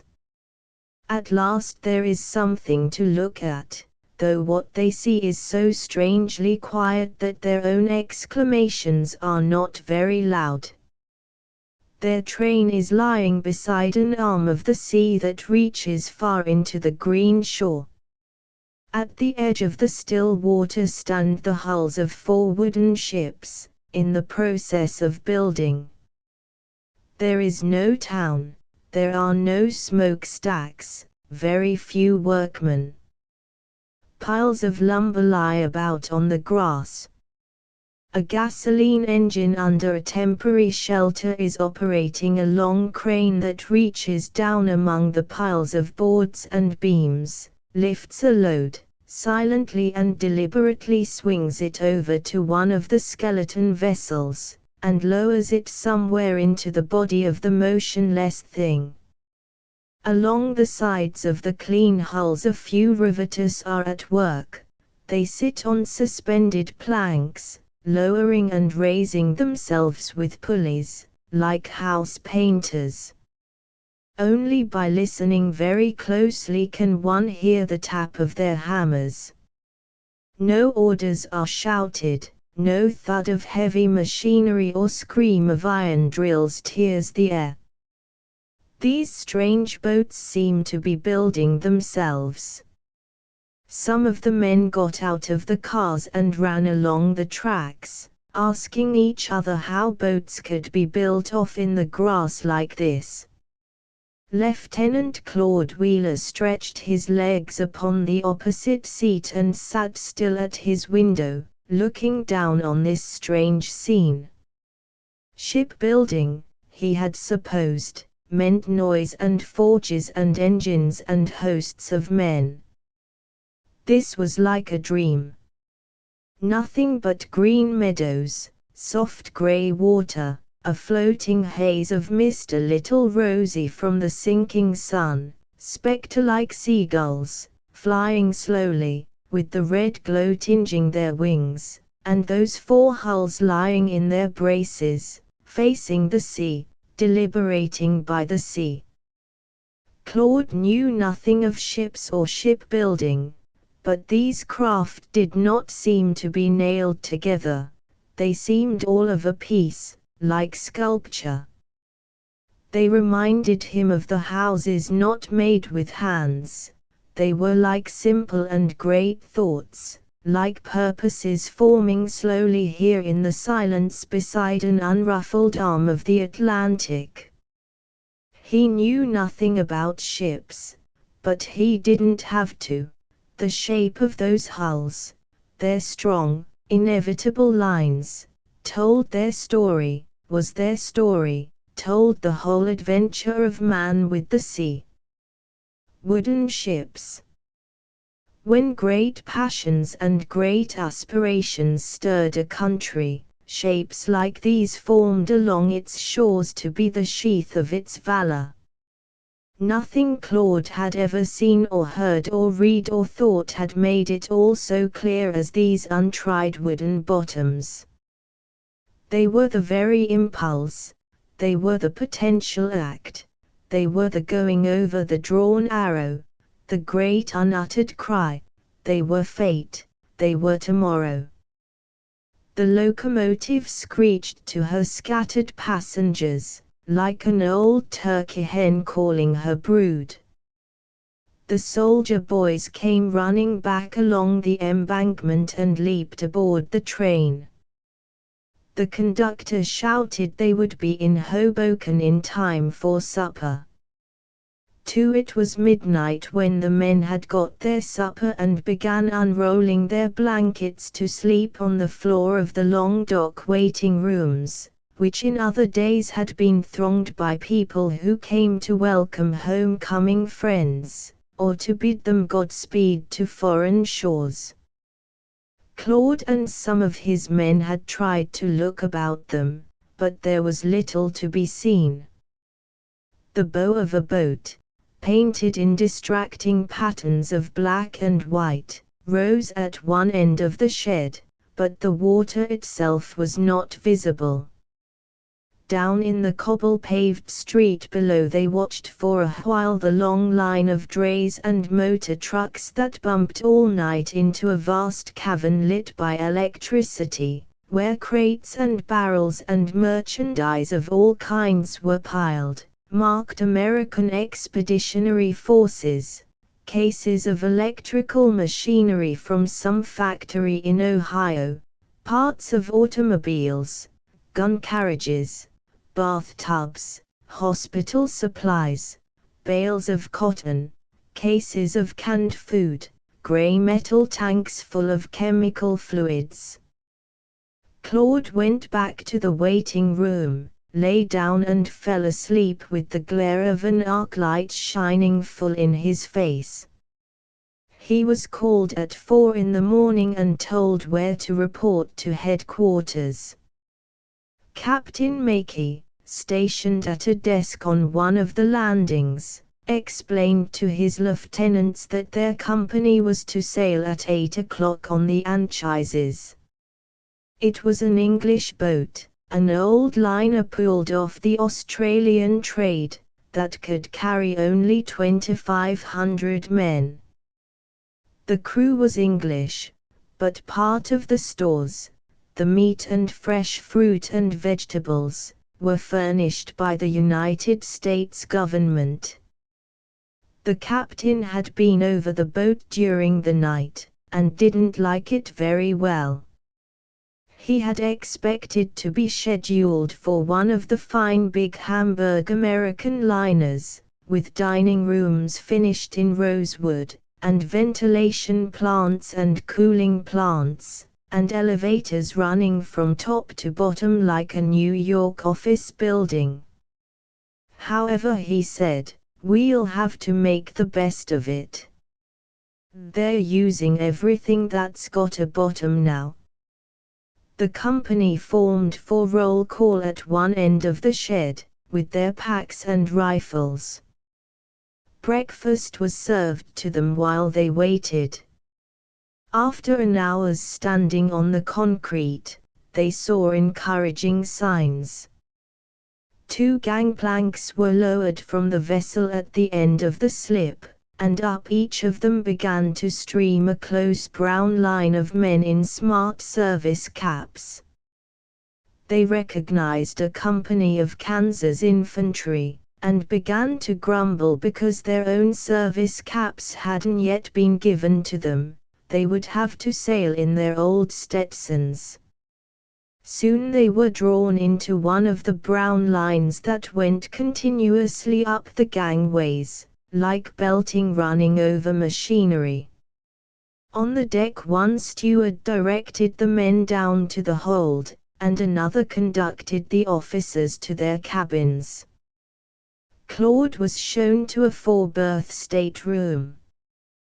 One of his cabin mates, Lieutenant Fanning, of his own company, was already there, putting his slender luggage in order. The steward told them the officers were breakfasting in the dining saloon. By 7 o'clock all the troops were aboard, and the men were allowed on deck.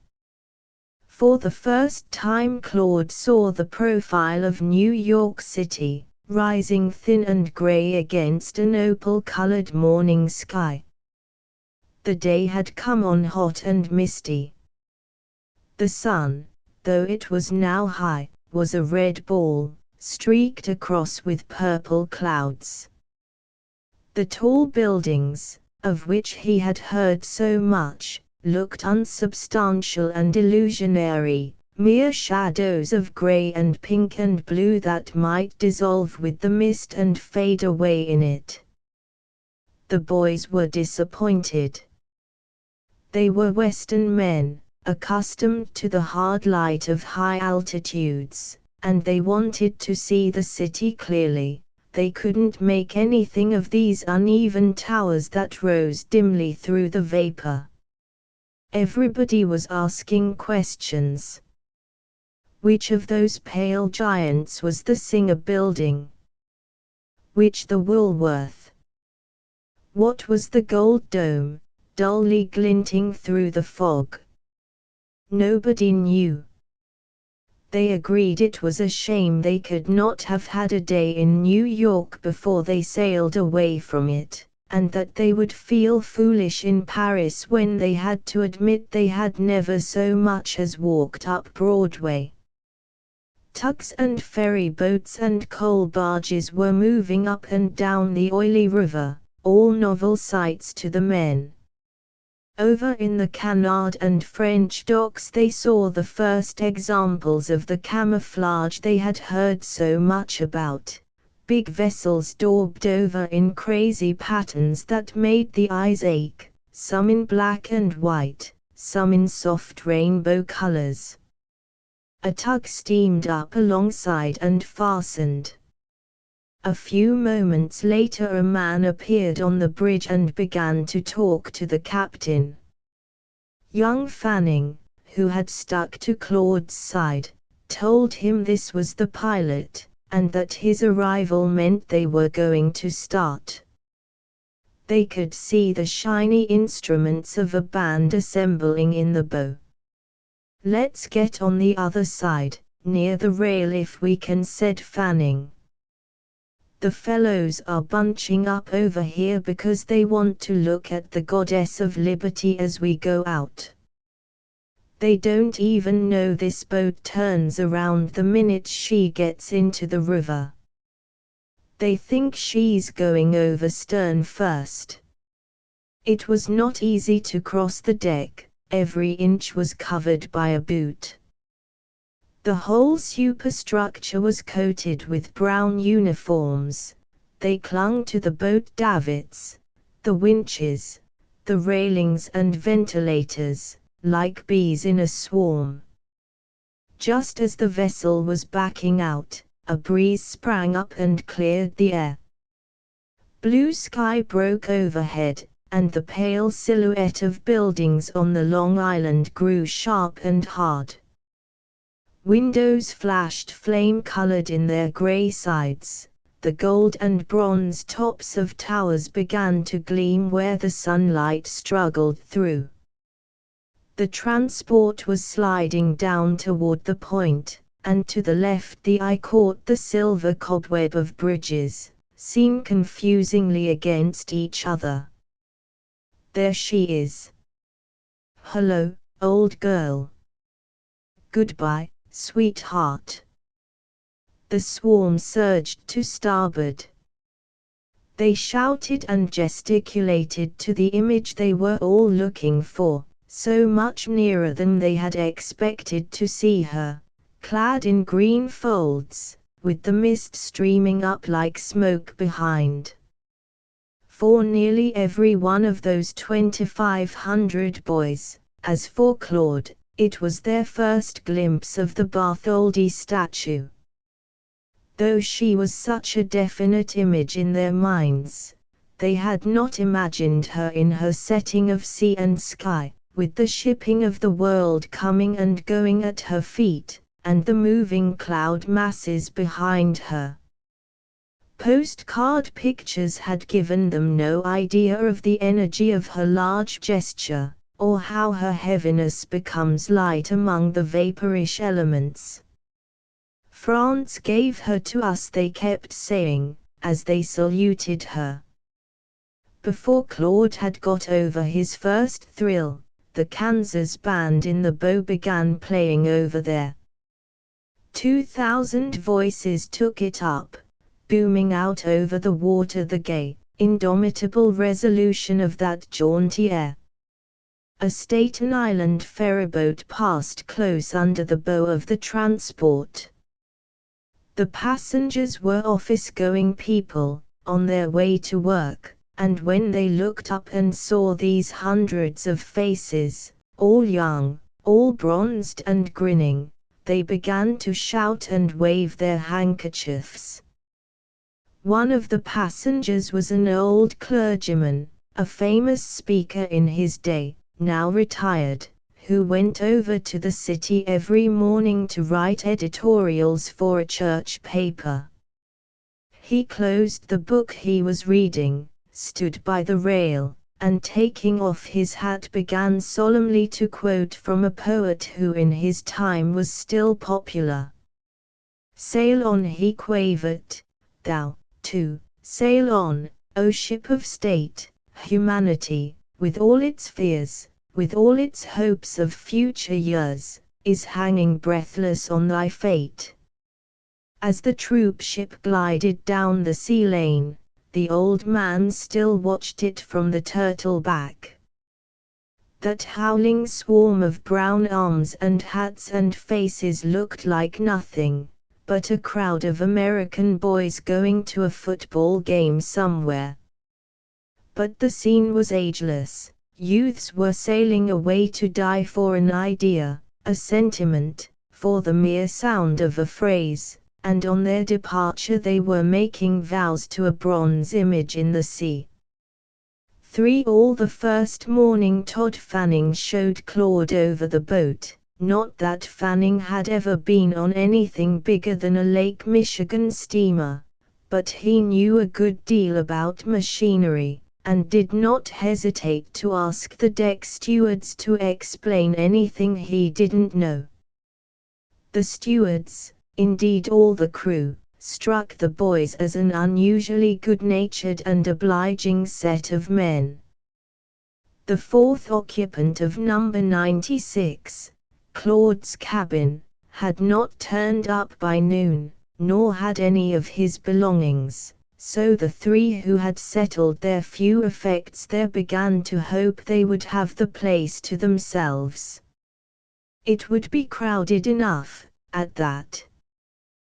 The third bunk was assigned to an officer from the Kansas Regiment, Lieutenant Byrd, a Virginian, who had been working in his uncle's bank in Topeka when he enlisted. He and Claude sat together at mess. When they were at lunch, the Virginian said in his very gentle voice, "Lieutenant, I wish you'd explain Lieutenant Fanning to me. He seems very immature.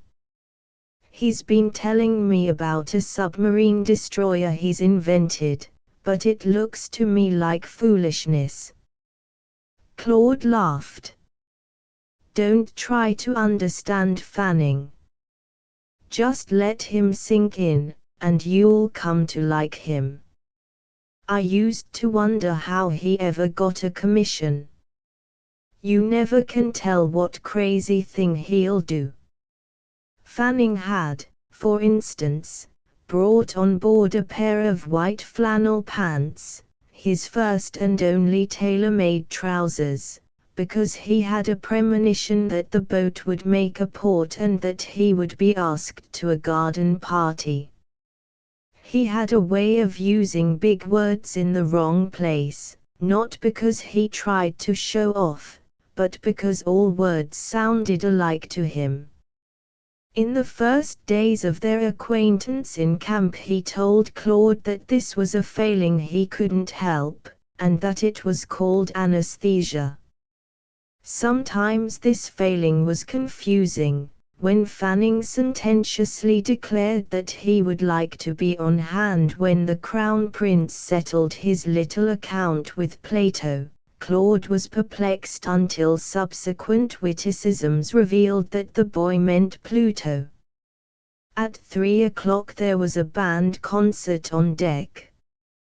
Claude fell into talk with the bandmaster, and was delighted to find that he came from Hillport, Kansas, a town where Claude had once been with his father to buy cattle, and that all his 14 men came from Hillport. They were the town band, had enlisted in a body, had gone into training together, and had never been separated.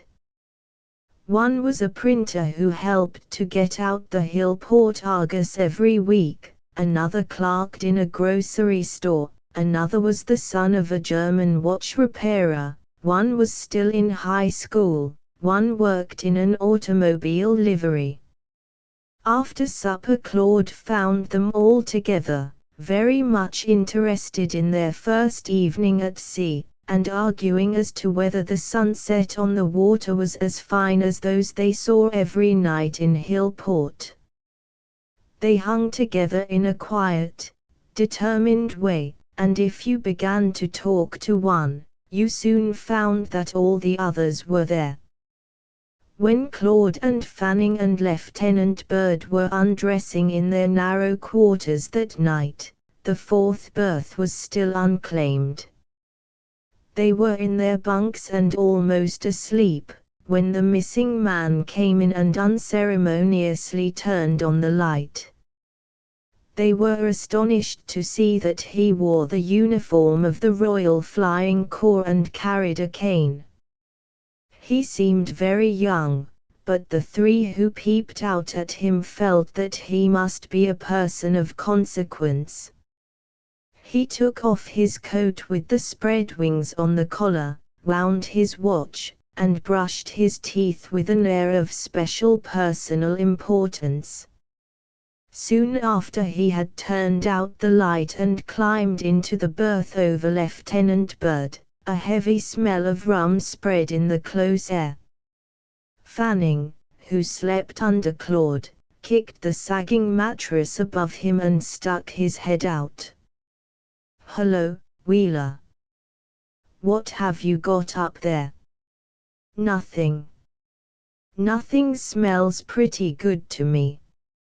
I'll have some with anybody that asks me." No response from any quarter. Bert, the Virginian, murmured, "Don't make a row," and they went to sleep. In the morning, when the bath steward came, he edged his way into the narrow cabin and poked his head into the berth over Bird's. "I'm sorry, sir, I've made careful search for your luggage, and it's not to be found, sir." "I tell you it must be found," fumed a petulant voice overhead. "I brought it over from the St. Regis myself in a taxi. I saw it standing on the pier with the officer's luggage, a black cabin trunk with VM lettered on both ends. Get after it." The steward smiled discreetly. He probably knew that the aviator had come on board in a state which precluded any very accurate observation on his part. "Very well, sir. Is there anything I can get you for the present? You can take this shirt out and have it laundered and bring it back to me tonight. I've no linen in my bag." "Yes, sir." Claude and Fanning got on deck as quickly as possible and found scores of their comrades already there, pointing to dark smudges of smoke along the clear horizon. They knew that these vessels had come from unknown ports, some of them far away, steaming thither under orders known only to their commanders. They would all arrive within a few hours of each other at a given spot on the surface of the ocean. There they would fall into place, flanked by their destroyers, and would proceed in orderly formation, without changing their relative positions. Their escort would not leave them until they were joined by gunboats and destroyers off whatever coast they were bound for. What that coast was, not even their own officers knew as yet. Later in the morning this meeting was actually accomplished. There were 10 troop ships, some of them very large boats, and 6 destroyers. The men stood about the whole morning, gazing spellbound at their sister transports, trying to find out their names, guessing at their capacity. Tanned as they already were, their lips and noses began to blister under the fiery sunlight. After long months of intensive training, the sudden drop into an idle, soothing existence was grateful to them. Though their pasts were neither long or varied, most of them, like Claude Wheeler, felt a sense of relief at being rid of all they had ever been before and facing something absolutely new. Said Todd Fanning, as he lounged against the rail, "Whoever likes it can run for a train every morning, and grind his days out in a Westinghouse works, but not for me anymore." The Virginian joined them. "That Englishman ain't got out of bed yet. I reckon he's been liquoring up pretty steady. The place smells like a bar." The room steward was just coming out, and he winked at me. He was slipping something in his pocket, looked like a banknote. Claude was curious, and went down to the cabin. As he entered, the airman, lying half-dressed in his upper berth, raised himself on one elbow and looked down at him. His blue eyes were contracted and hard, his curly hair disordered, but his cheeks were as pink as a girl's, and the little yellow hummingbird mustache on his upper lip was twisted sharp. "You're missing fine weather," said Claude affably. "Oh, there'll be a great deal of weather before we get over, and damned little of anything else." He drew a bottle from under his pillow. "Have a nip?" "I don't mind if I do." Claude put out his hand. The other laughed and sank back on his pillow, drawling lazily, "Brave boy. Go ahead, drink to the Kaiser." "Why to him in particular?" "It's not particular. Drink to Hindenburg, or the High Command, or anything else that got you out of the cornfield." "That's where they did get you, didn't they?" "Well, it's a good guess, anyhow." "Where did they get you?" "Crystal Lake, Iowa." "I think that was the place." He yawned and folded his hands over his stomach. "Why, we thought you were an Englishman." "Not quite. I've served in His Majesty's Army 2 years, though." "Have you been flying in France?" "Yes. I've been back and forth all the time, England and France. Now I've wasted 2 months at Fort Worth." "Instructor?" "That's not my line. I may have been sent over as a reprimand." "You can't tell about my colonel, though. May have been his way of getting me out of danger." Claude glanced up at him, shocked at such an idea. The young man in the berth smiled with listless compassion. "Oh, I don't mean Boche planes. There are dangers and dangers. You'll find you got bloody little information about this war, where they trained you. They don't communicate any details of importance." "Going?" Claude hadn't intended to, but at this suggestion he pulled back the door. "One moment," called the aviator. "Can't you keep that long-legged ass who bunks under you quiet?" "Fanning. He's a good kid." "What's the matter with him?" His general ignorance and his insufferably familiar tone snapped the other as he turned over. Claude found Fanning and the Virginian playing checkers, and told them that the mysterious airman was a fellow countryman. Both seemed disappointed.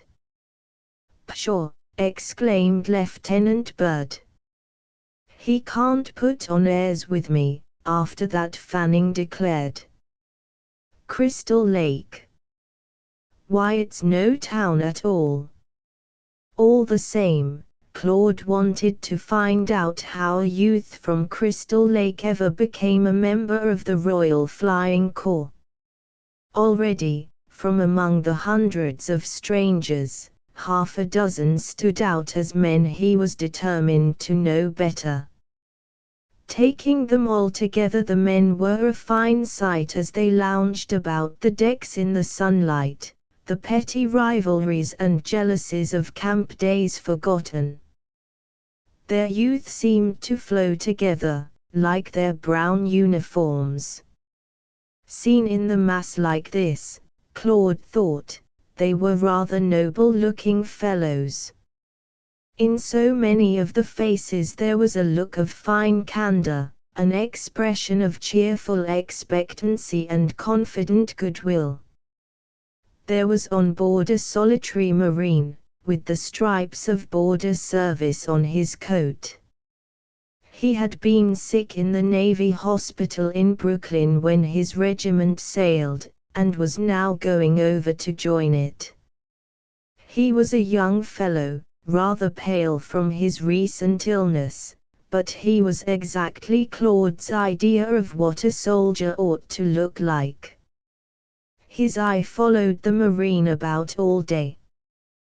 The young man's name was Albert Usher, and he came from a little town up in the Wind River Mountains, in Wyoming, where he had worked in a logging camp. He told Claude these facts when they found themselves standing side by side that evening, watching the broad purple sun go down into a violet-colored sea.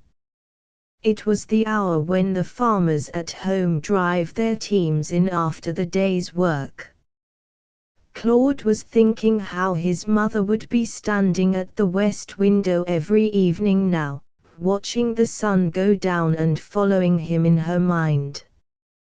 When the young Marine came up and joined him, he confessed to a pang of homesickness. "That's a kind of sickness I don't have to wrestle with," said Albert Usher. "I was left an orphan on a lonesome ranch when I was 9, and I've looked out for myself ever since." Claude glanced sidewise at the boy's handsome head, that came up from his neck with clean, strong lines, and thought he had done a pretty good job for himself. He could not have said exactly what it was he liked about young Usher's face, but it seemed to him a face that had gone through things, that had been trained down like his body, and had developed a definite character. What Claude thought due to a manly, adventurous life, was really due to well-shaped bones. Usher's face was more modeled than most of the healthy countenances about him. When questioned, the Marine went on to say that though he had no home of his own, he had always happened to fall on his feet, among kind people. He could go back to any house in Pinedale or Dubois and be welcomed like a son. "I suppose there are kind women everywhere," he said, "but in that respect Wyoming's got the rest of the world beat. I never felt the lack of a home. Now the U.S. Marines are my family. Wherever they are, I'm at home." "Were you at Vera Cruz?" Claude asked. "I guess. We thought that was quite a little party at the time, but I suppose it will seem small potatoes when we get over there. I'm figuring on seeing some first-rate scrapping." "How long have you been in the Army?" "Year ago last April. I've had hard luck about getting over. They kept me jumping about to train men." "Then yours is all to come. Are you a college graduate?" "No, I went away to school, but I didn't finish." Usher frowned at the gilded path on the water where the sun lay half submerged, like a big, watchful eye, closing. I always wanted to go to college, but I never managed it.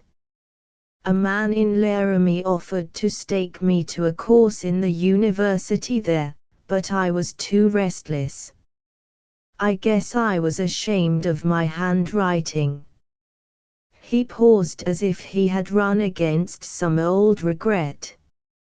A moment later he said suddenly, "Can you parlez-vous?" "No, I know a few words, but I can't put them together." "Same here. I expect to pick up some." I pinched quite a little Spanish down on the border. By this time the sun had disappeared, and all over the west the yellow sky came down evenly, like a gold curtain, on the still sea that seemed to have solidified into a slab of dark blue stone, not a twinkle on its immobile surface. Across its dusky smoothness were two long smears of pale green, like a robin's egg. "Do you like the water?" Usher asked, in the tone of a polite host. "When I first shipped on a cruiser I was crazy about it. I still am. But, you know, I like them old bald mountains back in Wyoming, too. There's waterfalls you can see 20 miles off from the plains. They look like white sheets or something, hanging up there on the cliffs.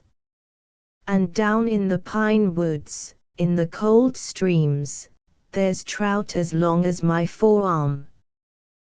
That evening Claude was on deck, almost alone. There was a concert down in the wardroom. To the west heavy clouds had come up, moving so low that they flapped over the water like a black washing hanging on the line. The music sounded well from below. 4 Swedish boys from the Scandinavian settlement at Lindsborg, Kansas, were singing Long, Long Ago. Claude listened from a sheltered spot in the stern. What were they, and what was he, doing here on the Atlantic? 2 years ago he had seemed a fellow for whom life was over, driven into the ground like a post, or like those Chinese criminals who are planted upright in the earth, with only their heads left out for birds to peck at and insects to sting. All his comrades had been tucked away in prairie towns, with their little jobs and their little plans. Yet here they were, attended by unknown ships called in from the 4 quarters of the earth. How had they come to be worth the watchfulness and devotion of so many men and machines, this extravagant consumption of fuel and energy? Taken one by one, they were ordinary fellows like himself. Yet here they were. And in this massing and movement of men there was nothing mean or common, he was sure of that. It was, from first to last, unforeseen, almost incredible. 4 years ago, when the French were holding the Marne, the wisest men in the world had not conceived of this as possible. They had reckoned with every fortuity but this. Out of these stones can my father raise up seed unto Abraham. Downstairs the men began singing Annie Laurie. Where were those summer evenings when he used to sit dumb by the windmill, wondering what to do with his life? For the morning of the 3rd day, Claude and the Virginian and the Marine were up very early, standing in the bow, watching the Anchises mount the fresh blowing hills of water, her prow, as it rose and fell, always a dull triangle against the glitter. Their escorts looked like dream ships, soft and iridescent as shell in the pearl-colored tints of the morning. Only the dark smudges of smoke told that they were mechanical realities with stokers and engines. While the three stood there, a sergeant brought Claude word that 2 of his men would have to report at sick call. Corporal Tanosa had had such an attack of nosebleed during the night that the sergeant thought he might die before they got it stopped. Tanosa was up now, and in the breakfast line, but the sergeant was sure he ought not to be. This Fritz Tanosa was the tallest man in the company, a German-American boy who, when asked his name, usually said that his name was Dennis and that he was of Irish descent. Even this morning he tried to joke, and pointing to his big red face told Claude he thought he had measles. "Only they ain't German measles, Lieutenant," he insisted. Medical inspection took a long while that morning. There seemed to be an outbreak of sickness on board. When Claude brought his 2 men up to the doctor, he told them to go below and get into bed. As they left he turned to Claude.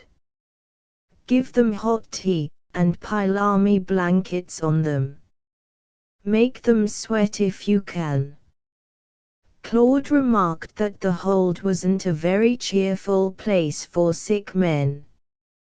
"I know that, Lieutenant, but there are a number of sick men this morning, and the only other physician on board is the sickest of the lot. There's the ship's doctor, of course, but he's only responsible for the crew, and so far he doesn't seem interested. I've got to overhaul the hospital and the medical stores this morning." "Is there an epidemic of some sort?" "Well, I hope not. But I'll have plenty to do today, so I count on you to look after those 2.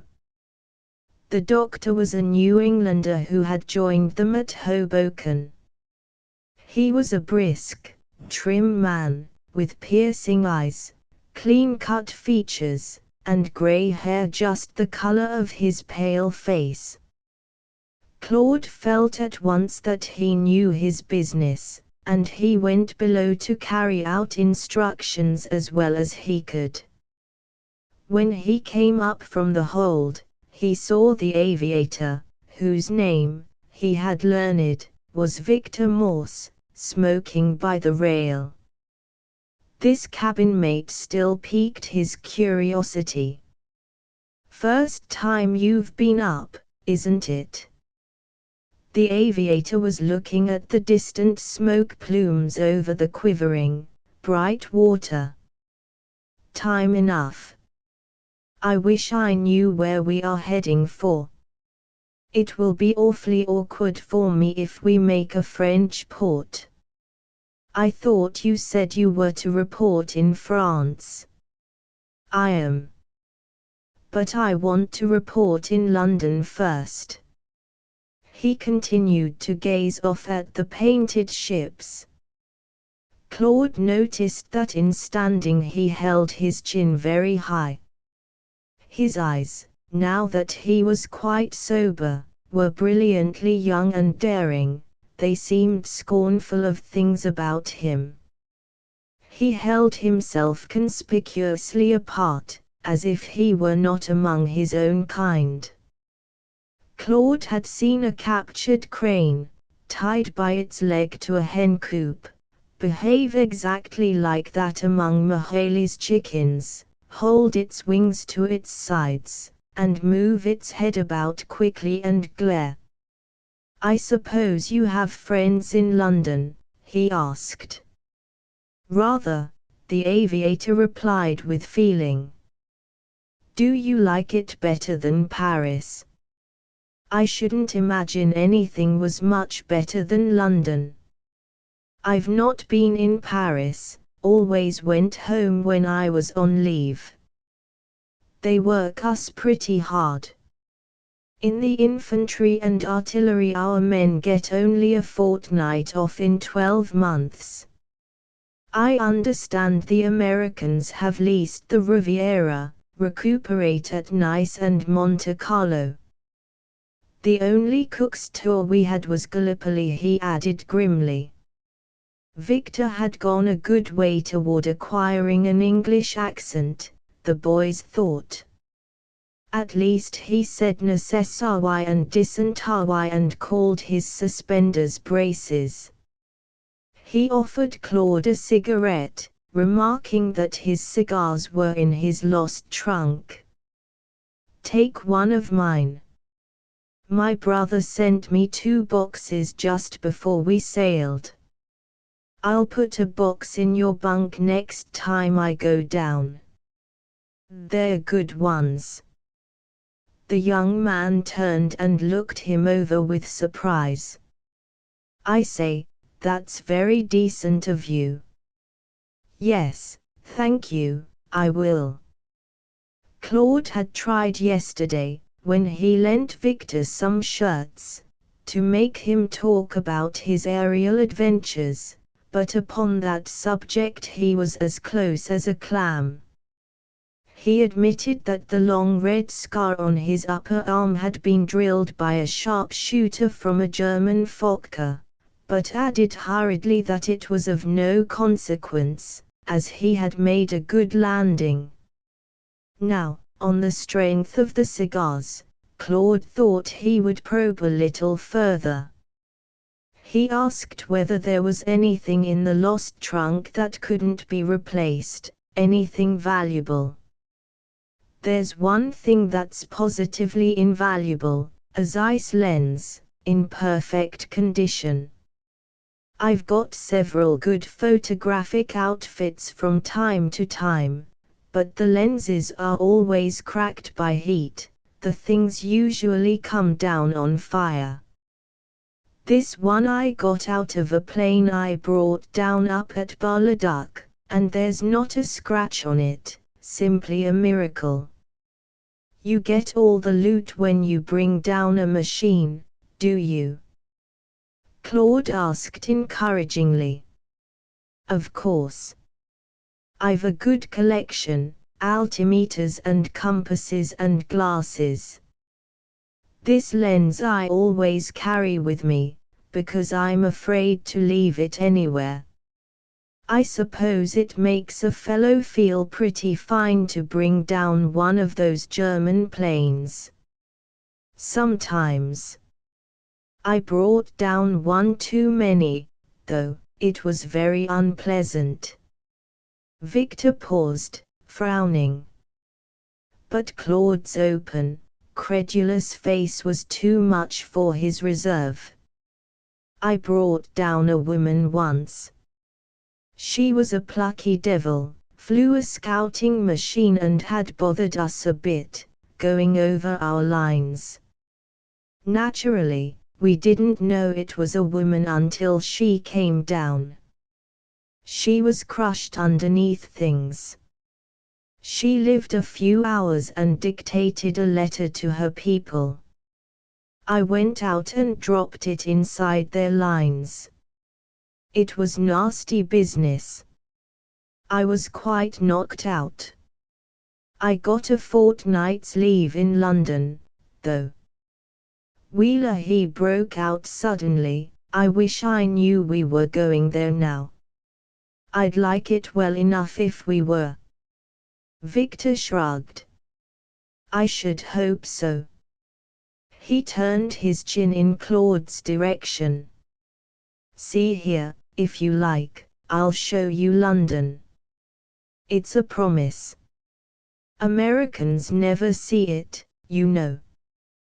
They sit in a Y-hut and write to their Pollyannas, or they go round hunting for the tower. I'll show you a city that's alive, that is, unless you've a preference for museums." His listener laughed. "No, I want to see life, as they say." "Umph. I'd like to set you down in some places I can think of."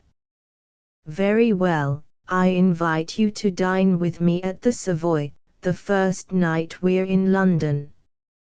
The curtain will rise on this world for you. Nobody admitted who isn't in evening dress. The jewels will dazzle you. Actresses, duchesses, all the handsomest women in Europe. But I thought London was dark and gloomy since the war. Victor smiled and teased his small straw-colored moustache with his thumb and middle finger.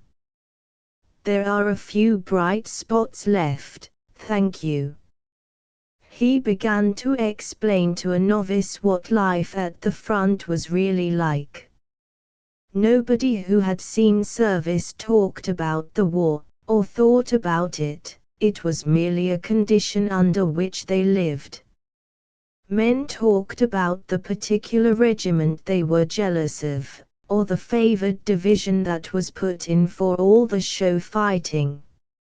Everybody thought about his own game, his personal life that he managed to keep going in spite of discipline, his next leave, how to get champagne without paying for it, dodging the guard, getting into scrapes with women and getting out again. Are you quick with your French? He asked. Claude grinned. Not especially. You'd better brush up on it if you want to do anything with French girls. I hear your M.Ps are very strict. You must be able to toss the word the minute you see a skirt, and make your date before the guard gets on to you. I suppose French girls haven't any scruples.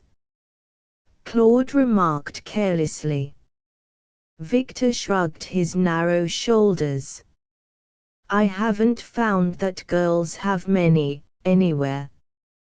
When we Canadians were training in England, we all had our weekend wives. I believe the girls in Crystal Lake used to be more or less fussy, but that's long ago and far away. You won't have any difficulty. When Victor was in the middle of a tale of amorous adventure, a little different from any Claude had ever heard, Todd Fanning joined them. The aviator did not acknowledge the presence of a new listener, but when he had finished his story, walked away with his special swagger, his eyes fixed upon the distance. Fanning looked after him with disgust. Do you believe him? I don't think he's any such heart smasher. I like his nerve, calling you lieutenant. When he speaks to me he'll have to say lieutenant, or I'll spoil his beauty. That day the men remembered long afterward, for it was the end of the fine weather, and of those first long, carefree days at sea.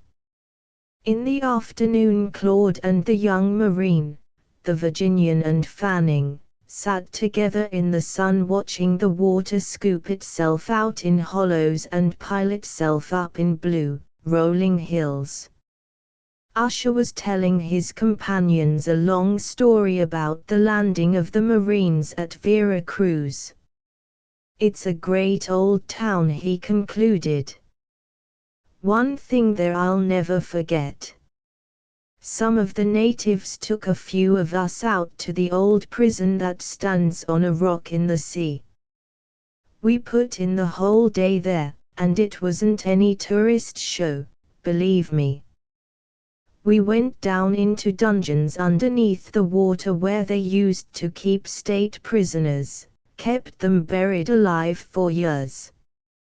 We saw all the old instruments of torture, rusty iron cages where a man couldn't lie down or stand up, but had to sit bent over till he grew crooked. It made you feel queer when you came up, to think how people had been left to rot away down there, when there was so much sun and water outside. Seems like something used to be the matter with the world." He said no more, but Claude thought from his serious look that he believed he and his countrymen who were pouring overseas would help to change all that. That night the Virginian, who berthed under Victor Morse, had an alarming attack of nosebleed, and by morning he was so weak that he had to be carried to the hospital. The doctor said they might as well face the facts. A scourge of influenza had broken out on board, of a peculiarly bloody and malignant type. Everybody was a little frightened. Some of the officers shut themselves up in the smoking room, and drank whiskey and soda and played poker all day, as if they could keep contagion out. The actual outbreak of influenza on transports carrying United States troops is here anticipated by several months. Lieutenant Byrd died late in the afternoon and was buried at sunrise the next day, sewed up in a tarpaulin, with an 18-pound shell at his feet. The morning broke brilliantly clear and bitter cold. The sea was rolling blue walls of water, and the boat was raked by a wind as sharp as ice. Excepting those who were sick, the boys turned out to a man. It was the first burial at sea they had ever witnessed, and they couldn't help finding it interesting. The chaplain read the burial service while they stood with uncovered heads. The Kansas band played a solemn march, the Swedish quartet sang a hymn. Many a man turned his face away when that brown sack was lowered into the cold, leaping indigo ridges that seemed so destitute of anything friendly to humankind. In a moment it was done, and they steamed on without him. The glittering walls of water kept rolling in, indigo, purple, more brilliant than on the days of mild weather. The blinding sunlight did not temper the cold, which cut the face and made the lungs ache. Landsmen began to have that miserable sense of being where they were never meant to be. The boys lay in heaps on the deck, trying to keep warm by hugging each other close. Everybody was seasick. Fanning went to bed with his clothes on, so sick he couldn't take off his boots. Claude lay in the crowded stern, too cold, too faint to move. The sun poured over them like flame, without any comfort in it. The strong, curling, foam-crested waves threw off the light like millions of mirrors, and their color was almost more than the eye could bear. The water seemed denser than before, heavy like melted glass, and the foam on the edges of each blue ridge looked sharp as crystals. If a man should fall into them, he would be cut to pieces. The whole ocean seemed suddenly to have come to life. The waves had a malignant, graceful, muscular energy, were animated by a kind of mocking cruelty. Only a few hours ago a gentle boy had been thrown into that freezing water and forgotten. Yes, already forgotten, everyone had his own miseries to think about. Late in the afternoon the wind fell, and there was a sinister sunset.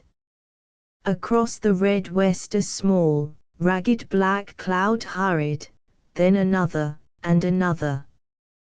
They came up out of the sea, wild, witch-like shapes that traveled fast and met in the west as if summoned for an evil conclave. They hung there against the afterglow, distinct black shapes, drawing together, devising something. The few men who were left on deck felt that no good could come out of a sky like that. They wished they were at home, in France, anywhere but here. 6. The next morning Dr. Truman asked Claude to help him at sick call. "I've got a bunch of sergeants taking temperatures, but it's too much for one man to oversee. I don't want to ask anything of those dude officers who sit in there playing poker all the time. Either they've got no conscience, or they're not awake to the gravity of the situation." The doctor stood on deck in his raincoat, his foot on the rail to keep his equilibrium, writing on his knee as the long string of men came up to him. There were more than 70 in the line that morning, and some of them looked as if they ought to be in a drier place. Rain beat down on the sea like lead bullets. The old Anchises floundered from one grey ridge to another, quite alone. Fog cut off the cheering sight of the sister ships. The doctor had to leave his post from time to time, when seasickness got the better of his will. Claude, at his elbow, was noting down names and temperatures. In the middle of his work he told the sergeants to manage without him for a few minutes. Down near the end of the line he had seen one of his own men misconducting himself, sniveling and crying like a baby, a fine husky boy of 18 who had never given any trouble. Claude made a dash for him and clapped him on the shoulder. "If you can't stop that, Bert Fuller, get where you won't be seen. I don't want all these English stewards standing around to watch an American soldier cry. I never heard of such a thing." "I can't help it, Lieutenant," the boy blubbered. "I've kept it back just as long as I can. I can't hold in any longer." "What's the matter with you? Come over here and sit down on this box and tell me." Private Fuller willingly let himself be laid, and dropped on the box. "I'm so sick, Lieutenant." "I'll see how sick you are." Claude stuck a thermometer into his mouth, and while he waited, sent the deck steward to bring a cup of tea. "Just as I thought, Fuller. You've not half a degree of fever. You're scared, and that's all. Now drink this tea. I expect you didn't eat any breakfast." "No, sir. I can't eat the awful stuff on this boat. It is pretty bad." "Where are you from?" "I'm from P.P. Pleasantville, up on the P.P. Platte." The boy gulped, and his tears began to flow afresh. "Well, now, what would they think of you, back there? I suppose they got the band out and made a fuss over you when you went away, and thought they were sending off a fine soldier. And I've always thought you'd be a first-rate soldier. I guess we'll forget about this. You feel better already, don't you?" "Yes, sir. This tastes awful good. I've been so sick to my stomach, and last night I got pains in my chest. All my crowd is sick, and you took Big Tanosa, I mean Corporal, away to the hospital. It looks like we're all going to die out here. I know it's a little gloomy. But don't you shame me before these English stewards." "I won't do it again, sir," he promised. When the medical inspection was over, Claude took the doctor down to see Fanning, who had been coughing and wheezing all night and hadn't got out of his berth. The examination was short. The doctor knew what was the matter before he put the stethoscope on him. "It's pneumonia, both lungs," he said when they came out into the corridor. "I have one case in the hospital that will die before morning." "What can you do for him, doctor?"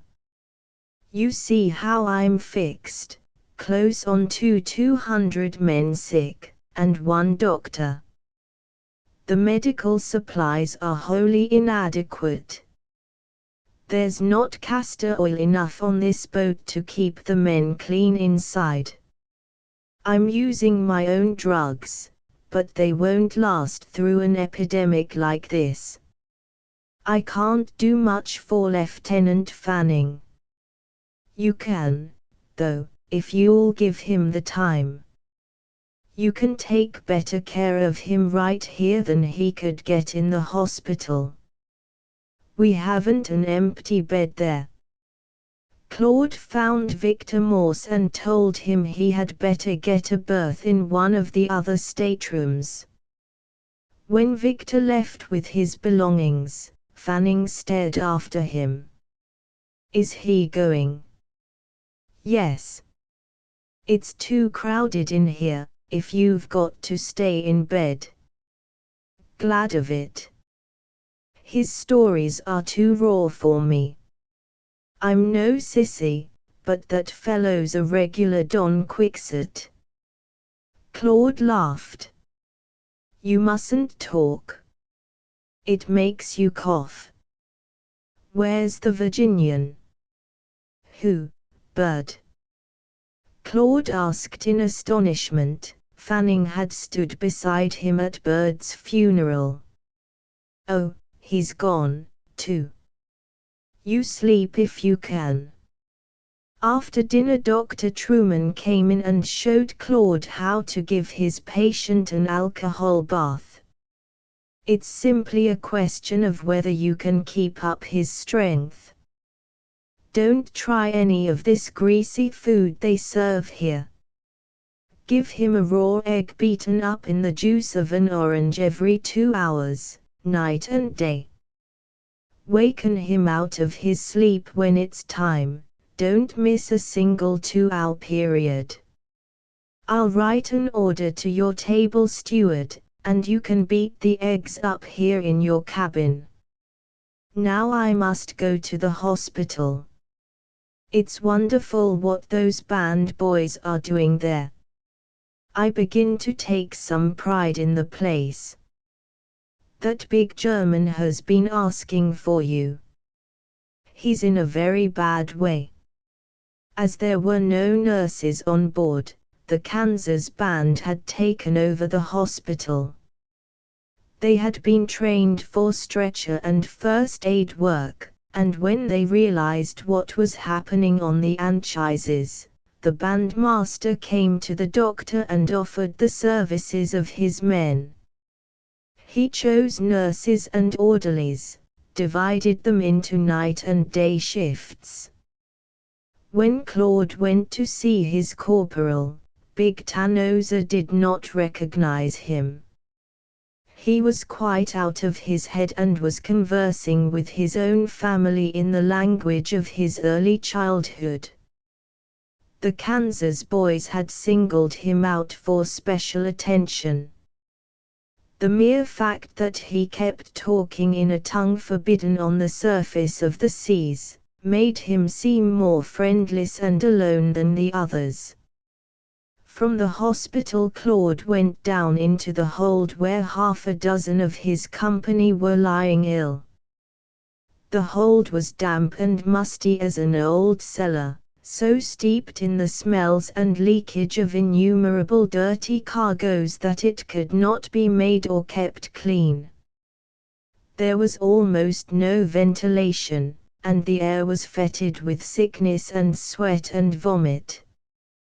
2 of the band boys were working in the stench and dirt, helping the stewards. Claude stayed to lend a hand until it was time to give Fanning his nourishment. He began to see that the wristwatch, which he had hitherto despised as effeminate and had carried in his pocket, might be a very useful article.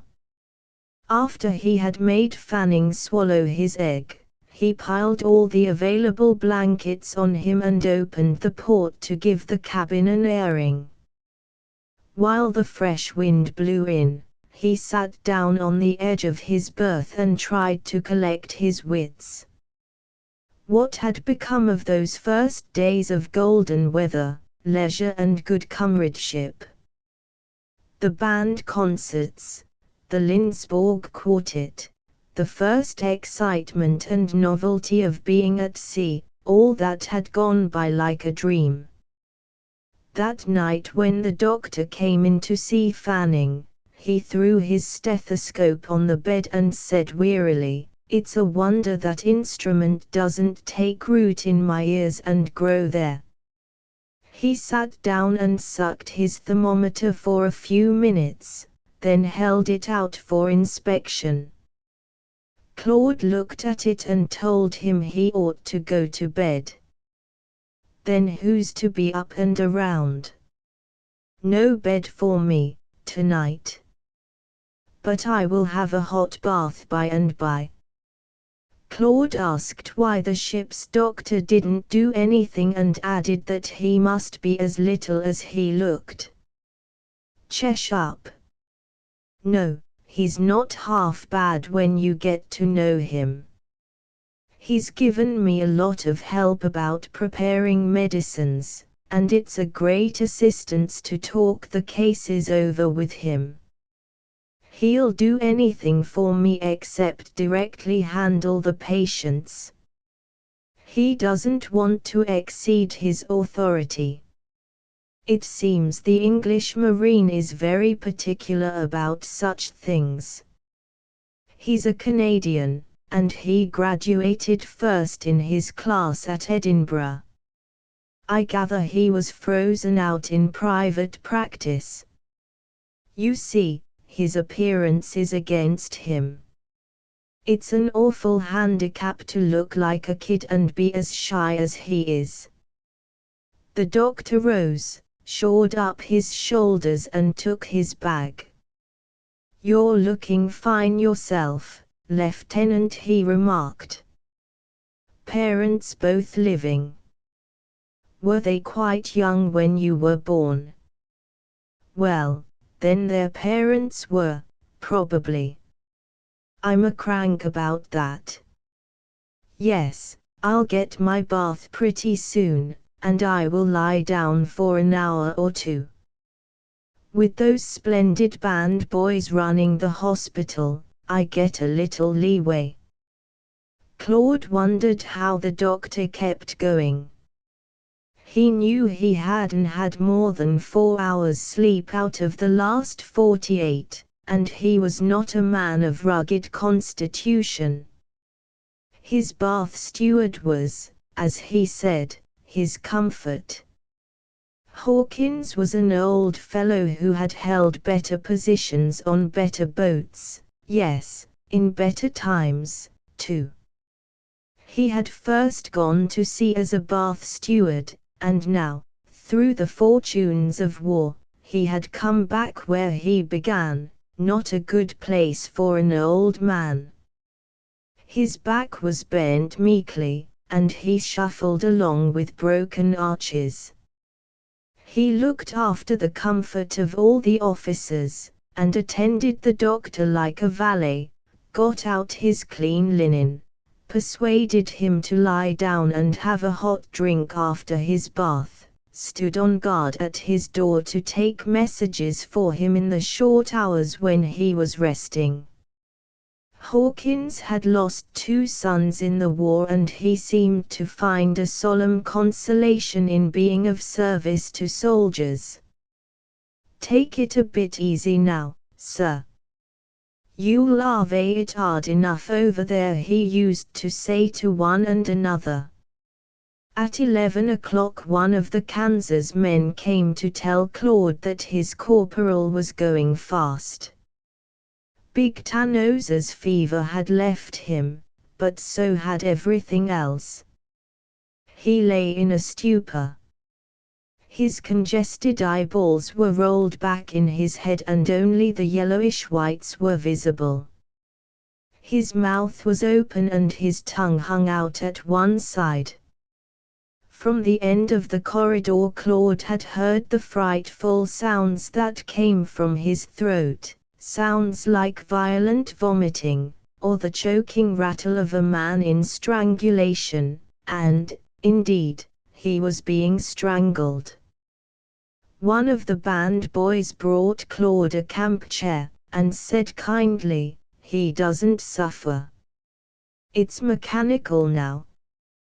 He'd go easier if he hadn't so much vitality. The doctor says he may have a few moments of consciousness just at the last, if you want to stay.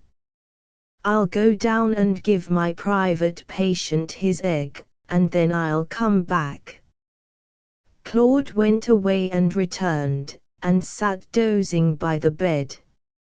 After 3 o'clock the noise of struggle ceased. Instantly the huge figure on the bed became again his good-natured corporal. The mouth closed, the glassy jellies were once more seeing, intelligent human eyes. The face lost its swollen, brutish look and was again the face of a friend. It was almost unbelievable that anything so far gone could come back. He looked up wistfully at his lieutenant as if to ask him something. His eyes filled with tears, and he turned his head away a little. "Meine Arme Mutter," he whispered distinctly. A few moments later he died in perfect dignity, not struggling under torture, but consciously, it seemed to Claude, like a brave boy giving back what was not his to keep. Claude returned to his cabin, roused Fanning once more, and then threw himself upon his tipping bunk. The boat seemed to wallow and sprawl in the waves, as he had seen animals do on the farm when they gave birth to young. How helpless the old vessel was out here in the pounding seas, and how much misery she carried. He lay looking up at the rusty water pipes and unpainted joinings. This liner was in truth the old Anchises. Even the carpenters who made her over for the service had not thought her worth the trouble, and had done their worst by her. The new partitions were hung to the joists by a few nails. Big Tanoza had been one of those who were most anxious to sail. He used to grin and say, "France is the only climate that's healthy for a man with a name like mine." He had waved his goodbye to the image in the New York harbor with the rest, believed in her like the rest. He only wanted to serve. It seemed hard. When Tanoza first came to camp he was confused all the time, and couldn't remember instructions. Claude had once stepped him out in front of the line and reprimanded him for not knowing his right side from his left. When he looked into the case, he found that the fellow was not eating anything, that he was ill from homesickness. He was one of those farmer boys who are afraid of town. The giant baby of a long family, he had never slept away from home a night in his life before he enlisted. Corporal Tanoza, along with 4 others, was buried at sunrise. No band this time, the chaplain was ill, so one of the young captains read the service. Claude stood by watching until the sailors shot one sack, longer by half a foot than the other four, into a lead-colored chasm in the sea. There was not even a splash. After breakfast, one of the Kansas orderlies called him into a little cabin where they had prepared the dead men for burial. The Army regulations minutely defined what was to be done with a deceased soldier's effects. His uniform, shoes, blankets, arms, personal baggage, were all disposed of according to instructions. But in each case there was a residue: the dead man's toothbrushes, his razors, and the photographs he carried upon his person. There they were in 5 pathetic little heaps. What should be done with them? Claude took up the photographs that had belonged to his corporal. One was a fat, foolish-looking girl in a white dress that was too tight for her, and a floppy hat, a little flag pinned on her plump bosom. The other was an old woman, seated, her hands crossed in her lap. Her thin hair was drawn back tight from a hard, angular face, unmistakably an old-world face, and her eyes squinted at the camera. She looked honest and stubborn and unconvinced, he thought, as if she did not in the least understand. "I'll take these," he said. "And the others, just pitch them over, don't you think?" 7B Company's first officer, Captain Mackey, was so seasick throughout the voyage that he was of no help to his men in the epidemic. It must have been a frightful blow to his pride, for nobody was ever more anxious to do an officer's whole duty. Claude had known Harris Mackey slightly in Lincoln, had met him at the Ehrlichs and afterward kept up a campus acquaintance with him. He hadn't liked Mackey then, and he didn't like him now, but he thought him a good officer. Mackey's family were poor folk from Mississippi, who had settled in Nemaha County, and he was very ambitious, not only to get on in the world, but, as he said, to be somebody. His life at the university was a feverish pursuit of social advantages and useful acquaintances. His feeling for the right people amounted to veneration. After his graduation, Mackey served on the Mexican border. He was a tireless drill master, and threw himself into his duties with all the energy of which his frail physique was capable. He was slight and fair-skinned, a rigid jaw threw his lower teeth out beyond the upper ones and made his face look stiff. His whole manner, tense and nervous, was the expression of a passionate desire to excel. Claude seemed to himself to be leading a double life these days. When he was working over fanning, or was down in the hold helping to take care of the sick soldiers, he had no time to think, did mechanically the next thing that came to hand. But when he had an hour to himself on deck, the tingling sense of ever-widening freedom flashed up in him again. The weather was a continual adventure, he had never known any like it before.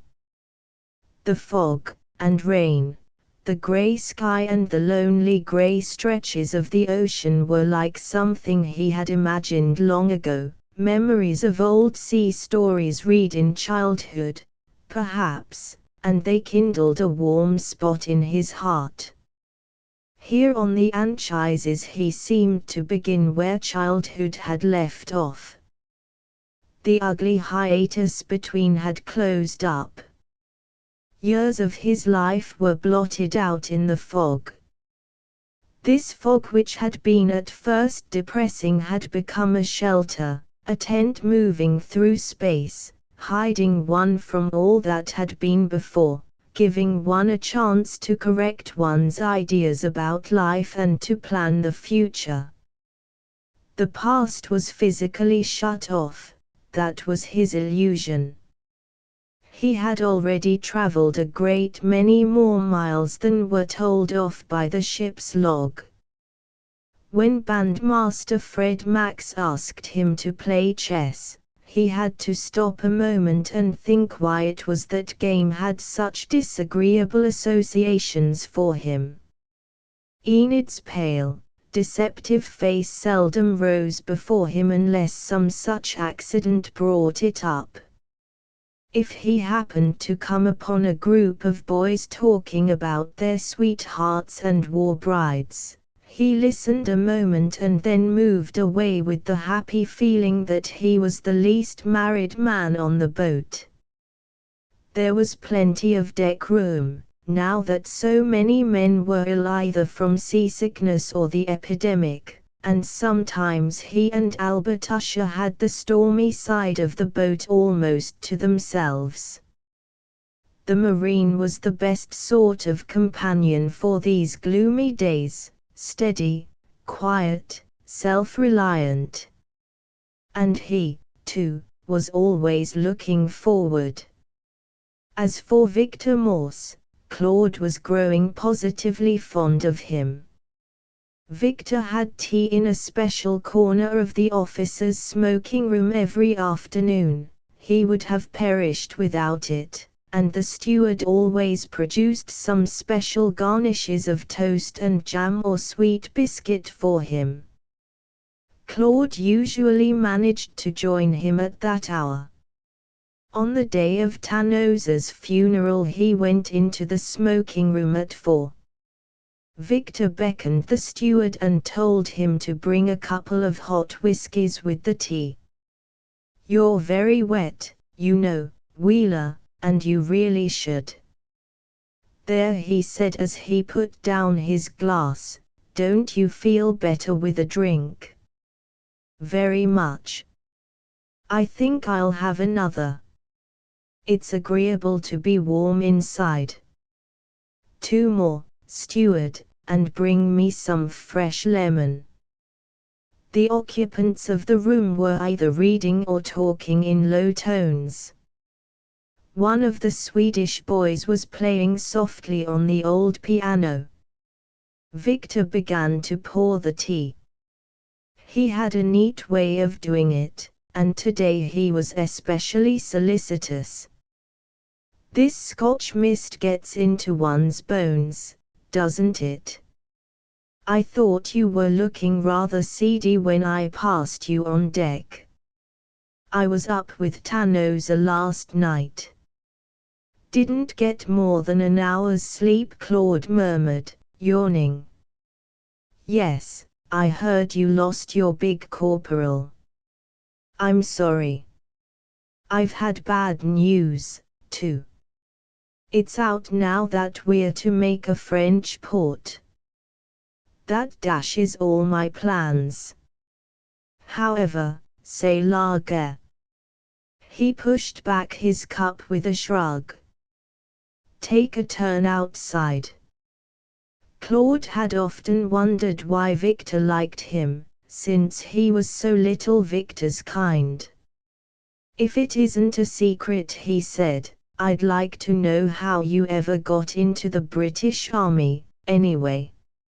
As they walked up and down in the rain, Victor told his story briefly. When he had finished high school, he had gone into his father's bank at Crystal Lake as bookkeeper. After banking hours he skated, played tennis, or worked in the strawberry bed, according to the season. He bought 2 pairs of white pants every summer and ordered his shirts from Chicago and thought he was a swell, he said. He got himself engaged to the preacher's daughter. 2 years ago, the summer he was 20, his father wanted him to see Niagara Falls, so he wrote a modest check, warned his son against saloons, Victor had never been inside one, against expensive hotels and women who came up to ask the time without an introduction, and sent him off, telling him it wasn't necessary to fee porters or waiters. At Niagara Falls, Victor fell in with some young Canadian officers who opened his eyes to a great many things. He went over to Toronto with them. Enlistment was going strong, and he saw an avenue of escape from the bank and the strawberry bed. The Air Force seemed the most brilliant and attractive branch of the service. They accepted him, and here he was.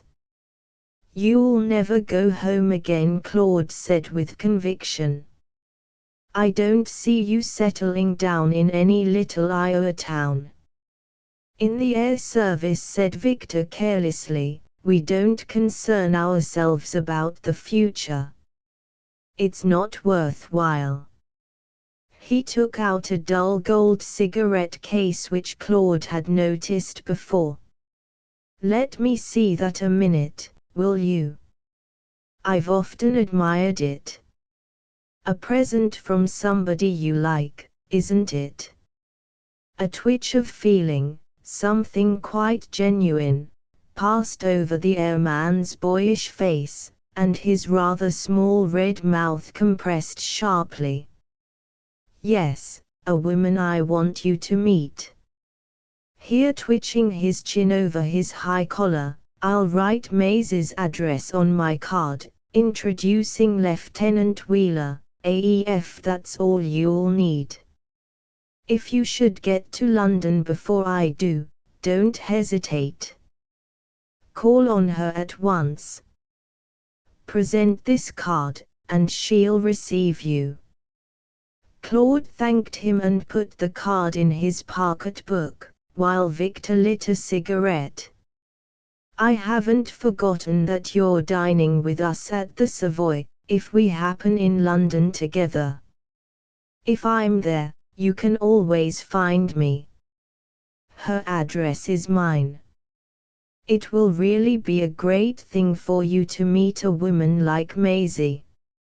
She'll be nice to you, because you're my friend." He went on to say that she had done everything in the world for him, had left her husband and given up her friends on his account. She now had a studio flat in Chelsea, where she simply waited his coming and dreaded his going. It was an awful life for her. She entertained other officers, of course, old acquaintances, but it was all camouflage. He was the man. Victor went so far as to produce her picture, and Claude gazed without knowing what to say at a large moon-shaped face with heavy-lidded, weary eyes, the neck clasped by a pearl collar, the shoulders bare to the matronly swell of the bosom. There was not a line or wrinkle in that smooth expanse of flesh, but from the heavy mouth and chin, from the very shape of the face, it was easy to see that she was quite old enough to be Victor's mother. Across the photograph was written in a large splashy hand, a monocle. Had Victor been delicate enough to leave him in any doubt, Claude would have preferred to believe that his relations with this lady were wholly of a filial nature. "Women like her simply don't exist in your part of the world," the aviator murmured, as he snapped the photograph case. "She's a linguist and musician and all that. With her, everyday living is a fine art. Life, as she says, is what one makes it. In itself, it's nothing. Where you came from, it's nothing, a sleeping sickness." Claude laughed. "I don't know that I agree with you, but I like to hear you talk." "Well, In that part of France that's all shot to pieces, you'll find more life going on in the cellars than in your hometown, wherever that is. I'd rather be a stevedore in the London docks than a banker king in one of your prairie states. In London, if you're lucky enough to have a shilling, you can get something for it. Yes, things are pretty tame at home, the other admitted. Tame. My God, it's death in life. What's left of men if you take all the fire out of them? They're afraid of everything. I know them, Sunday school sneaks, prowling around those little towns after dark. Victor abruptly dismissed the subject. By the way, you're pals with the doctor, aren't you? I'm needing some medicine that is somewhere in my lost trunk. Would you mind asking him if he can put up this prescription? I don't want to go to him myself. All these medicos blab, and he might report me. I've been lucky dodging medical inspections. You see, I don't want to get held up anywhere. Tell him it's not for you, of course. When Claude presented the piece of blue paper to Dr. Truman, he smiled contemptuously. I see, this has been filled by a London chemist. No, we have nothing of this sort. He handed it back. Those things are only palliatives. If your friend wants that, he needs treatment, and he knows where he can get it. Claude returned the slip of paper to Victor as they left the dining room after supper, telling him he hadn't been able to get any. Sorry, said Victor, flushing haughtily. Thank you so much. Todd Fanning held out better than many of the stronger men. His vitality surprised the doctor. The death list was steadily growing, and the worst of it was that patients died who were not very sick. Vigorous, clean-blooded young fellows of 19 and 20 turned over and died because they had lost their courage, because other people were dying, because death was in the air. The corridors of the vessel had the smell of death about them. Dr. Truman said it was always so in an epidemic. Patients died who, had they been isolated cases, would have recovered. Do you know, Wheeler, the doctor remarked one day when they came up from the hospital together to get a breath of air, I sometimes wonder whether all these inoculations they've been having, against typhoid and smallpox and whatnot, haven't lowered their vitality. I'll go off my head if I keep losing men. What would you give to be out of it all, and safe back on the farm? Hearing no reply, he turned his head, peered over his raincoat collar, and saw a startled, resisting look in the young man's blue eyes, followed by a quick flush. You don't want to be back on the farm, do you? Not a little bit. Well, that's what it is to be young. He shook his head with a smile which might have been commiseration, might have been envy, and went back to his duties. Claude stayed where he was, drawing the wet grey air into his lungs and feeling vexed and reprimanded. It was quite true, he realized, the doctor had caught him. He was enjoying himself all the while and didn't want to be safe anywhere. He was sorry about Tanosa and the others, but he was not sorry for himself. The discomforts and misfortunes of this voyage had not spoiled it for him. He grumbled, of course, because others did. But life had never seemed so tempting as it did here and now. He could come up from heavy work in the hospital, or from poor Fanning and his everlasting eggs, and forget all that in 10 minutes. Something inside him, as elastic as the grey ridges over which they were tipping, kept bounding up and saying, I am all here. I've left everything behind me. I am going over. Only on that one day, the cold day of the Virginian's funeral, when he was seasick, had he been really miserable. He must be heartless, certainly, not to be overwhelmed by the sufferings of his own men, his own friends, but he wasn't.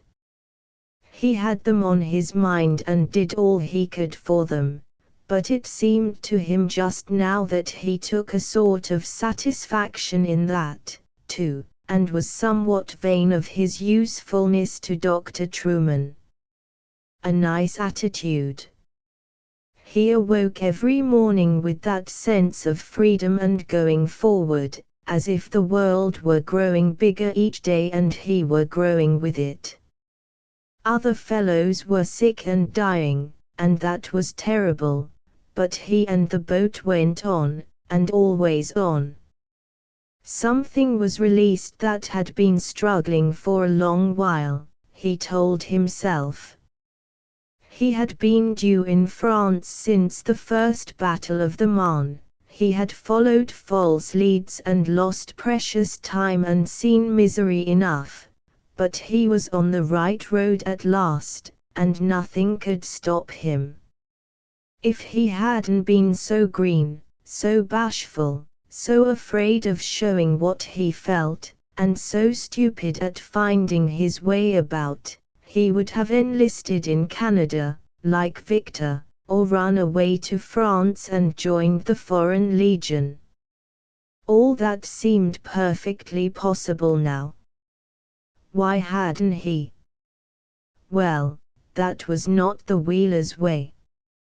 The Wheelers were terribly afraid of poking themselves in where they weren't wanted, of pushing their way into a crowd where they didn't belong. And they were even more afraid of doing anything that might look affected or romantic. They couldn't let themselves adopt a conspicuous, much less a picturesque course of action, unless it was all in the day's work. Well, history had condescended to such as he. This whole brilliant adventure had become the day's work. He had got into it after all, along with Victor and the Marine and other fellows who had more imagination and self-confidence in the first place. 3 years ago he used to sit moping by the windmill because he didn't see how a Nebraska farmer boy had any call or, indeed, any way, to throw himself into the struggle in France. He used enviously to read about Alan Seeger and those fortunate American boys who had a right to fight for a civilization they knew. But the miracle had happened, a miracle so wide in its amplitude that the Wheelers, all the Wheelers and the roughnecks and the lowbrows were caught up in it. Yes, it was the roughnecks' own miracle, all this. It was their golden chance.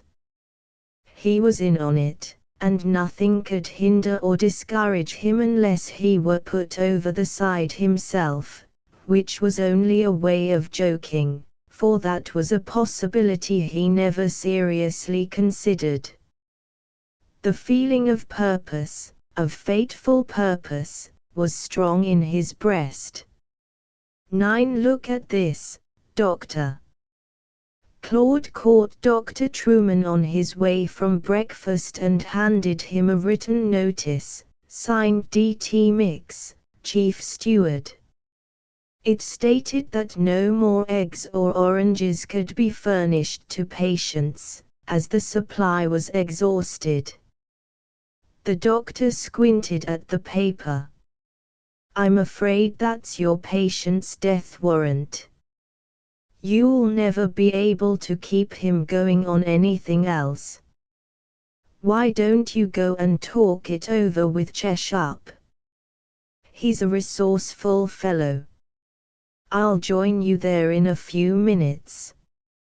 Claude had often been to Dr. Cheshup's cabin since the epidemic broke out, rather liked to wait there when he went for medicines or advice.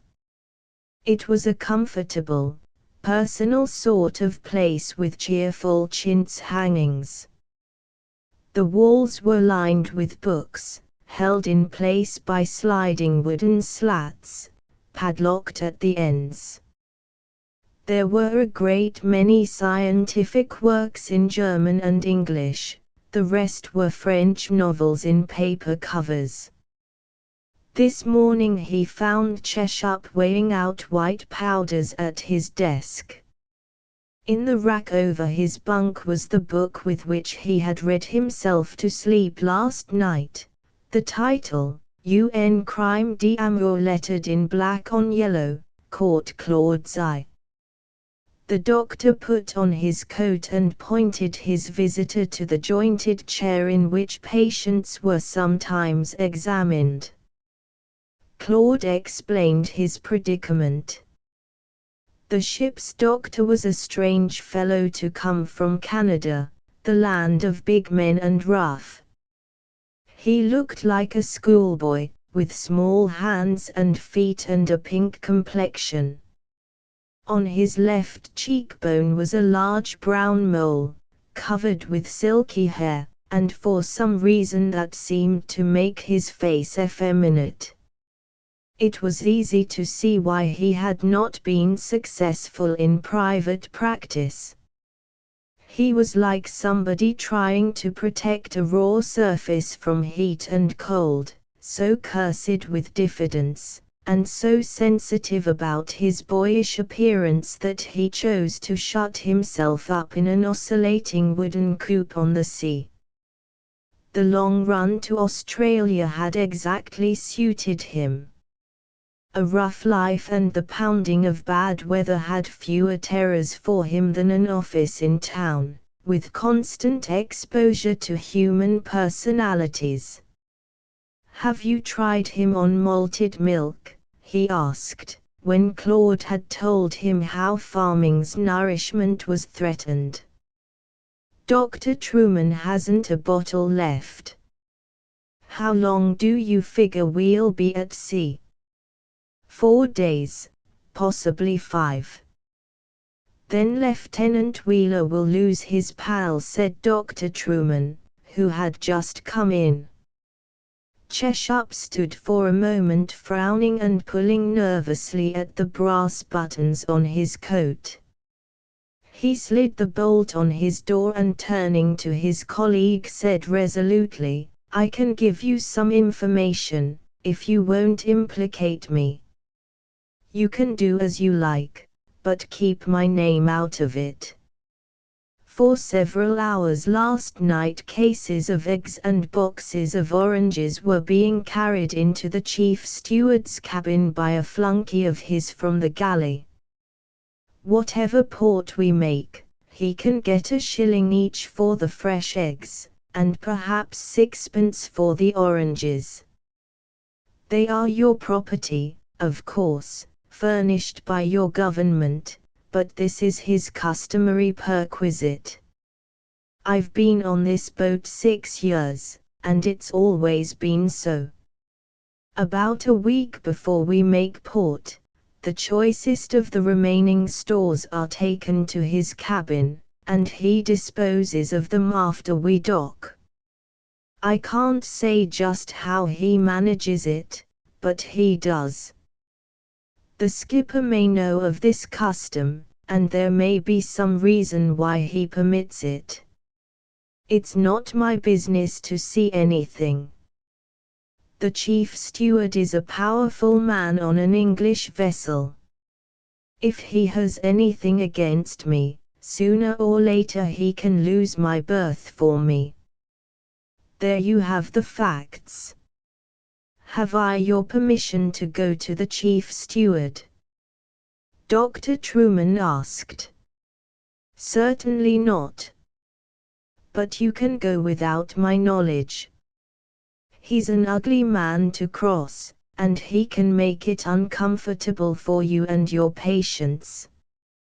Well, we'll say no more about it. I appreciate your telling me, and I will see that you don't get mixed up in this. Will you go down with me to look at that new meningitis case? Claude waited impatiently in his stateroom for the doctor's return. He didn't see why the chief steward shouldn't be exposed and dealt with like any other grafter. He had hated the man ever since he heard him berating the old bath steward one morning. Hawkins had made no attempt to defend himself, but stood like a dog that has been terribly beaten, trembling all over, saying yes, sir. Yes, sir, while his chief gave him a cold cursing in a low, snarling voice. Claude had never heard a man or even an animal addressed with such contempt.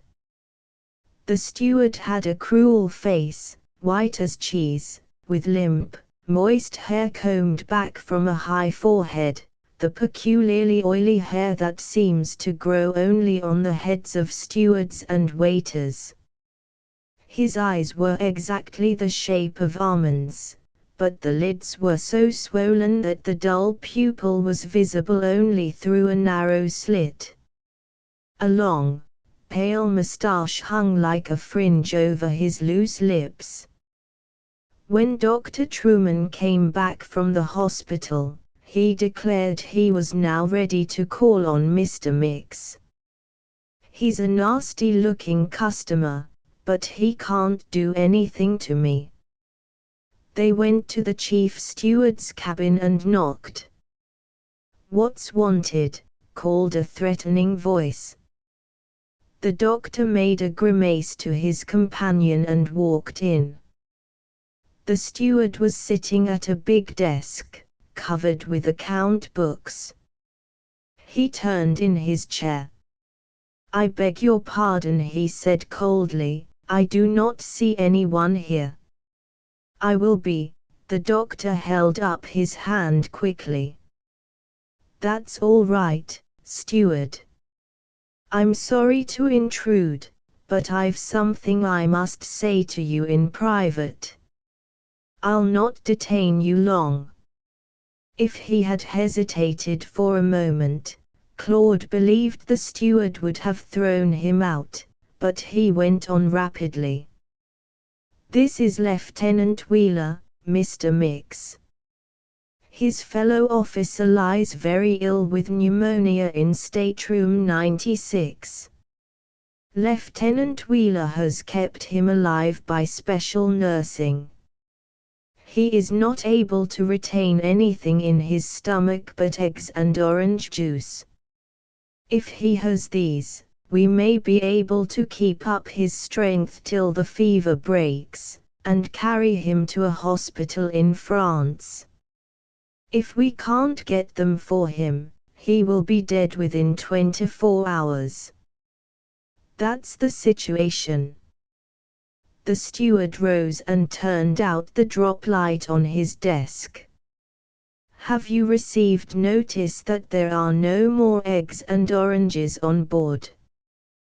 Then I am afraid there is nothing I can do for you. I did not provision this ship. No, I understand that.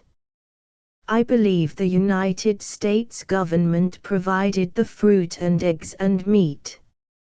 And I positively know that the articles I need for my patient are not exhausted. Without going into the matter further, I warn you that I'm not going to let a United States officer die when the means of saving him are procurable. I'll go to the skipper, I'll call a meeting of the Army officers on board. I'll go any length to save this man. That is your own affair, but you will not interfere with me in the discharge of my duties. Will you leave my cabin? In a moment, steward. I know that last night a number of cases of eggs and oranges were carried into this room. They are here now, and they belong to the AEF. If you will agree to provision my man, what I know won't go any further. But if you refuse, I'll get this matter investigated. I won't stop till I do. The steward sat down, and took up a pen. His large, soft hand looked cheesy, like his face. What is the number of the cabin? He asked indifferently. 96. Exactly what do you require? 1 dozen eggs and 1 dozen oranges every 24 hours, to be delivered at any time convenient to you. I will see what I can do. The steward did not look up from his writing pad, and his visitors left as abruptly as they had come. At about 4 o'clock every morning, before even the bath stewards were on duty, there was a scratching at Claude's door, and a covered basket was left there by a messenger who was unwashed, half naked, with a sacking apron tied round his middle and his hairy chest splashed with flour. He never spoke, had only one eye and an inflamed socket. Claude learned that he was a half-witted brother of the chief steward, a potato peeler and dishwasher in the galley. 4 days after their interview with Mr. Mix, when they were at last nearing the end of the voyage, Dr. Truman detained Claude after medical inspection to tell him that the chief steward had come down with the epidemic. He sent for me last night and asked me to take his case, won't have anything to do with Cheshup. I had to get Cheshup's permission. He seemed very glad to hand the case over to me. Is he very bad? He hasn't a look in, and he knows it. Complications, chronic Bright's disease. It seems he has 9 children. I'll try to get him into a hospital when we make port, but he'll only live a few days at most. I wonder who'll get the shillings for all the eggs and oranges he hoarded away. Claude, my boy, the doctor spoke with sudden energy, if I ever set foot on land again, I'm going to forget this voyage like a bad dream. When I'm in normal health, I'm a Presbyterian, but just now I feel that even the wicked get worse than they deserve. A day came at last when Claude was wakened from sleep by a sense of stillness. He sprang up with a dazed fear that someone had died, but Fanning lay in his berth, breathing quietly. Something caught his eye through the porthole, a great grey shoulder of land standing up in the pink light of dawn, powerful and strangely still after the distressing instability of the sea. Pale trees and long, low fortifications, close grey buildings with red roofs, little sailboats bounding seaward, up on the cliff a gloomy fortress. He had always thought of his destination as a country shattered and desolate, bleeding France, but he had never seen anything that looked so strong, so self-sufficient, so fixed from the first foundation, as the coast that rose before him. It was like a pillar of eternity. The ocean lay submissive at its feet, and over it was the great meekness of early morning. This grey wall, unshaken, mighty, was the end of the long preparation, as it was the end of the sea. It was the reason for everything that had happened in his life for the last 15 months. It was the reason why Tanosa and the gentle Virginian, and so many others who had set out with him, were never to have any life at all, or even a soldier's death. They were merely waste in a great enterprise, thrown overboard like rotten ropes. For them this kind release, trees and a still shore and quiet water, was never, never to be. How long would their bodies toss, he wondered, in that inhuman kingdom of darkness and unrest? He was startled by a weak voice from behind. "Claude, are we over?" "Yes, Fanning. We're over." Book 5. Bidding the eagles of the west fly on high. At noon that day Claude found himself in a street of little shops, hot and perspiring, utterly confused and turned about. Truck drivers and boys on bell-less bicycles shouted at him indignantly, furiously. He got under the shade of a young plane tree and stood close to the trunk, as if it might protect him. His greatest care, at any rate, was off his hands. With the help of Victor Morse he had hired a taxi for 40 francs, taken Fanning to the base hospital, and seen him into the arms of a big orderly from Texas. He came away from the hospital with no idea where he was going, except that he wanted to get to the heart of the city. It seemed, however, to have no heart, only long, stony arteries, full of heat and noise. He was still standing there, under his plane tree, when a group of uncertain, lost-looking brown figures, headed by Sergeant Hicks, came weaving up the street, 9 men in 9 different attitudes of dejection, each with a long loaf of bread under his arm. They hailed Claude with joy, straightened up, and looked as if now they had found their way. He saw that he must be a plane tree for somebody else. Sergeant Hicks explained that they had been trudging about the town, looking for cheese. After 16 days of heavy, tasteless food, cheese was what they all wanted. There was a grocery store up the street, where there seemed to be everything else. He had tried to make the old woman understand by signs. "Don't these French people eat cheese, anyhow?" "What's their word for it, Lieutenant?" "I'm damned if I know, and I've lost my phrase book." "Suppose you could make her understand." "Well, I'll try. Come along, boys." Crowding close together, the 10 men entered the shop.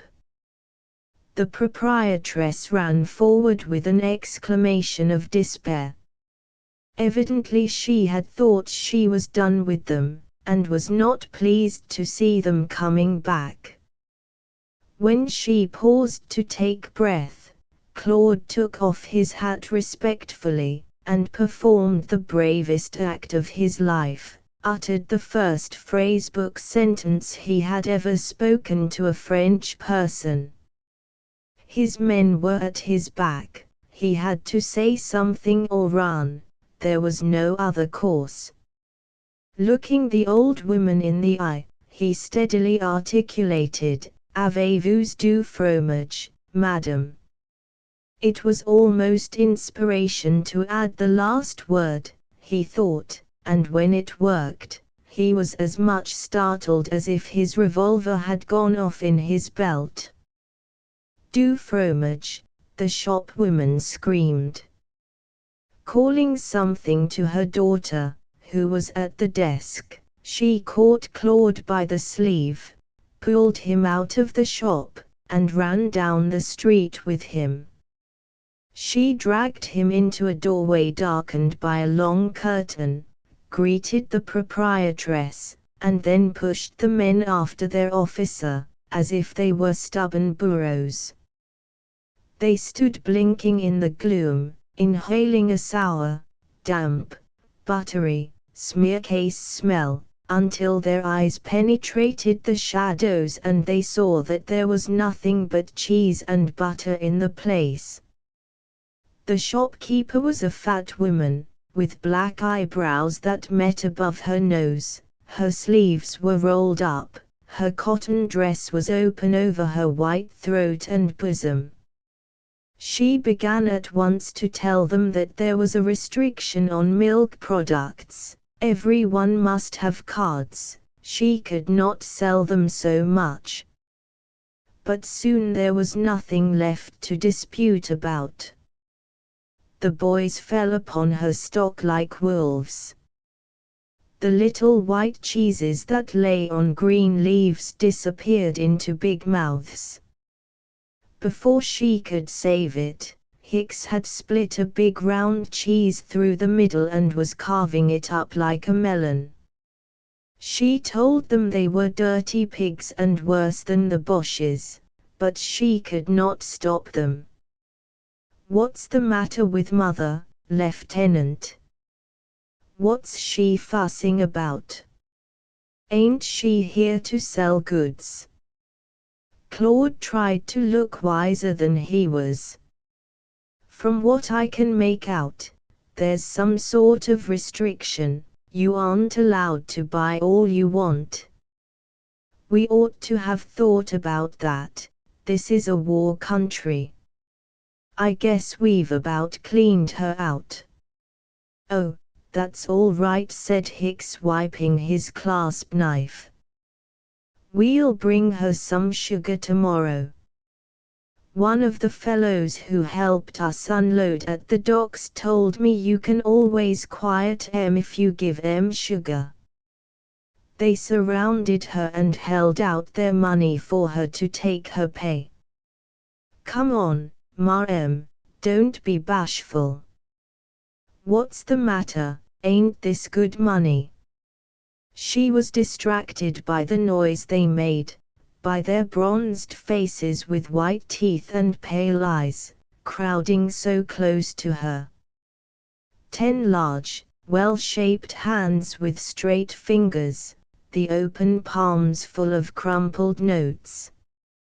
Holding the men off under the pretense of looking for a pencil, she made rapid calculations. The money